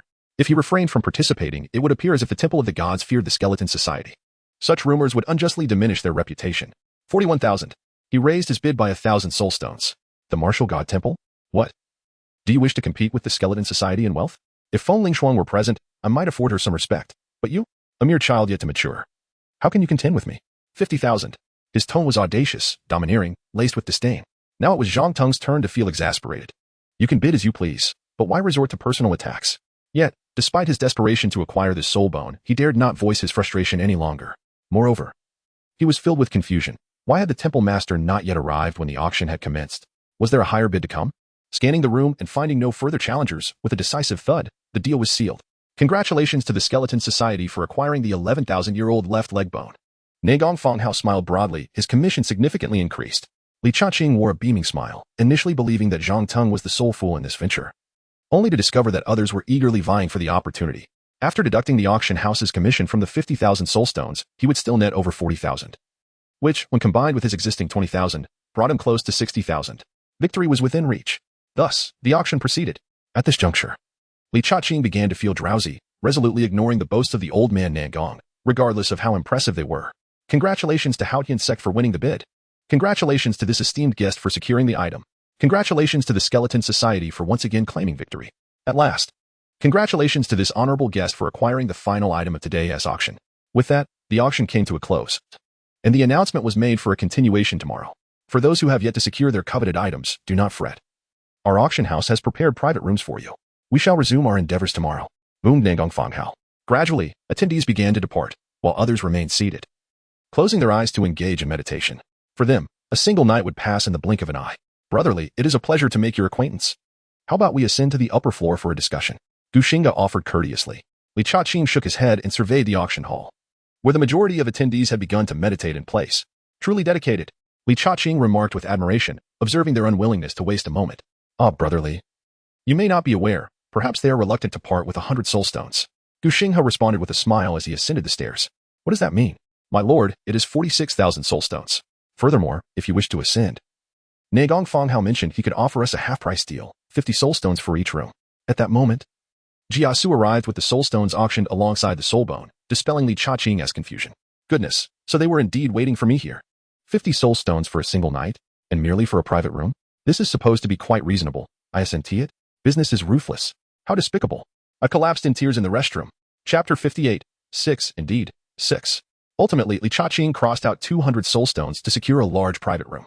Although the space for the 9 of them was not expansive, it was more than sufficient. The room itself contained only simple bedding, appearing to be hastily arranged. Goodness. There's a reason why the continent's wealthiest exist. They truly are frugal. After a brief complaint, Li Chaqing sank into the soft fur of a large marten. Guan Yu and the others followed suit, while Luo Wuji and his companions remained somewhat reserved. There is no need to be so restrained. Feel free to act as you wish. No, my lord, I do not require rest. I shall remain standing, Luo Wuji replied. Yes, my lord, you sleep. We will keep watch. Feng and Lei Jinzi nodded in agreement, while the bald-headed one also bobbed his head vigorously. As for Guan Yu and his companions, they closed their eyes to feign slumber, yet their mental acuity remained sharp, ready to detect any disturbance. Why? Because the corridor outside remained open, after all. Who can sleep soundly at night with the door left ajar? Moreover, does this not imply something? It subtly indicates the confidence of the battle armor sect. They are indeed this self-assured. Do you dare to challenge that? What? This is my seat. Keep your distance. Does it bear your name? This is clearly mine. A dispute seemed to erupt on the first floor, even prompting Li Chaqing on the upper level to raise an eyebrow slightly. Soon, amidst a flurry of insults, it appeared that 2 individuals were stepping outside to settle their differences like real men. Oh, it seems the battle armor sect encourages those with conflicts to resolve them outside. During the day, they engage in amiable competition. If one cannot prevail, they suppress it. By night, they step out for a showdown? 6. Indeed, 6. Li Chaqing found himself at a loss for words regarding the battle armor sect. With so many individuals below, how could those two possibly make a mistake? This was clearly a deliberate provocation. Moreover, it seemed that the battle armor sect was rather supportive of it. Naturally, should any actions be taken inside, it would merely be a spectacle. Kid, do you dare step outside for a duel? Zhang Ting shouted from the outside of the private room 503. Having suffered a setback at the hands of the Skeleton Society that day, he sought to vent his frustrations on a soft target. Unfortunately for him, Li Chaqing was his chosen prey. In Zhang Ting's eyes, Li Chaqing was just the right balance, not too soft to provide no satisfaction, yet not too hard to deter him from squeezing. Get lost. This young master has no time for you. Zhang Ting retorted, his temper flaring. Get lost. If you keep yapping, I'll make you regret it. Step outside for a duel. His fury reached a boiling point. Step outside for a duel.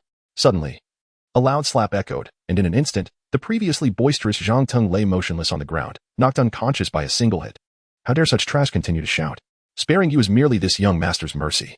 The bald man clapped his hands, then turned his gaze toward the four figures emerging from the opposite private room. Sir, isn't it rather disrespectful to bully the weak in such a manner? I recognize you, Zhao Dehan, the lord of the Reliant sect. When did you become a mere pawn for others? One of the figures recognized the bald man and sneered. I relish it. What of it? Are we to engage in combat? Even the martial god temple should not be so overbearing. The bald man finally stood his ground. This brat initiated the taunts first. Our sect merely sought to teach him a lesson to prevent future troubles. After all, not everyone can converse as amicably as my young master. Within the god slaughter temple, he had felt like a mere shadow, overshadowed by the might of several powerful individuals. Had he not been truly weak, who would cower in the corner? Now he finally had the chance to assert himself. As the opposing side also boasted a title Douluo of level 95. Such insolence. The sanctity of the temple is not to be desecrated. Immediately, the three figures surged forward. Their intentions unmistakable. Wind and thunder, it's time to act. The bald man grinned wickedly, followed by three more figures launching into action. 3 against 3, a fair match. Regardless of the storm brewing outside, my slumber shall remain undisturbed. My lord, shall I go take a look? Luo Wujing inquired. Go ahead, but remember your identity. Came the response. Indeed, we are members of the God Slaughter Temple, employed by you for protection. Luo Wujing affirmed solemnly. Yes, that is our public persona. Off you go. Understood. Luo Wujing swiftly exited, and this scene did not escape the eyes of those in other private rooms, including the host, the Battle Armor sect. In one of the highest rooms, two figures stood in conversation. Old Nan, what do you think of this young man? Dongfang Bai inquired with a smile. Indeed. This lad is quite impressive, albeit a tad cunning. He audaciously bids on his own belongings. Those unaware might assume he is an accomplice of ours. Nangong Hao chuckled in response. With only the two of them present, he refrained from addressing Dongfang Bai as the Grand Elder. Haha. Can you claim to be cleverer than you, my friend? Admittedly, this lad mirrors your initial attempts at playing both sides, raising the price of that soul bone in the process. The two exchanged knowing smiles. A win-win scenario, exactly what the Battle Armor sect cherished. By the way, didn't you mention that Feng Lingshuang took him as a disciple? What is the story there? The individuals accompanying him are also quite remarkable. Upon hearing this, Dongfang Bai's expression grew serious. While Luo Wujing and his companions could be traced, the other four appeared to have materialized from thin air. They had left no trace across the entire southern continent. If one were to associate them with a force, it could only be the currently notorious God Slaughter Temple. No need to rush. Aren't there still two factions below? Let us sit back and enjoy the spectacle. In the private room of the Haotian sect, Tang Batian occupied the seat of honor, flanked by Tang Mo, one of the Haotian twin stars. Does he truly possess such strength? Are the three of you truly no match for him? A flicker of intrigue crossed Tang Mo's otherwise impassive face. He was a prodigy, ranked 9th on the prodigy list. He scoffed at the so-called geniuses. Only the top 8 merited his earnest regard. Indeed, Brother Mo, this individual is peculiar, and his power is quite extraordinary. Despite being only level 60, he rendered the three of us powerless, forcing us to concede, Tang Jin explained earnestly. 60? Ha, you've been deceived. This lad is already a level 71 soul sage, Tang Batian replied coldly. A pang of regret gnawing at him for not forcibly taking him on as a disciple during the great competition. A hint of displeasure surfaced. He had publicly declared this young man would not be given face, which was truly vexing. What? A soul sage? That is impossible. Tang Jin and his companions gasped in shock. How interesting. Since fate has brought us together, I shall meet him personally, Tang Mo declared, a smile gracing his lips. A level 71 soul sage? He had defeated such opponents before. As the second best of the younger generation in the Haotian sect, he was expected to suppress all evildoers. Chapter 59, Elbu vs. Tang Batian. As the second best of the younger generation in the Haotian sect, he was expected to suppress all evildoers. Very well. I too wish to meet those who accompany him, Tang Batian spoke, his eyes gleaming with determination. Tang Jin and his companions displayed expressions of delight, with Brother Mo's intervention. They were certain the young man would be thoroughly subdued. Creak. Tang Batian stepped forward, his sharp gaze fixed on the room where Li Chaqing and his companions resided. Though he remained silent, his demeanor was undeniably provocative. "See? I told you we could simply sit back and enjoy the show," Nangong Fanghao remarked, stroking his beard. "Li Chaqing. Is it? I have heard from my inept younger brother that you are quite remarkable, and thus, Tang has come to seek your guidance." Tang Imo intoned, feigning courtesy with a bow, yet his demeanor was laden with challenge. "I hope you will not hold back in this exchange." The Haotian sect was already a focal point of attention, especially with the presence of Tang Imo, the ninth-ranked prodigy on the prodigy list. Consequently, every movement they made captured the interest of the onlookers. This was bound to be a spectacle. "Indeed, the ninth-ranked prodigy. I can only gaze up in admiration," murmured the spectators on the first floor. "To seek guidance? I can only say it will be a mutual exchange." With a calm yet assertive tone, Li Chaqing stepped outside. The Haotian sect's reputation must be upheld. Behind him, Elbu was brimming with enthusiasm. At long last, a worthy adversary had appeared. The two sides emerged to engage in battle at the armored sect. A pristine white moon hung in the night sky, casting a soft and gentle glow, enveloping the earth like a delicate veil. The moonlight illuminated the landscape, outlining the indistinct forms of distant mountains, trees, and the towering armored giant in a silvery sheen. This was originally a scene of serene tranquility. However, before the armored giant, several individuals were locked in combat, and the bald head of one fighter stood out conspicuously beneath the moonlight. The reflected light from his shiny head was impossible to overlook at that moment. He was pummeling a member of the martial god hall. Just as he was relishing the blow, he spotted Tang Batian and his companions appearing at the chest of the armored giant. Subsequently, Li Chaqing and others swiftly emerged from the passage. "Young master." The three bald men flew over and bowed respectfully. "You may all join in," Tang Batian declared, embodying his namesake, dominating the scene.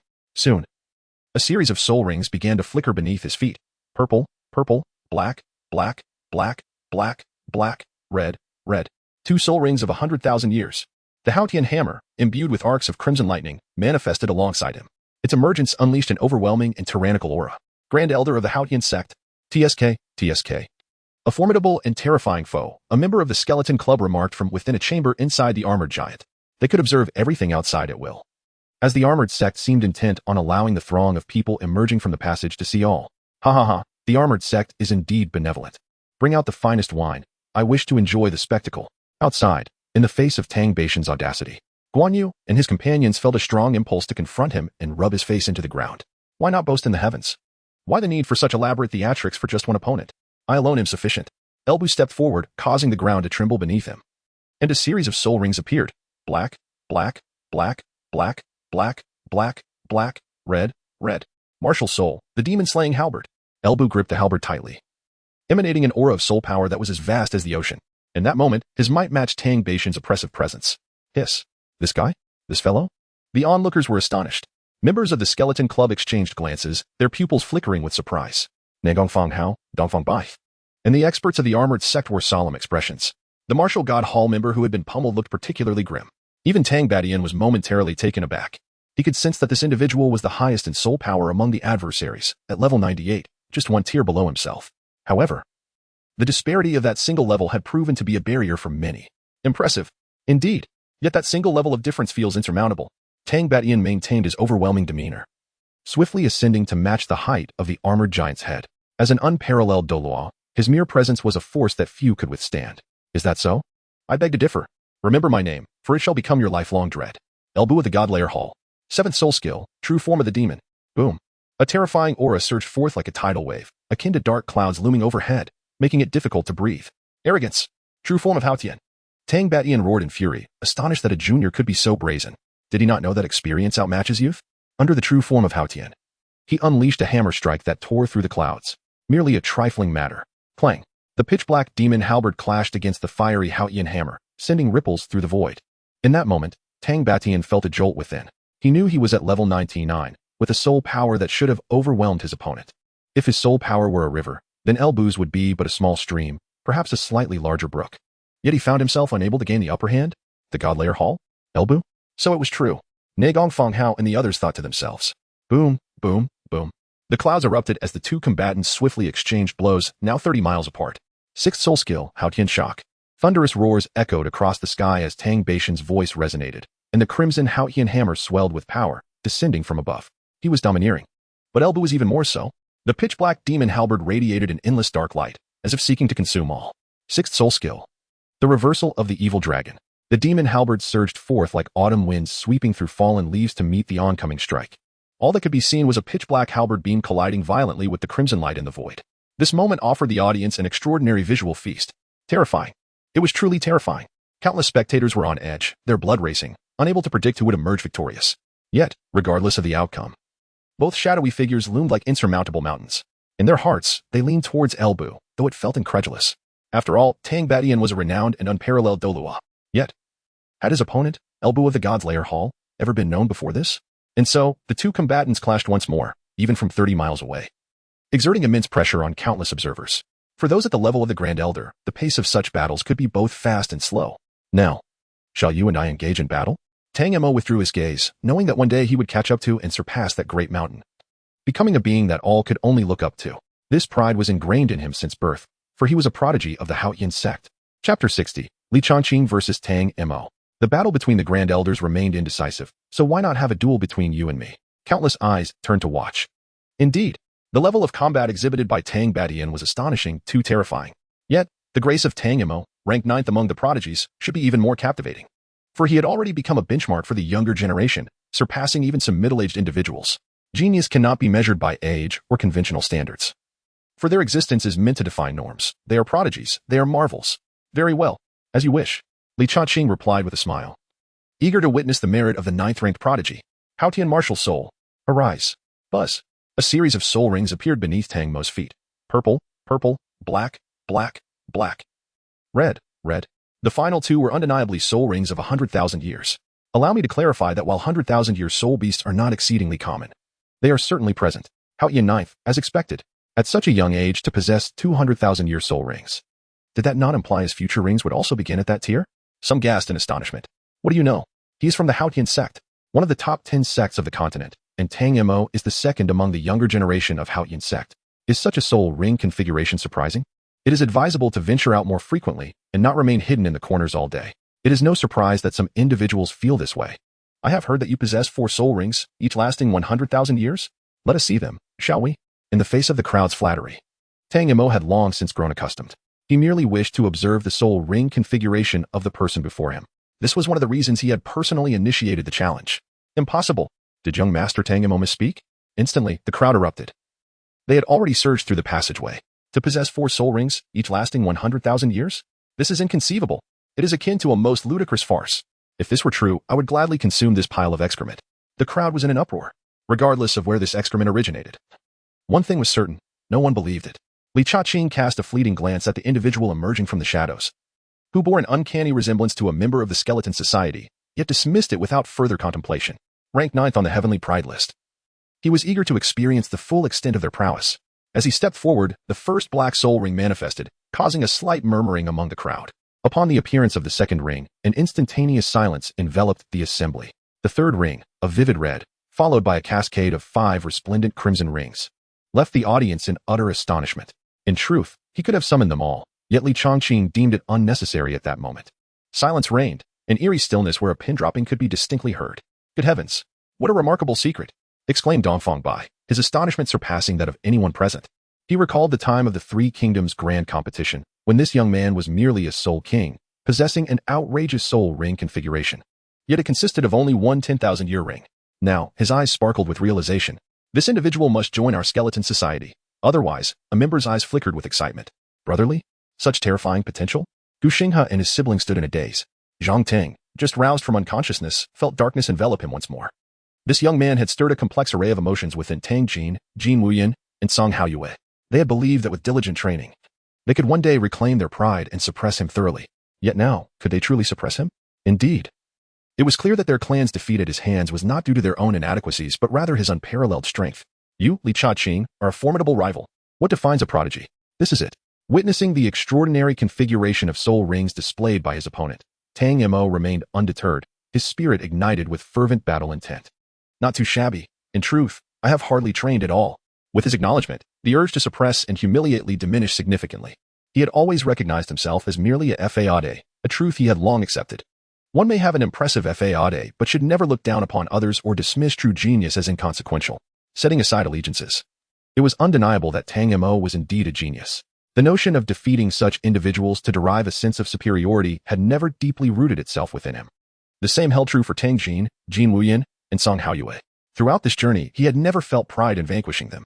He had never been the instigator of conflict. Rather, circumstances had propelled him into these situations. His desire to suppress was reserved solely for those who exhibited arrogance and provoked him or those he cherished. No, it was not suppression, it was annihilation. There existed within him a glimmer of compassion, yet alongside it, the resolve of a steadfast warrior. Li Changqing spoke the truth. Yet his words were perceived by the crowd as mere posturing. Emoge, bring him down, Tang Jin exclaimed. If I cannot prevail, can my Emoge not subdue you? Li Changqing, you are a formidable opponent, but I am no weakling either. 7th soul skill, Haotian true form. Buzz. The impact of the Haotian true form, adorned with a 100,000-year soul ring, was nothing short of colossal. Li Changqing's countenance grew serious. This individual was far from being underestimated. A single misstep could lead to dire consequences, tarnishing his identity and the glory of his 100,000-year soul rings. The 7th soul skill, true form of the Thunder King. A fierce and chilling aura surged forth, with strands of lightning perpetually emanating a sense of annihilation. With a slash, under the manifestation of his martial soul, even a casual strike wielded tremendous power, rivaling that of some lower-tier soul skills. Drink. Tang Mo exhibited no trepidation. His Haotian hammer forbade retreat. And as the 9th ranked on the celestial prodigy list, he could not allow himself to be defeated. In an instant, the two engaged in a fierce battle, both unleashing their 7th soul skills in the form of their martial souls. Boom, boom, boom. Trees shattered, and boulders crumbled around them. The Haotian hammer possessed formidable offensive power. Yet the Thunder King's sword strikes were even more ferocious. For a time, without the use of other soul skills, neither combatant could gain the upper hand. Their soul rings were of comparable quality, and their soul power was evenly matched.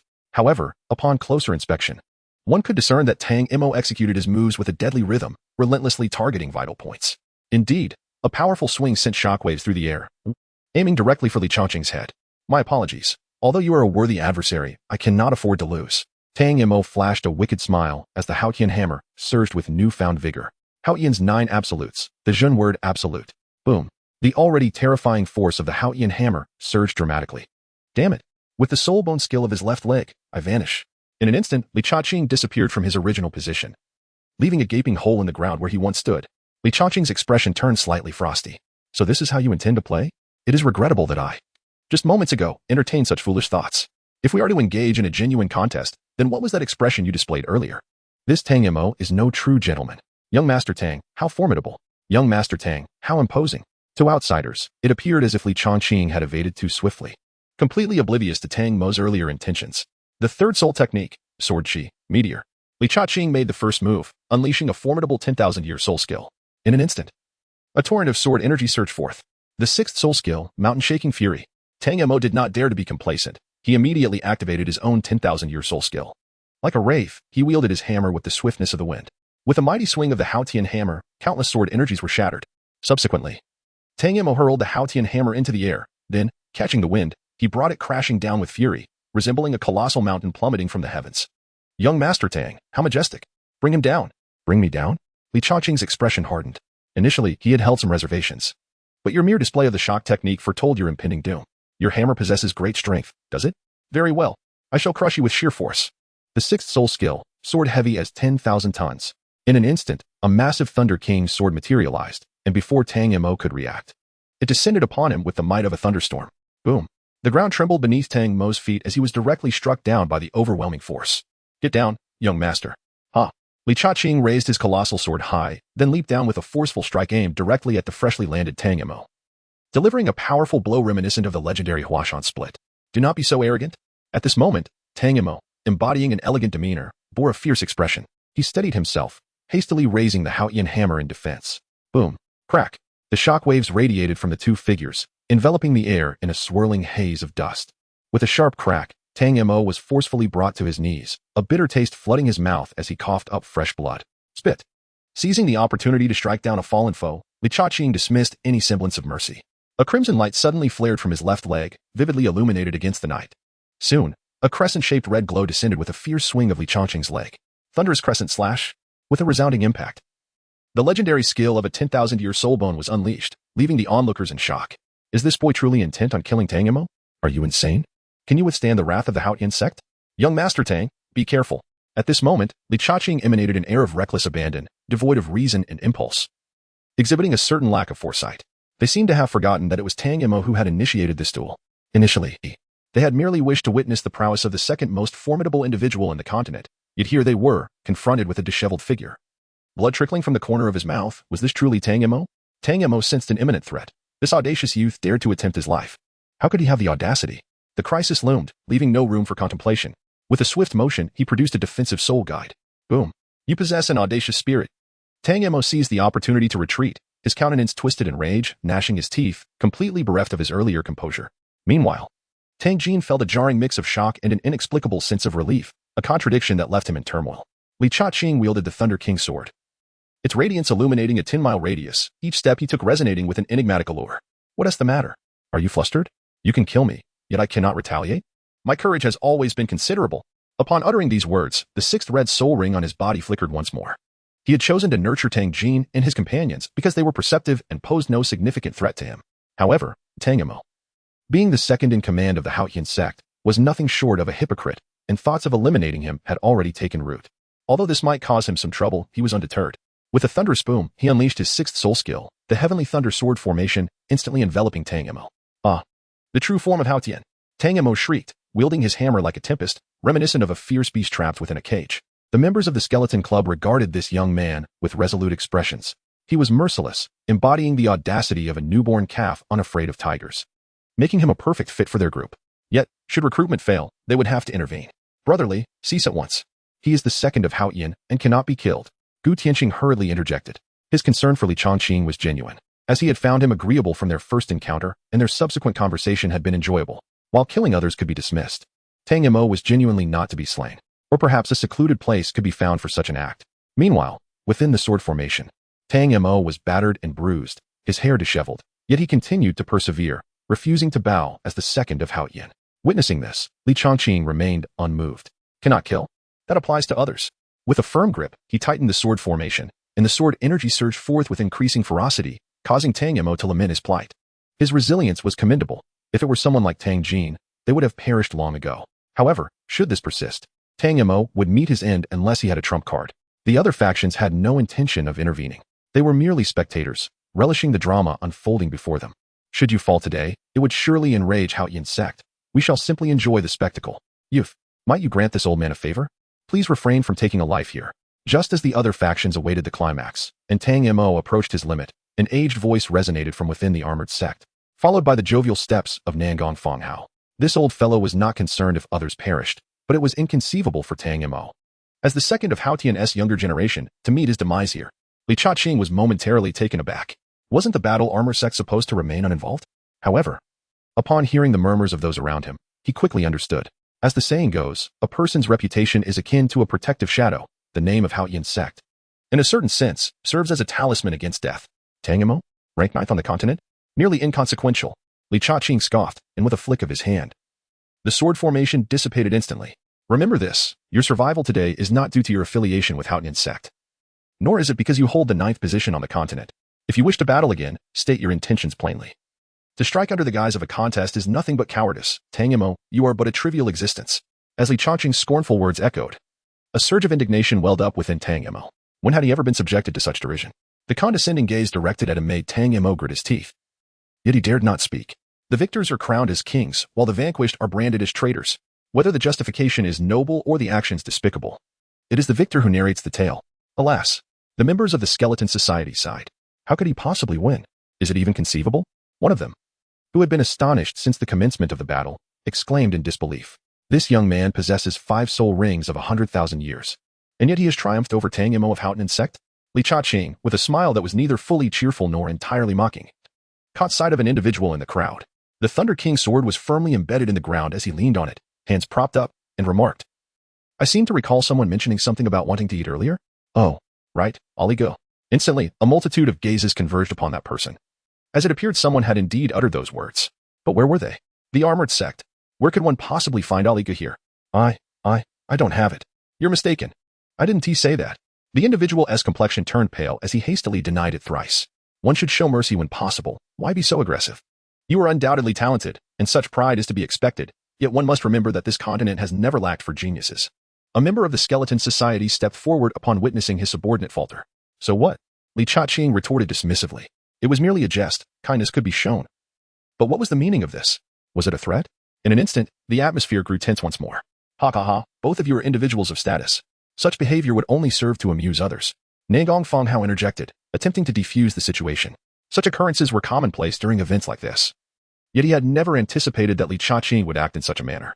Would the auction even proceed under these circumstances? It was imperative to prevent conflict between the two factions. Otherwise, it would draw the attention of the higher-ups, which could lead to trouble. Boom. At that moment, a thunderous sound erupted from the void. The crowd looked up to see a streak of red lightning flash past, its speed akin to a bolt from the blue. What had been miles away now struck heavily against the sky-piercing armor. Bang! Elder! Elder! Tang Jin shouted in alarm, while the recently risen Tang Mo trembled. His pupils constricting sharply. Had the level 99 Elder been defeated? Boom. The Elder of the Haotian sect? Ha! Elbu, with his 9 rings glimmering, wielded the divine demon halberd, standing with the imposing presence of a war god. Elbu of the God-slaying hall? Elbu's aura completely astonished everyone within the armored sect. You shall either fulfill your earlier promise or slap yourself. The crowd turned once more towards Li Chaqing, questioning his relentless pursuit. Their gazes then shifted to the member of the Skeleton Society with pity. Damn, I'm glad I didn't say anything. Someone secretly rejoiced. For Li Chaqing was indeed unyielding. Nagong Fonghao opened his mouth, only to swallow his words back down. Must it be this way? One of the high-ranking title Douluo from the Skeleton Society ground out through clenched teeth. Huh? Li Chaqing scoffed. This individual had the audacity to accept the task to assassinate him. The earlier person had merely stumbled into a dangerous situation. You wish to kill me? How frightful. What does it mean to be arrogant and overbearing? What does it mean to take advantage of one's power? This is what it means. Meanwhile, Elbu, Guanyu, Jiasu, and Xiaoyun coldly regarded the members of the Skeleton Society. As soon as their master issued a command, they would strike. Gentlemen, this is a personal grudge of my Skeleton Society. It has nothing to do with your god-slaying hall, does it?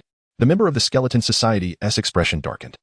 Realizing he had underestimated the situation, they had not brought enough powerful allies for this mission. Apologies, but young Master Li has expended a vast fortune in soul stones, and our task is to protect him. Elbu lied without batting an eye. You. Slaps resounded as that individual evidently chose the latter option. Regardless of the humiliation, one must select the lesser of two evils. Next time, be mindful of your words. The echoes of the gritted teeth from the Skeleton Society member and the astonished murmurs from the surrounding crowd faded as Li Chaqing and his party entered the passageway. This night would surely be sleepless.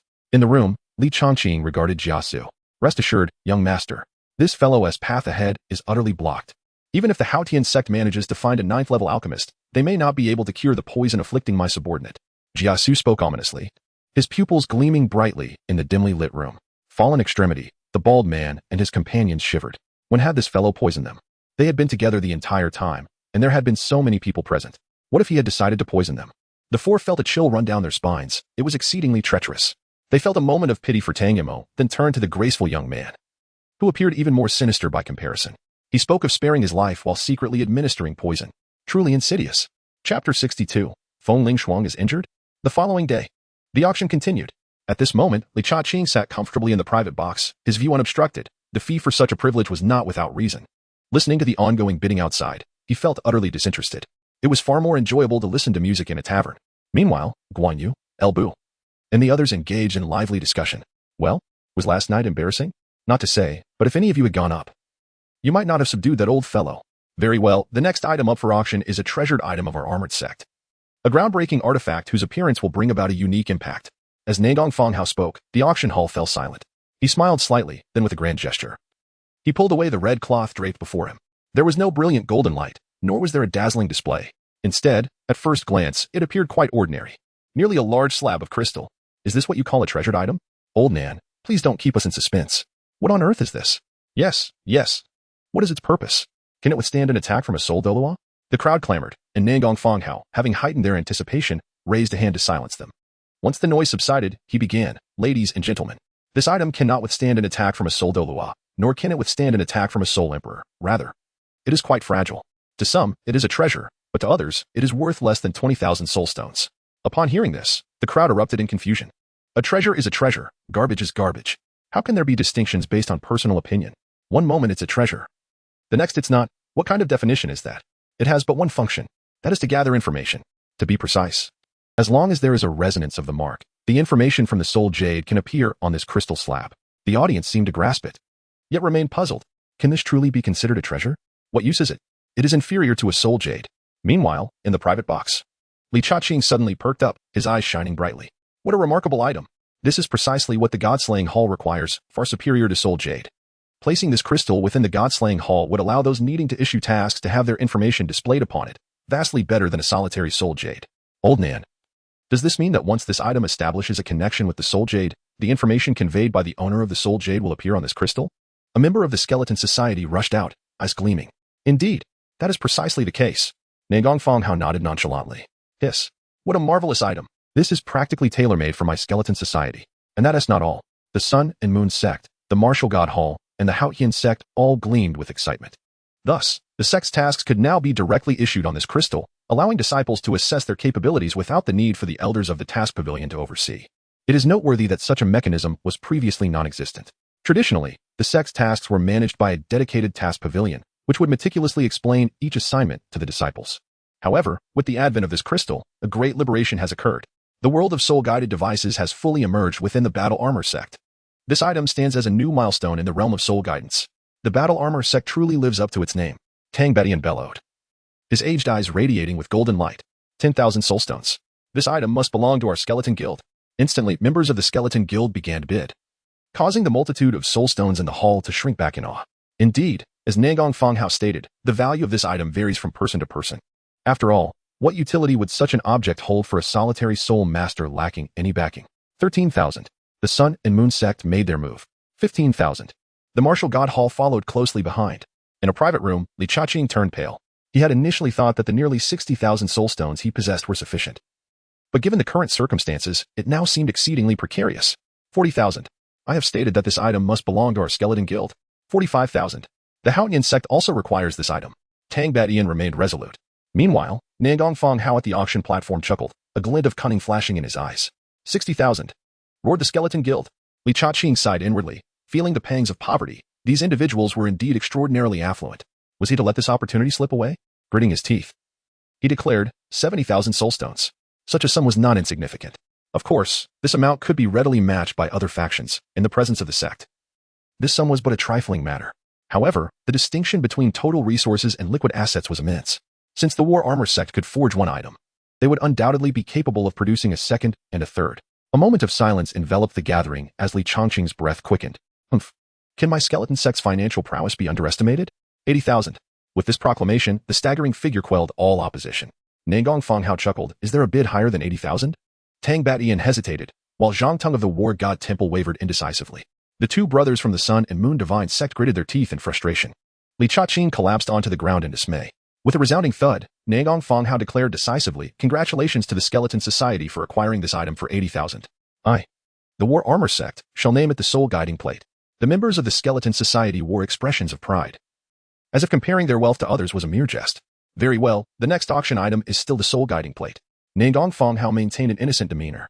Two enchanting women then presented another Soul Guiding Plate identical to the previous one. 70,000. Tang Batian eagerly shouted. 80,000. The Sun and Moon sect quickly matched, aware that missing out once would mean losing forever, especially since the first piece sold for the same amount. 85,000. Tang Batian gritted his teeth. Nangong Fanghao smiled once more, and seeing no competition in the audience, he struck the gavel decisively. The second piece was acquired by the Haotian sect for 85,000 soulstones. Excellent. The next auction item is yet again the Soul Guiding Plate. Nangong Fanghao cheerfully announced. Meanwhile, Gu Xinghe and his brother rejoiced, while Zhang Tung of the Martial God Temple surveyed the surroundings. Li Chaqing smiled. Yet the expressions of the Skeleton Society and Tang Batian instantly darkened. Old Nan, how many Soul Guiding Plates does your Battle Armor sect possess? Tang Batian's face was grim. Had he known, he would not have bid, wasting 5,000 soulstones in vain. My apologies, Elder Tang. But this is a secret of our Battle Armor sect that I cannot disclose, Nangong Fanghao replied with a polite smile. If I were to reveal the number, how could we compete? What would be the point of an auction? How could we maximize our profits? Tang Batian felt helpless, recognizing this as the customary approach of the Battle Armor sect.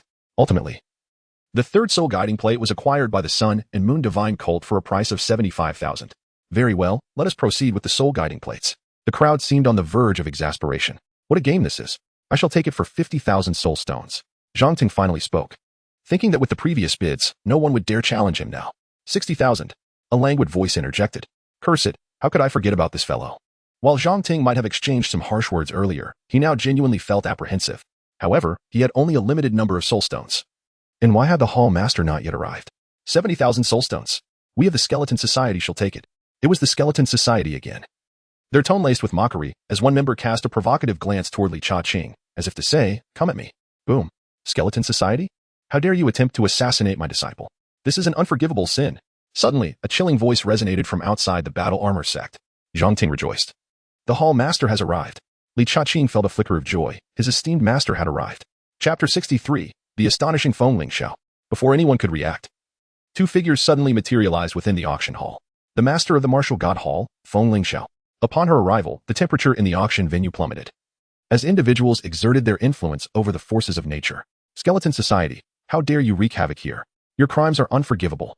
Feng Ling Xiao pointed a slender finger at the members of the Skeleton Society, frost swirling around her hand as it lunged towards them. Feng Ling Xiao. This is the battle armor sect, not your martial god hall. One of them bellowed, promptly unleashing his true martial spirit to barely withstand the attack. His soul power at a formidable level of 98. Staggering back 3 steps, frost began to envelop the private room behind him. Master Feng, regardless of your grievances, the battle armor sect shall not intervene. However, this place is under our jurisdiction, and we will not tolerate your recklessness. A commanding voice resonated from above. Dongfang Bai, who had been observing in the shadows, was compelled to reveal himself. Humph. Feng Ling Xiao let out a cold snort, a glimmer of iciness flashing in her eyes. How dare the despicable Skeleton Society attempt to ambush her beloved disciple? Had she not arrived in time, they might have succeeded. Sister, a youthful voice rang out, unmistakably belonging to Li Cha-ching. He leapt to Li Linger's side, his brow furrowed, shadows of concern flickering in his gaze. Li Linger, appearing disheveled and dusty, though somewhat disheartened by her appearance, nonetheless broke into a smile. Cha-ching, what brings you here? Li Cha-ching surveyed the scene, and it appeared that this elder sister had indeed been the target of an assassination attempt. Based on Feng Ling Shuang's previous remarks, he turned sharply. A youthful visage now rendered icy. The Skull Society. How audacious. Initially, they sought to assassinate me, and now they have the audacity to target my elder sister. You shall pay dearly for this. His chilling words swept across the gathering. How dare one threaten the Skull Society? Yet, the speaker was merely a youth of tender years. However, following the events of the previous night, no one dared to voice dissent. He truly possessed the qualifications to threaten the Skull Society. Yet, that was the extent of it. Humph. This impudent child possesses remarkable boldness. Does he not fear that his words may backfire? It would be prudent for him to maintain sufficient funds to hire these individuals. Otherwise, while it could be overlooked that Feng Ling Shuang chastised the Skull Society, given her position as the leader of the martial god temple, which held equal influence to the Skull Society, what could a mere whelp like him possibly contribute? Just because the tiger refrains from roaring, does he assume the Skull Society is but a feeble cat? Li Cha-ching regarded the 5 members of the Skeleton Society with a gaze as cold as death. Emerging from the battle armor sect signified their demise. I assure you, not even the Heavenly King himself could save them. Sister, are you all right? I am fine, thanks to Master S' timely arrival. It was then that Feng Ling Shuang cast a sidelong glance, noting the audacity of this young man, who spoke without fear. Upon her casual observation, her phoenix eyes narrowed, and a moment of scrutiny caused her pupils to constrict slightly. This young man has reached level 71? Is this a mistake? You. After a moment's hesitation, Feng Ling Shuang found herself at a loss for words. She had encountered numerous prodigies, yet such a terrifying rate of cultivation was beyond her experience, stirring a tempest of emotions within her. How much time had passed? Just over 2 months, perhaps? Zhang Teng has seen the Hall Master. We pay our respects to the Hall Master. At that moment, Zhang Ting and his entourage from the Martial God Hall approached quickly, bowing in reverence. Rise. Have you secured the precious item? Feng Ling Shuang inquired with an air of authority. As one of the top 10 sects, they had been informed of a significant auction at the Battle Armor sect, though the specifics remained unknown to them.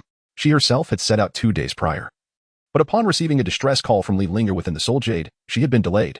It was only upon arriving at the outskirts of the Battle Armor sect that she sensed the presence of the Skeleton Society, igniting her fury. Reporting to the Hall Master. The auction is currently underway. At last, Zhang Teng stood tall, relieved to be free of the oppressive threat. Feng Ling Shuang cast a casual glance at Dongfang Bai before striding towards the private room of the Martial God Hall. Elder Tang appears to have sustained injuries? Feng Ling Shuang, a figure of considerable stature, remarked nonchalantly as she passed Tang Baishan's suite, before turning gracefully and taking her seat with poise. In stark contrast to Li Cha-ching's more abrupt descent. You insolent brat, do you think this is a place for you to sit? Zhang Ting, still oblivious to the situation, interjected. Li Cha-ching, however, chose to disregard the fool and continued conversing with his sister. Humph. Tang Batian snorted coldly, choosing to remain silent thereafter. As I have stated, our battle armor sect cannot endure further turmoil from you all. Any disputes must be resolved outside. The auction resumed under the ever-cheerful demeanor of Nangong Fanghao. The Skeleton Society had just bid 70,000 soul stones, but was there anything of a higher caliber? Meanwhile, Feng Ling Shuang became aware of the events that had transpired during the auction, including Tang Baishan's defeat. The The Temple of Slaughter? Feng Lingshuang mused, casting a glance at her seemingly fortunate disciple. Where did he acquire the soul stones to employ such formidable individuals? Could it be that the Li family possesses a mind? Yet, Li Linger often lamented their family's poverty. She gently rubbed her forehead, dismissing the thoughts, and then her ruby lips curved slightly. 80,000. Her voice was calm yet authoritative. The room fell silent, and the soul guiding board was soon secured by the martial god hall. Now, shall we proceed with more soul guiding boards? Nangong, how many do you have in total? Why not present them all at once? Indeed. Is your battle armor sect merely squeezing out the last drops like toothpaste? Precisely. We concur. The crowd expressed their discontent, finding the situation rather tedious. Everyone, please remain calm. I assure you, there are very few soul guiding boards left. Nangong Fonghao replied, clasping his hands in a gesture of respect. Instantly, many felt an urge to deliver a couple of resounding slaps across his face. 40,000. Jiasu interjected, his demeanor notably frigid. Hiss. I recognize him. The poison spider from the Temple of Slaughter. It is said that the Sun Emperor's domain is still in disarray. One individual exclaimed vividly. Oh, what leads you to make such a statement, brother? The matter is as follows. Esteemed guests, the Temple of Slaughter is also interested in this item. Perhaps you could grant us a favor? Jiasu maintained a courteous facade, though his chilling aura betrayed his true nature. Humph. Tang Batian expressed his discontent. The auction shall go to the highest bidder, 80,000.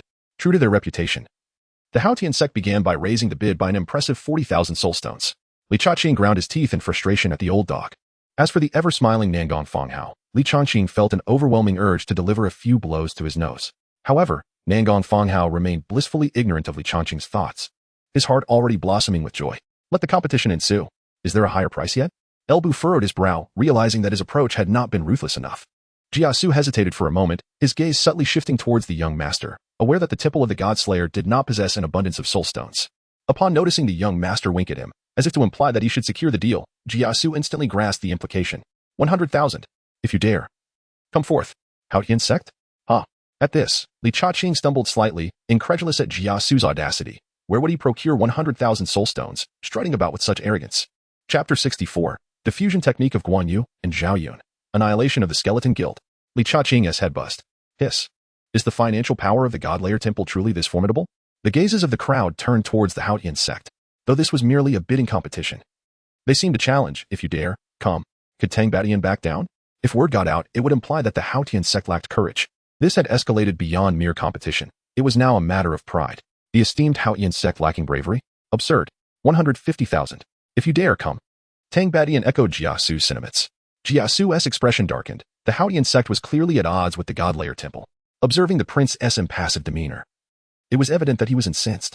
Jiasu's gaze was as lethal as a serpent's. Seizing an opportunity to deliver a blow, he called out again. 200,000. Hiss. Gulp. The crowd stirred, their throats constricting. Nangong Fonghao chuckled, Dongfang Bai laughed, and the warriors of the armored sect joined in the mirth. The members of the Skeleton Society, the Martial God Temple, and the Sun Moon Divine Sect also found amusement in the unfolding drama. Now it was Tang Batian who found himself in a quandary, hesitating. The price of 200,000 far exceeded any previous bids. Should he continue or withdraw? 201,000. Ultimately, Tang Batian raised the bid by a mere 1,000, resolving internally that this would be his last increase. Let the opponent claim the item at a price exceeding 20,000, and then he would mock them. Aha, the Haotian sect is indeed wealthy. My God-Layer Temple pales in comparison. This item is yours. Jiasu laughed heartily, relinquishing his claim first. You're not continuing? Is the God-Layer Temple truly this impoverished? Tang Batian felt his composure shatter, his head spinning, his body trembling. Not at all. Since you're determined to claim this item at 201,000, I shall assist you. Jiasu stated with righteous conviction. Puff. Tang Batian, already injured, spewed a mouthful of blood in exasperation. Clap. Nangong Fonghao struck the gavel decisively. Congratulations to Elder Tang for securing this item once again. On to the next. Armored Sect. What a remarkable armored sect. Tang Batian's hair stood on end. Dongfang Bai huffed coldly, Elder Tang, mind your status. The auction proceeded. Jiasu raised his voice again, this time with the same price, 40,000. The venue fell into a profound silence. 3 breaths passed, yet no one spoke. Is there a higher bid? Is there anything above 40,000? This is a soul guide plate, with boundless mysteries. However, despite Nangong Fonghao's explanations, no one dared to voice their bids. Were they to be ensnared like Tang Batian? They already possessed a piece. Only a fool would continue bidding. Even the Skeleton Society fell silent. Ladies and gentlemen, this is the final piece. I assure you. Nangong Fonghao remained undeterred, determined to raise the stakes once more. Li Chaqing's fist cracked ominously, and his impression of the old man plummeted. Indeed. The members of the Skeleton Club were elated. 100,000. The implication was clear. He sought to extract a greater price from the Temple of the God Slayer. However, Jiasu merely glanced at the members of the skeleton club before plopping down onto a seat, seemingly indifferent to their demands. Are you mocking me? He hissed. His expression twisted with rage.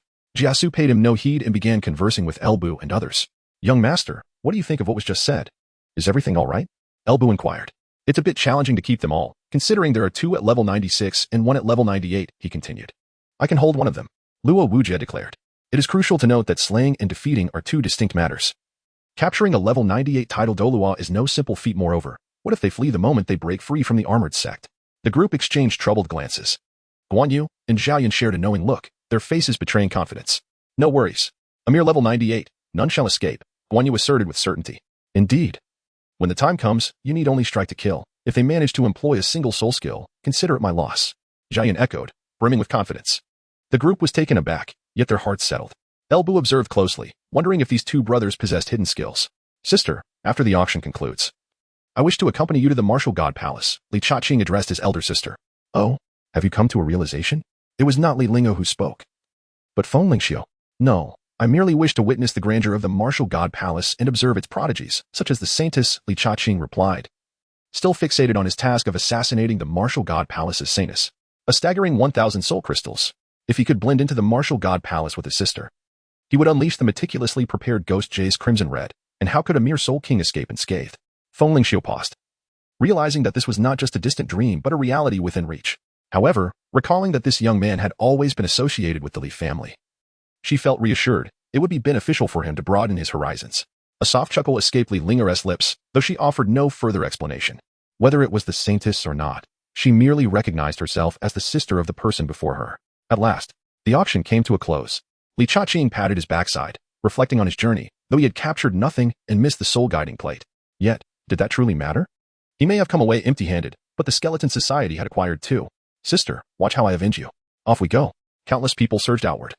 For if all went as anticipated, a grand spectacle was about to unfold. The clash between the Temple of Slaughter and the skeleton society awaited.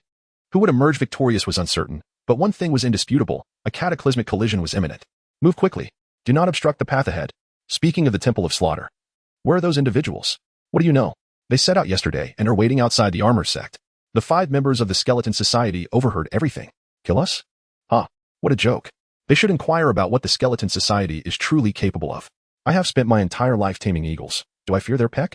The 5 remained undaunted, confident that even if they faced defeat, they could retreat unscathed. This was the first lesson for every member of the skeleton society, the very foundation of their courage. Once the auction house emptied, the 5 slowly stepped forward. Old man, what are your thoughts on this battle? Dongfeng Bai inquired, gazing at the departing figures. Feng Bai, you flatter me too much. However, if the Temple of Slaughter lacks other experts or if Feng Lingshuang does not intervene, the 5 members of the skeleton society will not be annihilated. Dongfeng Bai rolled his eyes, questioning the difference between stating the obvious and remaining silent. Here they come. The outer perimeter of the towering armor was teeming with soul masters from various factions, all eagerly anticipating the unfolding events. Even Tang Batian and the Sun and Moon Divine Cult occupied their respective spaces in the void, each speculating amidst the tension. Look at how relaxed they seem. Could it be that the Temple of Slaughter has more experts? After all, they are facing the Skeleton Society, the titans of the assassination world. Each member is formidable in their own right. Indeed, Zhao Yun and Guan Yu appeared remarkably at ease. Beside them stood Elbu, Jiasu, and Luo Wujie. Hush. Silence. The members of the Skeleton Society are emerging. Humph. The Temple of Slaughter? Do they dare to kill us? Not a chance. A terrifying aura erupted as the 5 members of the Skeleton Society exited the armor sect, their respective martial spirits manifesting swiftly. If we can even move, we will consider it a loss. Zilo, Guan Yu shouted as 9 rings materialized around him. Understood. Zhao Yun's martial spirit also unleashed in an instant. His soul ring configuration identical to that of Guan Yu. The 2 soul rings ascended above their heads, releasing an oppressive aura that enveloped the area. Martial spirit fusion technique. Polarized forbidden domain. With those words from Guan Yu and Zhao Yun, their soul rings rapidly fused above them. A great power descending upon the 5 members of the Skeleton Society. This was not mere individual control, but rather a localized domination. Hiss. Martial spirit fusion technique? Feng Lingshuang's brow furrowed. An advanced fusion technique of a title Douluo. The Skeleton Society is finished. Tang Batian shuddered, retreating a few steps. Indeed, from Tang Baishan's vantage point, the 5 members of the Skeleton Society appeared utterly dazed, as if they had lost their souls. No, it was not a loss of spirit. They were being controlled. Absolute control. Tang Batian murmured to himself, as his position allowed him to witness the expressions of the 5 members shift dramatically. Their pupils trembled.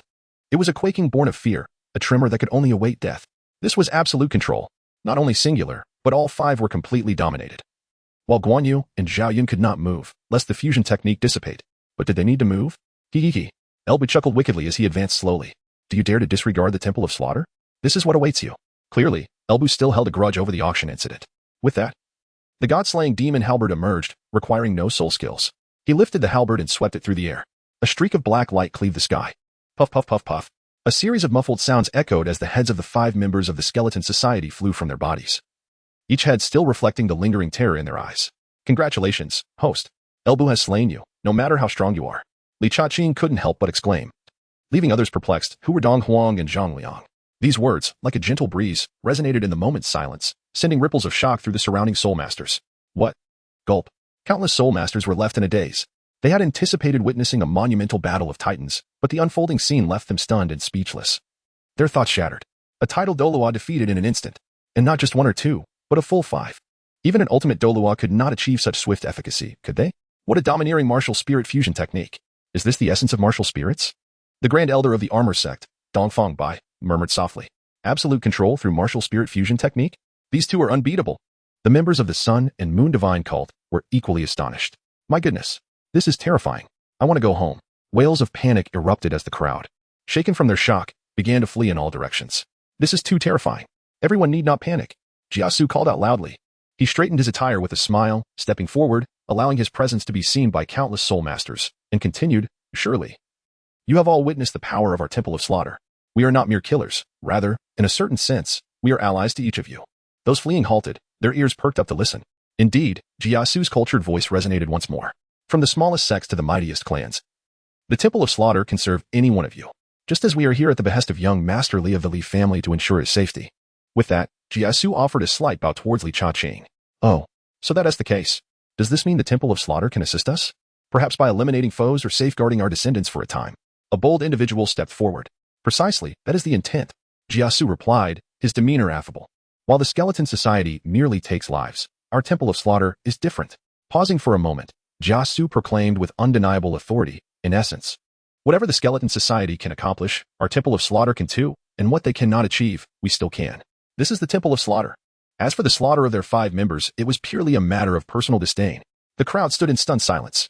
Behold this courteous and refined figure, Jiasu, who appears quite amicable, while the prowess of the Temple of Slaughter is indeed formidable.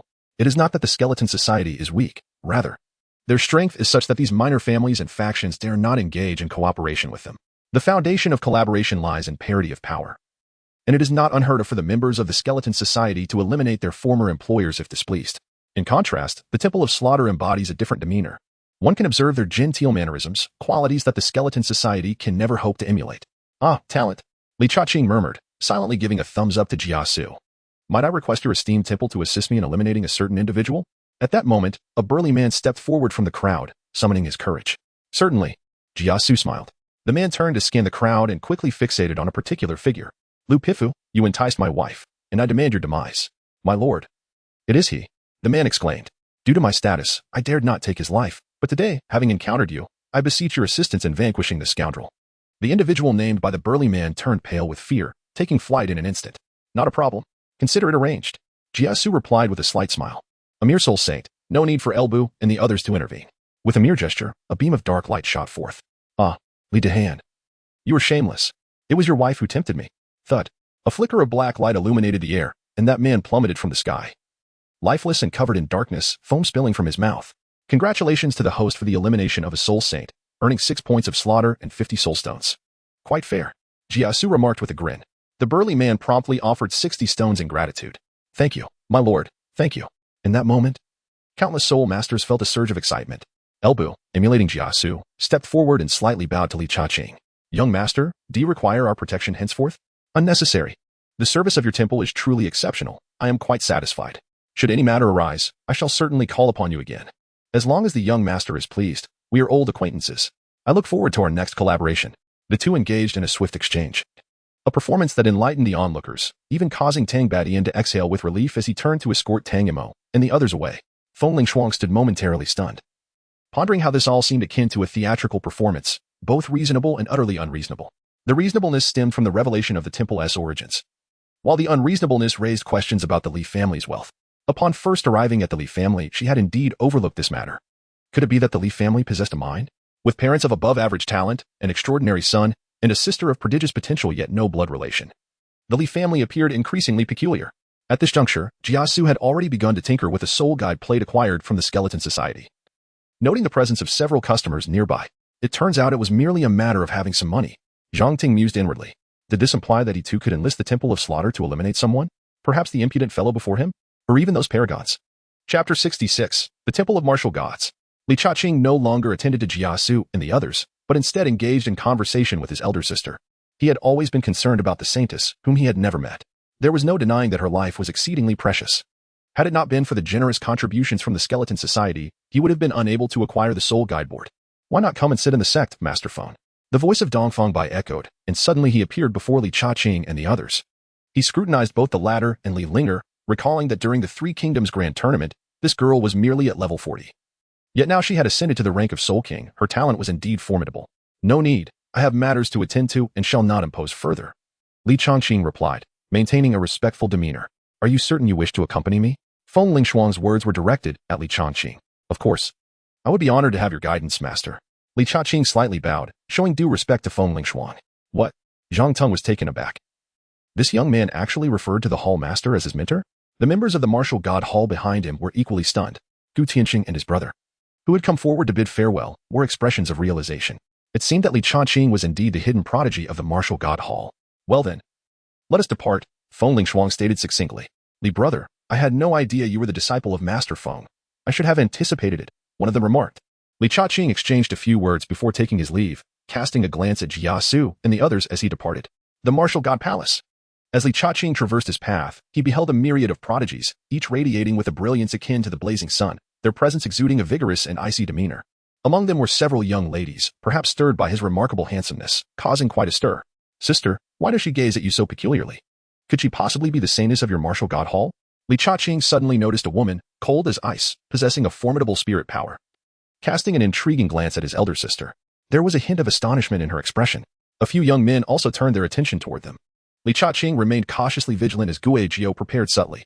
We have met the Hall Master. As we followed Feng Lingshuang's steps towards the Great Hall, the guards on either side respectfully knelt, and soon a multitude followed suit, collapsing to the ground in reverence. We pay our respects to the Hall Master. We have seen the saintess. At this moment, Feng Lingshuang exuded an extraordinary authority, embodying the essence of a queen, merely acknowledging with a soft hum before proceeding. Behind her, Li Chaqing's expression brightened. A saintess, indeed? However, upon surveying the surroundings, he realized that besides his elder sister, everyone else had knelt. The formidable youths and the frost-like woman were no exceptions. So, the saintesses. Sister, could it be? Kiki. Let us go, Chaqing. Li Linger chuckled lightly before her smile faded, adopting a demeanor of maturity as she gracefully departed with delicate steps. Li Chaqing stepped into the hall of the martial god in a daze. At that moment, his esteemed master sat regally at the elevated seat, exuding an air of authority akin to that of an empress, while 6 elderly men with graying hair occupied the resplendent chairs on either side. We pay our respects to the Hall Master. We have met the saintess. The group bowed deeply once more, and a glance revealed nearly 100 individuals present. Beyond the hall, the crowd became indistinct. Feng Lingshuang responded lightly, and an overwhelmingly terrifying aura surged forth from her. Li Chaqing, standing beside her, felt a tremor run through him. What was she up to? Esteemed ones, the matter of Lingo's training is exceedingly secretive. In fact, most of you are unaware of it. Yet how could the Skeleton Society have learned of it?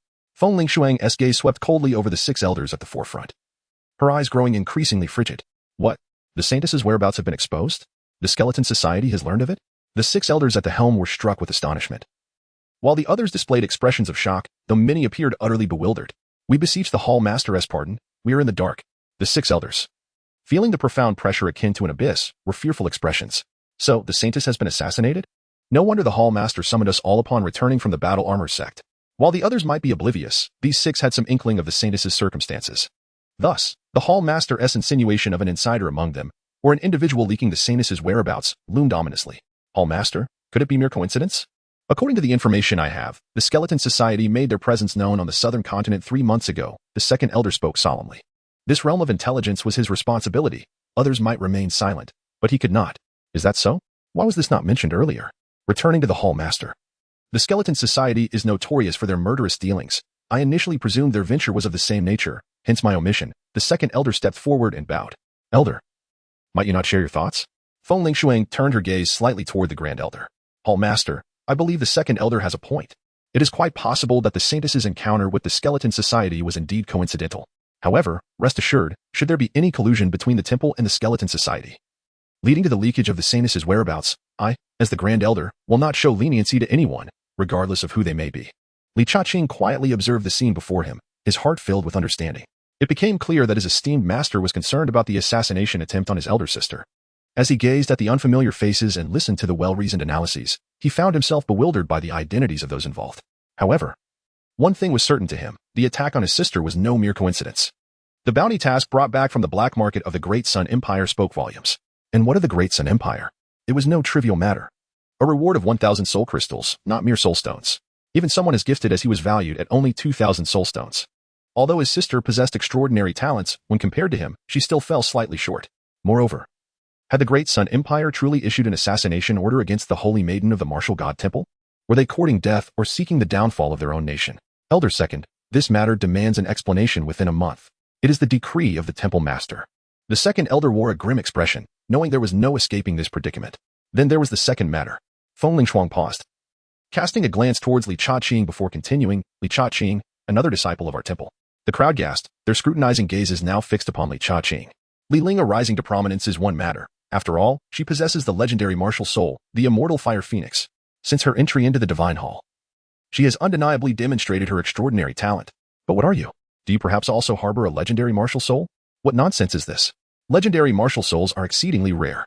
If we consider top-tier martial souls as being 1 in 10,000, then legendary martial souls are akin to 1 in a million. The prodigies present are the Sea Army de la Sea Army, having fought their way to the top. Each of them possesses martial souls of the highest caliber. Only a step away from the legendary tier, yet that single step is as insurmountable as a chasm, akin to a shackle. Without a fortuitous opportunity, it is exceedingly difficult for a martial soul to ascend to the legendary level. This is not only true for their martial god hall, but for the entire continent as well. Such circumstances illuminate the rarity of legendary martial souls. Feeling the intense scrutiny of the many young gazes, Li Chaqing's expression darkened. Wasn't his esteemed master merely inviting enmity upon himself? The hall acknowledges your doubts. Thus, should I defeat him, I shall take him as my disciple. Feng Lingshuang seemed to think the flames were insufficiently fierce and added more fuel to the fire. Li Chaqing's lips twitched slightly. Why must he compel himself to take action? Was it truly necessary? Chapter 67, The Intention of Feng Lingshuang. Li Chaqing smirked, questioning the necessity of such matters. Chaqing, although you are indeed a genius, you have yet to face a true prodigy. Only by rising above your peers can one be regarded as a genuine talent. The same applies to the extraordinary and the powerful, Feng Lingshuang remarked with a hint of indifference. Understood. Li Chaqing replied, his demeanor relaxed. Is it so difficult to press these geniuses down to the ground? Surely, they cannot surpass Tang Mo. Meanwhile, the other prodigies within the hall were brimming with combat zeal, eagerly eyeing Li Chaqing. Defeating him would grant them the opportunity to apprentice under the hall master, a prospect that could lead to boundless future prospects. Especially considering that many were either disciples of esteemed elders or had no master at all. In that moment, Li Chaqing distinctly sensed waves of provocation directed at him.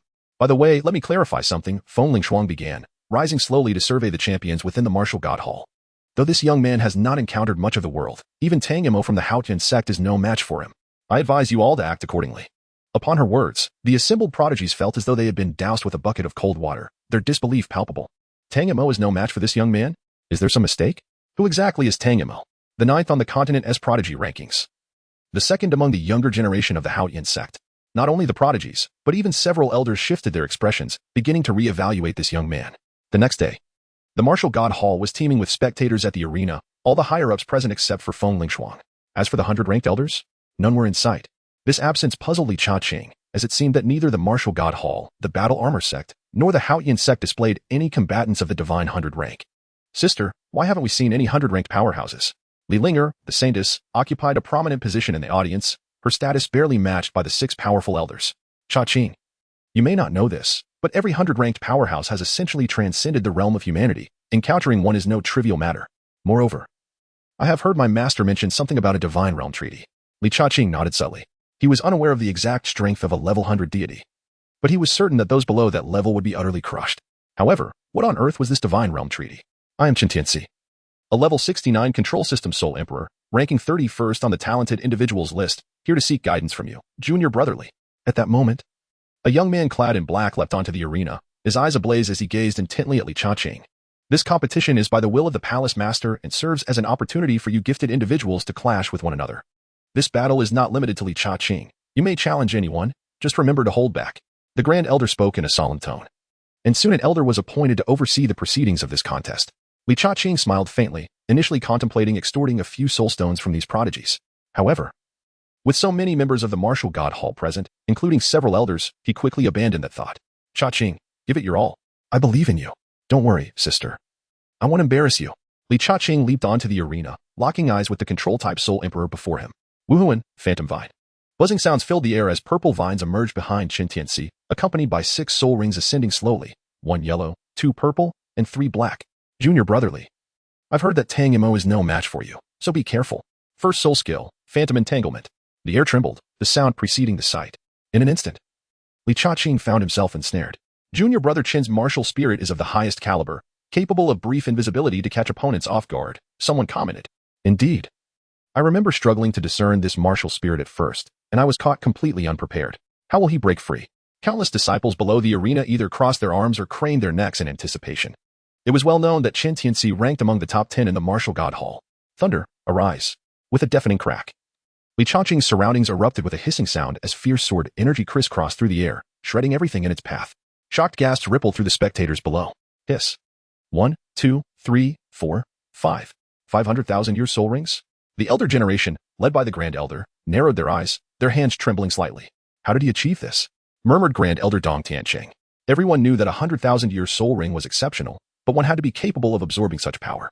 Most soul masters on the continent absorbed rings sequentially, starting from hundreds, then thousands, to tens of thousands. 1,000-year starting point was rare. Yet this individual had his first soul ring at 10,000 years and the third at 100,000. Such a phenomenon was unheard of. How? How did you do this? Chen Tianxi lost his composure. He too was a genius. Each individual on the heavenly talents list was extraordinary in their own right. Yet, compared to the person before him, they felt overshadowed. This is nothing. The configuration of soul rings does not necessarily dictate combat prowess, nor does it guarantee an unlimited future. Li Cha-ching, with an air of nonchalance, feigned an aura of composure and humility. This demeanor elicited quiet nods of approval from some of the elder generation. Their gazes towards the young man softened considerably. In truth, however, Li Cha-ching's heart was brimming with delight, reveling in the astonished expressions that surrounded him. Were they not taken aback? Was their minds not buzzing with disbelief? Maintain your composure. Do not reveal your true feelings. Given the circumstances, he had unwittingly offended. Chen Tianxi, no longer inclined to hold back, recognized the extraordinary talent of his opponent, thus unleashing his full strength without restraint. The 5th soul ring shimmered intensely. 5th soul skill, illusory triple bind. Buzz, buzz, buzz. Before Li Cha-ching, the air erupted with a thunderous roar. As 3 invisible bindings approached within the realm of his spiritual perception, the sheer force was sufficient to cause the air to explode. How enlightening. Unlike the domineering assaults of Tang Mo and Tang Jin, Chen Tianxi's martial soul primarily focused on confinement. However, this does not imply that his offensive power is feeble. After all, how can one who can compress the air to emit such a hissing sound be considered weak? With a swish, a streak of sword light flickered. And lightning danced as Li Cha-ching effortlessly swung his sword. Yet, contrary to his expectations, he was met with a sudden stinging sensation on his skin. In that moment, he beheld purple vines entwining around him. Are these truly vines? First soul technique, a sword shatters the void. Li Cha-ching dared not be negligent, suppressing any thoughts of disdain. It seemed that this was indeed the intention of his rather lenient master. With a swift motion, the soul technique was unleashed, and the vines were instantaneously severed. At that moment, Chen Tianxi had already closed the distance to within 10 meters of Li Cha-ching. His black robe billowed as a smirk graced his lips, and he unleashed another control skill. Simultaneously, he clenched his palm forcefully towards Li Cha-ching's position. Junior brother, my illusory vines are not as simple as they appear. While your attacks are powerful and sharp, once ensnared, you will find yourself utterly defenseless. Illusory stab. Li Cha-ching's entire being suddenly transformed into a serpent-like vine, turning into long thorns as if to pierce him through and bring a chilling sensation. Moreover, he felt bindings encroaching upon him. It is no wonder that the master harbored such intentions. Li Cha-ching smiled, realizing that his soul power was indeed overwhelming, and his strength even more so. However, should he underestimate his opponent, he might face dire consequences. His journey thus far had been remarkably smooth, or perhaps he had simply not encountered any peculiar martial souls. With his second soul skill, sword sweeps the 8 directions. Boom. Chen Tianxi's every offensive maneuver was instantly dismantled, and in a fleeting moment, a long sword was poised against his brow. I concede. Chapter 68. Pity for the delicate? Not a chance. I concede. Li Cha-ching stated calmly. Chen Tianxi let out a bitter smile. He had initially believed he could compel his adversary to unleash a 10,000-year soul skill, thereby achieving a semblance of honor in defeat. Yet, it was clear that his opponent had no intention of employing such a formidable technique. I shall take my turn. Following this, several prodigies from the martial god temple ascended to challenge him, each with unique martial souls and varying levels of soul power, yet all below level 70. After several exchanges, Li Chaqing deftly eliminated them one by one from the arena. Langning Xue, please enlighten me. At that moment, a frost-like maiden stepped forth, her feet treading upon the falling snowflakes, gracefully approaching the arena in mere strides. Li Chaqing's expression turned serious. This individual was the first soul sage of level 70 among all challengers. According to his elder sister, she was also a disciple of the Grand Elder. It is an honor to receive your guidance, but let us merely engage in friendly sparring. Li Chaqing nodded, and 7 soul rings began to pulsate rhythmically around him. A thrilling spectacle was about to unfold. What do you think? Can Senior Sister Lung defeat her opponent? Senior Sister Ling's martial soul is the Starry Sky Thunder Python, which is also a Thunder Attribute martial soul, making this a true clash of titans. The audience buzzed with excitement, while the Grand Elder stroked his beard thoughtfully, his eyes glinting with hidden meaning. Suddenly, a Starry Sky Thunder Python materialized behind Langning Xue as her soul rings began to manifest beneath her feet. 1 purple, 5 black, and 1 red. Go, Senior Sister Lang. Go, Senior Sister Lang. You are forever our idol, cheered her admirers and fervent fans from the stands, their voices rising in fervor. Be careful, junior brother. 4th soul skill, Thunder Python Entwine.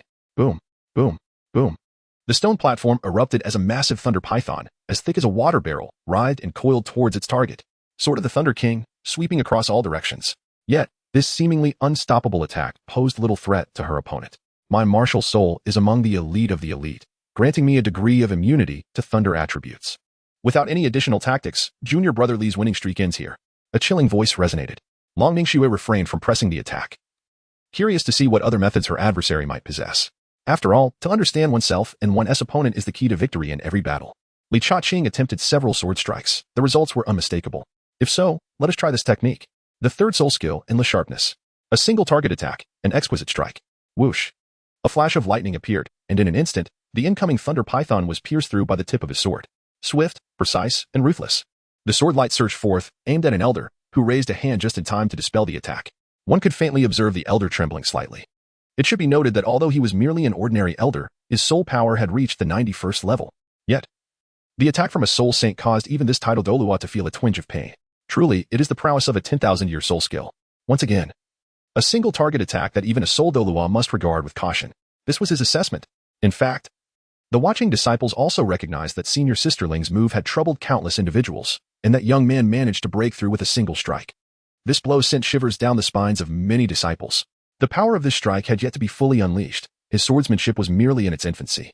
At that moment, Fengling Shuang suddenly appeared on the high platform. Master, all master. Linger inquired, is there a master of swordsmanship within the temple? Naturally. Fengling Shuang replied nonchalantly, her gaze shifting towards the arena. Langning Xue, who stood on the arena, was taken aback. The moment the sword was drawn had instilled a sense of deadly crisis within her. If that strike had been aimed at her, would she have been able to withstand it?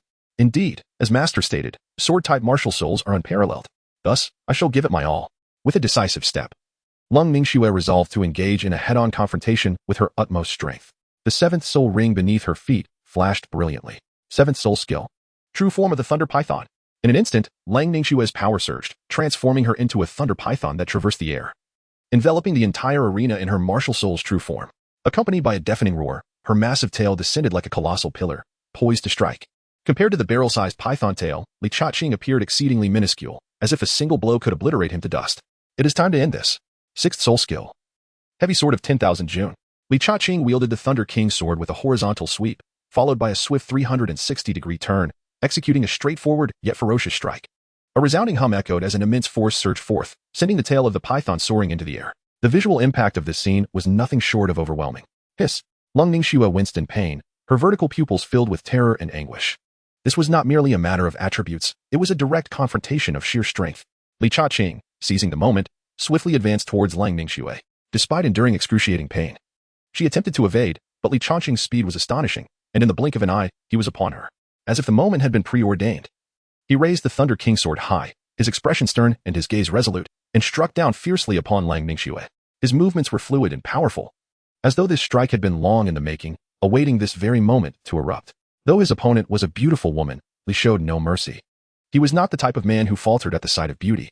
With a fierce shout, another monumental blow resounded, sending Langning Xue's martial soul crashing down from a distance of several dozen feet. Hiss! This young man showed no compassion. Young man, Exercise some restraint. Lang Ningshue's admirer roared with reddened eyes and a flushed neck. Yet, Lang Ningxue was not without her means of resistance, despite the pain. She was far from losing her combat ability beneath her martial soul. The tail of the starry thunder python surged forward, aiming to ensnare Li Cha-Ching.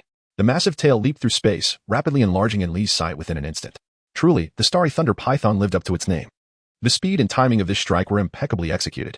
The elder on stage smiled, recognizing the merit in Lang Ningxue. For the starry thunder python was indeed a top-tier martial soul among many.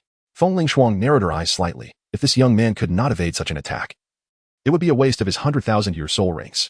In response, Li Cha-Ching's expression remained unchanged. His left hand shot forth. It was time to conclude this. Gravitational control. Buzz. The tail of the lightning python visibly slowed, as if beset by an overwhelming force of gravity.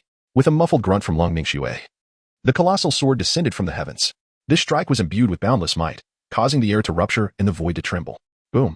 The entire arena shook violently, stirring up a cloud of dust and resonating within the hearts of countless disciples of the martial god temple. Before their eyes lay a 10-foot-long lightning python, coiled upon the ground, its impenetrable scales bursting apart, with strands of electricity coursing across its body. Suspended in midair was a figure in white, brandishing the thunder sword. Li Cha-Ching, victorious, the chief elder proclaimed loudly. Amidst the astonishment, anger, and gritted teeth of the martial god temple disciples, a young man slowly stepped forward. His countenance was stern, and his aura formidable. Upon his entrance, the disciples fell silent. Excellent. I seem to have found a true rival. The newcomer wore a faint smile, exuding an impressive presence. Splendid. With the Holy Sun making his move. This match is secured. Just as the temple has a saintess, it naturally possesses a Holy Sun. Chapter 69. Holy Sun, Zheng Tianguan. Haha. With the Holy Sun in action, victory is assured. The disciples exclaimed with excitement, their eyes sparkling with anticipation. Zheng Tianguan was the foremost prodigy of the martial god temple. His strength unfathomable, and his presence undoubtedly instilled great confidence in the crowd. At this moment, the elders and Feng Lingshuang sat upright, their expressions grave. As the holy son of the martial god temple, Zheng Tianguan possessed extraordinary talent and formidable power. He was heralded as the future star of the martial god temple. Meanwhile, Li Cha-Ching had captured the attention of all with his monstrous display of strength and potential in previous matches, leaving everyone eager to witness the intense clash between these two prodigies, to behold an extraordinary battle. Both Zheng Tianguan and Li Cha-Ching possessed their own unique allure and strength, and this confrontation filled everyone with a sense of anticipation. Li Cha-Ching's expression grew solemn as he recalled his sister's words about this individual, Zheng Tianguan, the foremost among the younger generation of the martial god hall, a formidable soul saint of level 74 specializing in attack, and ranked fourth on the talented ones list. His martial soul, the celestial sword, is a top-tier sword soul, synonymous with sharpness and dominance. Li Cha-Ching, you are indeed impressive. Your potential is unparalleled on the illusionary continent's talented ones list, even surpassing the top 3 in terms of innate ability. I once challenged Tang Wushuang but unfortunately faced defeat. However, in you, I perceive a glimmer of hope that may propel me further. At that moment, Zheng Tianguan had reached the center of the arena, emanating a formidable aura. Therefore, I implore you to engage in battle with me. This was Li Cha-Ching's first encounter with a rival possessing a similar martial soul, and a formidable one at that. The significance of being fourth on the talented ones list spoke volumes. Very well, let us engage. His blood surged with fervor, every cell in his body trembling with anticipation. Zheng Tianguan revealed his celestial sword martial soul, equally fierce yet distinct from Li Cha-Ching's Thunder King sword. It shimmered a silvery hue, both tangible and ethereal. And as it materialized, a gust of formidable wind began to swirl around him. Soul rings emerged from beneath Zheng Tianguan, 1 purple, for black, and 2 red. The two stood silently, their gazes locked, sharp as blades, seemingly capable of piercing each other's souls. A fierce sword aura radiated from them, intertwining in the air, producing a crisp sound. The sword energies intertwined, weaving a dense net, as if intent on annihilating and consuming everything in their path. One side unleashed a tempest of thunder, with lightning dancing like silver serpents, embodying the power to obliterate all. The other side unleashed a raging wind, akin to a hurricane, demolishing every obstacle in its way. The sword energies clashed fiercely, neither yielding, each commanding half of the arena. Instantly, the arena transformed into a vivid tapestry of sword energy. Li Cha-Ching let out a soft grunt, sensing that the opponent's sword aura appeared to surpass his own. In the clash of sword energies, he felt as though he were outmatched. Your swordsmanship seems yet to solidify, or perhaps you have yet to comprehend the true essence of your martial spirit. As for me, I have refined my sword for over a decade, receiving the divine legacy of the temple's deities. My sword intent is akin to a fierce gale, capable of obliterating all. Unyielding to any obstacle, Zheng Tianguan remarked, his tone seemingly offering guidance to Li Cha-Ching, while simultaneously stating an undeniable truth. Li Cha-Ching appeared to have an epiphany. What is a sword? The sword, the sovereign of all weapons, embodies not merely a martial spirit but also serves as a profound symbol of ethos. The essence of the sword lies in its harmonious balance of rigidity and flexibility. Embodying both offensive and defensive capabilities, its intrinsic meaning resides in the courage to forge ahead, unwavering and tenacious. A sword possesses the power to sever all things. Yet it also serves to protect all beings. The wielder of the sword need not possess extraordinary swordsmanship, yet must be endowed with resolute conviction and indomitable spirit. Only then can one reach the pinnacle of sword mastery, fully realizing the potential of their martial soul. There exists a myriad of sword spirits across the world. However, regardless of the type, one must comprehend the essence of their own sword spirit to unleash its utmost power. Though the qualities of sword spirits may vary, their fundamental intent remains strikingly similar. The Thunder King sword? The way of the sword? Li Chaqing whispered, gazing at the sword energy behind Zheng Tianguan, which seemed to possess a life of its own, and suddenly gained enlightenment. The master of the sword, like thunder, embodies both destruction and rebirth. Boom. With this newfound clarity, the sword energy behind him abruptly contracted, followed by an invisible aura that expanded outward, forming a sword energy net with a radius of 5 miles centered around Li Chaqing. Such a domain. Good lad, exclaimed the Grand Elder, while Feng Lingshuang wore a faint smile. Indeed, his talent is astonishing. He comprehends with just a hint. Zheng Tianguan, momentarily lost in thought, realized that his casual remarks had led this individual to grasp the concept of a domain and the essence of his martial soul's sword intent. Consequently, Li Chaqing, who had been at a disadvantage, now stood equally matched with Zheng Tianguan's sword intent. Let the battle commence. Zheng Tianguan did not employ any soul techniques. Instead, he roared, gripping his martial soul, the Tian Gang sword, and advanced with it raised. The sharp sword energy and fierce winds surged forth, making him appear as the sovereign of the tempest and the king of sword energy. Observing this, Li Chaqing harbored no intention of using soul techniques either. Dominant and destructive, thunder and sword energy erupted. In an instant, the arena was devoid of grandiose and earth-shattering soul techniques. Only the overwhelming sword energy filled the air. Nevertheless, the power of their casual strikes was not to be underestimated. The sturdy arena bore witness to numerous sword marks, which rapidly multiplied and expanded. This fellow, the Holy Sun, seemed taken aback. Why was he not utilizing soul techniques? The disciples of the martial god Hall murmured among themselves, while the recovering Lang Nishue's eyes flashed with a hint of coldness. That lad truly had the audacity. She could not help but question her own allure. Throughout her journey, even if the young talents did not admire her, they sought to please her. The injuries inflicted by that lad's final few strikes were far from superficial. A slightly weaker soul sage would have already perished. Humph. With a soft snort, she resumed her recovery. The Grand Elder and others on the stage displayed astonishment, congratulating the Hall Master for possessing such a prodigy was indeed a blessing for the martial god Hall. Indeed, Hall Master, in a few years, he may ascend to the pinnacle of the prodigy rankings. In response, Feng Lingshuang waved her hand lightly. While this reasoning was sound, why did her left eyelid keep twitching? At her level of cultivation, such occurrences should not transpire. He was indeed a raw gem, yet whether he could shine was another matter entirely. Over the millennia, had the continent ever lacked extraordinary talents? Take the god-level powerhouses, for instance. Which of them possessed weak qualifications? And how many could reach 100 levels? Feng Lingshuang gazed skyward, seemingly addressing Li Chaqing but also speaking to herself. The Grand Elder and others fell silent. Although the god level seemed within reach, it was, in fact, a distant prospect. Transitioning from level 98 to 99 was a hurdle, while from 99 to the god level was an even greater challenge. It would be no exaggeration to state that 90% of titled Douluo halted at the limit Douluo stage. This was still with the inheritance of the divine realm. Among other factions, no matter how exceptional one's qualifications, breaking through to the divine realm was akin to scaling the heavens. For the divine realm, aside from soul power and mental strength, one must also comprehend a supreme power, the laws of martial souls. This refers to the attribute power corresponding to one's martial soul. For instance, if one awakens a lightning attribute martial soul, they must comprehend the laws of lightning. For a fire attribute martial soul, the laws of fire must be understood. Upon mastering the laws of one's martial soul, a 10th soul ring is born. The ring of laws is also a divine ring. This is the only unique soul ring that does not require the hunting of soul beasts. Just as Feng Lingshuang was about to withdraw her gaze, her brow furrowed. No wonder her eyelid was twitching. Chapter 70, The Magnanimity of Feng Lingshuang? 1. As Feng Lingshuang murmured, all the elders sensed it and simultaneously looked toward a single direction. In the sky, the weather was clear and bright. Suddenly, a beam of light pierced through, and within moments, a figure appeared, exuding an extraordinarily powerful and ferocious aura. Following closely behind was another individual, bearing an expression of urgency. Tang Batian of the Haotian sect had come to pay a visit.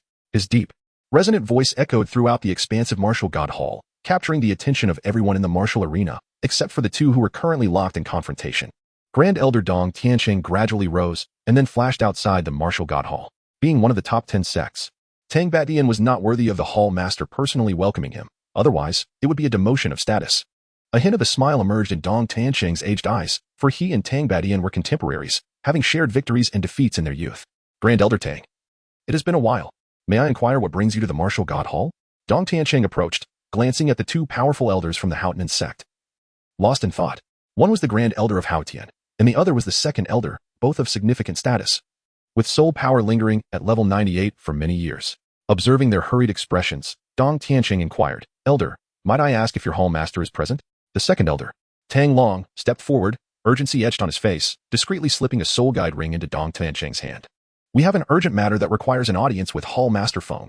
We hope Grand Elder Dong can facilitate this. Tang Badian added, affirming the urgency. Dong Tianqing, sensing their sincerity, instantly wore a blooming smile. Seeing that they genuinely had pressing matters, he chuckled and stroked his beard, saying, originally, the Hall Master was occupied. But since it seems you truly have important matters, please proceed. Tang Long inwardly cursed the old fox. Following Dong Tianqing, the two arrived at the martial arena. The second elder, Tang Long, had no interest in the disciples of the Martial God Hall. His eyes were immediately drawn to Feng Lingshuang, who sat gracefully at the high seat. Hall Master Feng, I have come to pay my respects, Tang Long acknowledged. As the leaders of the top three sects held nearly equal status, and he did not dare to be remiss, bowing slightly. Tang Badian also inclined his body slightly. Esteemed guests, what brings you to the Martial God Hall for a discussion? Feng Lingshuang spoke gently, for the Martial God Hall, being one of the continent's top 10 sects, had a reputation for hospitality that needed to be upheld. How would outsiders perceive the Martial God Hall if they allowed the two to converse here? This was not the manner of hospitality expected from the Martial God Hall. Not at all, Hall Master. I truly have urgent matters to discuss. Tang Long hastily waved his hand. My grandson has been afflicted by multiple toxins and is now on the brink of death. And even our third elder from the Haotian sect is powerless to help. Listening to Tang Long's account, Feng Lingshuang and Grand Elder Dong Tianqing were visibly moved, soon donning expressions of understanding. So, it was a matter of the grandson being poisoned. The Haotian sect was not without ninth-grade alchemists. Their third elder was one, albeit only having entered the ninth grade for 3 years, while their own hall master had been a ninth-grade alchemist for over a decade. Is Tang Mo poisoned? Feng Lingshuang raised an eyebrow. This was the second most important figure in the Haotian sect, his status comparable to that of Liang Nishue, the Holy Son and Holy Maiden. How could such a talented treasure be so carelessly neglected? Wait a moment. Feng Lingshuang discreetly glanced at the arena. Could it be that lad's doing? Indeed, Hall Master Feng. My grandson's situation is dire, and I implore you to save his life. I, Tang Long, would be immensely grateful. And the Haotian sect will remember the Martial God Hall's kindness. Tang Long gazed longingly at Feng Lingshuang, his demeanor exceedingly humble. It was difficult to fathom that he was the second in command of the prestigious Haotian sect, one of the 10 great sections. Typically, when a prodigy from any faction falls victim to poison, rival sects remain indifferent, reveling in the misfortune, eagerly anticipating the demise of their young foes. It would be remarkable if they refrained from kicking one while they were down, let alone extend a hand to assist. However, it must be acknowledged that, given their shared status as part of the 10 great sects, friction is inevitable, yet large-scale conflicts are rare. This is primarily because one cannot entirely eradicate the opponent, and any act of aggression would inevitably provoke the intervention of the long-dormant, formidable powerhouses. These individuals are the true decision-makers and wielders of authority. The sect leaders and palace masters, perceived as exalted figures by the masses, merely serve as managers of their respective sections. I implore you, Palace Master Feng, to lend your assistance. Tang Long once again clasped his hands in supplication. Feng Lingshuang hesitated, contemplating whether she should intervene. Meanwhile, Tang Badian had fixated on the two combatants on the stage, swords clashing with an intensity that filled the air. One was the saint son of the Martial God Palace, Zheng Qingguan. As for the other, Tang Badian harbored suspicions that Tang Mo's poisoning was intricately linked to this young man. Ever since returning from the armored sex auction, Tang Mo had been foaming at the mouth, his skin darkened, his eyes vacant, and he had begun to stiffen, clearly on the brink of death. Fortunately, he hailed from the Haotian sect. Otherwise, he would have long since been lost. Yet, the situation remained dire, as the third elder could only manage a tenuous suppression. Failing to effect a complete cure, one could only hope that the renowned Feng Lingshuang of the Martial God Palace could provide salvation. As for the ancient powerhouses, they would not be roused unless absolutely necessary. The conversation did not escape the ears of the disciples of the Martial God Palace. Hiss. Tang Mo has been poisoned? Cough. Cough. Don't laugh just yet. Haven't you noticed the two elders of the Haotian sect still present? Murmured a disciple, his mouth covered. Many thanks, Brother Zhang. Tonight, at the drunken immortal pavilion, we shall not return until we are thoroughly inebriated. Here's to Tang Mo's swift rebirth. Li Chaqing also overheard everything. This fellow had quite the tenacity. Oh no, it was merely that he was born in a fortunate place. At that moment, the system's voice echoed in his mind, more accurately. It had not ceased, yet there was no notification of Tang Mo's demise. Congratulations, host. Under your command, Jiasu has slain a level 91 titled Douluo, earning 10 kill points. Slain? What in the world is this? Li Changqing was perplexed, but at that moment, he had no time for further thoughts as Zheng Tianguan's assault resumed. On the high platform, Feng Lingshuang hesitated for a moment before deciding to take a look.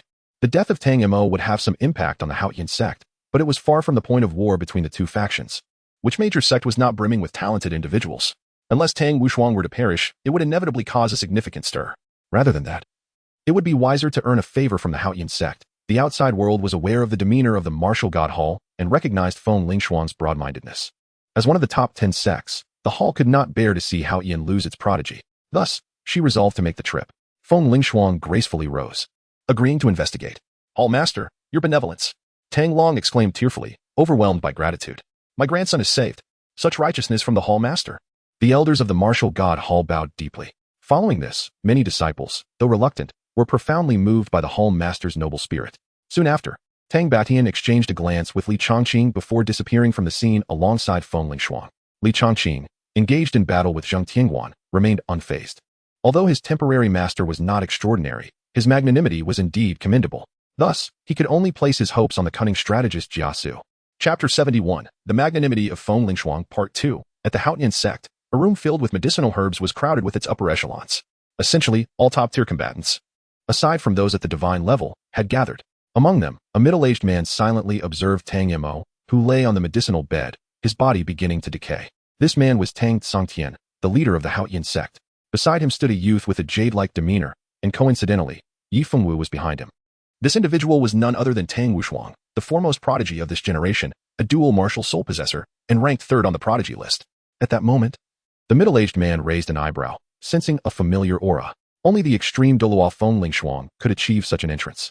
Indeed, without waiting for him to step out and welcome, a chilling presence swept into the room, and in the next instant, Feng Lingshuang appeared, clad in a flowing white gown. Hall Master, it is a pleasure to see you. Tang Tsongtian spoke, his tone measured. Regardless of success or failure, the Haotian sect owes you a favor. Greetings, Hall Master. The other elders of the Haotian sect dared not respond so casually, each performing elaborate gestures of respect. Indeed, Feng Lingshuang replied coolly, her gaze sweeping over the youth. How intolerable. This boy dares to exhibit lewdness towards me. Although it was but a fleeting glimpse, she had caught it. She glanced at Tang Mo, who was barely clinging to life, and then at the third elder of the Haotian sect, who was surrounded by countless vials. This boy should have perished long ago. If not for being within the Haotian sect. Hall Master, please take a look. This poison can only be temporarily suppressed by this old man. It resembles a mix of toxins, yet it is more akin to the poison of a soul beast. Feng Lingshuang stepped forward, halting 3 meters away. Her peak mental strength probed the situation, and her brow furrowed slightly. Does the Hall Master have a solution? Tang Tsongtian inquired. This poison is not merely a blend. It is the poison of the martial soul. Specifically, it is the deadly poison of the demon spider. Upon hearing this, Tang Tsongtian confirmed his suspicions. But when had Tang Mo encountered such a thing? No, it shouldn't be soul beast poison. Why does the Hall Master refer to it as martial soul poison? At that moment, Tang Batian and Tang Long arrived, illustrating the significant gap between the 98th and 99th ranks. Hall Master, is there a remedy? Tang Tsongtian was now focused solely on saving the individual before him. Whatever could wait until Tang Mo awoke could be addressed later. Feng Lingshuang turned to the third elder. Using Qinglong grass, 10,000-year purple yulon, rejuvenation red soul fruit, blood emperor vine, and a mandala flower could potentially neutralize this poison, while others might not comprehend. The third elder's eyes brightened as he nodded repeatedly. He had always felt something was missing during the concoction process, and now he realized it was the mandala flower. This final ingredient is highly toxic. Sometimes, poison can indeed serve as an antidote. One should not be too rigid in their thinking, Feng Lingshuang stated lightly. Then turned to leave. Hall Master, please wait. Tang Tsongtian called out. Since you have come to the Haotian sect, how can you leave in such haste? Wouldn't that allow outsiders to look down upon us? Bring tea quickly, he added with a smile. Tang Batian, ever astute, understood the sect leader's intentions at a glance. Yes, Hall Master, I have some queries regarding my cultivation. I hope you can provide guidance. He then shot a sharp look at the still-dazed third elder. You, hurry and begin refining the medicine. Thank you, Hall Master. The third elder was quick to understand the implications. What if Tang Mo were to suffer a violent reaction after consuming the medicine? A soul source. My time is precious, Feng Lingshuang mused, well aware of their intentions. Quite so, quite so. Tang Tsongtian responded cheerfully. Though a soul source was costly, it could eventually yield soul stone veins. However, Tang Mo was a prodigy of the sect and the grandson of the second elder. There was no comparison. He had to be saved. Soon, the third elder, a level 9 master, smoothly prepared the medicine, from warming the furnace to adding ingredients, culminating in the formation of a pill. A fragrant aroma filled the air as a perfectly round pill emerged from the furnace. However, the third elder hesitated momentarily, as the mandala flower had been added. If something happened to Tang Yamo, would the second elder turn against him? Administer it. Tang Songtian commanded, his gaze fixed on Feng Lingshuang, whose demeanor remained untroubled. Very well. Sect leader. With the watchful eyes of the elders upon them, Tang Yamo was forcefully fed the medicine, while gentle soul power aided in its refinement. Who? Grandson. Tang Long cried out as he witnessed his grandson spit out a mouthful of blood, his eyes wide with despair. Second elder, be cautious. The third elder swiftly enveloped the black blood Tang Yamo expelled with soul power. It resembled a spider, dark and writhing within the soul energy. Such terrifying toxins. Tang Long cast a grateful glance at the third elder. At that moment, Tang Songtian confirmed his thoughts. This was indeed the poison of the demon spider. Thus, Feng Lingshuang had spoken the truth, and they had underestimated her. Wait, Feng Lingshuang is a woman, Tang Songtian thought, feeling somewhat embarrassed. Yet, as the sect leader of Haoyan, maintaining composure was essential. The first lesson was to conceal one's emotions. Come, let us have tea. This is a rare oolong tea that has been treasured for 50 years. Tang Songtian beamed, relief washing over him as he felt Tang Mo would be saved. Indeed. Before long, Tang Mo stirred awake, and the decaying skin on his body rapidly healed, leaving him with a sense of exhaustion but otherwise unharmed. Third elder? Sect leader? Grandpa? My dear grandson. Tang Long wept tears of joy, for he had already lost his son, and this grandson was his sole hope. Great sect leader. The esteemed hall finds itself devoid of time and inclination to concern itself with the domestic affairs of your family, and moreover, it has come under suspicion. Currently, 2 soul sources have been presented. Should doubts persist, the hall is more than willing to wait further, 1 incense stick for an additional source. Feng Lingshuang spoke in a hushed tone. As for retaining oneself? An old adversary, well acquainted with my essence. Furthermore, should the Haoyan sect proceed in such a manner, it remains to be seen whether they can indeed keep their own. The martial god hall will undoubtedly pursue this matter relentlessly, and the hall master, with noble intentions to rescue your family's disciple, would find himself ensnared in a web of public discourse. At that juncture, the Haoyan sect would be rendered a pillar of disgrace. He, Tang Songqiang, lacked such audacity. The younger Tang Wushuang, unaware, was abruptly silenced by Feng Lingshuang's interruption, leaving him feeling quite abashed. Suddenly, feeling a tightening in his body, he met his father's authoritative gaze and could only manage a sheepish smile to alleviate the awkwardness. Life often presents moments of discomfort. For instance, one might expect an example to be provided, yet none shall follow. After a while, seeing that Tang Yamo was able to rise from his bed, the onlookers finally felt at ease. Tang Songqiang gritted his teeth and produced 2 gleaming soul sources.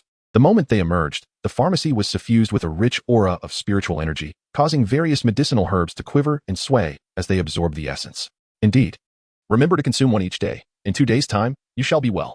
Furthermore, engaging in any unclean activities is strictly forbidden. Otherwise, with that, Feng Lingshuang collected the 2 soul sources and vanished from sight. In the boundless void, Feng Lingshuang suddenly flickered into existence. She cast a glance back towards the Haoyan sect, a subtle smile gracing her lips. Does she truly believe the hall to be vast yet devoid of intellect? To save you, Tang Mo, would only invite trouble upon the hall. Could I ever utter such crude words? With no one around, she gazed upon her towering peak and gave it a gentle squeeze, a faint smile lingering as she disappeared from that place. Clearly, she was quite pleased. Chapter 72, The Legendary Martial Soul, Part 1, Martial God Hall, Holy Maiden Palace. Li Chaqing gazed in admiration at his sister's petite palace. Chaqing, how are our parents? Li Lingo approached gracefully, holding a golden silk robe. They are well. They often express their concern for you. When I return, I shall inform them of your current soul power level. It will surely bring them joy. Is that so? Yet, dear brother, I still cannot compare to your remarkable achievements. You have already attained the rank of soul sage. Li Lingo felt somewhat disheartened, genuinely perplexed by her brother's cultivation progress. Oh, sister, you are overthinking it, aren't you? Li Changqing gazed at his elder sister's current stature, marveling at how rapidly she had grown. He then asserted with gravity that regardless of his cultivation level, even if he were to attain the 100-tier divine realm, he would still remain her younger brother, wouldn't he? What a tongue. She retorted. Here, I have specially acquired this for you. It can withstand a blow from a soul king, though it may not serve you much at this moment. It is the thought that counts, Li Linga said, presenting it with both hands. At this juncture, Li Chaqing recalled the suit of armor that Dongfang Bai had gifted him. Indeed, it was a present. Thank you, elder sister, he exclaimed. In return, I shall gift you a 6th-tier armor for your protection. Their playful banter illustrated the profound bond between siblings. Moreover, Li Chaqing had become aware of the attack on his sister. As for the suspect, suddenly, the space quivered, and Feng Lingshuang materialized before them, a knowing smile playing on her lips. Did you orchestrate this? She inquired, her expression inscrutable. Master, one may indulge in casual dining, but one must not speak frivolously. Your disciple is earnest, his strength limited, and his influence minor. Speak plainly. Feng Lingshuang admonished, her ire rising at the boy's nonsensical chatter. Reminiscent of their first encounter. It wasn't me, I swear, he insisted. Indeed, it was not he, but rather he had instigated Jiasu to act thus. By the way, Master, you must pay close attention to the incident involving my sister's attack. Feng Lingshuang paused momentarily, astonished that he would dare hold her accountable. How audacious, she thought. This is not your concern. Given your eloquence, why not venture a bold conjecture? With that, she raised her delicate hand, akin to jade, and playfully tapped Li Changqing on the head. Hiss. Li Changqing bit his teeth in pain, vowing that one day he would rise from the depths of servitude and sing in triumph. Master, you hold your disciple in too high regard. As a newcomer in this vast martial god temple, who could possibly discern the culprit? Li Changqing scratched his head and, noticing the silence from the other party, continued, however. I wonder if you, Master, have formed any conjectures in your heart? Upon hearing this, Feng Lingshuang furrowed her brows, questioning his intent. Li Changqing extended 2 fingers, smiling as he uttered 2 words. Interests. Indeed, as the saying goes, the world is bustling with activity for the sake of profit. If something were to happen to my elder sister, who would stand to gain the most? Feng Lingshuang narrowed her phoenix eyes slightly. This lad's mind was not entirely muddled. She gently sipped her tea and continued. The simplest analysis of motives ultimately boils down to 2 words. Interests. So, who would be the greatest beneficiary if something were to befall my elder sister? At this point, Li Changqing ceased his words. Is this the reason why you dealt so harshly with Cold Mingxue? Are you aware of the elder's grim countenance at that time? And are you so certain that it was Cold Mingxue who did it, rather than someone else? Feng Lingshuang's eyes flickered, her gaze piercing as she fixed it upon this unrestrained disciple. Li Linger also gazed with keen attention. Li Changqing spread his hands, indifferent to all. For anyone who dared to threaten my elder sister and family, even if they were a lofty being of divine realm, I would bring them down.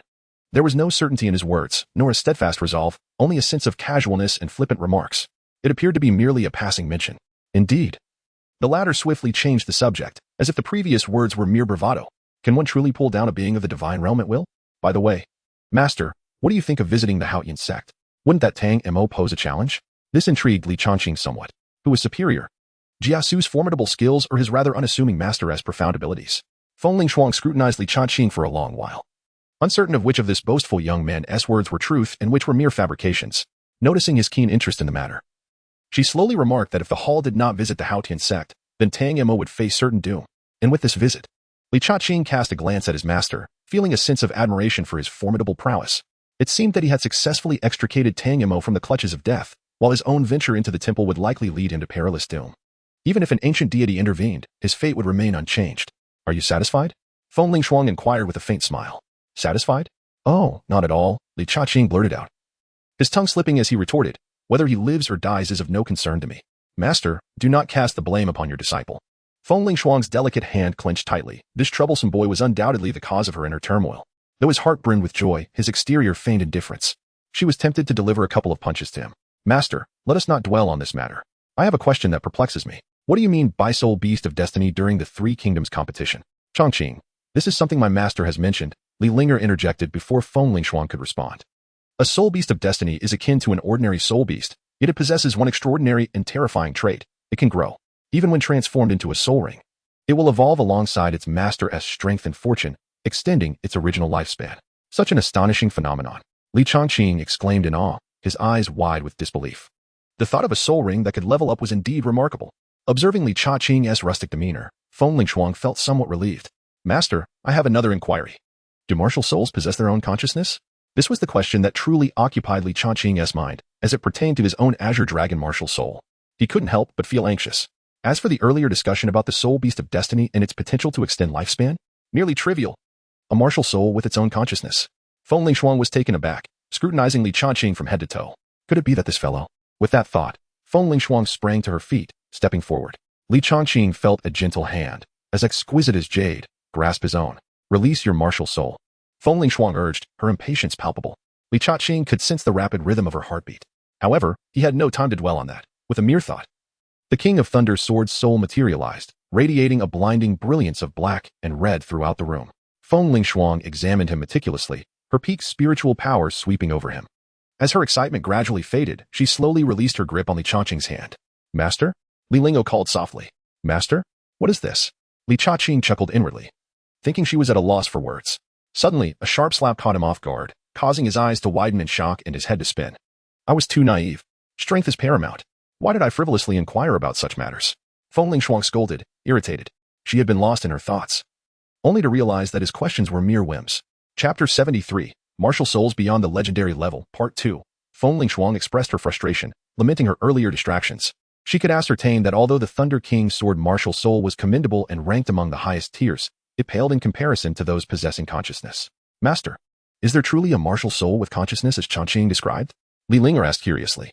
Her own immortal fire phoenix is stated by her master. Ranked among the elite of legendary levels, its quality revered throughout the continent. If Changqing hadn't inquired, she might never have known that martial souls could possess awareness. Did such a phenomenon genuinely exist? Feng Lingshuang's eyes glimmered with longing as she sipped her tea leisurely before responding. In the realm of martial souls, there are countless varieties. They can be classified into weapon souls and beast souls. The seventh soul skill of a beast soul can transform into the true form of a martial deity, resembling the soul itself, whereas weapon souls, though lacking this ability, wield immense power in their true form. Both students nodded eagerly. They were well aware of this knowledge. Indeed, any soul master across the continent could recite it effortlessly. The classification of martial souls, from lowest to highest, includes low, medium, high, top tier, and legendary. However, according to the records of the Divine Temple, there exists an entirely new level beyond the legendary. Li Changqing's blood surged with excitement as he listened intently. And Li Linga was equally absorbed. This was a closely guarded secret. Even as a saintess, it was only now that she learned of it. The legendary grade martial souls, as he had mentioned, possess their own consciousness, transcending the limitations of traditional martial souls. As for their powers and characteristics, the passage of time has rendered such knowledge elusive. The last appearance of a fateful martial soul can be traced back to an ancient era, over 100,000 years ago. Li Changqing inquired. Has there been no such martial soul since then? None, came the reply. Not only are those forbidden existences rare, but even those of legendary caliber, like Linger, are exceedingly scarce. Li Changqing's mind reverberated with thoughts. The Azure Dragon martial soul belonged to the fated souls. What the fate truly entailed remained a mystery to him. However, before his strength had fully blossomed, it would be prudent to tread carefully. Enough of such musings, let us not dwell on the futile. A decade reveals the cycle of seasons, a century bears witness to the inevitable passage of life, aging, and death, a millennium laments the rise and fall of dynasties, while 10 millennia observe the shifts of celestial bodies. Yet, the vast expanse of 100,000 years feels far beyond our grasp. Thus let us refrain from such unproductive discourse. Feng Lingshuang spoke softly. Retracting her gaze, she deftly flipped her hand, revealing two objects that shimmered like soul crystals, swirling between her palms. These are the treasures my master has cherished throughout his life, ones I was reluctant to utilize in my youth. Now that you, dear siblings, are my esteemed disciples, they shall be bestowed upon you. Master, what is this? Li Lingo exclaimed, her small mouth agape, overwhelmed with astonishment, her fingers trembling. Indeed, it is the soul source. Feng Lingshuang raised her chin slightly. What do you think? I have been quite generous to you, haven't I? Li Changqing was equally astonished. Who would have thought that the seemingly frugal master would be so generous? With just a flick of her hand, she presented two soul sources. And yet, from her earlier words, it seemed she was reluctant to use them even in her youth. Li Changqing felt a twinge of shame, realizing that one should not judge a person by their appearance, nor the vastness of the sea by a mere measure. Initially, his seemingly frugal master, who had departed with such a humble demeanor, was the very leader of the martial god temple. Yet, in the blink of an eye, he presented a soul source before him.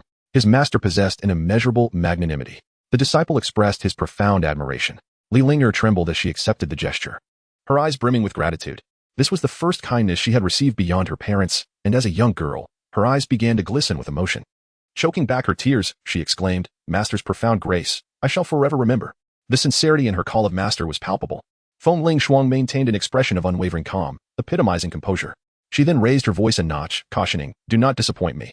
The grand competition of the 10 sects is approaching after the new year. It would not be a disgrace to me if you could bring honor to my name. A culmination of years of cherished treasures. The weight of cherished treasures lacked its previous firmness. Both were profoundly moved. An unparalleled master. By the way, master, one of my servants has awakened an ancient Qin martial spirit, and she seems to possess a natural affinity for music. With your vast experience and broad-mindedness, do you perceive any issues? Just as Feng Lingshuang was about to depart, she paused, intrigued by the mention of a musical martial spirit. This is indeed a promising talent. The power of musical attacks may not be formidable to the uninitiated, but under my guidance, she could very well become the next Tang Mo. Bring her to me when you have the chance. And remember, training is of utmost importance. Take care of yourself. With that, Feng Lingshuang left. The siblings exchanged glances, bewildered by their master's erratic thought process, entirely at a loss regarding her words. Sister, I must take my leave. The Hall of Martial Gods is not my true home. Ah, so soon? Can't you stay a few more days? Linger pouted, visibly displeased. Oh, sister. I am accustomed to freedom and cannot endure constraints. Yet, you have seen my progress. I have not grown complacent. Be cautious with the items I entrusted to you. They are quite extraordinary. After exchanging words of farewell, Li Chaqing departed from the Holy Maiden Palace, leaving the Hall of Martial Gods behind. She diligently cultivated her skills to safeguard her brother, just as he was striving to develop the God-slaying hall, ready to confront anyone who dared to provoke his elder sister. At that moment, the system's delightful notification chimed again. Congratulations, host. Lu Bu has slain a level 90 title Douluo, earning 10 points of kill credit. What on earth? Another kill? Are you sure it was a kill and not a mere cut? Li Chaqing's head buzzed with confusion, the last time. It was Jiasu who had executed someone, and now it was Elbu who had taken a life as well? A title Douluo of level 90 fell so easily? He hastened his pace toward the Soul Burial Valley, eager to witness the manner in which they had dispatched a title Douluo. In a dim iron cell within the Hall of Slaughter, Elbu frowned, expressing his disdain as he removed a soul guide device resembling a glove. With a clang, a sharp blade glimmered coldly within a basin. Elbu handed 2 basins to Guan Yu, casting a glance at a trembling individual from the Skeleton Society in the corner. The meaning clear. Jiasu and I have already tried. Now it's your turn. I cannot do it. What if I fail again? This is the last one. Guan Yu hesitated, glancing at the warm corpse lying on the ground with admiration. Even after being cut down, the secret remained unbroken. Such a tough opponent. More steadfast than even himself. Loyalty. Admiration. Unfortunately, at the moment Elbu delivered the final blow, he could not hold back and perished.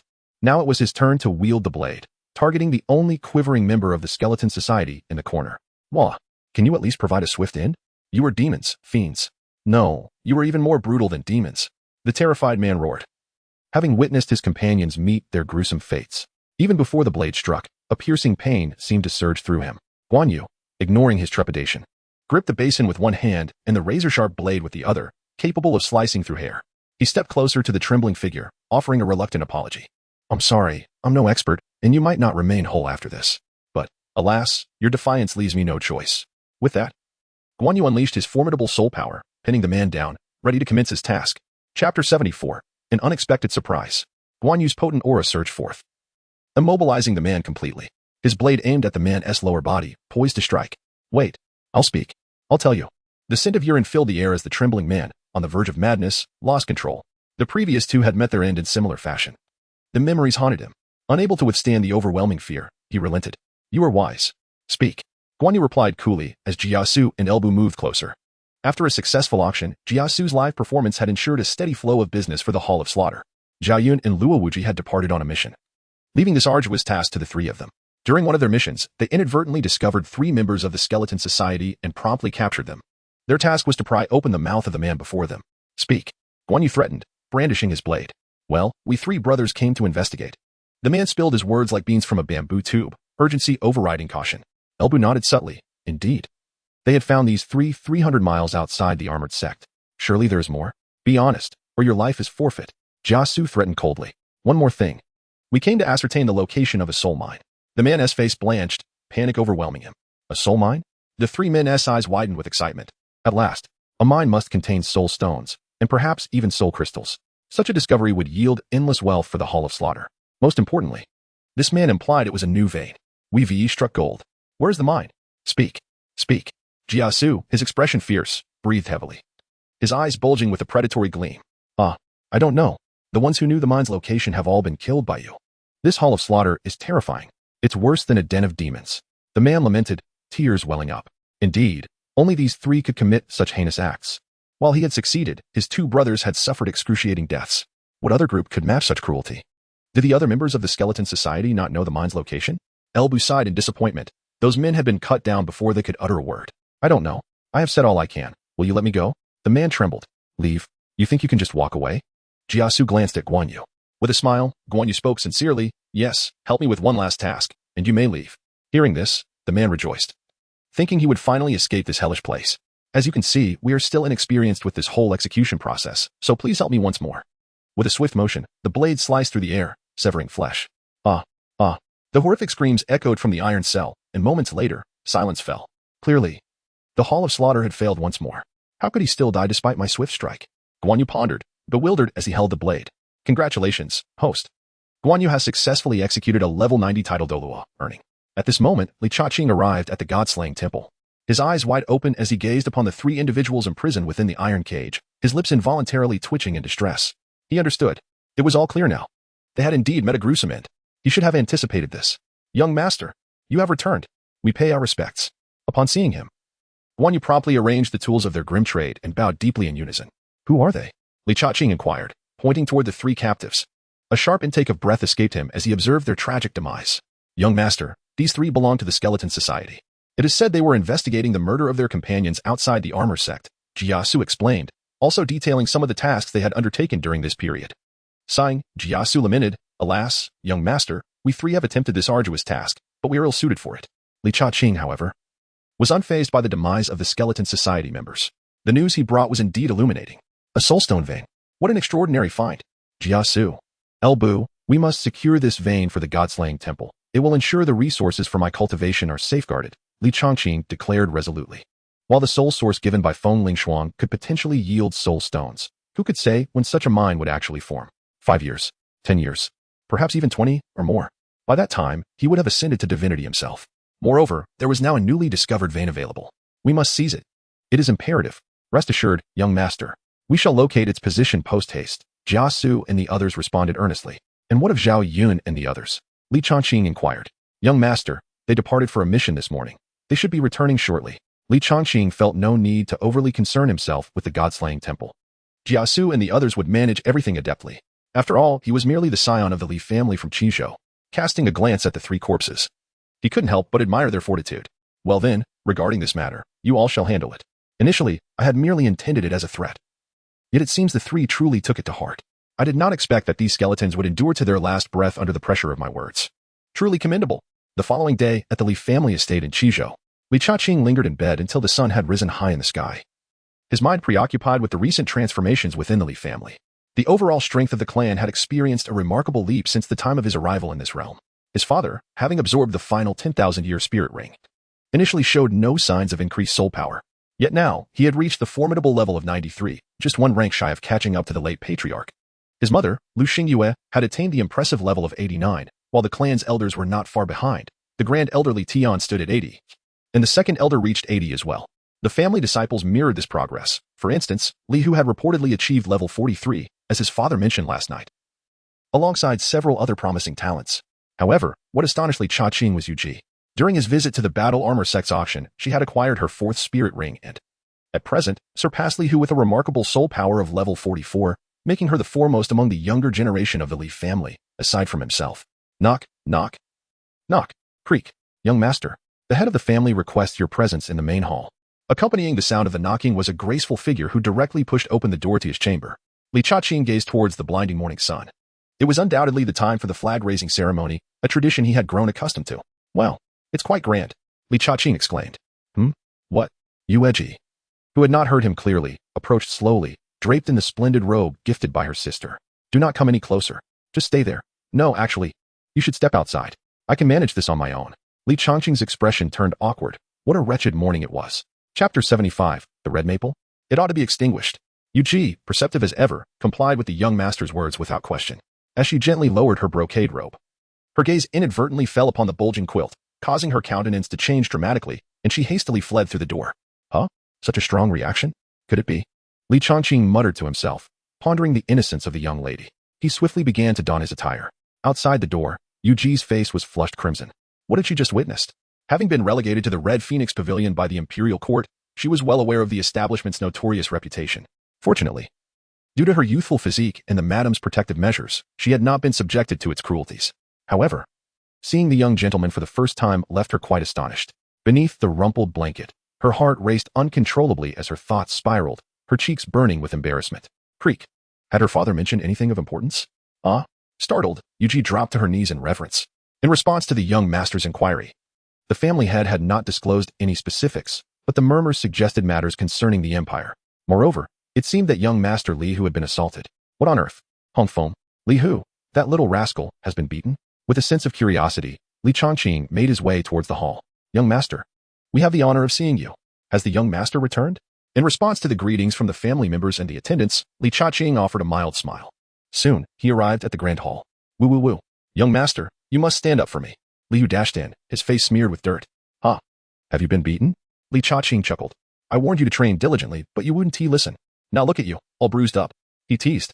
Then, He turned his gaze towards several other members of the Li family who were cowering beside Li Hu. It was evident that they too had suffered a beating. Li Chongqing's smile faded. He believed that his own family could engage in whatever manner they deemed fit. However, outsiders were a different matter entirely. There is an old adage, isn't there? One must consider the master even when dealing with a dog. Has the current Li family become the same as in days gone by? Pray tell. Who is responsible for this? Yet, when confronted by their young master, Li Hu and the others hesitated, fumbling for words. Young master, the head of the family is calling for you, remarked the third elder. As Li Chongqing stepped into the grand hall, he observed Li Xiantian seated in the chief position. His countenance grim. Even his mother, who typically refrained from family affairs, sat beside him. The family elders were all present, though in truth, there were merely 5. Alongside the elder Fubo, representing the pinnacle of the Li family's martial prowess. Father, mother, esteemed elders, what has transpired? Li Xiantian beckoned to the eldest son, gesturing for him to take a seat beside him. Elder, please, go ahead. Yes, head of the family. The young master then learned the ins and outs of the situation from the current elder, Li Tian. The Crimson Maple Empire seemed to believe it was in a position of power and had begun to provoke matters. The reason for this was likely the performance he had put on outside the battle armor sect. He was merely a hired warrior, lacking true prowess. The Li family, though affluent, was perceived as a target for those harboring ill intentions. It was evident that the Crimson Maple Empire had taken this sentiment to heart, and perhaps many other factions shared the same belief.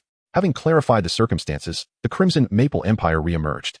Although no one had yet come to carry out a formal decree against the Li family, their pawnshops and business partnerships had plummeted.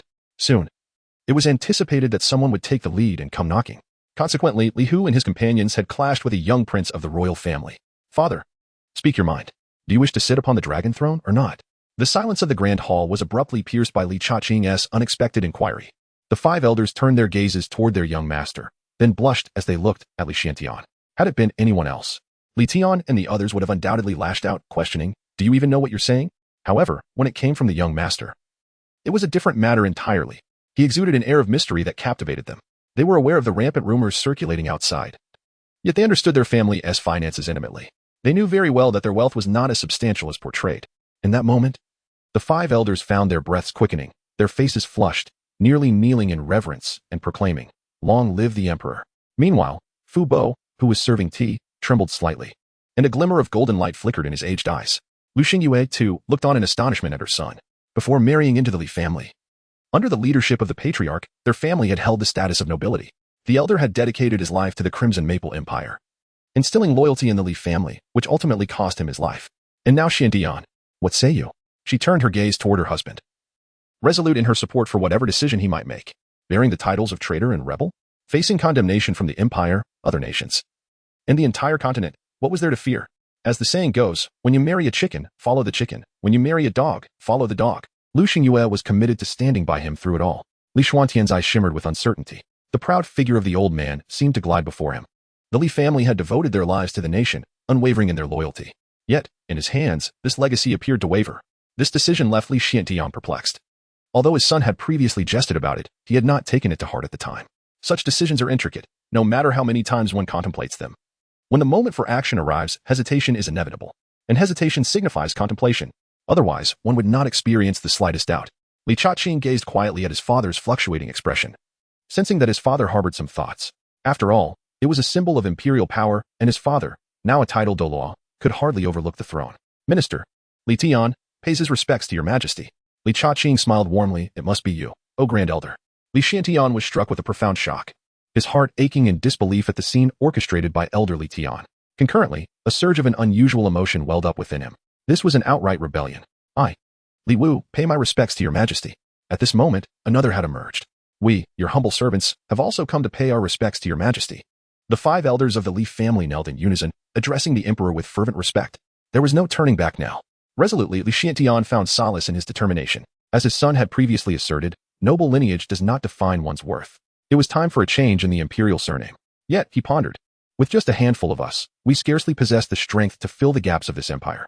Moreover, the empire is rife with loyal hounds. This realization reflected that Li Xiantian remained composed, fully aware of the disparity between allies and adversaries. His son, Li Chongqing, reassured him, Father, rest assured. Simply don the royal robe. Currently, although the Temple of Slaughter was comprised of merely 8 individuals, Lu Bu, Guan Yu, Jiasu, Zhao Yun, and the subdued Luo Wuji, along with Feng Jianzai, Lei Jianzai, and the bald warrior, they were all top-tier combatants. especially Guan Yu and Zhao Yun, whose martial soul fusion technique could unleash divine powers indiscriminately. If further security was required, it was time for him to elevate himself as well. With a firm resolve, Li Chaqing set forth towards the Soul Beast mountain range. Chapter 76. The youngest title Douluo on the continent. Young master, where are you headed? Inquired Yu Ji at the entrance. Just wandering about. Focus on your cultivation. And I shall take you to the martial god temple when the time comes, replied Li Chaqing, dismissing concerns regarding the Li family. What was the purpose of establishing the Temple of Slaughter? It was for this very moment. With a single step, he soared through the air. Master, how many slaughter points do we currently possess? 821 points. Quite affluent. What a user-friendly system. Currently at Soul Sage. It would require 60 points to advance to title Douluo at level 90. Thus, to reach level 92, a total of merely 130 points was required. Quite trivial. System, if I were to utilize all points to enhance my soul power level, could I reach level 100? Apologies, Master. Utilizing all points would only elevate you to level 97. Even with mental preparation, this revelation momentarily stunned him. The disparity in levels beyond 95 was indeed substantial. If the first and second soul rings were upgraded to 100,000 years, how many levels could be attained? With 1 point of slaughter for every 10,000 years. This would correspond to 100 points for 100,000 years. Given that both the first and second rings were already 10,000 years. Only 90 more points were needed, totaling 180. Master, you may upgrade to level 96 with a slight surplus remaining. Alright, let us proceed. Upgrade. Understood, Master. A total of 706 points will be deducted, leaving you with 61 slaughter points.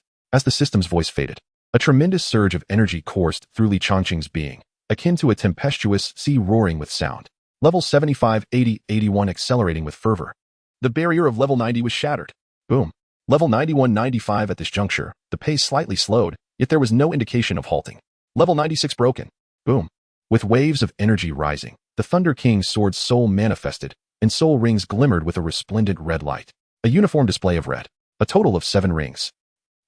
Is this the might of a title Douluo? Li Chaqing felt an unparalleled clarity of mind, with a heightened perception of his surroundings and an ability to see further than ever before. With a sweep of his mental energy, the ancient burial ground of the souls, situated 100,000 miles away, vividly materialized in his mind. However, the presence of the temple of God Slaughter within it was obscured, a deliberate act orchestrated by Jiasu. 100,000 miles, this distance signified the pinnacle of mental prowess, reaching the celestial origin realm. Exhilarating. Li Chaqing clenched his fist and unleashed a long howl towards the heavens, shattering the void with sheer force. Once he acquired the final 2 soul rings, he would ascend to the realm of the title Douluo. Having traversed the continent for nearly 5 months, he would soon celebrate his 17th birthday. A title Douluo at the age of 17. What a thrilling prospect. At the Temple of God Slaughter, a stunned Jiasu gazed at Lu Bu and exclaimed, "What? Young master has reached level 96? Among those present, he had arrived the earliest and possessed the highest soul power. Indeed, I was just outside the ancient Tomb of Souls. It is entirely understandable that you couldn't sense it." A collective tremor coursed through the minds of Guan Yu, Jiasu, Zhao Yun, and others. Particularly, Luo Wuji and his companions felt utterly weakened by the news. How old is the young master? I recall he was just at what level? And now he is a title Douluo. At level 96, no less. How terrifying, how formidable. Overwhelmed with joy, they contemplated that if the young master continued on this path, the Temple of God Slaughter might soon become a major sect, for only a god king could be deemed a great sect. The 4 exchanged glances, silently expressing their relief. Among them, Feng Lei Jianzi felt a surge of excitement, casting a grateful gaze at Guan Yu. Thank you, Second Master Guan, for that beating the other night. We are fortunate to have boarded this grand vessel early.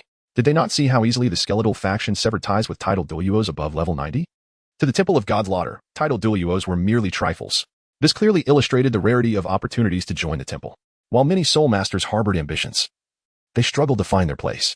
When a rare opportunity arose, they were often advised to withdraw if they were below level 95. Let us set that matter aside for now, as well as the task at hand. Our foremost priority is to locate that mine, Lu Bu stated solemnly. The others nodded eagerly, discerning the significance of their mission. I have given this considerable thought. Since our initial encounter with the skeletal faction occurred in the black market of the Great Sun Empire, it stands to reason that the location of the mine is likely within its borders. Jiasu articulated his thoughts. Of course, we cannot entirely dismiss the possibility of it being located within the territories of the 3 major empires. But it is inconceivable that it could be near the 3 major sections. The group nodded in agreement, recognizing that it would be absurd for the skeletal faction to exploit any weaknesses within the domains of the 3 major sections. Thus, we shall split up to search, ensuring we ascertain the location of the mine at the earliest opportunity. Agreed. This approach will greatly enhance our efficiency. In the Soul Beast Mountain Range, the 6th Soul Skill, Heavenly Thunder Sword Array, erupted with a thunderous roar. The mountain shattered, and the vegetation turned to ash as a crimson flame wolf howled in rage. Its bloodied maw gaping wide. Before it could react, the fierce heavenly thunder sword array surrounded it, with countless sword energies relentlessly tearing at its form. Howl. Human. You shall perish. It growled defiantly, struggling against the sword energies while fixating its gaze on a young man clad in brocade. Perched atop a great tree 3 miles away, Li Chongqing's lips curled into a smirk, for this was his inaugural encounter with a 100,000-year soul beast. Though he currently possessed only 7 soul rings, his soul power had transcended the ordinary through the system's formidable enhancement. A soul sage at level 96. The profundity of his soul power was beyond that of an ordinary soul sage. Moreover, after comprehending the essence of sword intent during his battle with Zhang Tianguan at the Hall of Martial Deities, he had also acquired the domain of heavenly thunder. This 100,000-year crimson flame demon wolf would be a mere trifling challenge. The age-old principle of the survival of the fittest remains unchanged. And to serve as this young master's 8th soul ring is indeed an honor for you. Thus, allow me to grant you a final journey. Li Chongqing wielded his sword with a mere flick, unleashing a torrent of sword energy that surged forth, accompanied by the crackling of thunder and an aura of annihilation. My form resembled that of a sword, impervious to all. Break. Crash. In a flash. The blade struck with such swiftness that the menacing head of the crimson flame demon wolf was pierced with a resounding thud. Boom. Accompanied by the heavy sound of something crashing to the ground, a red halo gradually emerged. Unfortunately, yet another soul bone from the left arm materialized as well. Li Chongqing was perplexed. He had deliberated for quite some time, convinced that the soul bone of this crimson flame demon wolf would not overlap, yet here he was, faced with redundancy. Without further contemplation, he settled into a cross-legged position to commence absorption. In a brief span, this crimson flame demon wolf bestowed upon him 2 skills, Raging Tempest, a group attack skill that swept through like a tempest, and Penetrate, a single target attack skill with formidable piercing power. Thus, onward to the next. Li Chongqing stowed the left arm soul bone and drifted towards the periphery. As for venturing deeper into the Soul Beast mountain range, he dared not tread recklessly. It was rumored that within the depths lay sacred beasts, 9-headed no less, revered as the 9 emperors of the land. Each of these creatures had a lifespan beginning at 1,000,000 years, and even his modest master might not be capable of suppressing them. Chapter 77. Come down if you dare. Indeed, while he merely traversed the outer perimeter, the vastness of the Soul Beast mountain range was riddled with countless branches and tributaries, much like the intricate roots of a tree. Even a tidal Douluo would require over 10 days to explore its entirety. As Li Chongqing continued his search, a magnificent azure lake came into view. The surroundings of the lake were tranquil, evoking a sense of relaxation and serenity, akin to a paradise untouched by the world. The lake lay unnaturally still, with the azure sky and billowing white clouds reflecting undisturbed upon its surface. However, the focal point was the colossal creature lurking in the depths of the lake. Li Chongqing was acutely aware that any unusual occurrence often concealed danger. His mental perception revealed the silver moon python lying in wait beneath the water's surface. How beautiful the environment, yet it was a deadly trap. Across the lake, hidden within the dense thicket 10 miles away, a skeletal figure could not evade Li Chongqing's mental probing. Gurgle, gurgle, gurgle. The tranquil lake's surface began to ripple, the reflections of the sky dissipating. Splashes of water erupted, followed by a tremendous surge that shot skyward. A massive head slowly descended, icy vertical pupils emanating an overwhelming aura of dominance and cold-bloodedness. Human, you possess quite the audacity to trespass into my territory alone. Do you wish to perish? The haunting voice echoed as the creature recognized Li Chongqing's presence, and he, in turn, recognized it. Yet, such a diminutive human was hardly worth his notice. I wish to live, Li Chongqing replied earnestly. Wish to live? I'm afraid not. Though ants may be small, they are still flesh. Since you've come, you shall remain forever. A cold glimmer flashed within the silver moon python's vertical pupils.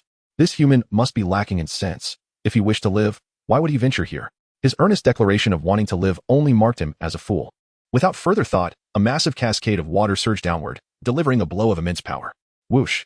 Li Chongqing's footsteps flickered, and in the blink of an eye, he appeared suspended in midair, level with the head of the silver moon python. The 8 soul rings pulsated rhythmically, culminating in a brilliant flash from the final soul ring. The 8th soul skill, Penetrate. A shard of cold light suddenly materialized, and before the silver moon python could react, blood erupted from its body with a resounding splash. Hiss! Cursed be it! The massive serpent thrashed wildly, its forked tongue flickering incessantly. Could a soul Douluo be this formidable? Its enormous body generated waves as it swept forward. But that was not the end. Its elongated mouth opened wide, unleashing a torrent of green liquid. Just in time. I shall test another skill on you. The 8th soul skill, Storm of Fury. As Li Chongqing unleashed his soul skill, a tempest of sword energy surged forth, resembling a tornado spiraling above the lake. However, this was no mere storm. It was a deadly combination of countless razor-sharp sword energies and thunder. The verdant liquid was caught in the swirling tempest, instantly torn apart by the vicious blades. Though the oncoming body of the python was not swept away, pain flickered in its serpentine eyes. The relentless, spinning sword energies sliced through its flesh repeatedly, initially barely felt, but soon it felt as though pieces of its very being were being stripped away. Hiss! It attempted to retract its body. Yet the storm of sword energy held it fast. The more it struggled, the more agony it felt, and even remaining still offered no respite. If it allowed the storm to continue unabated, its corporeal form would soon be reduced to nothingness. The silver moon python found itself ensnared in a dire predicament. Human, do you presume this King Lax means? The python roared with fury, a surge of azure light emanating from its body, and despite the excruciating pain, it swung fiercely. Akin to a colossal pillar thrusting downward. Splash! Waves erupted like a curtain of water soaring into the sky. The overwhelming force momentarily stalling the storm of sword energy, before another wave crashed forward, obliterating all in its path. The silver moon python, wounded, began to submerge into the depths of the lake. The azure waters, centered around it, began to bloom with crimson. Yet, for its gigantic form, this mere trickle of blood was inconsequential. Attempting to escape? Li Chaqing grinned maliciously, unleashing the storm of fury yet again, this time twice in succession. Boom! From afar, two colossal columns of water spiraled upwards like dragons sucking at the heavens, visibly lowering the lake's surface. Li Chaqing unleashed a skill. Yet upon penetrating the dense waters, its lethality diminished significantly. Human, to think you could drain the surface. How deluded. The voice of the silver moon python echoed triumphantly, as another stream of verdant liquid shot forth from the depths. Splurt. A glob of phlegm swiftly corroded a nearby stone. Come down here, if you dare, human. Li Chaqing's face turned ashen. Were he a sea soul master, the situation might have been more favorable. To plunge into a lake of such depth would be akin to courting death. It is essential to understand that with every descent, the pressure of the entire lake increases correspondingly. Approaching the formidable silver moon python in a lake spanning 10 miles could very well lead to being crushed by the weight of the water. Boom. Just then, the silver moon python unleashed a ferocious assault from beneath the surface. A towering wave surged forth, and Li Chaqing's eyes suddenly gleamed with realization as the creature launched its attack. The water across the lake responded in kind. However, the moment the colossal wave surged upward, the surface of the lake directly above the silver moon python would experience a brief descent. With a swift movement, he evaded the impending danger. Humph! Is this renowned 10,000-year soul beast reduced to employing such underhanded tactics from the depths? I truly feel embarrassed for you. Li Chaqing, in a fit of rage, unleashed a torrent of invective, inadvertently revealing his vulnerabilities. Humans, this trick is utterly futile. If you dare, come down. The silver moon python remained unfazed, unfaltering in its resolve to entice him into a confrontation. With a glance, another colossal wave surged forth. The entire lake erupted, the sound of crashing waves resonating like a symphony against the sea's surface. At last, the silver moon python noticed a fleeting moment of discord in the human S form, suggesting an excessive depletion of his soul energy. Without further hesitation, it coiled its immense body and surged upward. The water level of the lake plummeted significantly, yet a distance of at least 100 meters still lay between them. This distance was more than sufficient. Li Chaqing's lips curled into a smirk. He had been waiting for this moment. Buzz. In an instant, his left leg radiated a brilliant red light, vanishing from its original position, only to reappear in midair above his intended target. However, the distance still lacked a sense of security. With a resolute declaration, he unleashed his sixth soul skill, Heavy Sword of 10,000 June. Alongside it, the soul bone skill of gravity control activated in his left arm. In a heartbeat, the colossal heavenly sword descended with formidable force, further exacerbating the already plummeting water level under the influence of gravity. This time, Li Chaqing had amplified the already tremendous power of the Heavy Sword of 10,000 June with the soul bone skill, though the sequence of events may seem drawn out. In reality, it transpired in the blink of an eye, as Li Chaqing had meticulously rehearsed this maneuver countless times. At this moment, he clearly beheld the enormous head of the silver moon python, its pupils reflecting disbelief. Heavy Sword of 10,000 June. 8th soul skill, Penetrate. Li Chaqing's left leg shimmered with a crimson glow, activating the soul bone skill of his left leg, Blink. Having ascended to the 96th level, the range of this skill now extended to 100 meters. While this distance may seem inconsequential against a lake of 50 zhang in depth, it is crucial to note that the current water level had been significantly reduced by the relentless assault of the silver moon python and his own attacks. In an instant, he reappeared directly before the head of the silver moon python, their eyes locking in a moment of intensity. Simultaneously, Li Chaqing's previous strike arrived, as anticipated. His heavy sword cleaved through the layers of water, delivering a crushing blow to the serpent's head, causing its eyes to sparkle with disorientation as a resounding crack echoed. Following this, his ultimate move was unleashed. The 8th soul skill penetrated the python's skull, even ejecting a spray of white brain matter.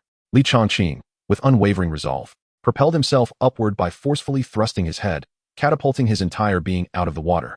At that moment, a series of towering waves cascaded down. Boom, boom. Chapter 78. The Azure Dragon Martial Soul seizes the fruit. At that moment, a series of towering waves cascaded down. Boom, boom. Li Changqing's robe was thoroughly soaked, resembling a drenched chicken. As he gasped for breath, he gazed at the undulating surface of the lake. Surely it must be dead, regardless of its fate. That moment had been his last opportunity. He had consecutively employed his 8th spirit skill, and upon entering the water, he had unleashed it even more frequently, resulting in an excessive depletion of his soul power. Thus, if it were not dead, he would have to flee immediately. There was no possibility of slaying it again. After waiting a while longer, the entire lake surface began to shimmer with crimson hues, accompanied by a dazzling red halo emerging from the water, which brought a smile to Li Changqing's face. Thus, his first martial soul had reached the pinnacle of the 9th ring. He sat cross-legged in the void, preparing to absorb this soul ring with his Thunder King sword martial soul. However, at that moment, an unforeseen anomaly arose. The Thunder King sword martial soul trembled violently, seemingly filled with dread, and retracted abruptly. Before Li Changqing could ponder this, a serpentine figure began to ripple across the lake's surface. Initially, it startled him, as he thought the silver moon python had surfaced. Yet, it was not so. This apparition was conjured from behind him, his second martial soul, the Azure Dragon martial soul. With the emergence of the Azure Dragon martial soul, an ancient, vast, and primordial aura enveloped the entire expanse above the lake. A thunderous dragon roar reverberated through the heavens. This roar sent a surge of blood coursing through Li Changqing's veins, and his eardrums felt as if they might shatter. In that moment, all was silent. In that instant, it seemed as though only the spiraling Azure Dragon martial soul remained in the universe. Li Changqing felt a profound numbness enveloping him as the soul ring of the silver moon python was effortlessly absorbed by the Azure Dragon martial soul. In an instant, he became aware of the abilities granted by the first soul ring of his Azure Dragon martial soul. Azure Dragon's Roar, Azure Dragon's Embrace. One expansive sonic attack and one control technique. Notably, the soul bone this time did not repeat itself. The right arm soul bone skills included Azure Dragon's Skyrending Claw and Azure Dragon's Rejuvenation technique, which instantaneously restored his soul power to its zenith, healing any injuries. How terrifying. This was undoubtedly not a testament to the prowess of the soul ring itself, but rather an indication of the extraordinary nature of the Azure Dragon martial soul. Brother Dragon? Grandfather Dragon? Care to converse? After absorbing the soul ring, Li Changqing was immediately restored to his prime condition. However, a sense of unease began to gnaw at him. Why does the Azure Dragon martial soul seem indifferent to me? Am I truly that weak? A resounding voice echoed in his mind, Master. It is not that you lack strength, but rather that I am exceedingly powerful. At that moment, a wave of dizziness washed over Li Changqing's mind. Wait, you can speak? Li Changqing was taken aback. The implication of the Azure Dragon martial soul suggested his own inadequacy, and the reality indeed corroborated this notion. For that single utterance nearly left him with a concussion. Is this truly the martial soul of destiny? It can even articulate speech? According to Feng Lingshuang, martial souls of legendary caliber and above are referred to as martial souls of destiny. The Azure Dragon martial soul fell silent. Yet Li Changqing could hardly endure the turmoil surging within his heart, the ability to communicate, to possess its own consciousness, and even to emerge independently to seize a soul ring shattered the conventions of the continent. After a moment of astonishment, Li Changqing vanished from his spot, needing to seek out another soul beast to procure a soul ring for his primary martial soul. Meanwhile, within the Li family, the audacious news began to leak. And no matter how fervently Li Xiantian cautioned his kin, it proved futile. It remained unclear who had let slip the information. Yet now the entire Qizhou was aware of a singular piece of news. The Li family was plotting rebellion. Some rumors even suggested that the Li family was hastily weaving imperial robes under the cover of night. The Li family had grown brazen, daring to act with such impunity beneath the emperor's very feet. How loyal had the old man of the Li family once been? And now they had the audacity to rebel? First, to Qizhou. Today, I, the Red Martial King, shall purge this treasonous faction for the sake of the nation. A procession of horse-drawn carriages sped through the streets of Lanzhou, their banners fluttering in the wind emblazoned with 3 gilded characters. Red Martial King. Hiss. Pay homage to the Red Martial King. Salutations to all esteemed officials. The common folk lining the streets bowed deeply. Even those from small families of sole emperor rank showed deference. The Red Martial King, a venerable prince of the empire, was of the same generation as the old master of the Li family. Yet, the entourage of carriages paid no heed to the onlookers, hastening towards the Li residence. Wasn't he the Red Martial King stationed at the Empire's borders to guard against incursions from the Jinwu ancient nation? It was uncertain. However, something monumental must have occurred, or else the Red Martial King would not neglect the safety of the frontier. As the carriages vanished from sight, the passers-by began to converse in small clusters. Master of the house! Master of the house! Something grave has transpired. Li Hu rushed into the Li family courtyard, interrupting the deliberations of Li Xiantian and several others. His hasty demeanor was deemed unbecoming. How will you assist the young master a century from now? Scolded the grand elder, Li Tian, his dissatisfaction evident. Stand straight, raise your head, puff out your chest, and take a deep breath. Look at you, displaying such cowardice. As a descendant of the Li family, you must maintain your composure regardless of the circumstances. Even if the sky were to fall, you must remain unperturbed. Li Tianjin scarcely afforded his son an opportunity to speak. The boy's anxious and unsteady demeanor was only met with a barrage of reprimands. He seemed oblivious to the most fundamental standards of decorum. How could he possibly assist the young master in the future? Upon noticing Li Huqiang finally steady himself, Li Tian leisurely sipped his tea before inquiring, "What troubles you so?" "Father, the Red Martial King has arrived." Li Huqiang managed to regain his composure. Indeed, if his father remained so unperturbed, what reason did he have to be flustered? After all, he was destined to support the young master in ascending to power. Steady now. This was a lesson in composure he ought to learn from his father. Suddenly, a loud crash interrupted his thoughts as the teacup shattered. "What did you say? The Red Martial King? The one guarding the Empire's borders?" Li Tiangen's demeanor shifted from calm to alarm as he abruptly stood, gripping his son's collar. Li Xiantian and others also displayed signs of concern. The Red Martial King was not to be compared with the Empire's lesser nobles. He had dedicated his life to the battlefield, unlike those who enjoyed lives of luxury and ease. Most critically, his father often clashed with this man, their rivalry evolving into a bitter competition following the royal arranged marriage. What should have been a bond of brotherhood had devolved into mutual suppression. After the untimely death of Li Tianjin, the king had even petitioned to revoke his marquis title. Boom. "Li Xiantian, come forth and face me." A booming voice resonated from outside, like thunder. Li Tian casually tossed his son aside, questioning why this little rascal did not report such a grave matter at the first opportunity. The sound reverberated throughout much of Qingzhou, and the members of the Li family heard it all too clearly. "It's good that you've come. Let us proceed to meet this elder Fang." Li Xiantian, exhibiting unexpected courage, showed no signs of fear. He adjusted his attire, brushed off non-existent dust from his shoulders, and strode forth with confidence. The head of the family truly stands firm as a mountain, embodying the demeanor of an emperor. Li Tian silently mused. Chapter 79, What is Rebellion? As Li Xiantian led the senior members of the Li family to the entrance, a striking sight greeted them. A fierce steed with a dark snout exhaled puffs of hot air. Upon its back sat an elderly man, radiating an aura of authority akin to that of a lion. His terrifying soul force and fiery energy unintentionally emanating, sending shivers down the spines of the Li family members.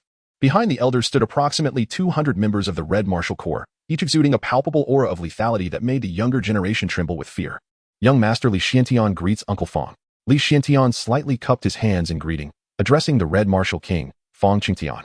The mere utterance of Uncle Fang caused the elder's expression to shift, yet this address could not save the Li family from peril. "I hear you are plotting rebellion?" Fang Qingtian, seated high upon his steed, gazed down at the son of his former rival with a faint smile that offered no warmth. The atmosphere grew tense, with the elderly Tian and others feeling the surge of soul force, their eyes fixated on Fang Qingtian. Meanwhile, the 200 soldiers behind Fang displayed expressions of disdain, unable to comprehend why their lord opted for a more elaborate approach instead of simply breaking through and wreaking havoc. Li Xiantian stood tall and composed, embodying neither servility nor arrogance. "When I addressed you as Uncle Fang, it was a gesture of respect from a junior to a senior, an acknowledgement of your unwavering dedication to safeguarding the frontier, and a final expression of gratitude for your mercy in not annihilating us completely. Whether it was disdain for physical confrontation, deference to your status, or merely a spectator's amusement, it mattered not. However, after uttering the words Uncle Li, all pretense dissipated into thin air. May I inquire, King Wuqing, what constitutes rebellion?" Li Xiantian inquired with utmost seriousness. "What is rebellion?" Fang Qingtian narrowed his eyes, contemplating for a moment before responding loudly. "You, as the offspring of nobility, have violated the hierarchy, openly challenging the authority of the empire. This is rebellion. Any dissenting words within the empire's borders are deemed rebellious. Gathering a crowd in the streets with intentions to usurp the throne transcends the very definition of rebellion. All of these acts are grave offenses warranting the extermination of 9 clans. Do you have anything to say in your defense?" Li Xiantian shook his head slightly, speaking with righteous indignation. "Rebellion only exists when the subordinate opposes the superior, when the common people rise against the officials, when subjects defy their sovereign, and when children oppose their parents. It is unfortunate that the empire has, on more than one occasion, acknowledged that the Li family of Qingzhou is not a mere appendage of the empire. How can one speak of rebellion in this context? Furthermore, my esteemed father devoted his life to the battlefield and ultimately perished in a foreign land. Has the empire ever shown compassion towards the Li family?" At this point, Li Xiantian took a step forward, meeting Fang Qingtian's gaze with a voice that resonated powerfully, to retract the marquisate. To arrange a marriage only to later break the engagement, does such behavior reflect any sense of compassion? Moreover, hiring assassins to commit murder, by what logic can one attribute the notion of rebellion to King Wu? Li Xuantian's words resonated powerfully. "Our Li family does not rebel. We rise against injustice and oppression. We rise."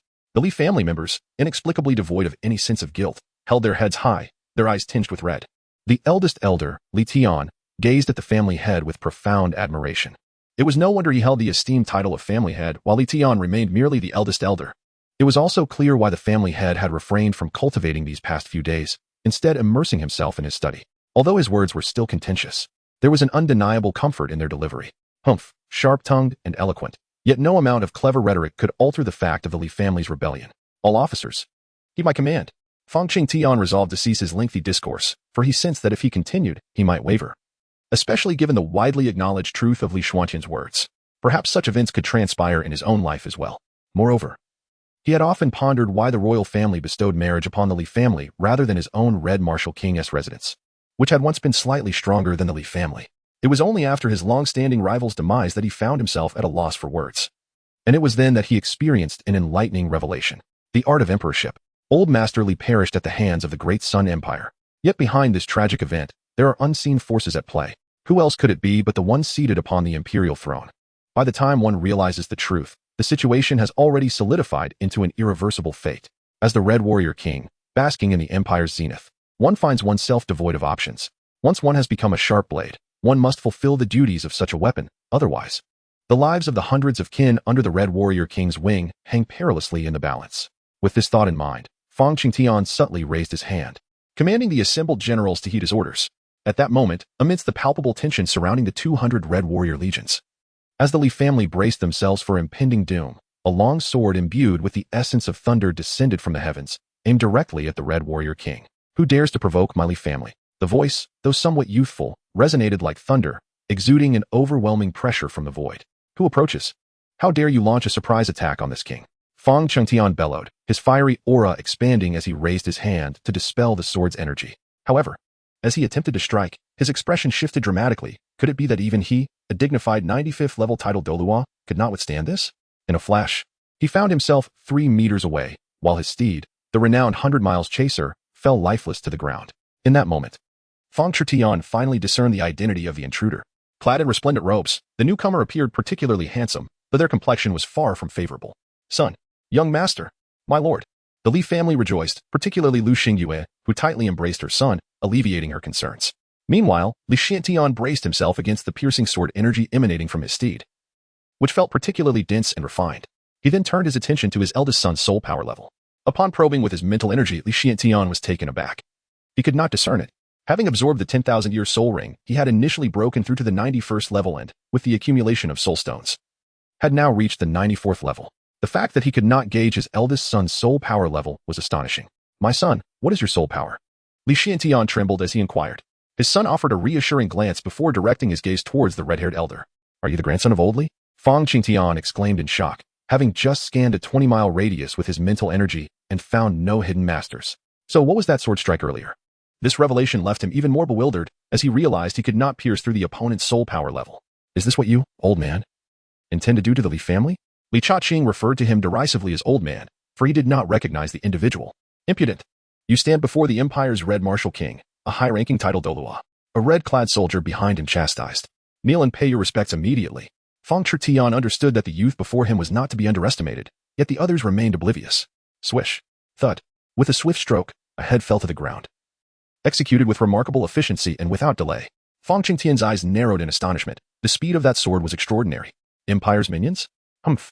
The Li family has truly revolted. Fang Qingtian bellowed, leave no one from the Li family alive. His soul power surged as a majestic golden flame lion martial spirit manifested, accompanied by a series of soul rings rising beneath him. The configuration of his soul rings was impeccable. 2 yellow, 2 purple, for black, and 1 red. First soul skill. Fury of the golden flame. As the adage goes, the early bird catches the worm. Sensing the youth's unusual prowess, Fang Qingtian acted swiftly. In an instant, a fire lion, claws bared, lunged forth, enveloped in blazing flames. A mere parlor trick. Li Chaqing had not yet unleashed his martial soul. His first-level soul power exerted an overwhelming dominance. With a flick of his left hand, he grasped at the air towards the oncoming fire lion. Annihilate. Chapter 80. The first step of growth. Li Chaqing raised his left hand, feigning a grasp toward the oncoming fire lion. Extinguish. In an instant, an overwhelming force of gravity erupted from his left arm. The soul bone skill, gravity control. With a soul power reaching the 96th level, his strike was unmatched compared to before. With a puncturing sound, the golden flame fire lion seemed to be crushed. Kill. Leave none alive. Meanwhile, the Red Martial Corps led by Fang Qingtian was comprised of formidable warriors. each possessing a minimum soul power level of 50, with some being soul emperors. 200 soldiers surged forward, unleashing a barrage of diverse martial souls and soul skills without restraint. The members of the Li family heeded the command, fighting alongside their clan leader. Li Xiantian roared, and in his martial soul manifestation, he resembled a tiger amidst a flock of sheep. His target was the only 2 soul saints and 6 soul emperors among the 200 soldiers. He could unleash a powerful attack to annihilate them all, at least to hold them at bay. After all, no matter how impressive the Red Martial Corps was, it was only formidable against opponents of equal rank. Whereas Li Xiantian had reached the 94th level, the difference in levels was significant. However, Li Xiantian refrained from such an action, focusing intently on restraining the 2 soul saints and 6 soul emperors, disregarding the other soldiers. Having resolved to ascend to that position, he was well aware of the dangers that lay ahead. His kin could not remain aloof from this perilous path. If he took action now, what of the next time? Or the time after that? Li Tian and the others understood their leader's intentions, fueled by fury as they faced 3 enemies each. After all, the powerful ones were already occupied by their leader, while the rest were at most 59 levels. Traitors of the Li family, surrender at once, shouted one soldier, locking his gaze onto a young descendant of the Li clan. With a grin, he stepped forward, unleashing a soul skill. Li, who had never encountered such a formidable situation before, his previous experiences had been mere skirmishes, but now the stakes were drastically heightened. It was time to engage in earnest conflict. Not only he, but also several young members of the Li family, who had previously shouted with flushed faces and fervent zeal, now hesitated in the face of the chilling aura of death that swept towards them, filled with trepidation and uncertainty. Observe the soldiers before them, their faces twisted with ferocity, malevolent grins, and lips licked in anticipation. They were momentarily daunted. The patriarch, as expected, was astute and far-sighted. These young heirs, who were so fierce in their brawls, were still too inexperienced when juxtaposed with the reality of true slaughter. The Grand Elder, Li Tian, not only dominated 50 soldiers with an iron grip, but also retained the capacity to survey the unfolding scene. This was not unique to him. Nearly all of the elder generation shared this sentiment. Why? Because having taken this bold step, the younger generation of the Li family must inevitably grow. With the support of the young master and the backing of the older generation, what would the future hold in a century? A millennium? The most expedient path to growth is through the baptism of blood. Ah, die for me. Just as Grand Elder Li Tian prepared to speak, a sharp cry erupted from behind the Li family youths. It was Yu Ji, who usually addressed them with utmost deference, now contorted her face in rage, brandishing a large stick aimed at a soldier's head. In that moment, her mind was devoid of any thoughts. All she knew was that the young master had redeemed her from the Red Phoenix Tower, and without the Li family, he would undoubtedly be heartbroken. Simultaneously, her long-buried fury towards the Empire surged forth. This, too, served as her source of motivation in her relentless training. Yet, to the soldier, her strike was inconsequential. With a mere flick of his hand, he unleashed his soul power and crushed her weapon. Humph! A mere woman dares to wish for my death? Such folly! Truly. The well-trained Red Warrior soldiers demonstrated their prowess, as after shattering the stick, he stepped forward, raised his fist, and struck in a fluid motion. Boom! He was a level 50 Soul King. Despite not employing any soul techniques, his punch sent Yu Ji staggering backward. You're still alive? Are you a soul master? And possess a soul power of level 44? The soldier was taken aback, puzzled as to why someone with such power approached like a commoner wielding a stick. Brothers, what are we waiting for? Are the men of the Li family to be outdone by a mere woman? Our family is destined to rise and take charge. Li Hu, fueled by an unknown courage, watched in disbelief as a courtesan charged forward, unsettling his proud heart. He had always looked down upon this woman, questioning her proximity to the young master, believing her to be fortunate merely to serve him, and often warned her against harboring any other thoughts. Yet now, this courtesan was the first to leap into action. Although she was knocked back by a punch, she had at least stood up first. Lu Xingyue, observing intently, was equally astonished that Yu Ji was the first to conquer her fear. Li Hu was right. Kill, slay, let us go after them. With the Li family in dire straits, the loyalty of these individuals was unquestionable. Initially frightened by the menacing Red Warriors, they soon charged forward, their necks reddened with fervor. They embodied the fearless spirit of a newborn calf unafraid of tigers. They were ready to engage. Boom. Li Hu was sent sprawling to the ground by a single blow, and it was evident that one of his prominent front teeth had vanished. Humph. Do mere ants dare to overturn the heavens? How absurd. With a swift motion, a crescent moon blade glimmered ominously as a soldier leapt high, aiming a lethal strike at Li Hu's head. Fool. You are a soul master, not a mere ruffian. Have you devoured the Thunder Sword soul of the Li family? Li Tian approached Li Hu, filled with disappointment and frustration. Moments ago, he had witnessed the boy recklessly rushing in, gripping his opponent's shoulder while baring his teeth, seemingly intent on overpowering him. How could Li Tian have spawned such a creature? Yet, regardless of his shortcomings, he was still his son. Li Tian moved closer, preparing to deliver a decisive blow to that soldier. Li Hu shuddered, executing a swift somersault. Indeed, he was a soul master, and this was a life and death battle. Not a mere child's play. What had he been thinking moments ago? The Thunderblade soul emerged. With his fourth soul skill, Thunderblade Strike. The fourth soul ring beneath his feet shimmered as Li Hu acted in an instant. All of this transpired in the blink of an eye. At that moment, the soldier had already approached. He had not employed any soul skills, intending to ruthlessly slay his adversary. Now, however, it was too late for him to summon his powers. Before his long blade could reach the opponent's neck, his own body was pierced by a sword. You shameless. The soldier collapsed to the ground, his eyes reflecting deep resentment. Indeed, I am shameless. You lost your teeth to me. Li Hu's heart trembled. Had he truly killed someone of a higher rank? Father, your son has slain a man.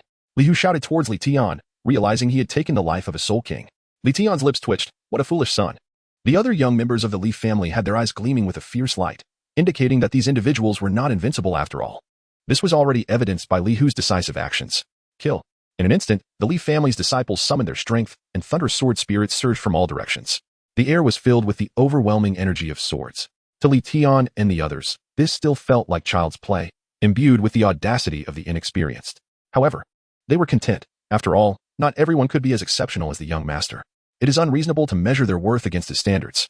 At that moment, a Li family disciple found himself in peril, only to be saved by Uncle Fu, who deftly turned the tide. Thank you, Uncle Fu. Stepping forward with a gentle smile, Uncle Fu patted the young man's shoulder. Are you afraid? I am too, but fear is futile. As men of the Li family, we must be more ruthless than our adversaries. A single failure is not dreadful. What is truly terrifying is the lack of courage to rise again after falling. The eyes of the youth sparkled with determination. Humph, even at death's door, one still has the audacity to boast. At that moment, a soldier leaped forth, unleashing a fierce blade technique, fifth soul skill, absolute blade slash. With a swift descent, a sharp beam of light sliced through the air. Uncle Fu smiled slightly. Kid, watch closely. This sword will be spectacular. The fifth soul ring beneath Uncle Fu's feet shone brightly. Fifth soul skill, skyward blade. With a resonating hum, a bolt of lightning shot forth, arriving before the attack. Swift, fierce, and precise. A spray of blood erupted. The assailant fell lifelessly at Uncle Fu's feet, a gaping wound evident on his forehead. Meanwhile, on Li Changqing's side, no matter how fiercely Fang Chitian attacked, he could not gain the upper hand against Li Changqing. The latter remained calm and collected, while Fang Chitian grew increasingly frantic. Li Changqing, while dueling Fang Chitian, remained vigilant of the numerous clan members below. His gaze swept over Li Hu, Li Xing, Li Wan'er, and finally rested on Yu Ji. However, her combat skills left much to be desired. Without employing her martial spirit, she wielded any weapon she could find haphazardly, akin to an ordinary person. Li Changqing was at a loss for words, utterly perplexed by how she managed to hunt spirit beasts. Could it be that she simply bludgeoned them to death? Indeed. A level 48 soldier had just delivered a powerful kick, sending her sprawling. Remarkably, she managed to rise again, her disheveled hair and flushed complexion revealing the struggle she endured. Yu Ji, why do you not employ your martial spirit? Li Changqing inquired softly. This was a source of confusion for several soldiers as well. She possessed a martial spirit and considerable soul power, yet chose not to utilize them. Was she truly lacking in intelligence, or perhaps harboring a penchant for self-destruction? Yu Ji spat out a mouthful of congealed blood, wishing fervently to activate her martial spirit. However, her martial spirit proved utterly ineffective against spirit beasts. She had tested this before. Even when confronting a century-old spirit beast, her fourth soul skill had no effect whatsoever. Thus, she resolved not to make a fool of herself. If she couldn't even defeat a century-old spirit beast, how could she possibly contend with a spirit master? Young master, you are aware of the futility of my martial spirit, Yu Ji lamented bitterly.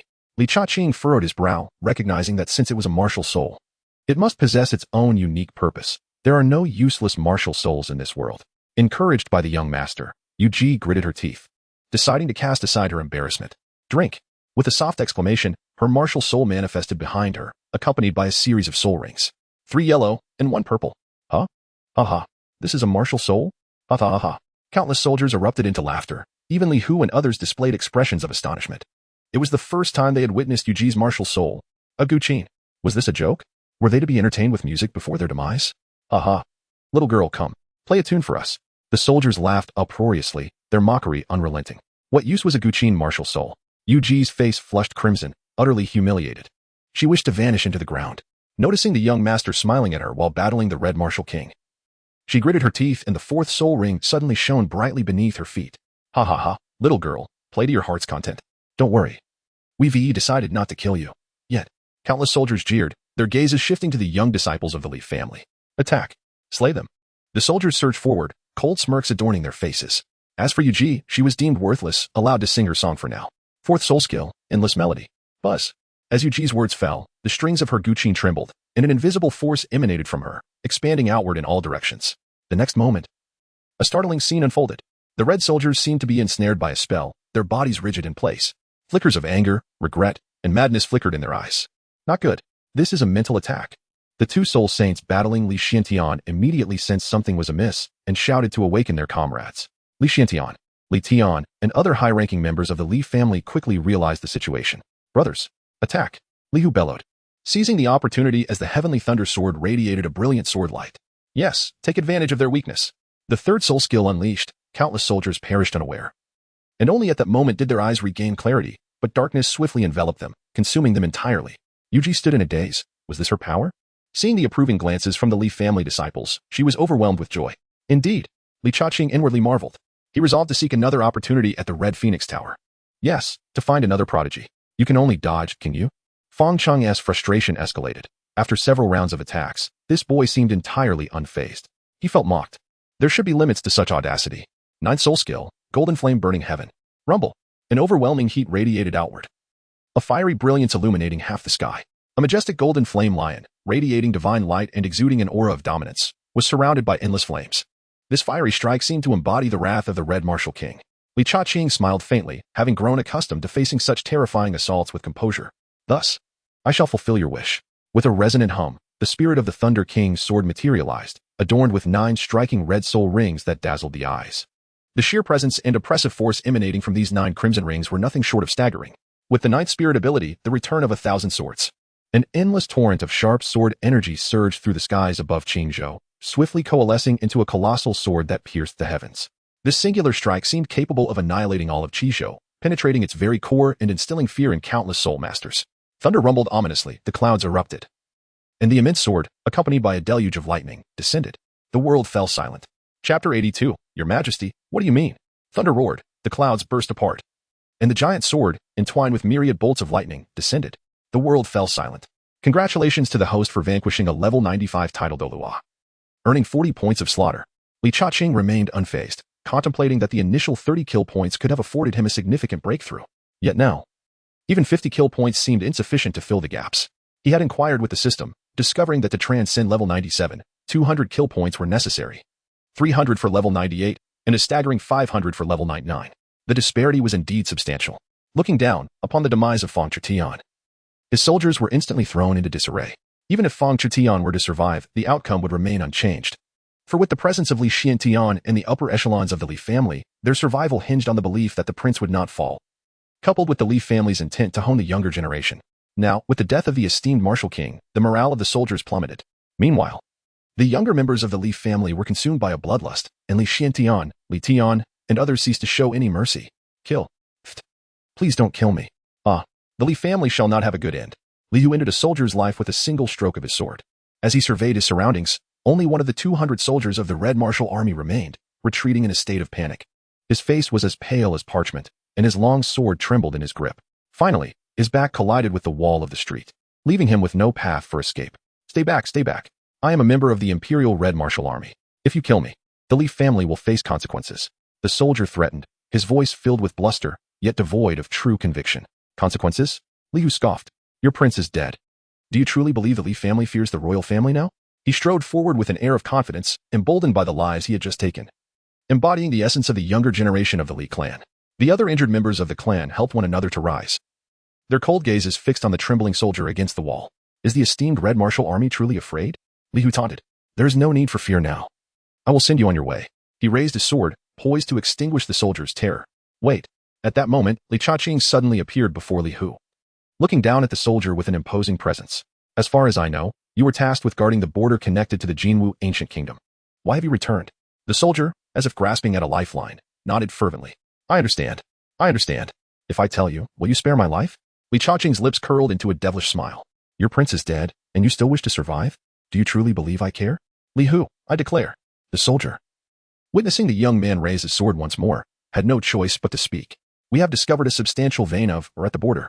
Li Chaqing felt a surge of joy in his heart. This must be the very vein he had been relentlessly seeking within the Temple of Slaughter. He then turned on his heel, no longer casting a glance at the individual behind him. Young master, how shall we proceed with him? Li Chaqing waved his hand in a gesture of dismissal, while Li Xiantian firmly grasped Li Hu's arm, directing his gaze towards the soldier. You may leave now. Please convey a message to Yongdian for me. What message? The soldier inquired, his face lighting up with excitement. Li Xiantian pondered for a moment. Recalling the phrase, do nobles and rulers possess any innate superiority? It is high time for a change in this empire. Remember, convey my words without alteration. With a serious expression, Li Xiantian declared. Absolutely. Without fail. Upon hearing this, the soldiers fled in disarray. Meanwhile, Li Changqing retrieved a high-quality soul jade, muttering something under his breath before stowing it away. As for the scattered corpses around him and the conduct of the Li family's descendants today, he felt no need to concern himself. The Grand Elder would take care of that. He then strode forward. Master of the house, how shall we dispose of these corpses? Indeed, Li Tian was quite adept at handling such matters. Shall we discard them in the back mountain, just as we did with the 3 from the Bloodslaughter Tower? Li Xiantian surveyed his surroundings, sensing with his mental prowess that other minor factions from Qizhou were approaching from a distance. He then spoke in a solemn tone. They have guarded the empire's borders for many years. What is that saying? A soldier may be slain, but not humiliated. Let us find a place to bury him. After giving his instructions, Li Xiantian smirked and proceeded through the grand entrance. Patriarch, how benevolent. What patriarch? You must address him as your majesty. Your majesty, how benevolent. Inside the hall, Li Xuantian's face glowed with pride as he gazed upon his esteemed son, feeling a sense of contentment. A dual-souled Douluo within the family. Moreover, his son was remarkably young, with a future brimming with potential. The Li family was destined to soar to great heights. At this moment, Li Xiantian was truly in high spirits. Enough, enough. Just look at your expression. Lu Xingyue remarked with playful annoyance, unable to suppress a smile. By the way, my dear son, did you hear the thunderous roar from the Soul Beast Mountains yesterday? It truly startled me. I thought the legendary sacred beast was about to emerge. Suddenly, Li Xiantian recalled something terrifying, and a look of trepidation crossed his face. Oh? Li Chaqing was momentarily taken aback. Could that have been the roar of his own azure dragon martial soul? Oh father, it is not just you. I too was greatly startled. My eardrums still throb with a faint pain. However, a look of confusion crossed his face. A dragon's roar? No, that could not be. Thankfully, I have not encountered it. Just hearing the bellow sent my blood into a frenzy. It is said that beast soul masters in Qizhou would bow in reverence, losing control over their beast martial souls. Li Changqing inwardly clicked his tongue, though it was understandable. After all, it is quite reasonable for the beast martial soul to be revered as a dragon. Head of the family, the masters of other factions in Qingzhou are here to pay their respects, a voice announced. At that moment, Li Tian approached slowly. Yes. Let them all come in, Li Xiantian replied coolly, straightening his collar and sitting upright, exuding the authority befitting the head of the family. Father, who are these people? You will find out shortly. With Li Xuantian's words, more than 10 individuals entered in an orderly manner, led by the second elder. We pay our respects to the Li family. Oh no, it should be your majesty now. They proclaimed in unison. Long live your majesty, long live, long live. The group enthusiastically clapped their knees, calling out loudly with great zeal. Li Changqing's lips curled into a smirk. This old man was truly a peculiar one. The situation has yet to take shape, and yet here you all are, clamoring away. Li Xuantian's expression was as calm as a still pond. And he spoke with a measured tone. The affairs of my Li family are now widely known throughout Qizhou. And even the entire empire has heard of how the imperial court once treated us. I shall be succinct. Those who support my Li family are welcomed. Those who do not, it bears no significance. The Red Martial King has already been slain by my son. What more do I have to concern myself with? In short, I have resolved to rebel today. At this moment, Li Xiantian boldly declared his intention of insurrection, his conviction ringing with an air of righteousness and authority. Your Majesty. What do you mean? You are the sovereign. It is not you who rebels, but that Yi Yongdian. Indeed, Your Majesty. You are the legitimate ruler. Precisely. According to my ancestors, Your Majesty's lineage is of true royal descent. What is the Yi family in comparison? The Li family is the rightful sovereign. Such hyperbolic assertions were met with incredulity. Li Chaqing was left astounded by the audacity of their fabrications and absurdities. Observing the solemn expressions around him, he began to doubt whether any of his ancestors had indeed ever held the throne.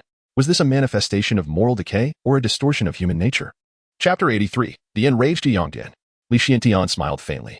Although these individuals possessed limited strength, their vision was commendable. At a glance, the leaders of the second-rate forces within Qizhou had all gathered. None of this surprised him. After all, those who were disobedient would inevitably face consequences. Since Li Xiantian had resolved to rebel, how could he engage in a battle without preparation? While these people might prove to be of little use in a real conflict, and could even betray him from behind, with absolute strength on his side, how could he possibly lose? He would first manipulate public opinion. After all, it was his royal family that acted unjustly and, moreover, resorted to hiring assassins.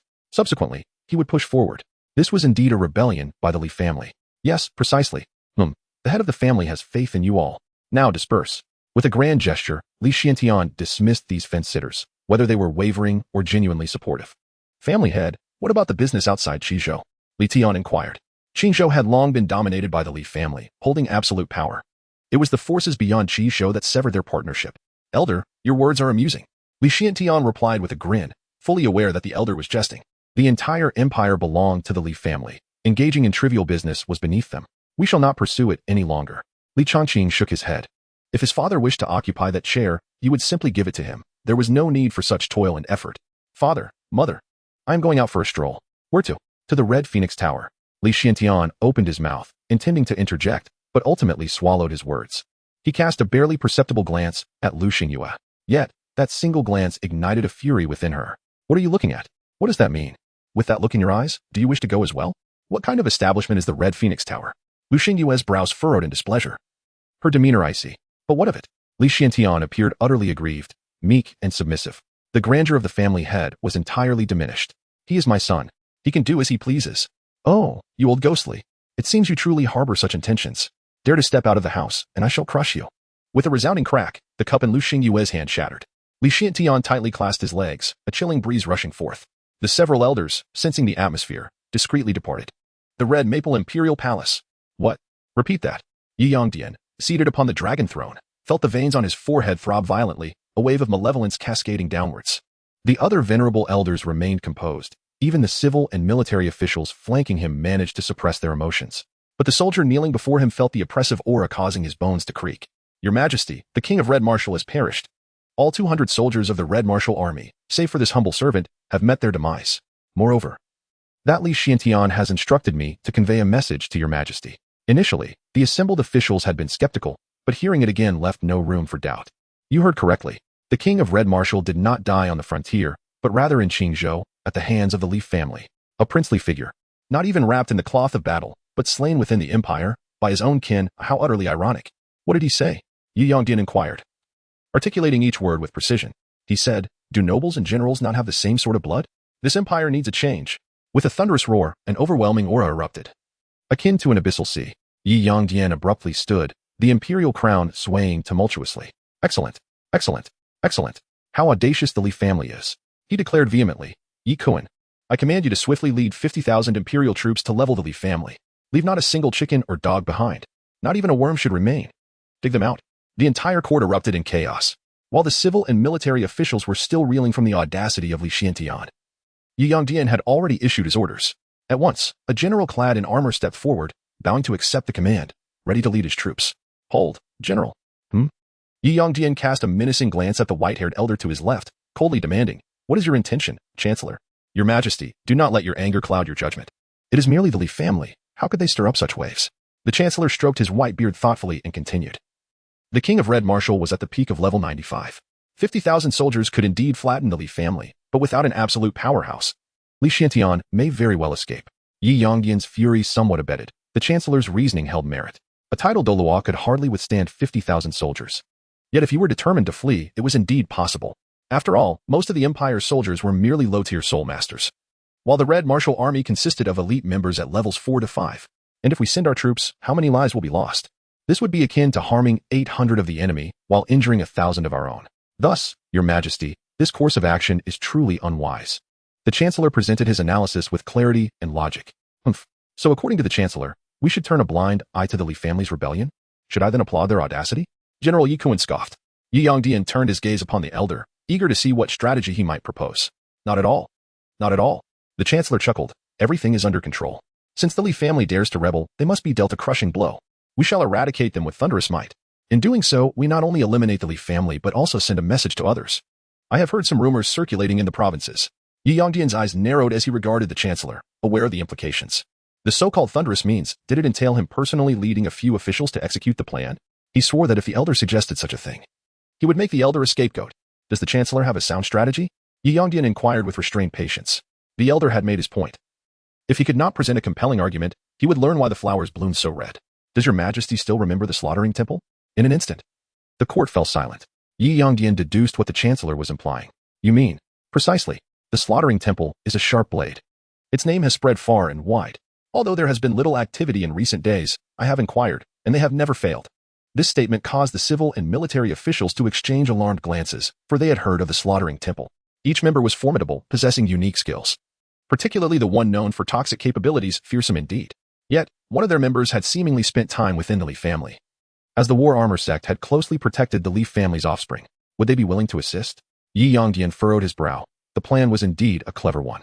Without shedding a single drop of blood, the detestable Li family could be eradicated. It was merely a matter of soul stones. And the empire was vast, there was no shortage of them. Haha, Your Majesty, you worry too much. The Chancellor replied confidently, they have chosen this path. And are they not simply in pursuit of soul stones? What difference is there between them and the Skeleton Society? Merely an inconsequential dark force. The Chancellor's words were indeed directed at the slaughtering temple, while the Skeleton Society had gained considerable notoriety. The 10 great sects of the continent are no trifling matter. Very well, then, Chancellor, you shall oversee this matter. Regardless of how many soul stones they demand, the Empire can afford it. Yi Yongdian declared grandly with a wave of his hand. Chapter 84, pointing at a deer and calling it a horse? Yi Yongdian, with a flourish, boldly proclaimed. Then turned his gaze towards the soldier. How is it that you still live when all others have perished? Why do you remain? Suddenly, he probed. Wasn't the King of Red Marshal stationed at the frontier? What, pray tell, was he doing in Chizhou? Could it be that the Jinwu ancient kingdom has made a move? The civil and military officials were momentarily taken aback, realizing they had been so shocked that they had neglected to question why the King of Red Marshal had strayed from his post. What business did he have wandering about? It cost him his life. If Fang Qingtian were aware of their thoughts, he would be left in disbelief. I hurried here upon hearing of the Li family's insurrection, intending to suppress it, only to find you all. Your Majesty, it is not the Jinwu ancient kingdom making moves. But we have discovered a suspected new large soul vein at the border. What? A large mine? And a new one at that? Yi Yongdian exclaimed. Excitement coursing through him. The court erupted once more, the civil and military officials becoming agitated, the commotion far exceeding the shock of the King of Red Marshal's death. The King of Red Marshal, damn it. Where is my vengeance? Your Majesty is mighty. Long live the Red Maple. Long live the Red Maple. The officials knelt, bowing in reverence. Yi Yongdian also wore an elated smile. Once they possessed their own mine, the Empire's overall strength would soar. Even a small mine would be sufficient to supply the Empire, especially its formidable warriors. In his heart, he prayed that it would not be a super-large mine, for they would struggle to defend it. This was a tremendous boon, yet also a potential hazard. If it were a small mine, or even a moderately sized one, then as long as the Empire seized it first, the 3 sects would not lower themselves to squabble over it. To be precise, it would be 2 sects, as the War Armor sect would not intervene unless the mine were located at their doorstep. They were far too wealthy to care.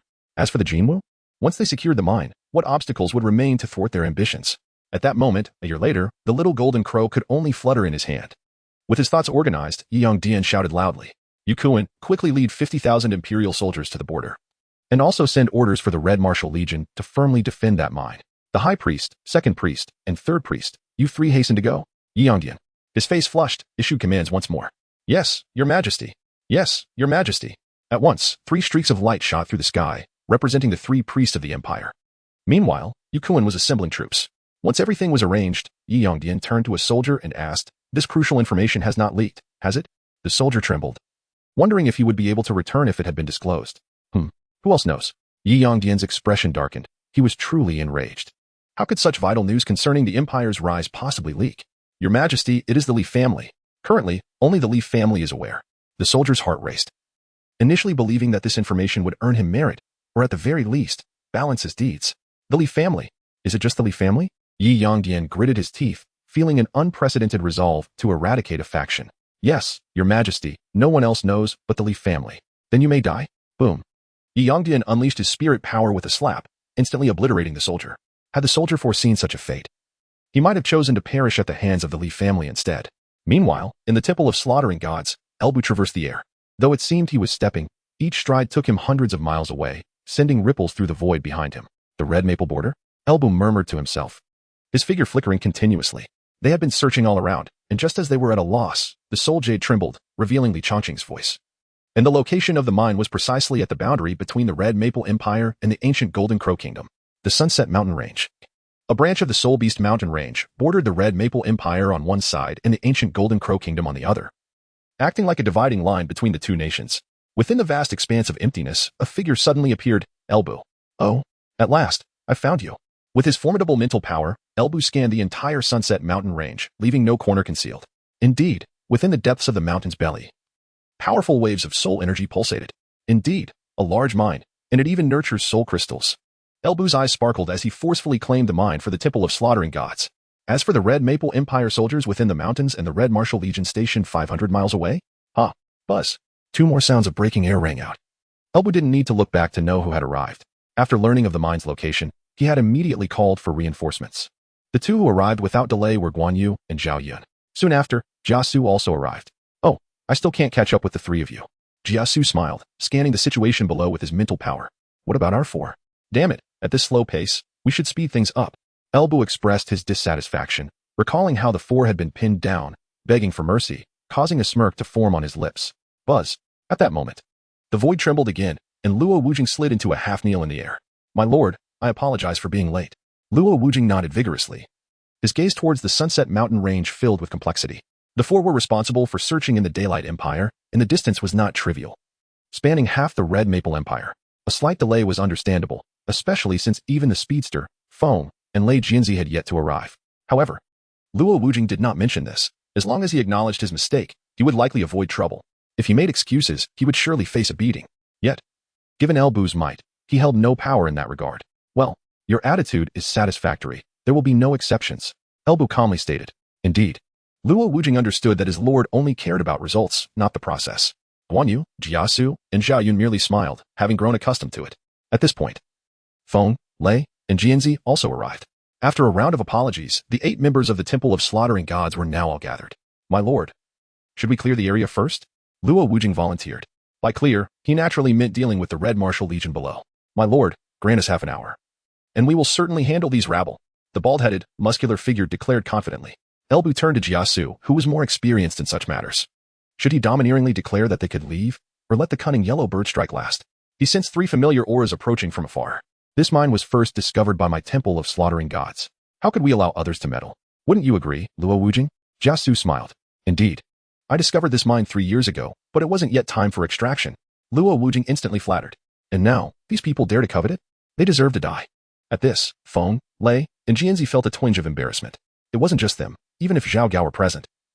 He would have to give Luo Wujing a thumbs up. In terms of deception, he was certainly a worthy opponent. Chapter 85. Indeed, it is a horse. Luo Wujing's spirit power surged as he bellowed. Who dares to set their sights on my mine? Do you seek death? With that, he vanished from his spot, and a terrifying explosion erupted from the Sunset Mountain range. Boom. Many unsuspecting soldiers of the Red Martial Legion were caught in the blast. Just as numerous soldiers looked around in confusion, a man stepped out from the mountain. Who are you? Why are you here? Feng Hao, with 8 soul rings shimmering beneath his feet, gazed warily at the stranger. Why is there someone else here? Moreover, my father should have gone to the palace by now. He should have brought the palace's experts along. Thus, despite the powerful aura of his opponent, his level 89 soul power remained unyielding. The Imperial experts will arrive soon, but I still have questions for you. Are you secretly plotting against my mine? If I hadn't returned in time, you might have succeeded. Luo Wujing accused, appearing furious. Feng Hao was taken aback, realizing that this person claimed to have discovered the mine first. Initially, his father had meticulously explored the Sunset Mountain range without finding anyone. Even the ancient Golden Crow Kingdom across the mountain was unaware. You are unscrupulous, trying to lay claim to my mine? However, since I'm in a good mood, I won't hold you accountable. Leave. Get out. Feng Hao's expression was as grim as a stormy sea. This individual appeared both bizarre and exceedingly arrogant. You may be strong, but my father will soon arrive with the Empire's elite. He stood his ground, declaring, this mine was discovered by us first. It is you who should be the one to leave. Unwavering, he continued, and even if it truly belongs to you. The ownership of treasures in this world is not determined by mere arrival. Upon hearing this, Luo Wujing chuckled heartily. Ah, what a notion of arrival. I discovered this mine 3 years ago. It simply wasn't the right time for extraction until now. With a sardonic smile, he gazed at Feng Hao and the Red Warrior army behind him. Are you suggesting a confrontation? At that moment, the air erupted with a thunderous sound as 3 figures shot forth, arriving before Feng Hao in the blink of an eye. We pay our respects to the 3 venerable ones. Feng Hao and his companions bowed in unison. The 3 deities had arrived just in time. Yet he wondered why his father was absent. Could it be that he had been rewarded by his majesty? The 3 imperial deities, however, wore stern expressions. Their gazes fixed intently upon Luo Wujing. Luo Wujing, what brings you here? The grand deity spoke in a deep voice, a sense of foreboding filling his heart. While a mere flower thief like Luo Wujing would not instill fear in their minds, the fact that he had allied with the Temple of Slaughtering Gods posed a significant threat. Did this imply that those madmen from the temple were also involved? The grand deity shook his head furiously, dismissing the thought. This is impossible. What a coincidence. Why do I need to answer to you? Luo Wujing retorted. I discovered this mine 3 years ago, and now that the time for extraction has come, is there a problem with my return? If you don't believe me, check the root of that tree beside you for the mark of the number 3. Hearing this, the grand deity's spirit sense swept over the tree root, and his expression darkened. Indeed, there were 3 distinct marks, as if they had been tightly bound. That doesn't prove anything, he replied, his tone grim. Is there not a mark on that stone, resembling a compression? Luo Wuji pointed out. As they looked, it was evident, a massive stone, lying flat as a bed. More clear signs of having been violently crushed, now overrun with moss. And look, beneath that stone there should be some women's intimate garments. Luo Wuji added with a hint of embarrassment. As they examined, while the garments were no longer present, there were remnants of fabric corroded by time. A gust of wind revealed the fabric on the ground, its shape confirming Luo Wuji's description. The grand deity and his companions were left in stunned silence. It seemed that Luo Wuji's claims were indeed valid. He had discovered the mine 3 years prior. The figures in the void, including El Bu, wore expressions of astonishment. My lord, before joining the Temple of Slaughtering Gods, this person was a notorious thief across the 3 great empires, Feng Lei Jianzi explained. El Bu Guanyu and Jia Su felt a shiver run down their spines. You've outdone yourselves, Luo Wuji stated indifferently. The grand deity exchanged glances with his companions. Even if it were true that Luo Wuji had discovered it first, they of the Red Maple Empire could not let the mine slip away without taking their share. The leaves rustled violently, and an ominous aura filled the air. What now? Luo Wuji scoffed. Attack. The grand deity commanded, his voice booming. With a crash, a long spear, emanating dark energy, plummeted from the sky, embedding itself into the ground and intimidating the Red Maple trio, who had just begun to move. My demon spear is indiscriminate. Those who step forward shall perish. As the words fell, El Bu led the figures of the Temple of Slaughtering Gods into view, standing with an air of authority. El Bu, in a striking pose, gazed down at the grand deity and his companions with a nonchalant demeanor. We pay our respects, my lord. This mine is my pledge of loyalty. Luo Wuji knelt, declaring earnestly. The grand deity's eyes filled with apprehension at the mention of the Temple of Slaughtering Gods. They had struggled to suppress El Bu and his comrades even with their elite forces, with 2 formidable figures from the War Armor sect present. The Red Maple Empire stood no chance. We must depart. The grand deity gritted his teeth, knowing that life was paramount. As the 3 deities turned to leave, Feng Hao attempted to voice further objections, but a glare from the grand deity silenced him. The Red Maple Empire retreated from the mountains, albeit reluctantly. Yet, their ardor was not extinguished. What of their obstinacy? The mine takes precedence. Other matters can wait. In the Red Maple Palace, Yi Yongyan's expression brightened, his teacup trembling with excitement. Your Majesty, is it regarding the mine?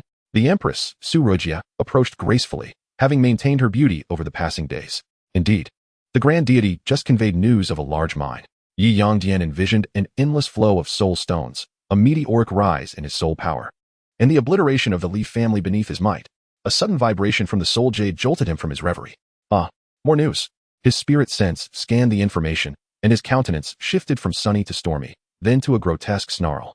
The Temple of Slaughtering Gods. Such a Temple of Slaughtering Gods. Yi Yongdian roared, his visage resembling a ferocious beast ready to pounce. Chapter 86. If I cannot possess you, neither shall you find peace. Yi Yongdian's fury was palpable, and Su Ruojia mirrored his ire.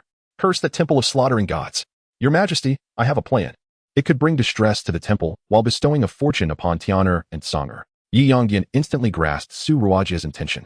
Although the Red Maple could not monopolize the mine, they could at least salvage a portion. Moreover, Tian'er and Song'er were affiliated with the Houghton sect. As for Yifengwu, ultimately, she was merely a concubine's daughter, and they chose to conveniently forget her. Very well, let it be so. If I cannot claim you, neither shall you enjoy tranquility. The earth trembled, and mountains quaked as if an unparalleled beast were rampaging.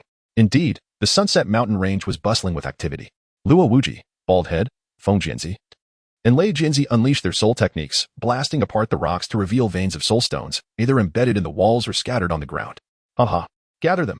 The 4 laughed heartily, their soul guide devices nearly filled to capacity. As for El Bu and his companions, they were too esteemed to engage in such labor. Please, my lord, inspect our findings. Luo Wujia executed a swift slide to the front of Lu Bu, respectfully presenting a soul guide device. Well done, Lu Bu exclaimed. As he received it, his gaze emanating 2 beams of golden light. This device was already filled with 3 soul guide energies, and the surging soul power extracted from the mine was remarkably pure. This was the reason the 4 of them had refrained from engaging in conflict. Although no breakthrough to the next level had been achieved, they had nonetheless made significant progress. Do not rush, mine slowly. In due time, there will be rewards for you. Luo Wujie was elated. How many years had it been since he felt such joy? Thank you, my lord. Joining the God-slaying hall is a blessing in my life. After expressing his loyalty, Luo Wujie slid away to continue his mining. The thunderous sounds resonated once more, and Lu Bu exchanged knowing smiles with the others. They could sense that the people outside the mountains had yet to depart, with a continuous stream of soldiers forming ranks. They could also anticipate that such significant disturbances would certainly be noticed by the Jinwu ancient kingdom across the mountains. But what of it? The god-slaying hall would suppress all. Do you think the two major sects will come? Jiasu suddenly inquired. Fear not those beneath the godly level, Guan Yu replied calmly. And above the godly level? The three cast irritated glances at Jiasu, as if questioning his allegiance. Ahem, it's not about fear of 100 to 1, but rather the possibility of unforeseen circumstances. Although we've heard of the God Realm Treaty and have never encountered a 100-level god, what if? Jiasu explained. Silence. You shall be quiet. The three echoed in unison, leaving Jiasu to close his slightly parted mouth with understanding. The atmosphere among the four grew tense. While it was unlikely that a 100-level god would appear, what if? There will be no what ifs. Even if a godly entity truly arrives, we must not cower. Instead, we should act with audacity, Zhao Yan asserted. Indeed. Only in this way can we instill fear. After all, our god-slaying hall has a reputation for the extraordinary. We must project an image of unwavering confidence. The three engaged in a spirited discourse, seemingly comforting each other. They were unaware of the true strength of the godly realm. Yet Lu Bu knew that with his full power, he could swiftly eliminate a 97-level titled Douluo, given the one-level difference. The gap between 98 and 99 was another matter entirely.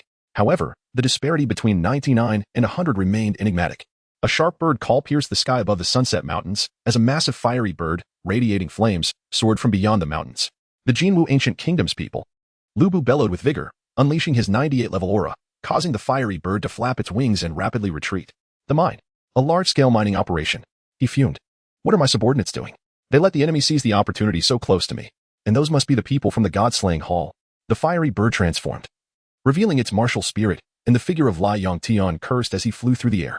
Clearly, he had just manifested his martial spirit. While the people from the Red Maple Empire could only watch helplessly from the periphery.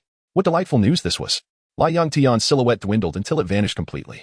On the outside, the grand offering's heart bled. The second offering's face turned ashen. The third offering's eyes were bloodshot, fixated on the mountains. Feng Hao gazed in shock, a sense of foreboding creeping into his heart. Where is my father? Yi Kuan, filled with anticipation, was eager to engage. Backed by 50,000 imperial soldiers and an additional 30,000 from the Red Warrior Army. If it weren't for the god-slaying hall, we should be the ones mining the soulstones now. He cursed. Damn it. Damn it. Damn Luo Wujie. The grand offering could only roar at the empty air. Grand offering. We have 80,000 elite troops. For titled Douluo, in addition to Feng Hao, a soul Douluo. We may yet stand a chance, Yi Kuan declared, the booming sounds igniting his desire. How many soulstones could that be? Unable to contain himself, he exclaimed. The grand offering's mind raced. The thunderous noise and the sporadic bursts of white light, accompanied by uproarious laughter, tugged at his heartstrings. He envisioned an overwhelming bounty of soulstones laid before him, waiting to be claimed. Humans die for wealth, birds die for food. He thought, I must resist. The grand offering clenched his teeth. Grand offering. Yi Kuan shouted, his eyes beginning to redden. Silence. If you value your life. The grand offering barked in fury. The entire god-slaying hall is present. It's not just Lu Bu. There are two others with martial spirit fusion techniques. Do you understand what that means? He roared. His desire to charge forward clashing with the last vestiges of his reason, warning him of the impending disaster. 80,000 elite troops? For titled Douluo? How naive. With martial spirit fusion techniques unleashed, they would be rendered helpless. As for those 80,000 elite soldiers, their demise would merely serve to gift their heads to the enemy. Moreover, that venomous spider was a master of poison. The grand offering continuously admonished himself to resist, to hold back, to avoid succumbing to impulsive desires fueled by immediate gains. Boom. Soul crystals. Soul crystals. There are indeed soul crystals. Excited roars erupted from within the mountains. The grand offering's breath quickened. His eyes glazed with red as his greedy desires swelled uncontrollably. The urge surged, defying all attempts at suppression. Not only he, but others too were similarly affected. If not more so, greed is akin to a boulder rolling down a mountain. Once set in motion, it cannot be halted. Chapter 87. Humans die for wealth. Birds die for food. The grand offering's inner desires reached a fever pitch. As the saying goes, extremes lead to reversals. Without a sufficiently strong and steadfast belief, one cannot quell the surging desires. Kill. The desires erupted like a volcano, and in that moment, the grand offering completely forgot his previous words. That furious roar was akin to unleashing a torrent. The three offerings shot forth simultaneously, their 9 soul rings gleaming brilliantly beneath their feet. All commanders, heed my command. Follow me to kill. Yi Kuan unsheathed his long sword with a fierce expression, roaring in anger. At that moment, their primal desires engulfed them entirely. The 9th soul technique. The 9th soul technique. The three offerings of the Empire unleashed their 9th soul techniques directly towards the mountains. Behind them, the 80,000 soldiers of the Red Maple Empire followed suit. They unleashed their own 3 to 6 soul rings, with some national saints stepping forward. countless soul rings bursting forth like fireworks. Each unique in color, number, and power, the sight of 80,000 soldiers revealing their rings was a monumental visual spectacle. The mountains were illuminated. The fading light of the setting sun seemed to retreat in defeat. A tempest swept through the foot of the sunset mountains, akin to an impending storm. My lord, Luo Wujia, amidst his mining, felt a shift in the air. He sensed an unusual aura approaching. Boom. At that moment, 3 attacks descended from the sky. The fear of humanity is formidable. The magnitude of one's ambition is directly proportional to the strength one possesses to wield it. Elbu and his companions could never have anticipated that the denizens of the Crimson Maple Empire would dare to take such reckless risks. The 8th soul skill. Divine Demonic Descent. With a thunderous boom, a towering phantom emerged from the clouds, clad in obsidian armor and wielding the heavenly demon halberd.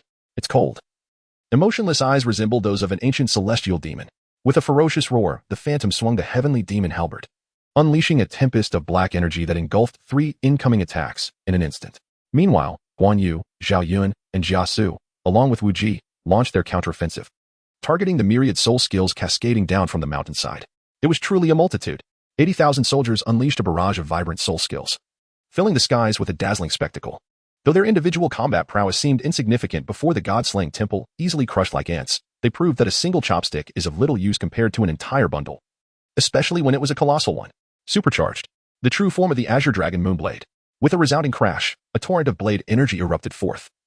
As Guan Yu radiated a brilliant azure light, his 30-meter-long Azure Dragon Moonblade cleaved the air, shattering trees and rocks with explosive force. Boom. The sound reverberated. A brilliant silver lance, like a dragon in flight, swept through the air, ruthlessly obliterating countless incoming soul skills. This was Zhao Zilong in his martial spirit form. Compared to Guan Yu, he exuded a youthful gallantry, the essence of a valiant young general, as he wielded his silver lance with grace, effortlessly dismantling thousands of soul skills. Cover me. Jiasu bellowed, intent on ending the battle with utmost swiftness and ferocity. The poisonous demon spider appeared, a monstrous creature the size of a house. Its 8 dark, sinuous tentacles erupting into the fray. Its soul skill, Gale Thunderclaw. With a roar, the Windblade Master unleashed 3 razor-sharp claws, infused with gusts of wind and thunder, clearing a path for Jiasu. I shall join. The Thunderblade Master surged forth, followed by a colossal Gale Thunder Eagle, whose mighty wings sent torrents of wind cascading down the mountainside. Yukoin, eliminate him. Do not allow him to unleash his poison. The High Priest, witnessing the poisonous demon spider ascend, could already foresee its intentions, though the Poison Soul Masters lacked remarkable individual combat capabilities. A single release of their poison skill could instill fear even among those of the same rank, let alone the soldiers. Had they seen how the 80,000 soldiers had caught the god-slaying temple off guard with their coordinated assault? Whoosh! Yukuin launched himself upward from the mountainside, the 9th soul ring shimmering beneath him, attempting to release poison? Not on my watch. 9th soul skill, Tiger S Roar. With a thunderous roar, Soundwave surged forth like a tidal wave towards Jiasu. The Gale Thunder Eagle, being an agile tidal Douluo, was no match for Yukuin's forceful onslaught.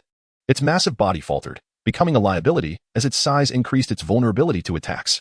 White Tiger Strangulation Technique. Yukuin advanced upon the Thunderblade Master, his target clear as he sent a ferocious white tiger lunging toward the poisonous demon spider. The spider's 4 tentacles darted forward with deadly precision, while black gas spewed from its maw. This is bad. Yukuin's expression shifted dramatically. It was not merely the 4 tentacles that instilled fear, but the ominous black gas that followed, causing trees to decay and rot upon contact. Squeak. The poisonous demon spider's green eyes glimmered with malice. The toxins released in its martial spirit form were far more potent than any standard soul skill. Fool. The 3rd priest gritted his teeth, breaking away from the temporary 3-on-1 situation, recognizing that these soldiers were crucial to their strategy. Hadn't they seen that the second wave of the 80,000 soldiers was already on the horizon? With a swift motion, countless vines intertwined, attempting to ensnare the black gas and offer some resistance. His martial spirit possessed a measure of toxicity as well. Do you underestimate me? Luo Wuji struck with a force that sent the 89th level Fong Hao flying, blood erupting from his mouth as he embedded into the excavated stone wall. Luo Wuji paid little mind to his opponent's plight. Protecting the master was paramount. Once the master gained the upper hand, the resulting devastation would be unimaginable, potentially incapacitating the entire 80,000 soldiers in an instant. He was preparing to unleash his 9th soul skill, Hunt, which would require considerable time and effort. Thus, having Jiasu act was the most efficient course. This was the overwhelming nature of poison. In that moment, the embodiment of wind, thunder, and fire lion surged forth to assail Yukuin. Boom. Amid the tumultuous battle, a thunderous roar echoed as the high priest staggered back, his eyes filled with horror. You. Elbu smirked, as if to say, are you astonished that I was not so formidable back in the imperial palace? Indeed, this was what the high priest had thought. Though they had fought in unison back then, it had taken numerous exchanges.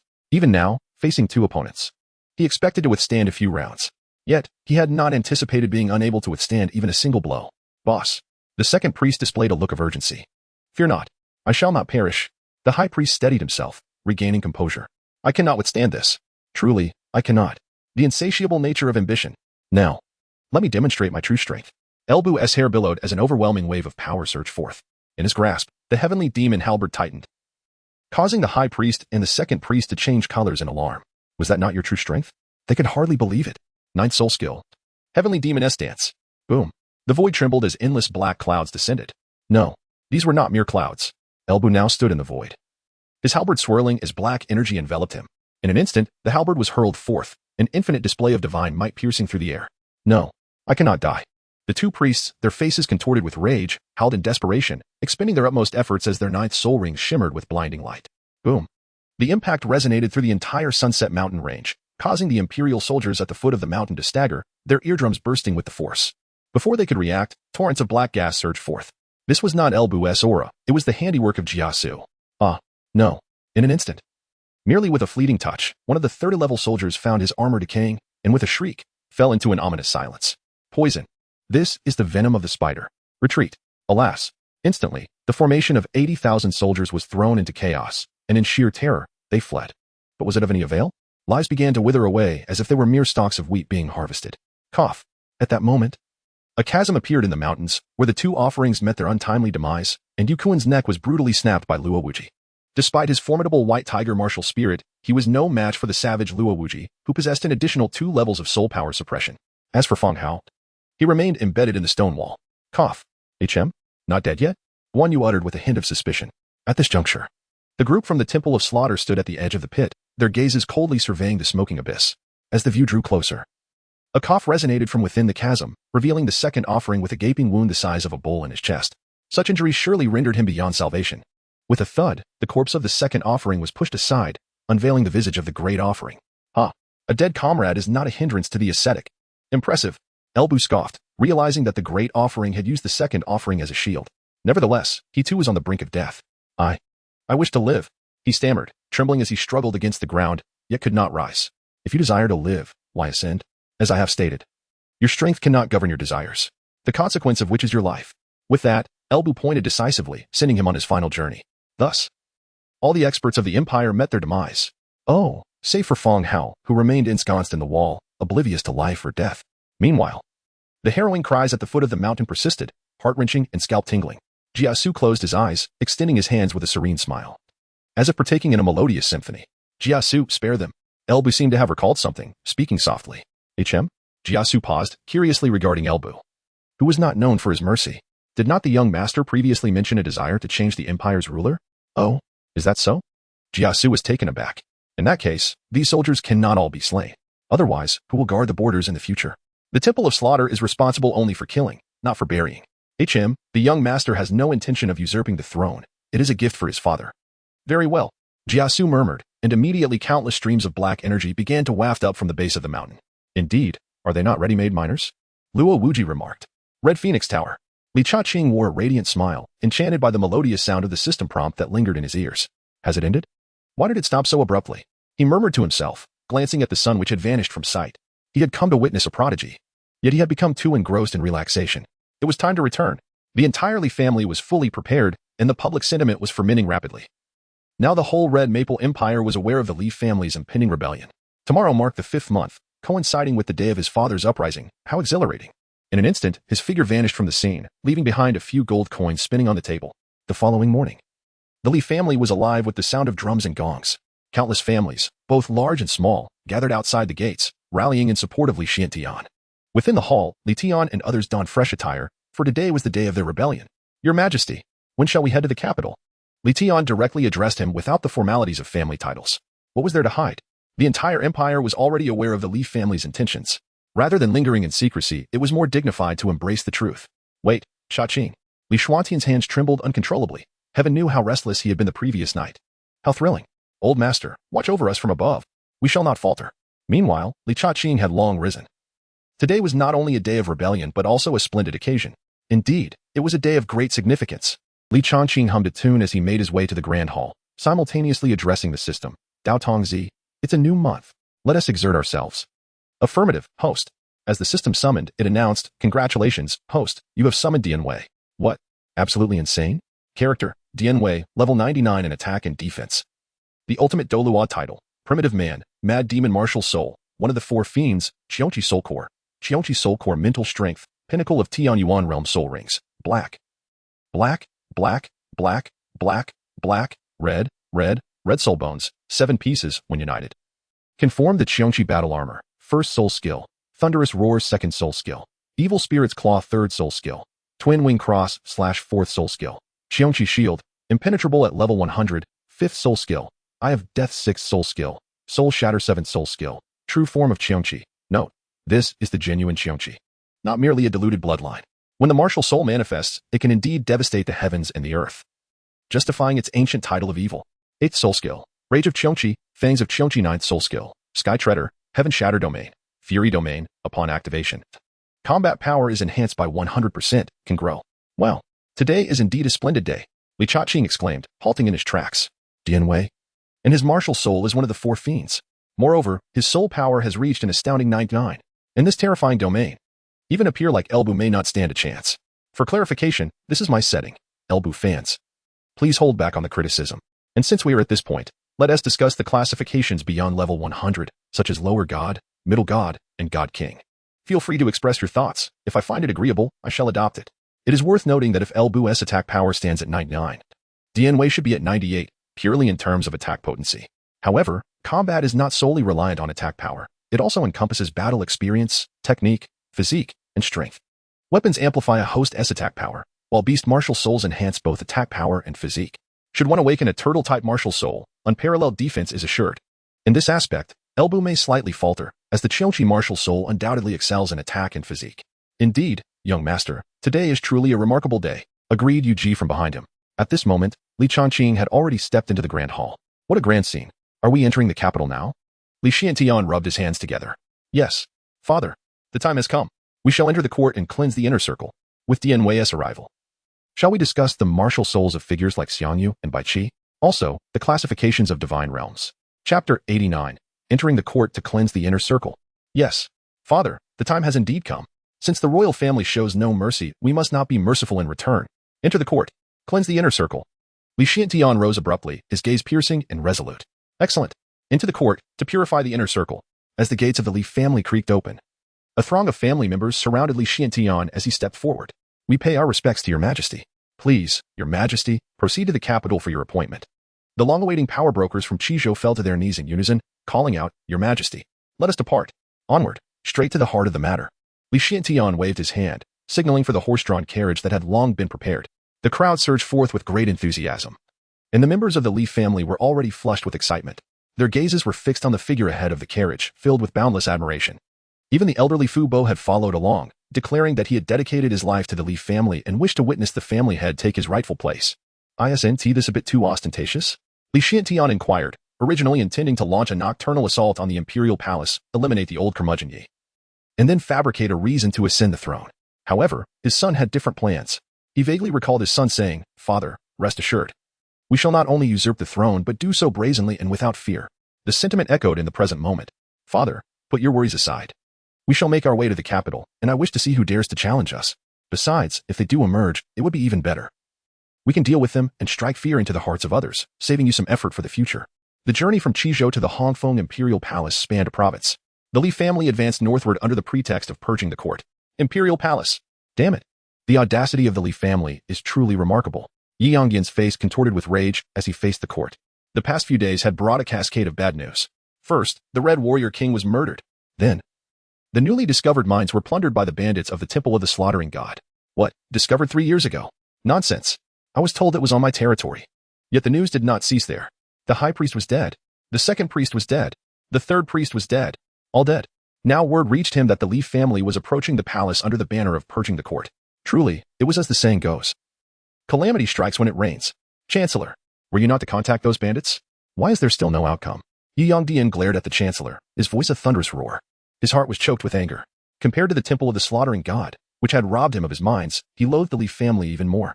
He wished to flay them alive, consume their flesh, and drink their blood. The former was truly beyond his capabilities. But how could a mere Li family presume to challenge him? Your Majesty, I am uncertain. The Chancellor quivered before the enraged Yangdian. He had long issued a bounty. And not just once. Logically, this task should have appeared on the Soul Guide panel by now, and the group from the Temple of the Slaughtering God should have arrived. It was only when he learned of the Mine's plunder that he realized this group was behind it. Continue to make contact. Tomorrow, the Li family will undoubtedly arrive at the palace. If we cannot settle this. Yi Yangdian's cold gaze bore into the old man. I shall make you a sacrifice. His face hardened. How could the insignificant Li family dare to dream of rebellion? Foolish dreams. Did they think that knowing of the deaths of the high priest and others would allow them to take advantage of the situation? Utterly naive. Even if the 3 priests were dead, there remained the 4th priest and numerous others of the noble rank. Did they think the Red Maple Emperor was feeble? Moreover, there was the Queen's martial soul fusion technique. For reference, the Queen's martial soul is feline in nature. Anything goes. I shall not alter this as she is soon to depart. To be humiliated before the Temple of the Slaughtering God was one thing. But to not be able to handle a merely family? Come forth. Even without the Temple of the Slaughtering God, I could extinguish you with a single hand.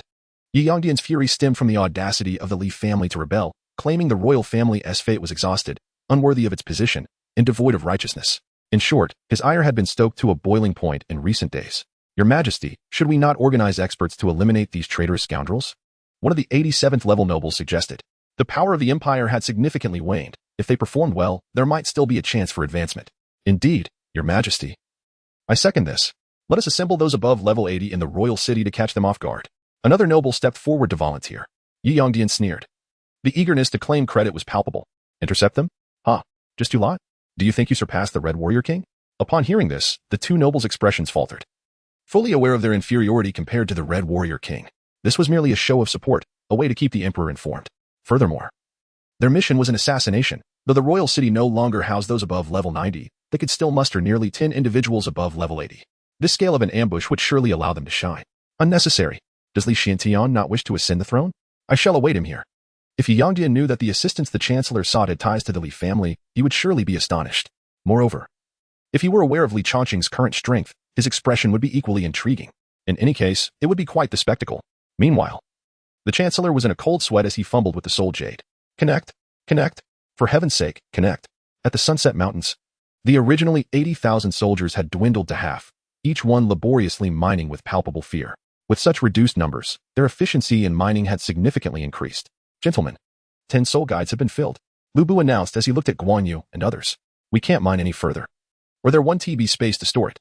Jiasu, did you not bring a gigantic soul guide? Bring it forth. Lu Bu instructed Jiasu, whose massive soul guide contained but a single item, the soul guide panel that would continuously bring wealth to the Temple of the Slaughtering God. Really? Should we not stop mining for now? Jiasu hesitated, yet he still prepared to retrieve the soul guide panel. Jiasu furrowed his brow, then chose to ignore it. I have no space for soul stones and do not require your mission. I have no need for your trifling tasks.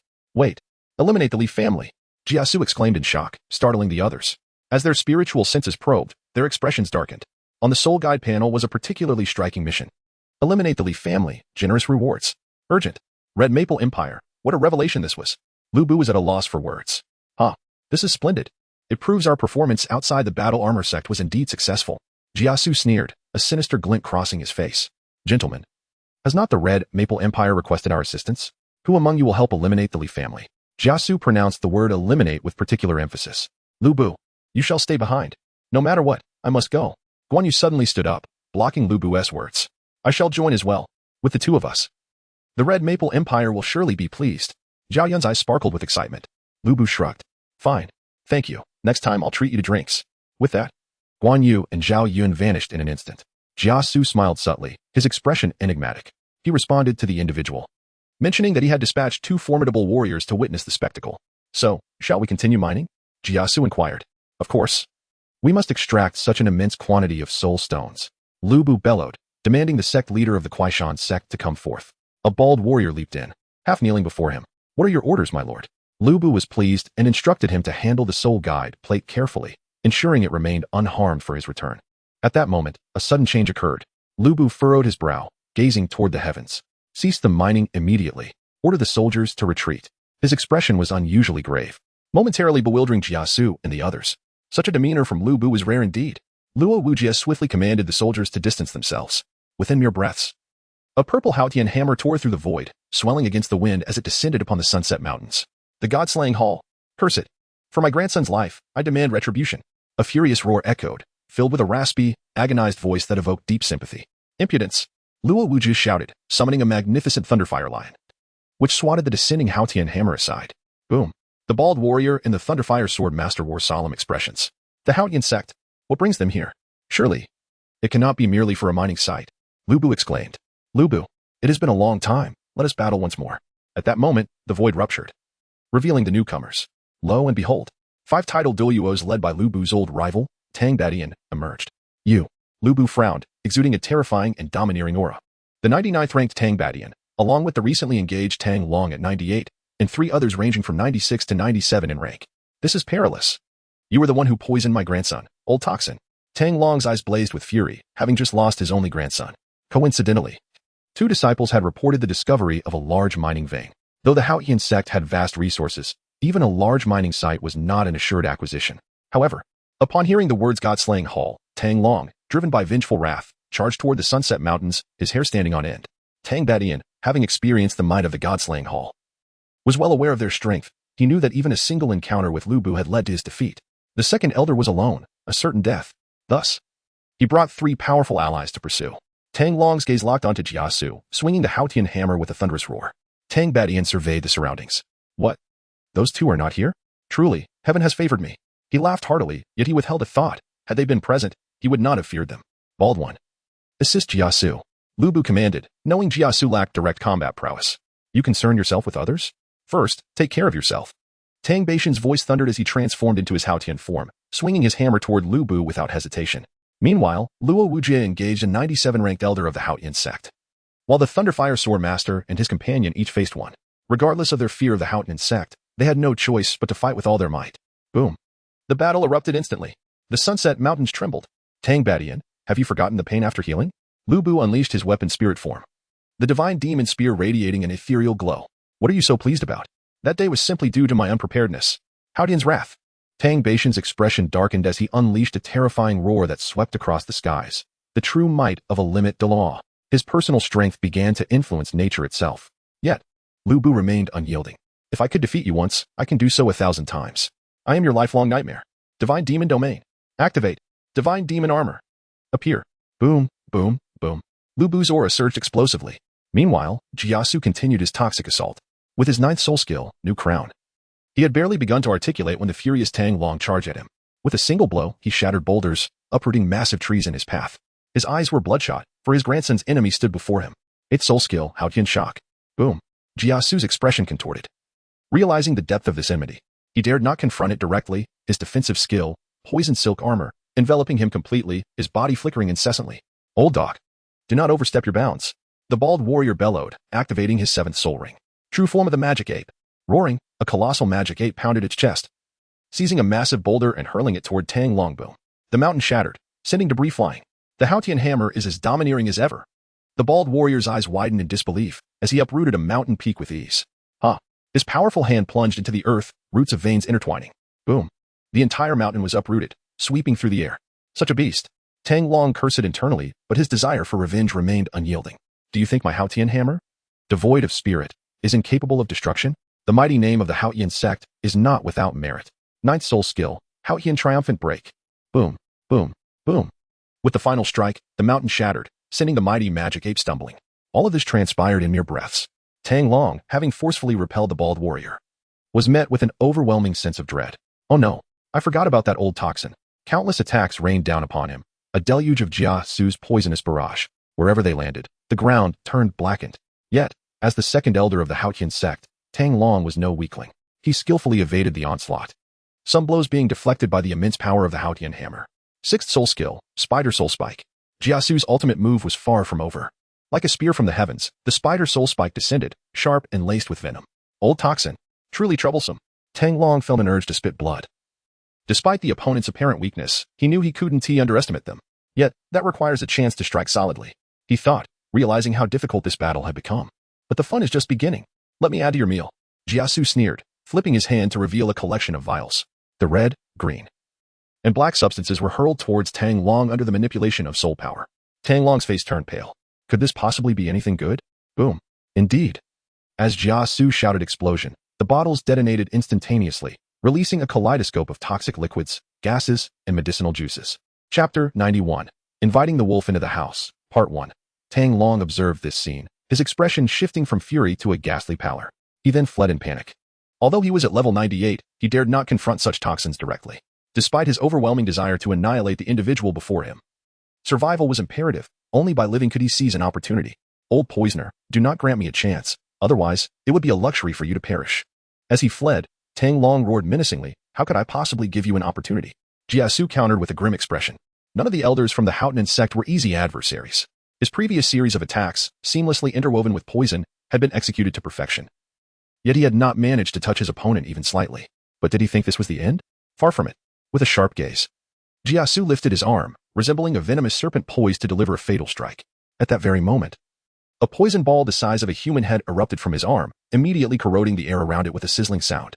Tang Long found himself unable to evade this attack. The speed of the poison ball was too swift, and although he saw it coming, his body could not react in time. Thud. It struck solidly against Tang Long's chest.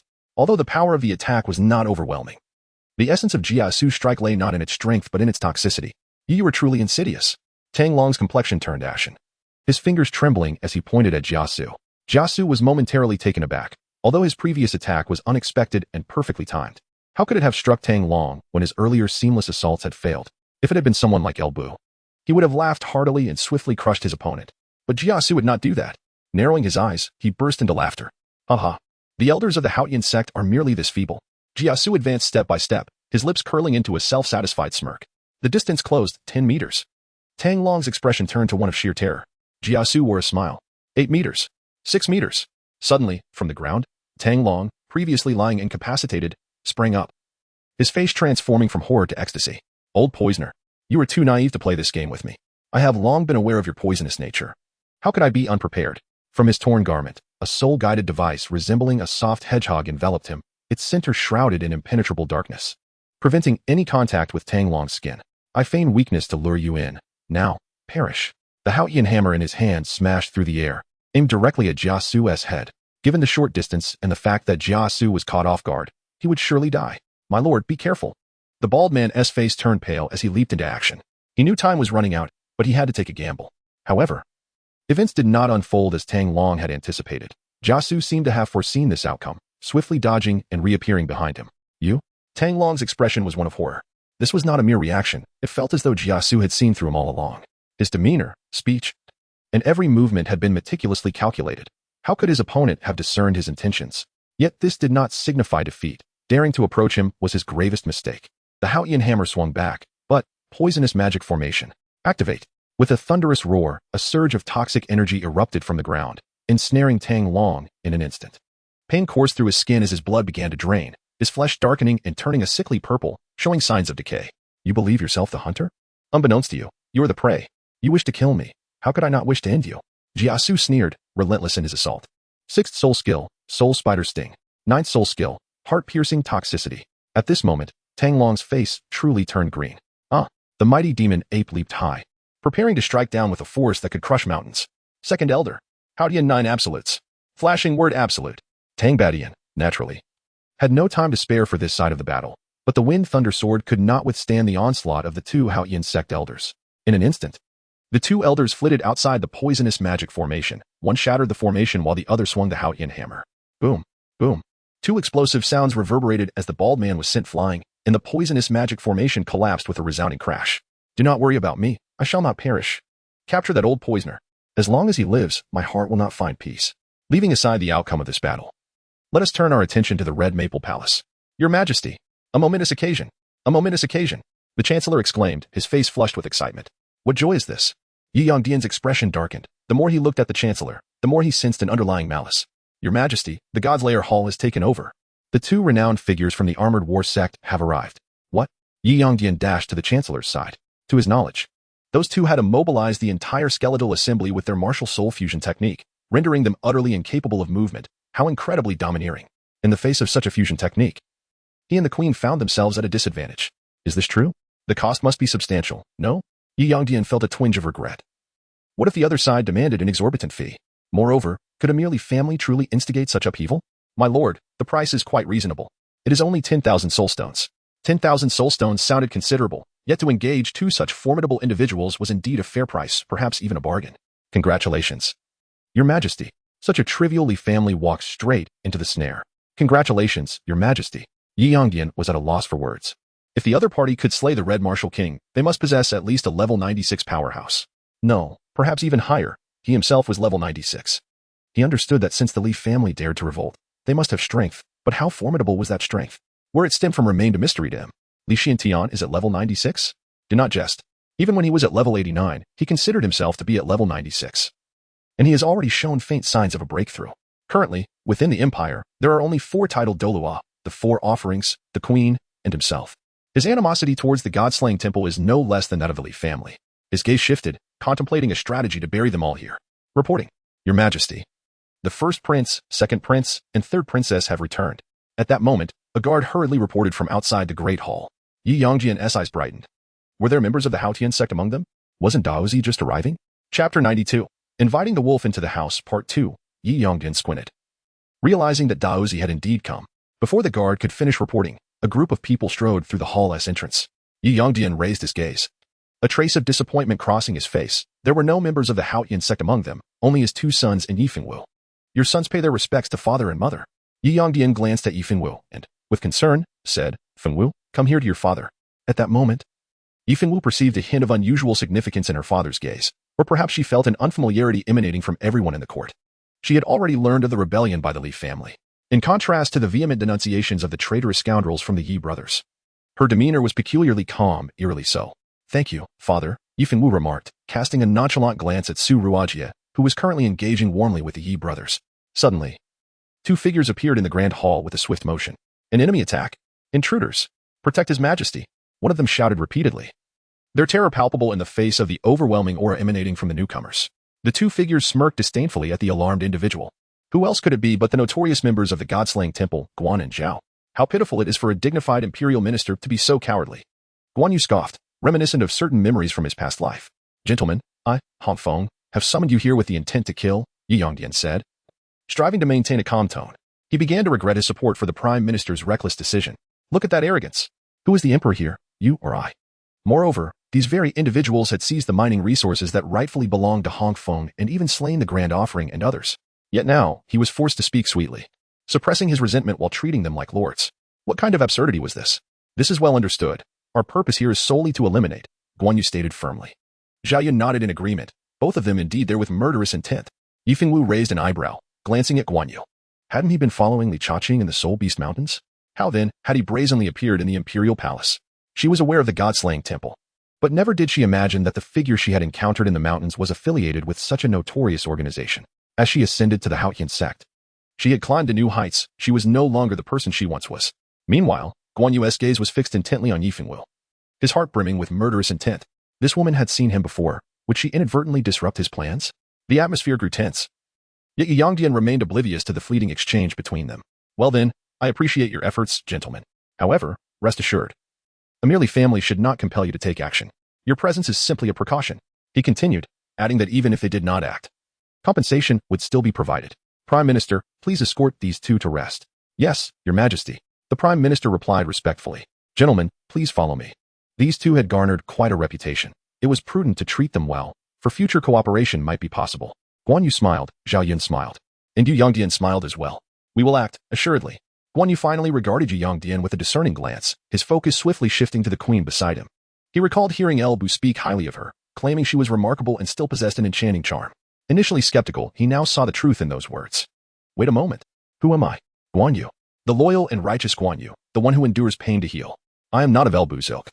Nor am I akin to Cao Cao. How could I entertain such thoughts? This El Bu is truly detestable. Spending so long in his company nearly led me astray. I'm a scholar of the spring and autumn annals.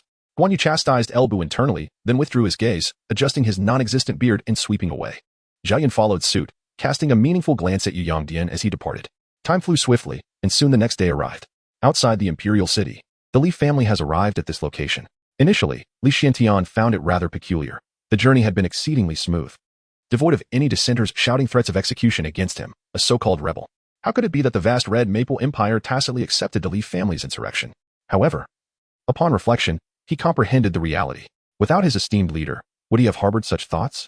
Without his esteemed leader, would his prowess have surged so remarkably? All of this was attributable to one individual, his venerated leader. Under normal circumstances, had he not possessed his current strength, he would likely still be stagnating in place. And who is Yu Yongdian? The Emperor of Red Maple. He has reigned for over a decade. During his rule, Li Xuantian's father could only bow and pay homage beneath him. Yet now, the son of a former minister dares to rebel? Were he in Yi Yongdian's position, he would probably regard it with disdain. Or perhaps this Emperor of Red Maple desires to personally execute him to assert his imperial might. Yi Yongdian, oh Yi Yongdian. How I wish you truly thought this way. Li Xuantian harbored similar sentiments. He lifted the curtain of the carriage and gracefully alighted. He could have soared directly inside. Yet he deemed such an act lacking in dignity. He wished to enter the imperial city step by step, to tread into the palace and ascend to the throne. Father, how prepared are we? Should we rest a while longer? Li Chaqing inquired with a smile, uncertain of Yi Yongdian's thoughts.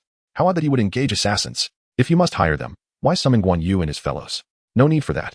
I have never felt so invigorated. With that, Li Xuantian cast a glance back at those supporters trailing behind the Li family. The imperial palace was within sight. They had no path of retreat. This was their own choice. With keen eyes and a gaze sharp as a blade, he stepped forth. It was time to settle the accounts. Meanwhile, the raucous voices of the rabble from Qizhou echoed along the path, vowing to be the first to sever Yi Yongdian's head and storm the palace to denounce the tyrant emperor. Yet, as they stood at the foot of the imperial city, gazing at the fierce guards, the imposing structure of the imperial city, and the palace that symbolized the empire's authority, their steps trembled and their faces paled. Had there been drums to beat, they would have done so without hesitation. A retreat? Alas, there is no turning back once the bow is drawn, likely. By supporting the Li family, the palace had already decreed their doom. Thus, the Li family remained their sole beacon of hope. The Li family has fallen. They are doomed. Let us depart. Born in Qizhou, we had no choice. One among them saw through it all. Soon, a group of Qingzhou's influential figures closely followed the footsteps of the Li family. The palace, long missed. Li Xuantian gazed at the majestic crimson walls and the resplendent golden glazed tiles, unable to suppress a sigh. He had once accompanied the elder into the palace, believing he would never again set foot in this realm of intrigue. Yet, the heart is restless, and the spirit is unyielding. At this moment, the magnificent palace loomed in the distance. Onward. Chapter 93. A New Dawn. The grandiose palace stood tall, symbolizing the very epicenter of the empire's power, embodying both lofty aspirations and an unattainable distance. It resembled a seemingly endless staircase, descending into the depths below. Flanking the stone steps, soldiers clad in crimson armor, wielding sharp spears, stood silently at regular intervals. They resembled stone carvings, akin to iron sentinels, unmoved even as Li Xuantian and his companions ascended slowly, steadfastly gazing ahead. In response, Li Chaqing nodded slightly. Though the Red Maple Emperor may not be remarkable, the soldiers he trained were indeed commendable. Each bore soul power of varying degrees. The staircase to power seemed infinite, and time appeared to be suspended in this place. Li Chaqing could not help but envision the moment when his ancestor, Ing Zheng, ascended the throne, perhaps feeling similarly. The world united, ministers kneeling in reverence, the first emperor gazing imperiously upon all the feudal lords. What grand ambitions were held at that time? As his thoughts returned, he realized the staircase had come to an end. Raising his eyes, he beheld the grand entrance of the Golden Luan Hall wide open, with civil and military officials turning their gazes in unison. Upon the elevated dragon throne sat Yi Yongdian, adorned in a resplendent golden dragon robe and wearing the imperial crown, exuding an aura of authority without the need for wrath. Li Xuantian, why do you rebel against me? A rumbling sound echoed, akin to the decree of heaven itself. Meanwhile, the soldiers' spears, which had remained still until now, struck the ground with a resonance that stirred the heartstrings, a chilling and merciless will of bloodshed sweeping towards the Li family. Rebellion? Ha! What a rebellion! Li Xuantian confronted this former emperor outside the hall. Why former, you may ask? For after this day, he shall no longer hold that title. What constitutes rebellion? Is it your will? Or must I thank you even as you seek to take my life? Moreover, Yi Yongdian, do you truly consider the Li family as mere subjects? Li Xuantian's final utterance was nearly a roar. At the dawn of humanity, one's nature is inherently good. Who among us is born a villain? If not out of necessity, who would willingly tread the path of rebellion, no matter how he concocted his tales? Regardless of how extravagant and grandiose his justifications, it remains an undeniable truth, as proclaimed by the Red Martial King, that the Li family's rebellion is a matter of fact. Audacious, exclaimed one of the ministers with fervor. Li Xuantian, how can you, the son of the divine martial marquis, so brazenly defy authority? Moreover, every word of his majesty embodies divine will, the law. The emperor is the very embodiment of the Red Maple's destiny. To disregard the divine mandate is to invite death. Swiftly, numerous imperial guards surged forth from the grand hall, encircling Li's family and all present. Silence. Do you still have the audacity to mention the old master? Li Xuantian thundered, his countenance fierce. The old master sacrificed his life for the nation, and what has become of it? What has been the treatment of my Li family by Yi Yongdian? As Li Xuantian spoke with increasing fervor, he pointed accusingly at Yi Yongdian. To revoke my family's title of divine martial marquis, is but a mere title to you. Yet for us, it signifies honor, the honor of serving the nation, a culmination of the old master's relentless efforts and sacrifices, his hard-won achievements. And what of you? Yi Yongdian? To bestow a marriage is one thing, but to retract it, what does that signify? Is it not a blatant trampling of my family's dignity? At this moment, Li Xuantian's eyes were red-rimmed, for he had laid eyes upon Yi Fengwu, the one who had once brought shame upon the Li family. His father, Li Changqing, opened his mouth as if to speak, but ultimately swallowed his words. It was evident that his father's emotions were in turmoil. Surely, he must have felt a deep sorrow when the engagement was called off. He too took notice of Yi Fengwu, who did not erupt in fury or call for violence. Instead, she bore an expression of tranquility, as if she were an observer detached from the unfolding events. Li Changqing's heart, however, remained largely unperturbed. This was not due to a forgotten humiliation or the disgrace of the Li family. Such memories are indelible, for what has transpired cannot be erased. How could one forget? From Yi Fengwu's perspective, she had come to annul the engagement, which had been a humiliation for him, thus they should be even. But what of the wounds inflicted upon his heart? What of the dignity of his lineage? What of his parents' feelings? Could any of this ever be reconciled? At merely over 20 years of age and 2 lifetimes, it was implausible for Li Changqing to claim his heart was untroubled. His sentiments towards Yi Fengwu were not steeped in hatred, for they shared no emotional bond to foster such feelings. Rather, it stemmed from the disparity of their positions. She was a princess of the royal family, while he was the grandson of a loyal minister and the son of a rebel. Bold. The chancellor's voice thundered. His eyes filled with wrath.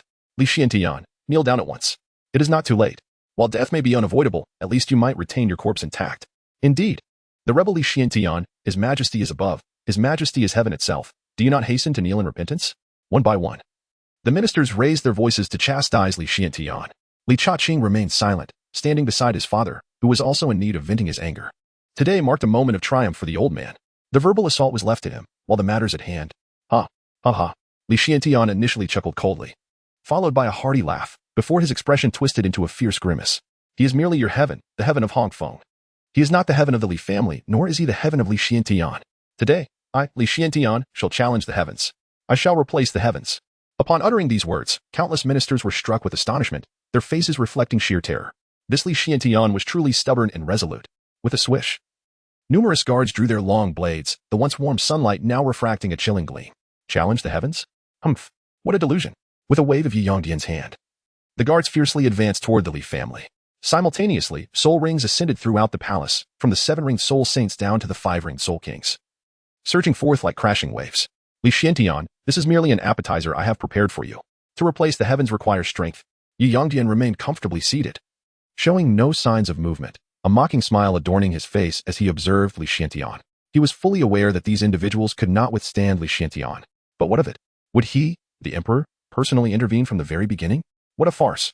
Coldly gazing at the members of the Li family, he knew that defeating them was the only way to engage in battle with Li Xiantian. Father, leave these insignificant fish to me. As for the trembling minds from Qizhou behind him, he regarded them as mere bystanders. Young master, we too shall fight. This is not solely the affair of the family head, declared the grand elderly Tian. Indeed, young master, we have not abandoned the Li family in its direst moments. And we cannot remain passive at such an inspiring time, added the second elder. Young master, count me in. Li Hu, brimming with vigor, chimed in. Thus, the Li family demonstrated to Hongfeng's martial and literary representatives what true defiance looked like. Blood ties transcend mere familial bonds. The entire Li family is rebellious. Indeed. This is our affair. Li Changqing smiled, originally intending to unleash his ultimate move and eliminate them all. Although such an action might slightly diminish his points for slaughter, it is rather pleasing. After all, they are family. Chapter 94, The Pinnacle Battle of Li Xiantian. Despite the number of imperial soldiers being substantial, the disparity in soul power and cultivation levels was immense. Thus, even with a numerical advantage, they did not swiftly subdue the Li family. It was not that the Red Maple lacked a soul saint at level 70 or a soul emperor. Rather, they were all within the grand hall, observing indifferently. Watching the struggles of the Li family brought them delight. Humans often exhibit such tendencies. They only mock those who dare to challenge and defy the rules, for they themselves lack the courage. Or perhaps the authority of Yi Yang Pinnacle is deeply ingrained in their minds, with the Li family leading the charge.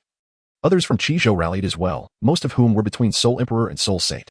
In Qizhou, they would be regarded as prominent figures, yet within the royal palace, they were utterly insignificant. And so, the imperial guards charged forth, brandishing their great swords. The imperial guards cared little for those who followed the Li family. They were deemed rebels. Li Xiantian stepped forward, and a series of soul rings emerged beneath his feet as he advanced towards the grand hall. Humph! Treacherous ministers. Behold as I strike you down. An 89th level Soul Douluo emerged, viewing Li Xiantian as a mere stepping stone to glory. However, Upon seeing the ninth red soul ring, he froze in place, his expression turning unnatural. Fourth elder, confront him. As you command, your majesty. The fourth elder responded with a slight bow. His countenance grave as 9 soul rings materialized around him. He sensed that Li Shuantian's soul power was far beyond the mere 91st level. It was at least around the 95th level. You are no match for me. Of course, you may come at me together, Li Chaqing declared emphatically. Today, only one will have the chance to spar with my father. No one shall disturb him. Humph. Arrogant child. The fourth elder scoffed, thinking he could easily subdue this young lad despite his own inability to contend with Li Shuantian. Suddenly, a sharp blade of energy sliced through the air, causing the fourth elder's face to change dramatically. He activated his third soul ring just in time to block the strike. Impossible. How can you be this strong? He exclaimed, retreating 2 steps in disbelief. This young man had repelled him without even summoning his martial spirit. As a seasoned elder with a soul power level of 93, he felt the astonished gazes upon him without needing to look back. Young man, do not overstep your bounds. 6th soul skill, Void Slash. The fourth elder's face flushed with embarrassment as he found himself at a disadvantage against this young lad. How can a flickering firefly compete with the brilliance of the full moon? Li Chaqing stood firm, raising his hand and suddenly squeezing. The gravity control from his left arm soul bone surged forth like a mountain, obliterating the fourth elder's Void Slash. But that was just the beginning. The fourth elder's body tightened, his legs trembled, bending as if he were about to kneel. Hiss. This boy. The officials in the hall gasped in shock, still having yet to witness his martial spirit or soul rings. The fourth elder was the strongest after the emperor and the empress. Even the empress might not be able to contend with him. Yet, this second most powerful figure in the empire was first pushed back and now showed signs of kneeling. Yi Yongdian. Li Shuantian's fierce gaze pierced through the hall, filled with fighting spirit and fury. Today, I shall challenge the heavens. Boldness indeed. Let me see if you possess the strength to defy the heavens. Yi Yongdian's expression turned grim, his authority challenged, and deep down, he yearned to personally crush this audacious rebel. Rising slowly from his dragon throne, he approached the grand hall, each step summoning a soul ring, accompanied by the majestic presence of the imperial martial spirit, the white tiger. As he advanced, 9 soul rings pulsated around him, and he confronted Li Shuantian. Stubborn fool, you dare provoke the imperial authority? Prepare to die. With astonishing speed, the red maple emperor descended like a tiger leaping down a mountain.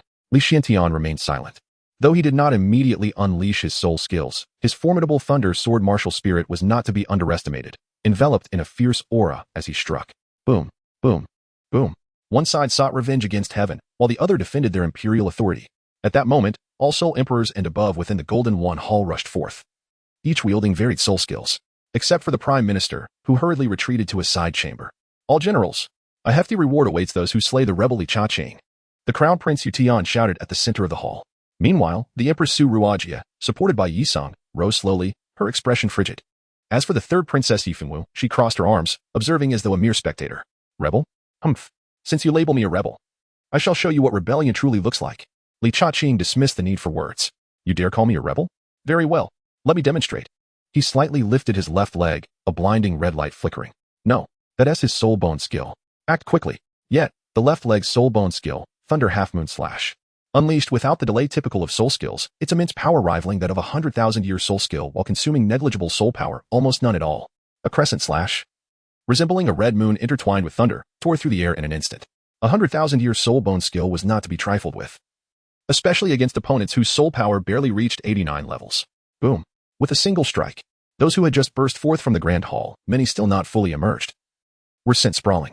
The unfortunate ones at the forefront were already lying on the ground, blood erupting from their midsections as they were cleaved in two. Ah, ah. The high-pitched, terrified screams echoed throughout the Golden One hall, reverberating through the palace. They were described as ministers and imperial leaders but were, in truth, akin to delicate flowers in a greenhouse, withering bodies. Even having witnessed bloodshed before, they had never seen such a brutal act of being bisected in an instant. Blood gushed forth like a fountain. No, no. How can you be so powerful? Aren't you a soul emperor? The crown prince and the second prince were left in shock, a chill running down their spines. Chapter 95, fist resounding through the imperial palace, unmatched. The Empress Su Ruajia trembled, her eyes filled with horror. She had sensed that this young man was extraordinary when the fourth elder was defeated, and her own soul power at 92 could not discern the level of his soul power. In witnessing the ministers and officials being slaughtered, she finally grasped the formidable strength of this young man. Perhaps this was the very confidence that the Li family possessed to rebel. But what of it? Could a mere youth in his prime truly be a limit, Douluo? Moreover, they had their own preparations in place. Good lad. I shall meet you soon. Su Ruajia, having risen to her position in the harem, was no ordinary figure. Underestimating her simply because she was a woman would lead to grave consequences. Indeed, her silhouette glided like a specter, and before her words could dissipate, she had materialized 3 paces before Li Cha-ching. A fierce gust of wind struck towards his neck. Her martial spirit, the phantom cat, endowed her with remarkable agility. Too slow. To an onlooker, her speed appeared astonishing, yet to him, it was painfully sluggish, riddled with flaws. After all, he possessed a level 4 soul power suppression, complemented by a decade-long cultivation of soul rings that augmented his physical capabilities to a terrifying degree.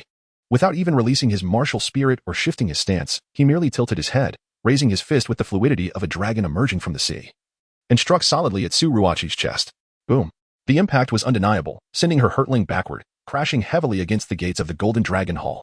Su Ruochi felt her vitality surge chaotically, an excruciating pain radiating from her chest. Damnable. Why must the strike land here? The previous Lu Bu, and this wretched boy as well.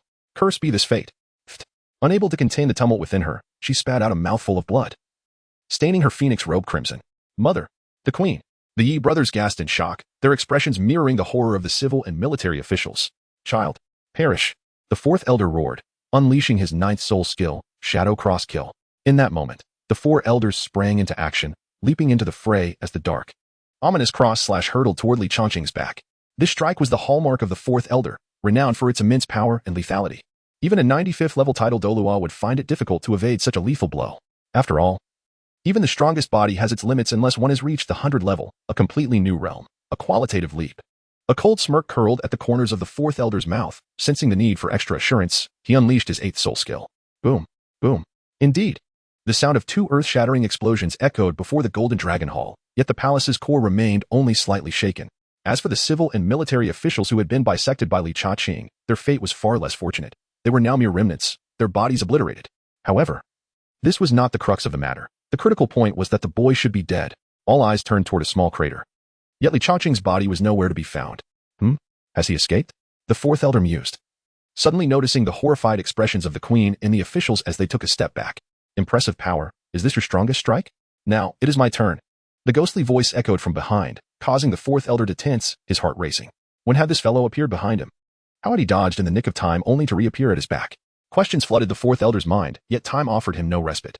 Before he could react, a force akin to that of a 10,000-year soul beast struck his back. Crack. Well, the 4th elder's body crashed through the Golden Dragon Hall, crashing heavily against a pillar entwined with a golden dragon. Such tremendous power? Li Cha-ching murmured to himself, glancing at his left arm, recognizing it as the other skill of his left arm soul bone, Raging Ape Strike. He was thoroughly satisfied with the power it wielded. Congratulations, host, for slaying the 93rd level Yifeng-Wu. Yifeng-Wu observed the 4th elder, now incapacitated beside her, his eyes betraying a struggle, shock, and even a hint of regret, though it was fleeting. A shattered mirror can still be reassembled, yet it will never return to its original form. I am not at fault, even if you are not at fault. The fault lies with this era, with being powerless, with my own weakness. Yifeng-Wu silently reflected. Li Cha-ching, will your family truly bear the weight of infamy throughout the ages? Will you persist down this dark path? There is still time to turn back. The Crown Prince, Yi Tian, spoke with a facade of authority, his voice laced with hidden trepidation. Indeed, Li Cha-ching, your actions are tantamount to a death sentence. Your entire clan shall face the repercussions. If you cease at once, I shall petition the emperor for leniency. Indeed, even if your family succeeds today, history shall record you as usurpers, rebels in defiance of the throne. The civil officials struggled to rise, denouncing him in a bid to halt his actions. Meanwhile, the surviving military officials could only shake their heads in quiet disbelief. Could these individuals truly not perceive the gravity of their situation? What does legitimacy matter? What does rebellion matter? History is written by the victors, and if you are dead, what future can you discuss? Ha, ha ha. Li Cha-ching was amused to the point of laughter. Even when facing imminent demise, he still stood atop the moral high ground, pontificating about the world. It is too late. It is far too late. By the time you resorted to hiring assassins in the Empire, it was already too late. Moreover, did you have any say when my Li family was sacrificing for Yi Yang's ascent? Li Cha-ching's words were as cold as steel, devoid of any emotion, sending chills through the hearts of the scholars, warriors, and Su Ruochi, as if they had plunged into an icy abyss. Li Cha-ching, do you truly believe this is the end? One of the civil officials bellowed, gaining a semblance of courage from his own loudness. It is said that alcohol emboldens the timid, and indeed, a loud voice can instill confidence. Oh, Li Cha-ching looked at the officials with a sardonic smile. How do you intend to bury the Li family? With her? Or with you? Perhaps relying on the identities of those 3 disciples from Haotian's sect? What is tyranny? What is recklessness? This is it. Yu Tian and his brothers were momentarily taken aback. They had just been rattled by a series of battles, besides their princely status. They also bore the title of disciples of Haotian's sect. Moreover, After reporting their experiences in the Setting Sun Mountains, they had already become inner disciples. More importantly, they had returned alongside the great master of Haotian's sect. The elders should have secured the mining vein by now. And it seemed that their father had also summoned two formidable experts from the Slaughter God Temple. Li Chongqing. As Yi Tian processed this information, he regained his composure. Since you are aware, why do you not hastily depart? And I must inform you, there are two masters suppressing matters within my palace. Indeed, damnable rebels. I advise you to kneel and await your doom. The officials echoed loudly, as rumors had it that those two possessed a soul fusion technique, which rendered all adversaries powerless. Chapter 96. The Red Maples Fall. A new dawn emerges.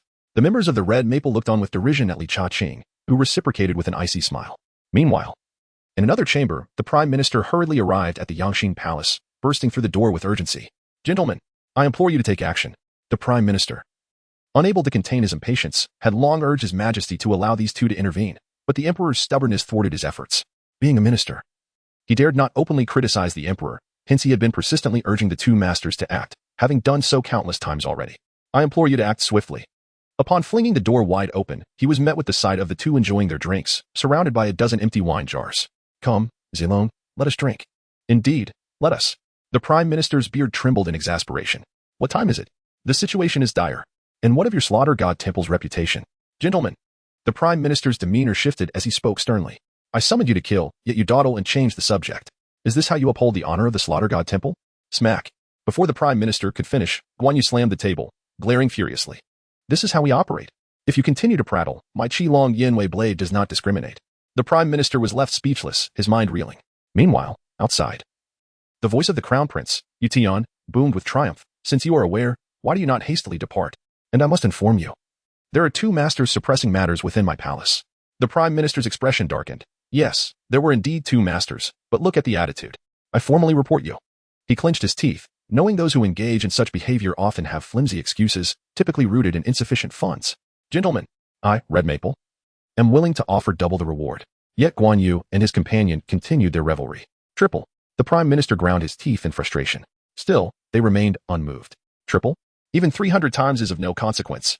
Today, I am unwell and cannot engage. Guan Yu belched.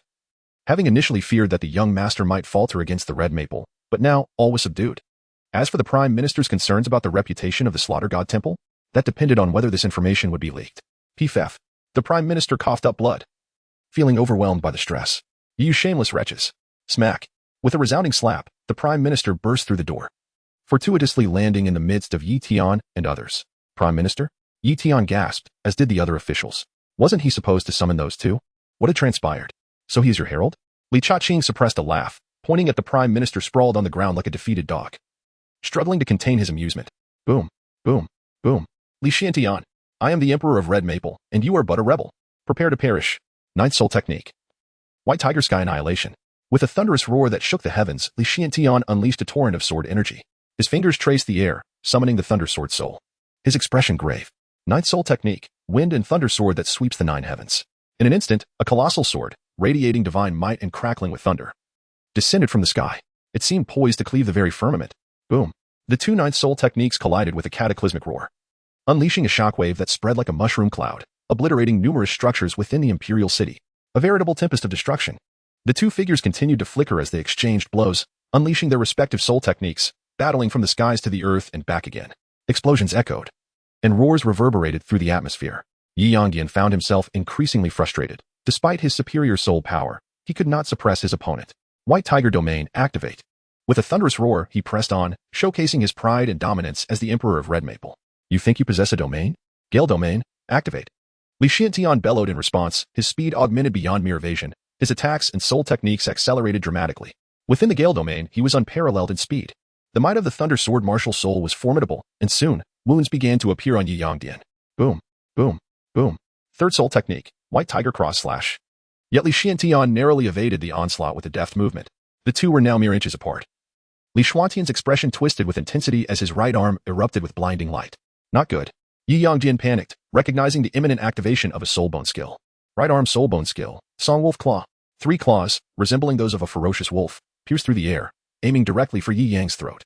Under such speed and at such a close distance, an ordinary person would surely meet their demise. However, Yi Yang was no ordinary individual. With an astonishing twist of his body, he unleashed a soulbone skill. Yet, Li Xuantian's true lethal move was about to be unleashed. The ninth soul skill, Thunderstorm Slash. Li Xuantian's ninth soul ring possesses another formidable soul skill, swift, domineering, and augmented by the Gale domain. It is capable of obliterating obstacles with an unstoppable momentum. Yi Yongdian, having just shattered the Song Wolf Claw, found himself a beat slow, especially with Li Xuantian's Gale domain enhancing his speed. Without a hint of surprise, a sword struck directly towards his chest, leaving Yu Yongdian no choice but to passively defend. The force of the impact was beyond imagination. From the perspective of the Imperial Palace's Golden Throne Hall, one could see a figure soaring through the clouds, propelled backward at an astonishing speed. The sound of air being sliced apart growing ever louder. Seize the opportunity while the iron is hot. Li Xiantian soared into the void, wielding the Thunder Sword Soul, with bolts of lightning illuminating his path. Then, a series of terrifying sword energies sliced through the air towards him. Father, Your Majesty, Suruajia. Upon witnessing this, subtly pushed Yu Tsang aside and took a barely perceptible step forward. Boom, boom. During this tumult, Yi Yongdian had no opportunity to counterattack. He was struck and sent flying. It was a stroke of fortune that he had not been pierced by Li Xuantian's soul technique. Yet more horrifying sword energies bore down upon him. Just as Yi Yongdian intended to roar and unleash his power, the speed of the sword light was overwhelming, striking him fiercely in the chest. Boom. As he spat out a mouthful of blood, he crashed heavily to the ground. However, he quickly rolled back to his feet, revealing a sinister smile as he gazed at the rapidly approaching Li Xiantian. Come, come, Empress, Yu Yongdian roared. As 9 soul rings erupted from his body, the martial soul fusion technique. Empress Su Ruajie had long awaited this moment. It is essential to recognize that the martial soul fusion technique is not merely a matter of addition. While they may not rival the absolute control of the Divine Slaughter Hall, they should not be underestimated. For within the realm of martial soul fusion techniques, none are weak. Martial soul fusion technique. Apologies. Perhaps in the next life. Li Chongqing had been observing this closely. He had stated that this was a battle between his father and Yi Yongdian, and that the latter's advantage of being a level higher in soul power was already a form of bullying. Did he still dare to dream of a martial soul fusion technique? Fusion, indeed. The terrifying sword light flickered ominously, then erupted towards the center with a thunderous roar. Boom. Yi Yongdian and Su Ruajie's aspirations were violently interrupted, at which point Li Xiantian, wielding the Thunder Sword Soul, stood before Yi Yongdian. I have declared, today shall witness the fall of the heavens. With that, he swung his sword. Chapter 97, A Continuous Anomaly. I have declared, today shall witness the fall of the heavens. With that, he swung his sword. Boom. Unsurprisingly, Yi Yongdian was sent flying again, crashing violently against the wall of the Golden Wang Hall. It must be said that a body at level 96 is indeed formidable. Despite enduring so many sword strikes, he remained unharmed. Your Majesty, Father. The gathered civil and military officials were left dumbfounded, hastily retreating towards Yi Yongdian, as if only in this way could they find solace. This was in stark contrast to the soldiers of the Empire, who remained engaged in battle. Cough, cough, cough. Li Xiantian, do you truly wish for a fight to the death? Do you intend to annihilate my royal family and plunge the Empire into despair? Yi Yongdian struggled to rise, coughing heavily. Even at this moment, there was not a trace of remorse upon his face. Despair? He chuckled. That is a concern you need not entertain. Li Xiantian retorted with sharp sarcasm, his tattered robes and slightly disheveled black hair doing little to diminish his commanding presence and strength. Everyone, cease at once. His thunderous voice, amplified by his formidable soul power of level 95, reverberated through the Imperial Palace. Outside the Golden Wang Hall, countless Imperial soldiers froze in place, instinctively distancing themselves from the Li family. Soldiers are indeed commendable. Yet, this ruler is utterly heartless. Today, I, Li Xiantian, shall cleanse the court and establish a new order. Who dares to oppose? Previously, such proclamations would have elicited derision, but with Yi Yongdian defeated and a monstrous sun lurking nearby, the tide had clearly turned. We pay our respects to your majesty. The opportunistic factions of Qizhou rejoiced with unrestrained enthusiasm. It is done. It is done. They hastily knelt, bowing in a fervor that surpassed even that of the Li family. We pay our respects to your majesty. Led by Li Tian. The members of the Li family were not slow to react, echoing the call with fervent respect. Their resounding voices undoubtedly struck a blow to Yi Yongdian's pride. Have I not yet perished, and they already pay homage to the emperor?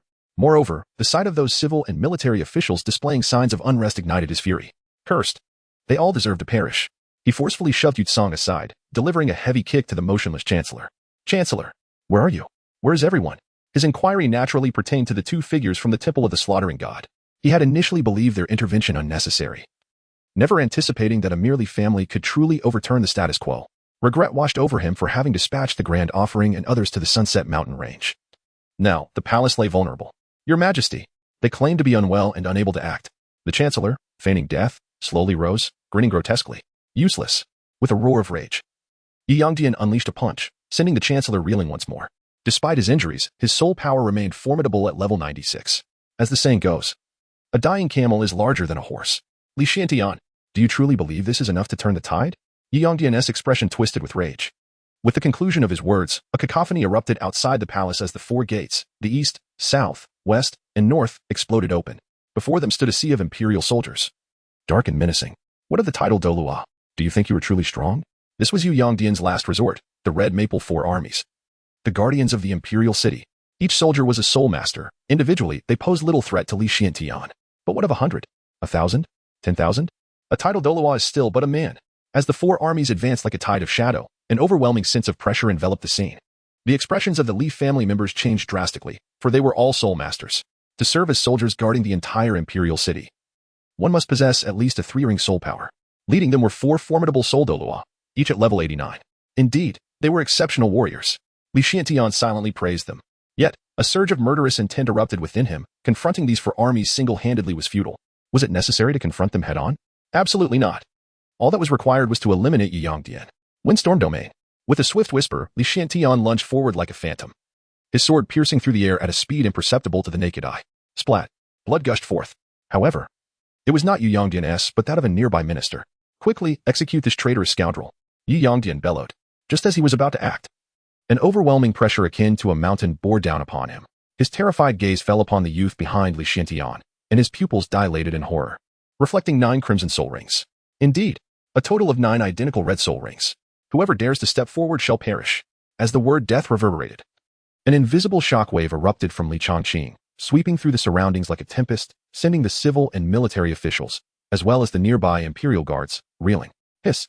Gulp. The shock was profound. An overwhelming silence enveloped the exterior of the Golden One Hall. The dazzling 9 red soul rings pulsated in rhythm, single-handedly intimidating nearly 20,000 imperial troops. Young master is magnificent. Li Hu roared with fervor. The scions of the Li family soared with audacious fervor. While on the contrary, Su Ruojie, Yi Tian, Yi Tsong, and numerous civil and military officials in Yi Yongdian's faction were seated on the ground, their faces etched with fear and disbelief. No, this is impossible. Yi Yongdian was nearly driven to madness. The spectacle before him struck with an intensity that surpassed all his expectations. In a fit of rage, he bellowed at the 4 armies below. He is but a single individual. What if he is strong? Give me, suddenly, Li Xiantian, who had just drawn his sword, stood frozen in place, incredulously gazing at what lay behind Yi Yongdian. It was not only him. Su Ruojie and the multitude of officials were equally bewildered, their minds reeling as they failed to comprehend the actions of the 3rd princess. Outside the Golden One Hall, an eerie silence prevailed, soon shattered by the voice of the crown prince, Yi Tian. Father, 3rd sister, have you lost your mind? Indeed. Yi Yongdian was pierced through the chest by a sword, and he remained in a state of shock for several seconds. The assailant was not Li Xiantian, but rather his own beloved daughter, Yi Fengwu. He was engulfed in a haze of confusion and disbelief. Sister, have you gone mad? The 2nd prince, Yi Tsong, erupted in fury, stepping forward as his soul power surged. Yet, at that moment, Yi Fengwu wore a smile, a sinister smile, a terrifying smile, a laugh bordering on madness. With a swift motion, she withdrew her longsword and struck down thrice. Thud, thud, thud. 3 gaping wounds appeared instantaneously upon Yi Yongdian's chest. Remarkably, all of this transpired in the span of mere breaths. Li Chongqing gazed upward, while the 4 armies below stood in stunned silence. What is happening here? Bang! Su Ruojie arrived with swiftness, delivering a seemingly gentle palm strike that sent Yi Fengwu flying, accompanied by the sound of shattering bones. She crashed heavily against the walls of the Golden One Hall, which seemed to say it could withstand more. You mad woman! He's your father. Su Ruojie supported Yi Yongdian, and the 2 brothers, Yi Tian and Yi Yong, rushed forward, their family united in fury as they glared at the slowly rising Yi Fengwu. Meanwhile, Li Xiantian did not rush to act, but forcefully thrust the thunder sword into the floor, steadying himself with both hands. Dad is impressive, what a pose. Chapter 98, The Heartless Imperial Family. Amidst the astonished and furious gazes of the onlookers, Yi Fengwu struggled to rise, supporting herself against the ground. A grim smile etched on her face. Father? Ah. Her expression twisted into one of rage, contorted and frenzied. I still remember the look in my mother's eyes when she died. Despair, coldness, and unwillingness. Did you, my dear father, ever come to see us, even once? Not even a glance. Why? Why? Yi Fengwu's voice erupted in a desperate roar. I am also your daughter. Yet why is there such a vast disparity in your treatment of Yi Tian and me? From childhood, everything delightful, every resource for cultivation was prioritized for them. Yet I, your daughter, though a princess, received only a meager share of resources. Yi Fengwu's anguish cries echoed outside the Golden One Hall. Is it merely because I am a daughter? If so, Then why, when I displayed talent and beauty, did you shower me with concern? I once thought it was your guilt, but it was not. I am merely a tool to strengthen you or benefit the Empire. As she spoke, her face grew terrifying. You, too, like Tang Jin from Haotian sect, before that. You even considered Jin Wuyan. I had no choices in any of this. You have never cared for or inquired about my feelings. Do you know how dirty I appear in the eyes of others? Do you know how they point and whisper? Do you know? Do you know? Tears streamed down Yi Fengwu's face. You do not know, and you have never cared, have you? My dear father. Countless eyes bore witness to this scene, listening to every word, especially the many civil and military officials who understood this reality, as it was evident within the palace. Silence. Su Ruojie scolded angrily. He is your father. As a daughter, who you marry is not your choice. Be quiet. Yi Fengwu disregarded the gazes around her, stepping forward to point at Su Ruojie. It's all your fault. If it weren't for you, my mother would not have died. Yi Fengwu, fueled by a sudden audacity, raised her hand to strike Su Ruojie. However, despite her exceptional talent and experiences in Haotian sect, her soul power barely reached level 60, rendering her no match for Su Ruojie. With a single slap, she was sent flying back. The wall of the Golden Luan Hall seemed to respond. Oh, back for more? Bang. Li Xiantian gazed disdainfully at Yi Yongdian, mocking him for his prior arrogance. Now it seemed, the tables had turned. Cough, cough. One could not help but acknowledge the remarkable resilience of Yi Yongdian's vitality. After a few labored coughs, he struggled to rise with the support of Su Ruojie. He was acutely aware that his body could not endure much longer. And he understood that while others might survive this day, he, the Emperor of Red Maple, was doomed. A flicker of guilt washed over him regarding Yi Fengwu. After all, she was his own flesh and blood. Raising his gaze to Li Xiantian, who stood with his sword drawn, he gasped, I have been defeated. I have been defeated. I regret not eradicating your Li family at the first opportunity. Father, Yi Tian shouted, desperate for a glimmer of hope. Yet Yi Yongdian interrupted, continuing. In the game of kings, victory and defeat are paramount. I may perish, but they are innocent. He was, of course, referring to Yi Tian and the royal family. For the extensive branches of the imperial lineage were numerous. Innocent? You dare speak of innocence? Li Xuantian's expression remained unmoved.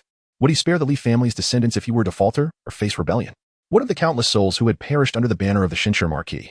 And now you speak to me of innocence? It is too late. Clang. The sword was drawn, and a head fell. Thus, the Emperor of the Red Maple Dynasty met his demise. Father, your Majesty. The two brothers were on the verge of madness. Su Ruojie, too, erupted with terrifying spiritual energy, charging at Li Xiantian in a frenzy. Queen, go join him. Li Xiantian showed no mercy. With a thud, blood splattered as Su Ruojie slowly collapsed, casting a lingering, reluctant glance at her two sons before finally crumpling beside Yi Yongdian. The courtiers fell silent, trembling uncontrollably. The era of the Red Maple had come to a tumultuous end. Mother, mother, the brothers roared, fury igniting their spirits as they attempted to charge at Li Xiantian. However, they were but moss drawn to a flame. Ultimately, aside from the fates of Yi Fengwu, who remained unknown, the entire Yi Yongdian family lay together in defeat. In the pursuit of power, blood is inevitably shed. It is either your demise or mine. Li Xiantian felt the strain on his body, yet he stood tall with a stern expression. Old master, did you witness this? Will you blame me? Li Xiantian gazed up at the heavens, murmuring softly before his expression hardened, exuding an air of authority that resonated through the atmosphere. Today, I, Li Xiantian, ascend the throne. Who dares oppose? Who would be so foolish as to challenge me? At this moment, anyone who stepped forward was merely courting death. We pay homage to your majesty. We pay homage to your majesty.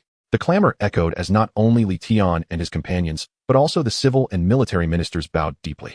Subsequently, the surrounding imperial guards knelt, followed by the four great armies, all bowing in submission. Arrest all members of the Yi clan. 3 days hence, all officials of the Empire of rank 5 and above are to gather at the palace. Those who fail to appear shall never be welcome again. Yes. Li Xiantian forced a smile as he gazed upon his beloved son. Throughout this period, his son had engaged in minimal bloodshed, a deliberate choice on Li Xuantian's part. He resolved to bear the weight of all killings and rebellions himself, determined to leave no royal member alive. Should there be any sin, he would shoulder the blame as a father. Many years hence, he envisioned handing his son a flawless empire. If Li Chaqing were to learn of this, he would undoubtedly be moved to tears. Father, when you killed Yi Yongdian, my heart twisted in anguish. That was a blatant slaughter. It is often said that hindering one's cultivation is akin to killing one's own parents. Thus, did his father not engage in self-destruction? Eldest elder, hasten back to Qingzhou and bring all members of the Li family into the palace. Li Xiantian instructed Li Tian. Yes, your majesty. Meanwhile, we turn our attention to the Sunset Mountain Range, now utterly flattened. Tang Batian and El Bu clashed fiercely throughout the day, the sky rumbling incessantly and clouds fracturing. Tang Long, with a dark expression, pursued Jiasu relentlessly. Despite the dangers posed by the opponent, Jiasu slipped away like an eel, periodically hurling vials and releasing toxins. proving to be exceedingly troublesome. Old poisoner, dare you engage in a fair battle? Tang Long bellowed, shattering a boulder with a mighty blow.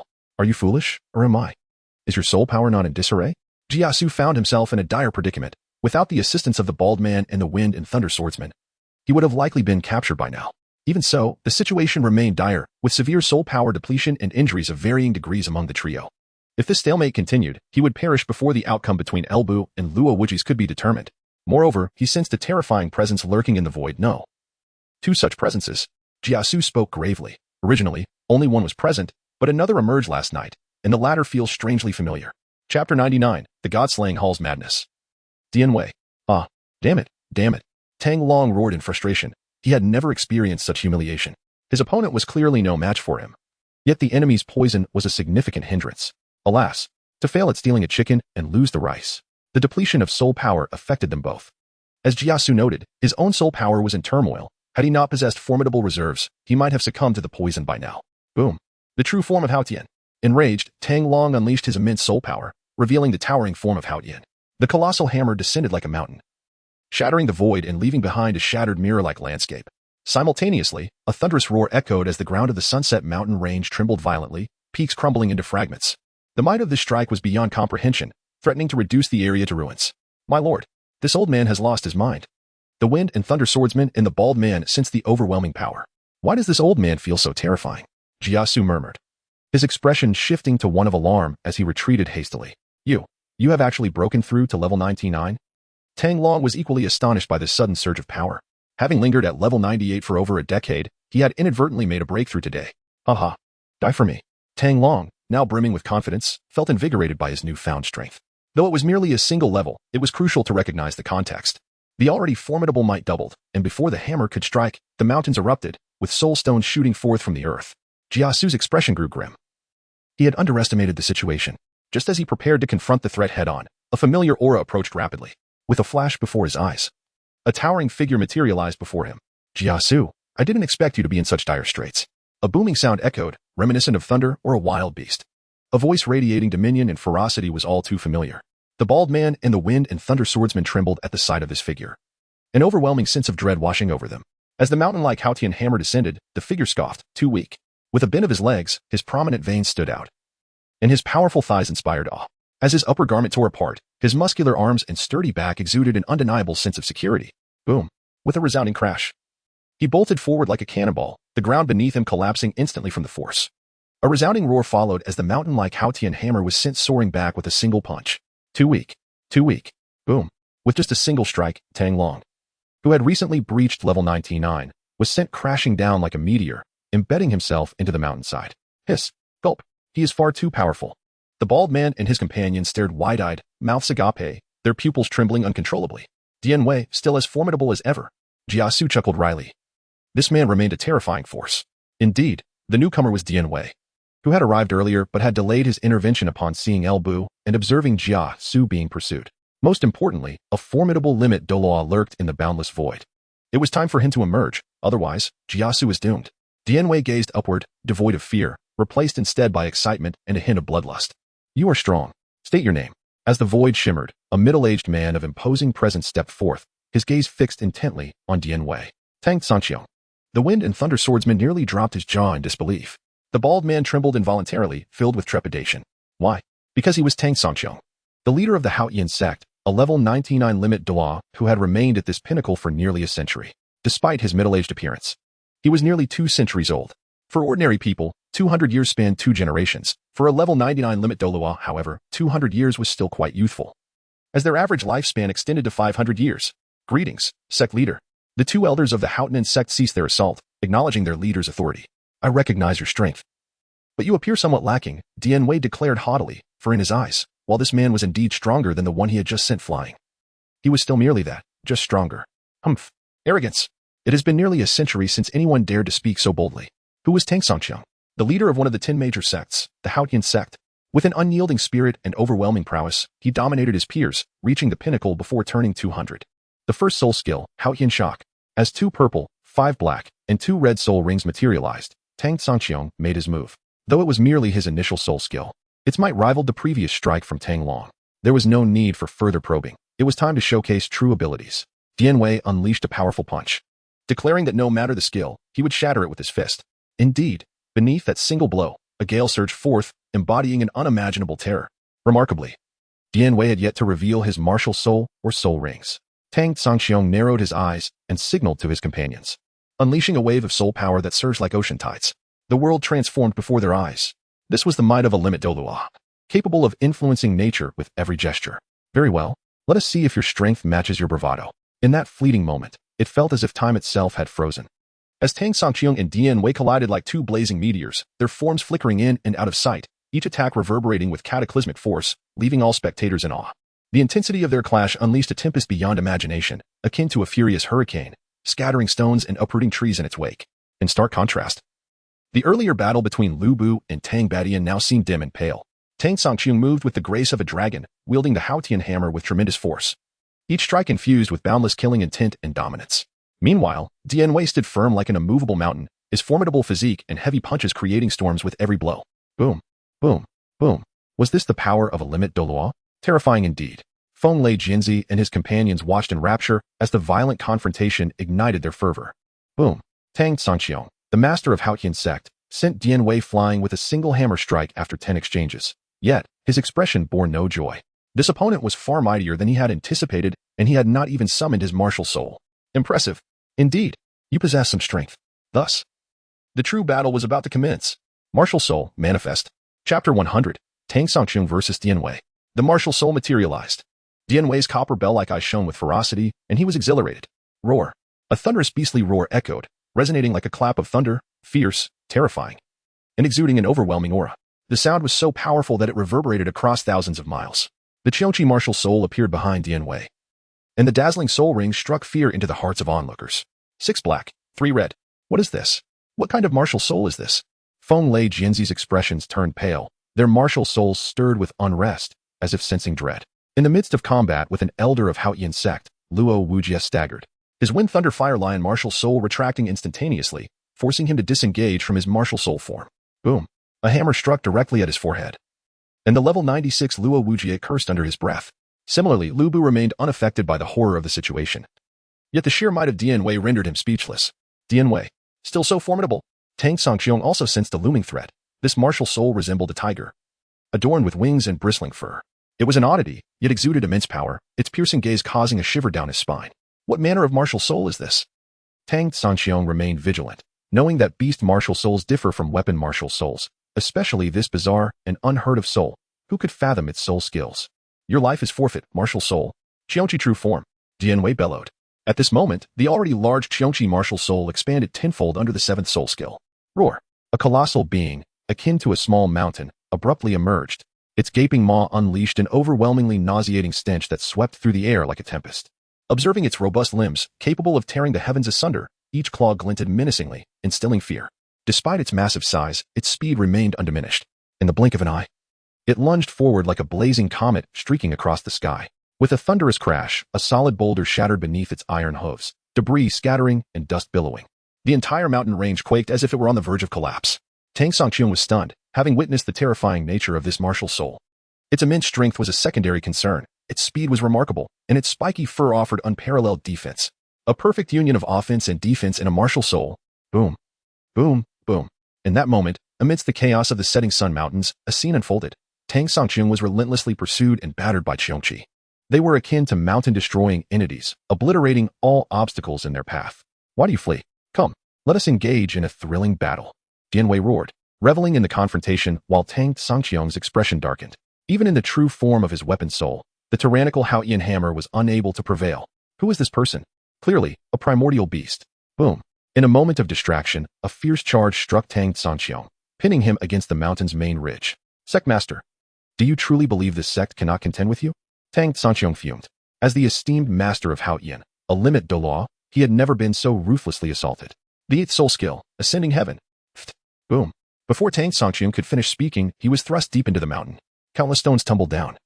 Though they were merely rubble, some were the size of water jars, yet before Dian Wei, they were inconsequential. Even scratching his back would be insufficient. Still intending to use soul skills? What nonsense. Roar.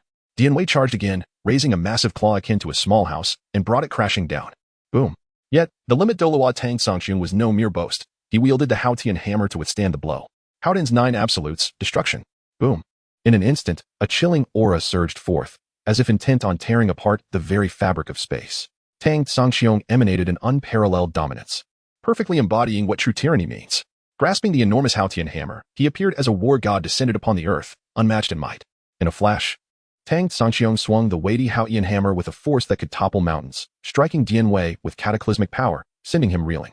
However, Tang Sangxiong did not relent. Seeing Dian Wei staggered and disoriented, he seized the fleeting opportunity to pursue relentlessly, showing no mercy. The destruction of shock.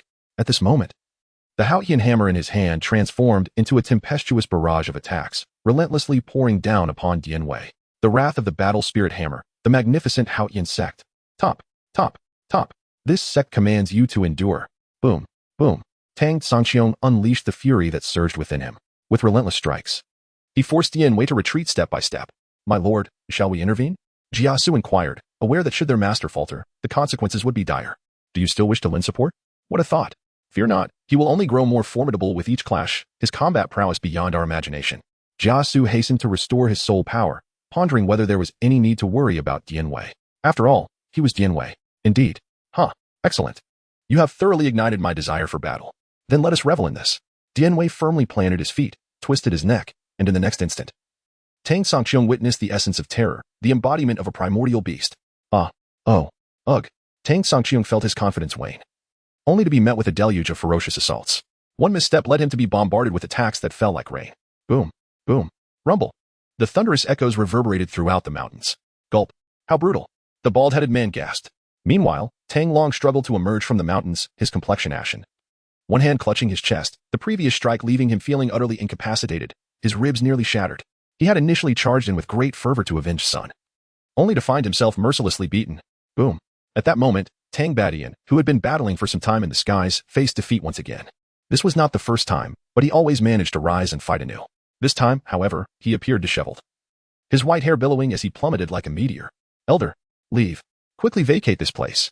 Harnessing the momentum of his fall, Tang Badian vanished into the horizon. Flee. The elder of Haotian sect, engaged with Luo Wuji, retaliated with a Haotian hammer that repelled his opponent, and as he departed, he seized Tang Long in passing. Thinking of escaping? It's not that simple. Luo Wuji felt frustrated. Had he faced another adversary, he might have subdued them by now. But the members of Haotian sect were indeed formidable and not easily vanquished. Forget it. Do not pursue a cornered foe. Moreover, their current expedition had drained considerable resources. Had it not been for Dian Wei's arrival, they would have suffered greatly, Jiasu remarked with narrowed eyes. Chapter 101. The new emperor ascends. The great Xian nation is established. 1. As Jiasu's words faded, Elbu descended slowly. His breath was labored, and his soul power severely depleted, yet forcing Tang Badian. At level 98, into retreat was a remarkable feat. This fellow remains as ferocious as ever, Elbu mused. Others around him, while recovering their soul power, observed the battle. As for the Imperial Red Armed Forces, they had long since retreated, now lost to the winds. The scattered soul stones lay abandoned, and the mine itself had been sunk. It's a rarity for the esteemed leader of Haotian sect to be so thoroughly beaten. I truly hope that individual can deliver the final blow. Luo Wuji gazed intently at the fray. It's not so simple. While Dian Wei is formidable, his opponent is no slouch either. Unless Dian Wei resorts to lethal techniques from the onset, he has likely not exerted more than 80% of his strength throughout. What a true battle fanatic. Elbu remarked nonchalantly. What? Luo Wuji exclaimed. He hasn't even unleashed his full strength? Indeed. Throughout the confrontation, Dian Wei had only employed his true form. In contrast, Tang Sangxiong had nearly exhausted all his abilities, save for his 8th and 9th soul techniques. 8th soul technique, Haotian annihilation. Tang Sangxiong finally seized an opportunity to unleash his 8th soul skill. The sky darkened as a purple-gold Haotian hammer descended, seemingly intent on shattering all in its path. Its overwhelming might far surpassing that of Tang Badian. This was the might of a season-limit Douluo. Tang Badian was woefully inadequate in comparison. Faced with this strike, Dian Wei did not dare to underestimate it. The 8 soul rings on his body flared brightly as he activated his 8th soul skill, Feng of Qiongqi. Boom. The two forces collided violently, a terrifying shockwave radiating outward. Tang Sangxiong did not intend to annihilate his opponent, for this foe was truly too powerful. He even harbored a suspicion that only a divine being could rival him. At that moment, his spiritual senses detected 2 auras rapidly closing in from the horizon. And he knew without doubt that they were the 2 individuals the elder had mentioned. Originally, he had come to confront the duo's martial soul fusion technique, only to be confronted by this unexpected adversary. This sect is done playing. If you dare, come to Haotian sect. Tang Sangxiong left behind a fierce declaration before vanishing in an instant. Now is not the time to linger. Soon, escape might become impossible, as Tang Songxiong's voice echoed. The others had already torn through the void, their speed astonishing Dianwei, Elbu, and the rest. Whoosh, whoosh.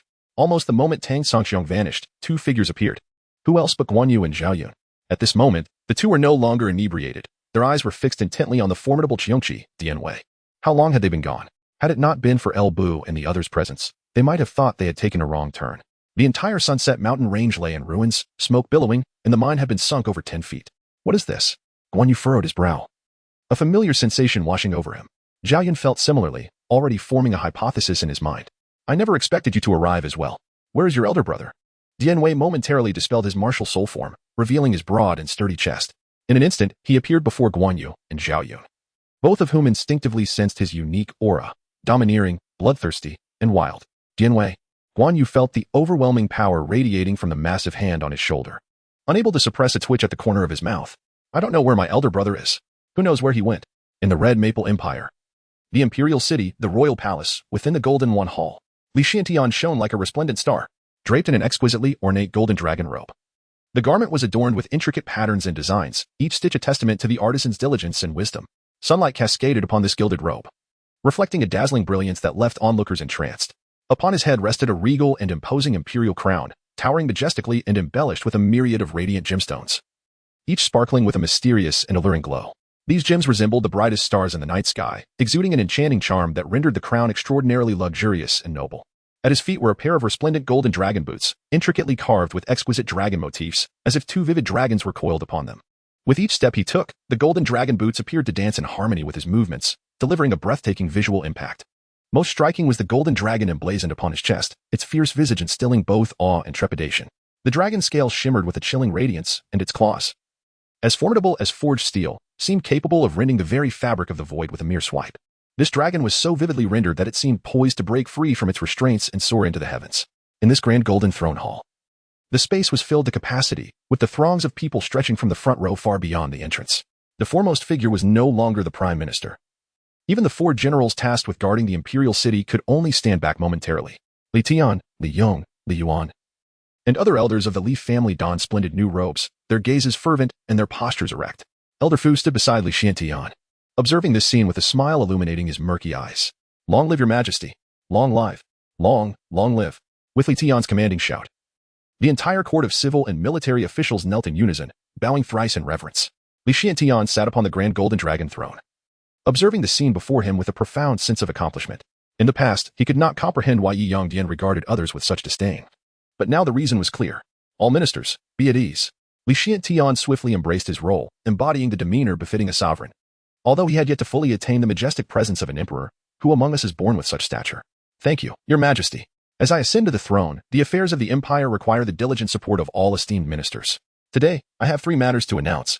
Li Xiantian cast a sweeping gaze over the civil and military officials within the Golden Luan Hall and spoke in a solemn tone. First and foremost, I shall not undertake sweeping reforms. Your previous positions and responsibilities shall remain unchanged. I will not impose any penalties upon you simply because you were once my adversaries. As members of the former dynasty, this is a matter beyond reproach. Upon hearing Li Xuantian's words, the officials collectively felt a sense of relief. Particularly the commander of the Imperial Guard and the 4 generals responsible for the safety of the Imperial City. They had previously taken action outside the Golden Luan Hall. Despite their inadequate strength, and some had even been remiss in their duties, they were apprehensive that Li Xiantian might seek retribution in due course. However, his current remarks suggested that such thoughts were far from his mind. Your Majesty's Grace, one of the officials exclaimed. Your Majesty, to speak candidly, I did not raise a hand against you. That Yi Yongdian was truly despicable. At this moment, a 4th-rank official from a mid-level position stepped forward. Noticing that all eyes were upon him, he straightened his posture and continued, Your Majesty, I believe then that Yi Yongdian's fate was sealed, and that you, Your Majesty, are the genuine dragon son of heaven. My admiration for you has always been boundless. Li Xiantian gazed at him with a smile. Oh, you seem quite dissatisfied with Yi Yongdian. The official immediately began to chatter away, enumerating all manner of grievances against Yi Yongdian. Yet, as he continued, he suddenly sensed a shift in the atmosphere and awkwardly fell silent. Li Xiantian let out a cold chuckle and said, Oh, do continue. Why have you stopped? As a minister, not only have you failed to fulfill your duties and achieve anything of significance, but what is your true intent? To perish. Boom. As the word die fell from his lips, Li Xiantian raised his hand, and in an instant, the man exploded. In Chapter 102, the new emperor ascends the throne. Establishing the Great Xia, Part 2. The man barely had time to plead for mercy before Li Xiantian struck him dead. The other civil and military officials trembled in fear. This new monarch showed no hesitation in taking a life. Simultaneously, the deceased truly deserved his fate. Had not His Majesty just declared not to pursue the affairs of the previous dynasty? Yet, he chose to intervene. Well, now he has what he deserves. Who is responsible for training the soldiers of the imperial city?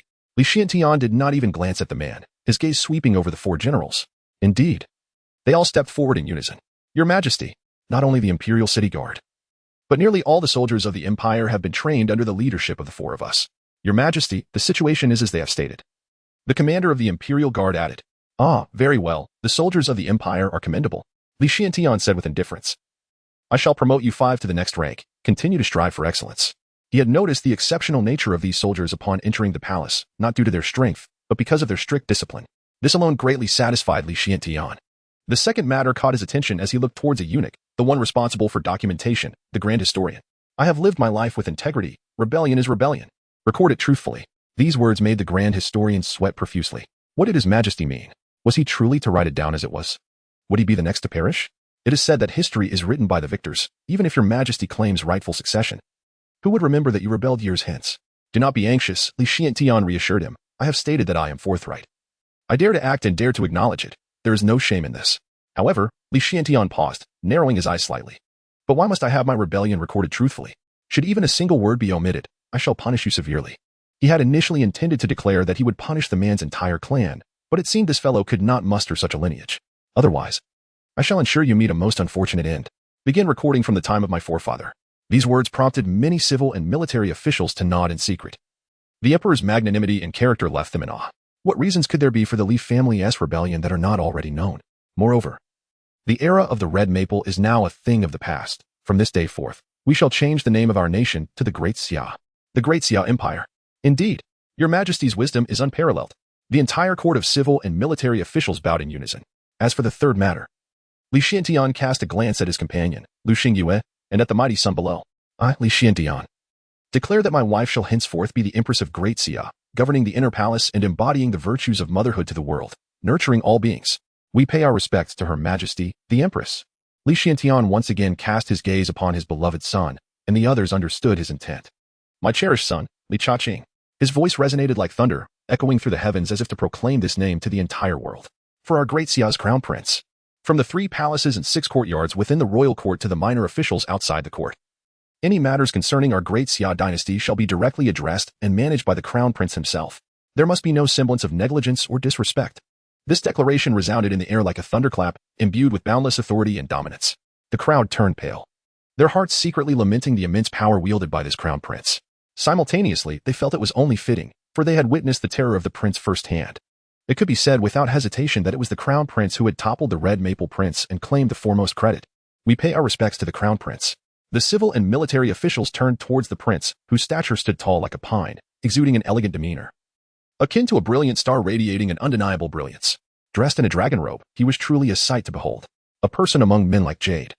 The crown prince is unparalleled in the world. At this moment, the most esteemed crown prince of the Great Xia dynasty was born. Li Xiantian then conferred titles upon Li Tian and the elders of the Li family. On this day, the first year of the Great Xia Empire commenced. What? The emperor has died? A patron in a tavern exclaimed in shock. What a grave declaration. What do you mean the emperor has died? To be precise, it is Yu Yongdian who has perished. The Yi family has been obliterated, not the emperor. One individual glanced around, visibly shaken. If you cannot speak wisely, then refrain from speaking. Our current emperor is not to be trifled with. Oh, yes, I thank you, my friend. I have just emerged from the Soul Beast Mountains and am still unaware of matters regarding the empire. Please, do enlighten me swiftly. Today's meal is on me. The man boisterously declared. It is indeed the case that not only here, but in less than a day, the news of the upheaval in the royal palace has spread throughout the Red Maple domain and beyond. If one were to speak of who is the strongest in the southern continent, it would undoubtedly be the 3 great sections. However, if one were to consider territorial expanse and population, it would naturally be the 3 great empires. This is not to say that the 3 great sects are inferior in strength. Rather, they do not deem it worthy of their attention. Among these, the Jinwu ancient kingdom stands supreme, followed closely by the Red Maple, which is now the Great Xia Empire. The Great Xia is divided into 9 provinces, the inner 3 provinces, the central 3 provinces, and the outer 3 provinces Qing, Yu, and Ji. When the official list was published, The news spread like wildfire, akin to a plague, rapidly disseminating from 1 to 10, from 10 to 100, ensuring that within a single day, the tidings of the upheaval in the royal palace engulfed the entire Great Xia. Li Shuantian's rebellion was triumphant. He vanquished the former emperor, extinguishing his lineage. 1,000 souls perished at his command. Outside the Golden One Hall, rivers of blood flowed. A new empress was proclaimed, overseeing the Eastern Palace. Embodying maternal grace throughout the realm, the crown prince was established, wielding authority over the kingdom. And it was common knowledge that this prince not only possessed formidable strength but also enjoyed the deep favor of the new sovereign. His status and power were but one facet. The paramount truth lay in the fact that he was first and foremost the son of Li Xiantian before assuming the title of crown prince. This assertion, seemingly paradoxical, is, in fact, coherent. The current emperor ascended through rebellion, a usurper whose familial bonds far surpassed those of the likes of Yi Tian. In an instant, the 9 provinces trembled. In the span of a single day, a new emperor emerged. This news reverberated beyond the borders of Great Xia, reaching even the ears of the 2 neighboring nations, particularly the kingdom of Jinwu, where Liang Tian had listened for an entire day to the sounds of battle echoing from the Sunset Mountain range, witnessing the transformation of the peaks into plains. Especially notable were the formidable figures from the Temple of Slaughter and the experts of Haotian's sect. Convey my orders. The army shall retreat 30 miles. Liang Tian had initially intended to lead the Jinwu forces to seize the mineral vein. But upon hearing the cataclysmic noise from within the mountains, he was compelled to withdraw. Eastern Palace of Great Xia, Li Chaqing, now esteemed as the crown prince of the Great Xia, is surrounded by handmaidens and guards who are meticulously assigned to him. It can be said without hesitation that he has entered a life of leisure, where everything is provided for him. Your Highness, the guards appointed by His Majesty have arrived, reported Yu Ji, now the head handmaiden of the Eastern Palace, as she swayed her waist and hurried to deliver the news. Ever since the fall of the Yi clan, she has transformed entirely. The hatred within her has been unleashed, leaving her radiant and resplendent. Li Chaqing slowly rose to his feet, having expressed to his father on numerous occasions that he had no need for a guard. However, his father, unwavering in his resolve, insisted on arranging one for him. It might be worth a look, he mused. As Li Chaqing stepped out of his chamber, he was met by a line of 20 men, each clad in battle armor. Their eyes cold and piercing. Your Highness, we pay our respects, they declared in unison, bowing deeply. These 20 were elite warriors from the 4 armies of the royal city, each possessing a soul power that marked them as soul kings at the formidable level of 50. Previously, they had boasted a sense of pride in their capabilities. But after witnessing the prince's astounding prowess, they could only feel admiration and reverence. As for rebellion, the emperor, with his magnanimous spirit, had scarcely mobilized them. Aside from the former royal family, would they really choose to recklessly charge into battle, seeking the title of loyal and fierce warriors? Hardly. Each of them had families to consider. Chapter 103, The Elevation of the Mindset. Li Chaqing glanced at them for a moment before speaking in a solemn tone. This palace does not concern itself with whether your allegiance to the Great Xia and to the emperor is genuine. To be blunt, while your abilities are commendable, they are still limited. However, I do not wish to diminish your efforts. Reaching this level requires hard work, opportunity, and innate talent. What I intend to convey is that even if your loyalty wavers, I harbor no fear. Yet, should I discover treachery, the consequences may mirror those faced by the previous imperial family.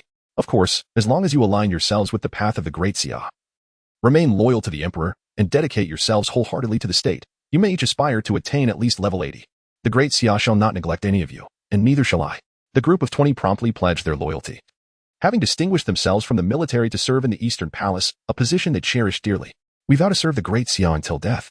We vow to serve the Great Xia until death. Li Chaqing nodded slightly, indicating that everyone should proceed with their respective duties. Li Chaqing paid another visit to his father, who had been exceedingly occupied in recent days, contemplating the future plans of the empire. Meanwhile, Lu Xingyue was also engaged in extensive renovations of the various chaotic structures such as the Ingchun Hall and Fenghuan Palace. In her words, the current imperial harem is now under her complete authority. Li Tian and his colleagues were also well acquainted with their profession, engrossed in their work with great enthusiasm. Li Chaqing, after surveying the crowd, made his way toward the imperial palace's dungeon. The dungeon, in a dimly lit cell, Yi Fengwu huddled in the corner. Her disheveled hair a stark contrast to the regal princess she once was. She neither screamed nor shouted in despair at her captivity. It was as if she had transformed into a different person, her gaze occasionally vacant, yet sometimes flickering with a glimmer of defiance. Creak. You have met His Highness the Crown Prince. As the door swung open, the respectful voice of the guard resonated, accompanied by the sound of footsteps approaching. Yi Fengwu lifted her head, peering through the bars, and her eyes fell upon the man she had once jilted. His words echoed in her mind. In 30 years, the river flows east, and in 30 years, it flows west. Do not underestimate the youth and poverty. Now, in hindsight, it was indeed true. She had descended from her lofty position as a princess to that of a prisoner, while he had ascended to become the crown prince of the Great Xia. All of this felt like a dream, yet was undeniably real. His status and strength overshadowed her in every aspect. The world is ever-changing. Are you here to kill me? If so, then do it. Yifeng Wu slowly closed her eyes. Her unkempt appearance obscured her expression from Li Cha-ching. You may leave. Clang. Li Cha-ching exerted his soul force to push open the iron gate, interrupting the guard in charge of the prison cell who seemed about to speak with a mere wave of his hand. You will not kill me? Yifeng Wu questioned, her face a mask of bewilderment. Kill you? To be honest, that was my initial intention, considering the irreparable harm you have inflicted upon me. However, upon hearing your story that day, my perspective shifted. You humiliated me, and I reciprocated in kind. How you choose to ascend the social ladder is your own affair. Everyone possesses their own choices, do they not? Li Cha-ching pondered for a considerable time over the matter concerning Yifeng Wu. Initially, he was indeed intent on avenging the rejection of their engagement by eliminating her. However, witnessing Yifeng Wu decisively strike Yi Yongdian thrice with her sword evoked a mixture of anger and exhilaration within him. Upon learning her story, he felt a subtle shift in his emotions. She was merely a tool of the Empire, devoid of choices. Are you not afraid of my vengeance? Yifeng Wu inquired. Her lips pressed together as she endeavored to rein in her emotions. Everyone possesses their own choices, do they not? Her words pierced her heart deeply. Why would an outsider, someone whom she had once cast aside, utter such sentiments? How she wished those words had come from her own father, the Emperor. Alas, there are no what-ifs. Otherwise, she would not have committed regicide or parricide.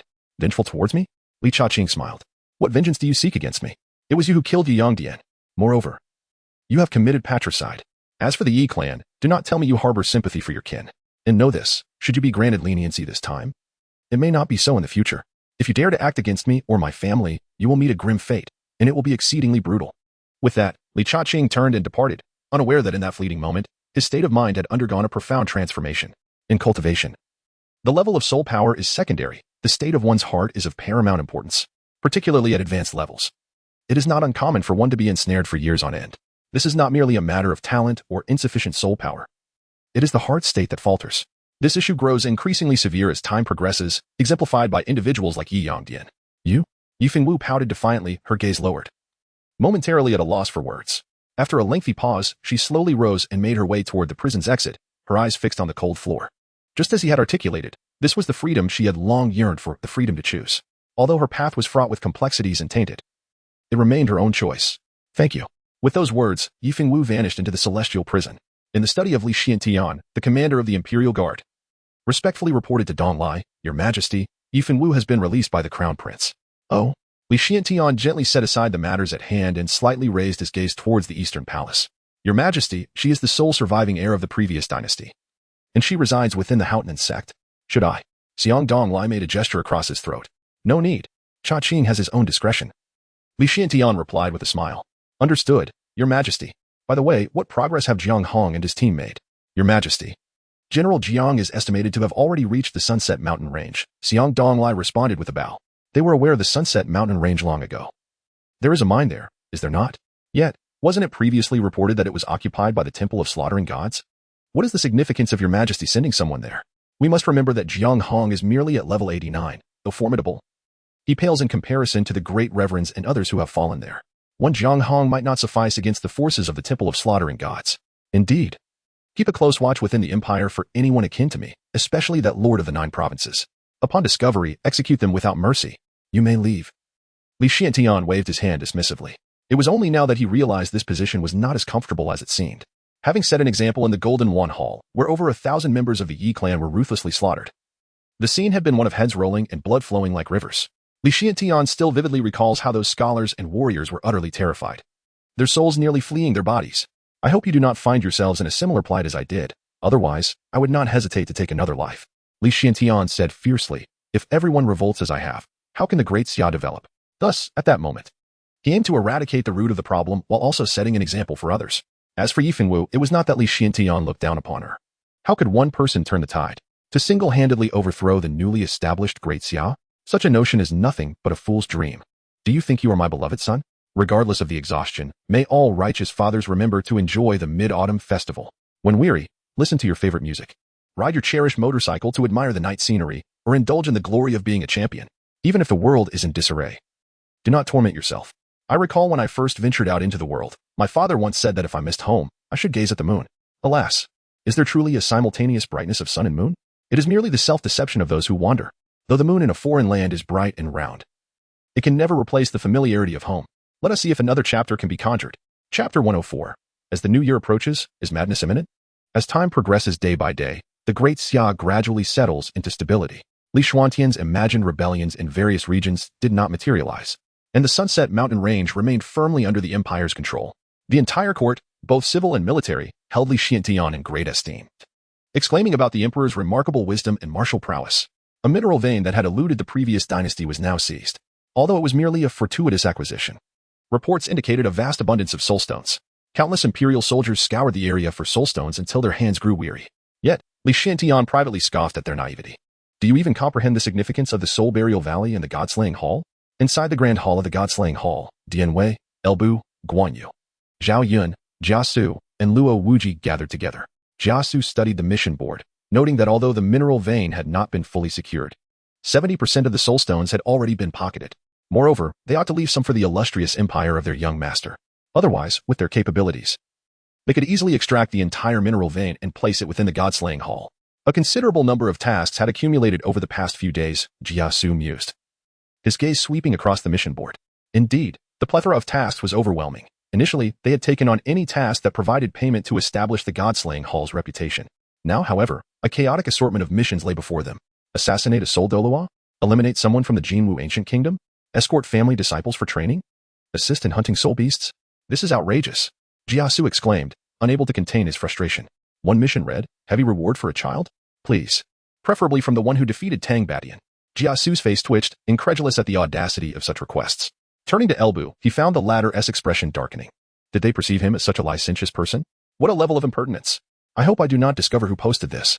Elbu's fist clenched, the sound of cracking knuckles echoing as he fixated on the task, as if attempting to penetrate the veil of anonymity surrounding its issuer. However, this was merely a simple resonance of soul power. Once imprinted, the mission appeared on the board without revealing the identity of the poster unless they chose to disclose it. Guan Yu and the others erupted in laughter. Luo Wuji lingered on this task, feeling a stirring within. For the honor of the God-Slaying Hall, this arduous and colossal mission seemed destined for him alone to undertake. Dian Wei recognized the significance of the God-Slaying Hall as long as the funds were sufficient. They would ensure everything was arranged clearly, exciting and exhilarating. It was perfect for him. He had heard of some gathering that dared to compete with the God-Slaying Hall for business. Elbu, let us annihilate it, Dian Wei declared, having grasped the structure of the Soul Martial Continent. It was one of the top 10 sects, with a divine realm in place, Elbu explained. What is there to fear? What does the divine realm matter? I am here. Dian Wei dismissed the notion entirely. The others nodded awkwardly, feeling out of place in the conversation among the powerful. Then Jia Su's gaze was drawn to a task that promised substantial rewards. The 10 sects grand competition seeks assistance in maintaining order, entrusted by the Tiangang Dao sect. The others also turned their attention, intrigued by the generous compensation. Tiangang Dao sect, they softly repeated. One of the top 10 sects, though it was not located in the southern continent but in the eastern wilds. The grand competition would indeed take place at the Tiangang Dao sect. What do you all say? Jia Su inquired with a smile, emphasizing that resources were secondary. It was the opportunity to duel with experts that truly ignited their passion. Let us do it. Dian Wei shouted enthusiastically, his robes threatening to burst at the seams. Dian Wei, I must say, your approach is quite wasteful. Could you refrain from shredding your garments? Elbu remarked, exasperated. This man had a propensity for tearing his clothes during disagreements, and even during recent sparring sessions, he had done so at the slightest provocation, which was rather alarming. In battles, he had been utterly overwhelmed. Not one had been a match for this clothing-ripping madman, not even Elbu, who had only lasted 10 rounds before succumbing. The ancient reputation of the ferocious was well-deserved. This aids my combat. It projects an aura that deters foes, instilling fear before the fight even begins. Do you understand? Dian Wei asserted earnestly. The others were speechless. Was this truly a strategy? Would tearing one's clothes intimidate others? Perhaps for someone else, it might not carry such gravitas. Yet, with his fierce visage, a mere arching of his brow, and the dramatic tearing of fabric could indeed be imposing. Oh, Dian Wei, your reasoning is fundamentally flawed. There is no need for such theatrics, a teasing voice interjected, causing the air to shudder as Li Cha-Ching made his entrance. Greetings, young master. The group quickly bowed. Dian Wei rubbed his head, acknowledging that his fierce demeanor was indeed distinctive. I shall impart a phrase to you, far more effective than your garment rending. Dian Wei looked on curiously, as did the others. They had witnessed how terrifying he appeared while tearing clothes, a truly fearsome presence. Yet now, the young master claimed mere words could amplify that effect. Li Changqing raised 4 fingers, uttering 4 words. Completely insane. Completely insane? They mentally echoed, sensing a lack of lethal impact. You must bellow it out. A tone of restraint and fury, Li Cha-Ching clarified. Completely insane. Dian Wei attempted a bellow. The expressions of Luo Wuji and the others shifted dramatically, their bodies seemingly expanding as if targeted by a frenzied beast. Yes, Like that. Li Chaqing smiled, sensing the growing intensity. Those 4 words seemed custom-tailored for the enraged Dian Wei. Perfect. Li Chaqing observed the individuals within the Temple of Slaughtering Gods, each possessing distinct physical characteristics. Guan Yu was tall and majestic, his stature exuding an aura of unwavering loyalty. Similarly, Elbu also had a formidable physique, but he emanated a sense of otherworldly ferocity and a penchant for battle. Zhao Yun presented a balanced appearance, tall and well-proportioned, embodying the elegance of a refined gentleman while retaining the essence of a warrior. Dian Wei, on the other hand, radiated sheer madness. A fierce and brutal energy lurked within his robust frame, and one could scarcely imagine the consequences should it erupt. As for Jia Su, it was perhaps best not to mention him. By the way, what were you all tinkering with just now? Li Chaqing interjected, momentarily halting the furious Dian Wei. Young master, we have identified a task we believe we can undertake. Jia Su respectfully indicated towards a particular assignment. Li Chaqing's gaze swept across the scene, and he instantly understood. The upcoming grand competition after the new year. It seemed that his benevolent master had mentioned this to him and his sister when bestowing upon them their sole sources. Well, you all may proceed as you see fit. There is no need to squander time on trivial tasks, Li Chaqing remarked, before engaging in conversation with a few others. Chapter 105. The Great Sun Approaches. Personal Suppression. As the days passed, on this particular day, a report arrived. Your Majesty, urgent news from the border of Lanzhou. Scouts have conveyed that the Great Sun Empire's army of 100,000 is approaching, and the number of high-ranking soul masters remains uncertain. Within the Zhengde Hall, Li Xiantian, reflecting on the vast territories he had conquered and earnestly paying homage to the ancestors of the Li family, was abruptly pulled back to reality by this alarming news. What? The Great Sun Empire? Li Xiantian exuded a menacing aura, a consequence of the Elder's demise at the hands of the Great Sun Empire, which rendered him indifferent to this realm. Although his adversary had been vanquished, the news of the Great Sun's resurgence stirred a tempest of fury within him. Humph. The Great Sun? Do they truly believe that the nascent Xia can be so easily subdued?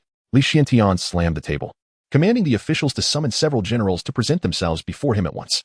Your Majesty, I am here, came the reply as he waved his hand, causing the doors to swing open, revealing 4 generals who had been awaiting outside. These 4 individuals could be regarded as the mightiest in the Great Xia, second only to Li Xiantian, Li Tian, the Empress Lu Xingyue, and Li Chaqing. Each of the generals was at the formidable level of 89. 2 marquises had yet to arrive. In contrast, the strongest local leaders barely reached levels 70 to 80, with Hong Wuwang Fang Chitian being a notable exception. Thus, the current Great Xia could only count on the recently promoted Li Tian and the 4 titled Douluo under Lu Xingyue's command. Moreover, it was during such times that one could discern the presence of treachery, for in terms of sheer numbers and strength, Great Xia's elite forces paled in comparison to those of the Great Sun. How many soldiers can we muster at present? Li Xiantian inquired in a grave tone. Your Majesty, should we mobilize a portion of the royal city guards, we could swiftly gather a force of 100,000. However, this would leave the royal city vulnerable, with only around 30,000 soldiers remaining, aside from the Imperial Guard. We urge your Majesty to consider this deeply. The 4 bowed in unison.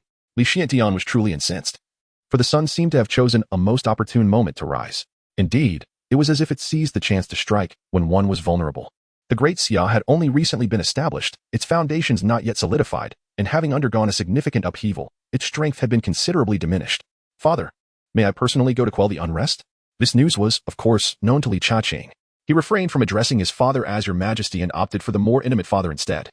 Li Xiantian paid this choice no heed. We pay our respects to His Highness the Crown Prince. My son, as of now, we remain unaware of the enemy's strength and numbers. It would be prudent to wait until the situation becomes clearer before making any decisions.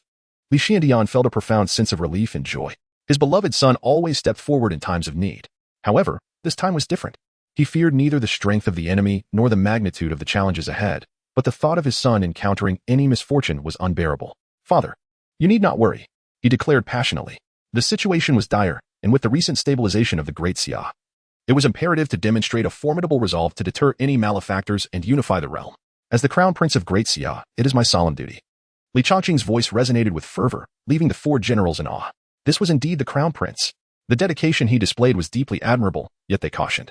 But Your Highness is a treasure of unmatched worth. Such risks might lead to unforeseen peril. Before the words could fully escape their lips, Li Chaqing interrupted, perceiving it as a call to arms. The pinnacle of power is within reach. Although you Yongdian and the Yi clan have met their demise at the hands of my father, do you still wish to impede my path? Whoever stands in my way shall face my wrath. Father, do you still doubt my strength? Even in defeat, I can withdraw unscathed. Li Xiantian suddenly recalled. Indeed, he was overly concerned. Could a mere great son possibly give rise to a level 98 title Douluo? Then, under Li Xiantian's relentless admonitions, Prince Li Chongqing led 2 generals from the imperial city and over 20 palace guards out of the palace. What? Qinger went to Lanzhou to suppress the Great Sun? And he only took fewer than 50 men? Upon hearing this news, Lu Xingyue felt her head spin, her body weakening, resembling a deflated balloon, pale and powerless. Yes, Your Highness. It appears the crown prince has already left the imperial city. The cursed old Li. After saying this, Lu Xingyue stormed off to confront Li Xiantian. In the void, Li Chongqing's eyes sparkled with ambition. The white-hot points of slaughter. Here I come. The 2 generals and 20 palace guards behind him wore expressions of shock and confusion. The crown prince had brought such a small force. They were up against 100,000. Their party, along with the Lanzhou defenders, barely numbered 10,000. How could they possibly contend? 1 against 10? While they prided themselves on their bravery, they certainly lacked the confidence to face such odds. Your Highness, is it not reckless to proceed thus? A general inquired, clasping his hands. He respected the crown prince's strength, yet the enemy numbered 100,000, and the strength of their experts remained uncertain. Li Chongqing, however, remained unfazed. He could dispatch the Godslayer Hall to annihilate these foes, merely 100,000. With a single 9th soul skill from Jiasu, the entire army would be obliterated. What? You think you can escape? Very well. How will El Bu and Jianwei respond? What? You have experts? Fine, let us gain absolute control and assess the situation. This was undoubtedly overkill. Moreover, the Godslayer Hall had no public ties to the Li family. This covert connection must be nurtured. Besides, as the crown prince of the Daxia, my personal involvement in subduing the Great Sun's enemy forces could yield significant rewards.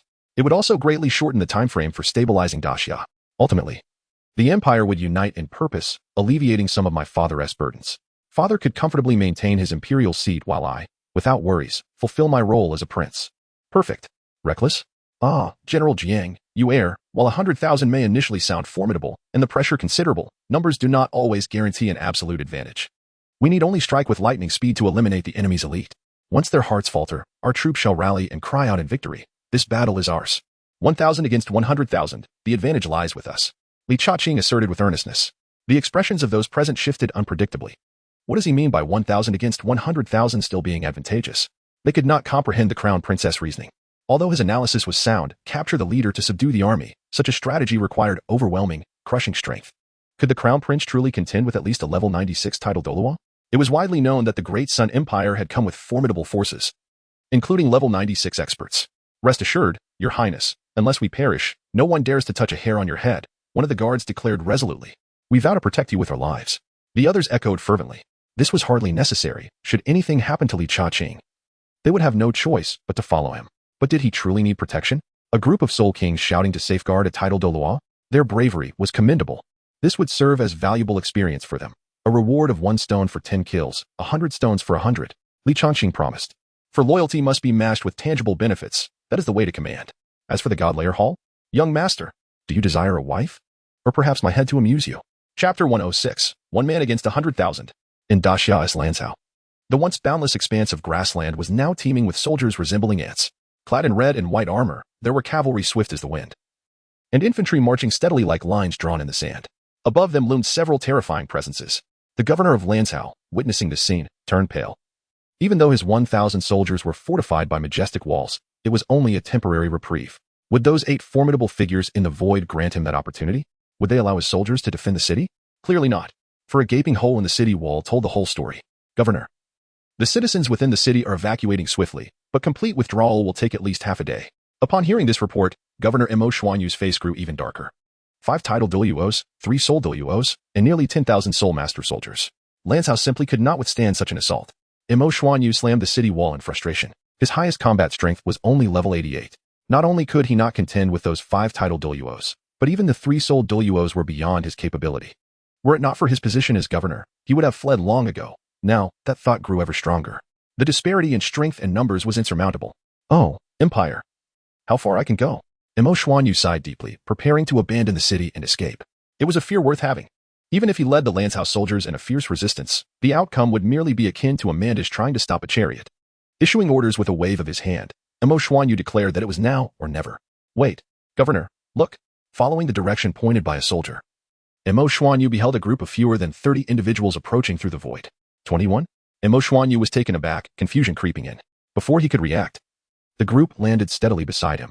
Lanzhou's city lord pays his respects to His Highness the Crown Prince. Upon recognizing Li Chongqing, Mo Xuanyu immediately bowed.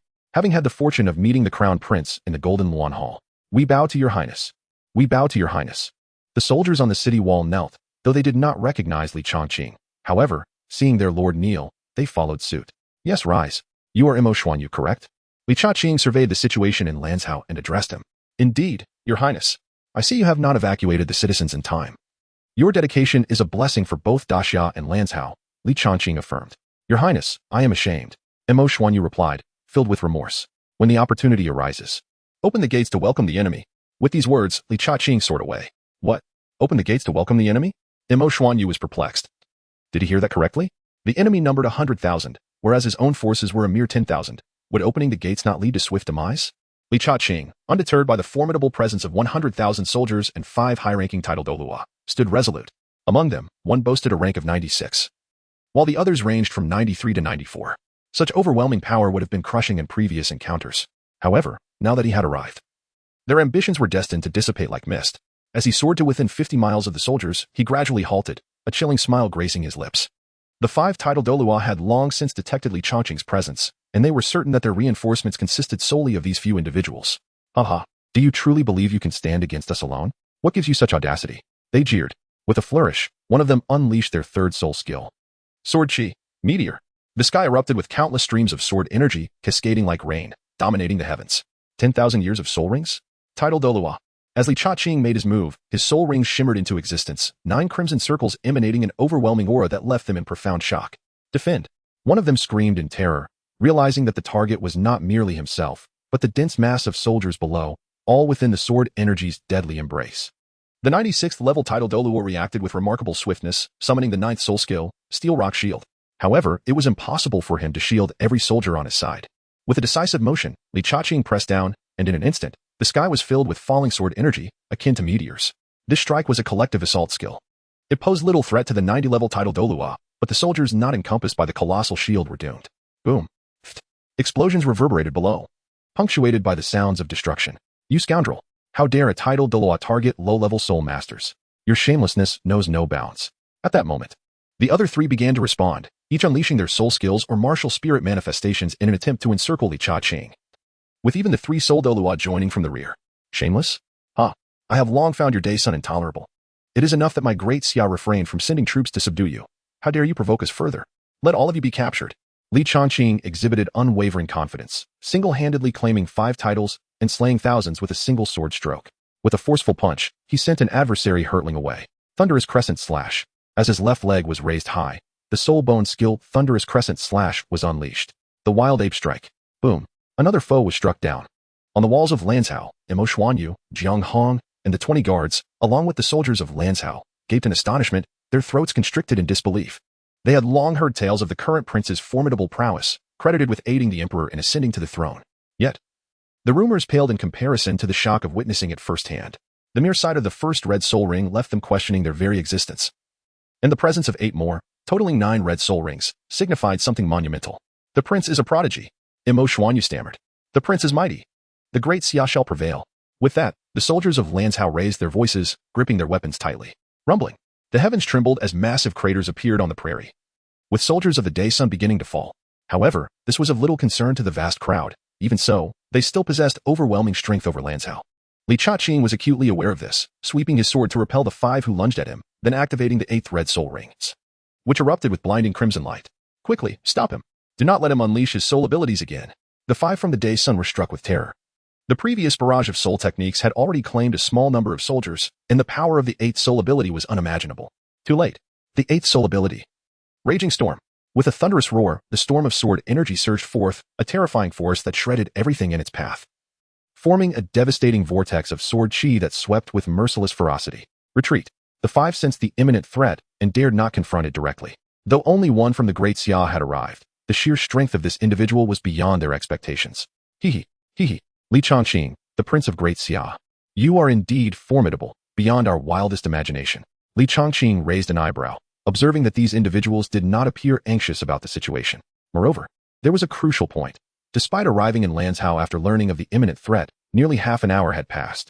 Logically, Lanzhou should have already fallen, as the timeline simply did not align. Were you deliberately luring me out? Li Changqing's expression darkened. This damn Day-Sun had indeed employed underhanded tactics. Haha, is it so? We initially anticipated that the new emperor of the great Xia, your father, would lead the few elite warriors of the Great Xia into battle, yet unexpectedly. It is you who has come in person.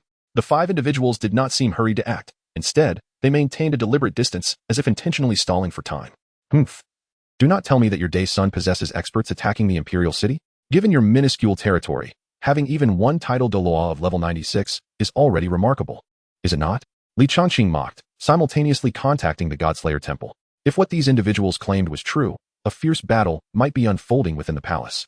However, where would his Day's son find such experts? Ordinary people would hardly match his father's prowess. The name Haotian sect suddenly flashed in his mind. Yet that did not seem right. He had no enmity with the Haotian sect. All conflicts had been instigated by the Godslayer Temple, unrelated to his father or the Great Xia. Li Changqing. Originally we did not dare to mobilize our forces, but the desire to kill you is overwhelming. To speak frankly, this trap was prepared specifically for you. Yet here you are. The sinister smile of the level 96 title Douluo lingered in the air. While the 5 of us cannot subdue you alone, however, Li Changqing felt a surge of anxiety within. Indeed, it was as they said. Damn it. The Imperial Palace was now confronted with immense peril. Curse be it. Curse be it. You all deserve to perish. Li Changqing unleashed a swift strike. Yet the 5 adversaries before him deftly evaded. Caw, caw, caw, caw. Are you feeling anxious? Although the 5 of us cannot overpower you, do not presume you can easily deal with us. We have long since deciphered your soul skills. The 5 members of the Sunlit faction mocked.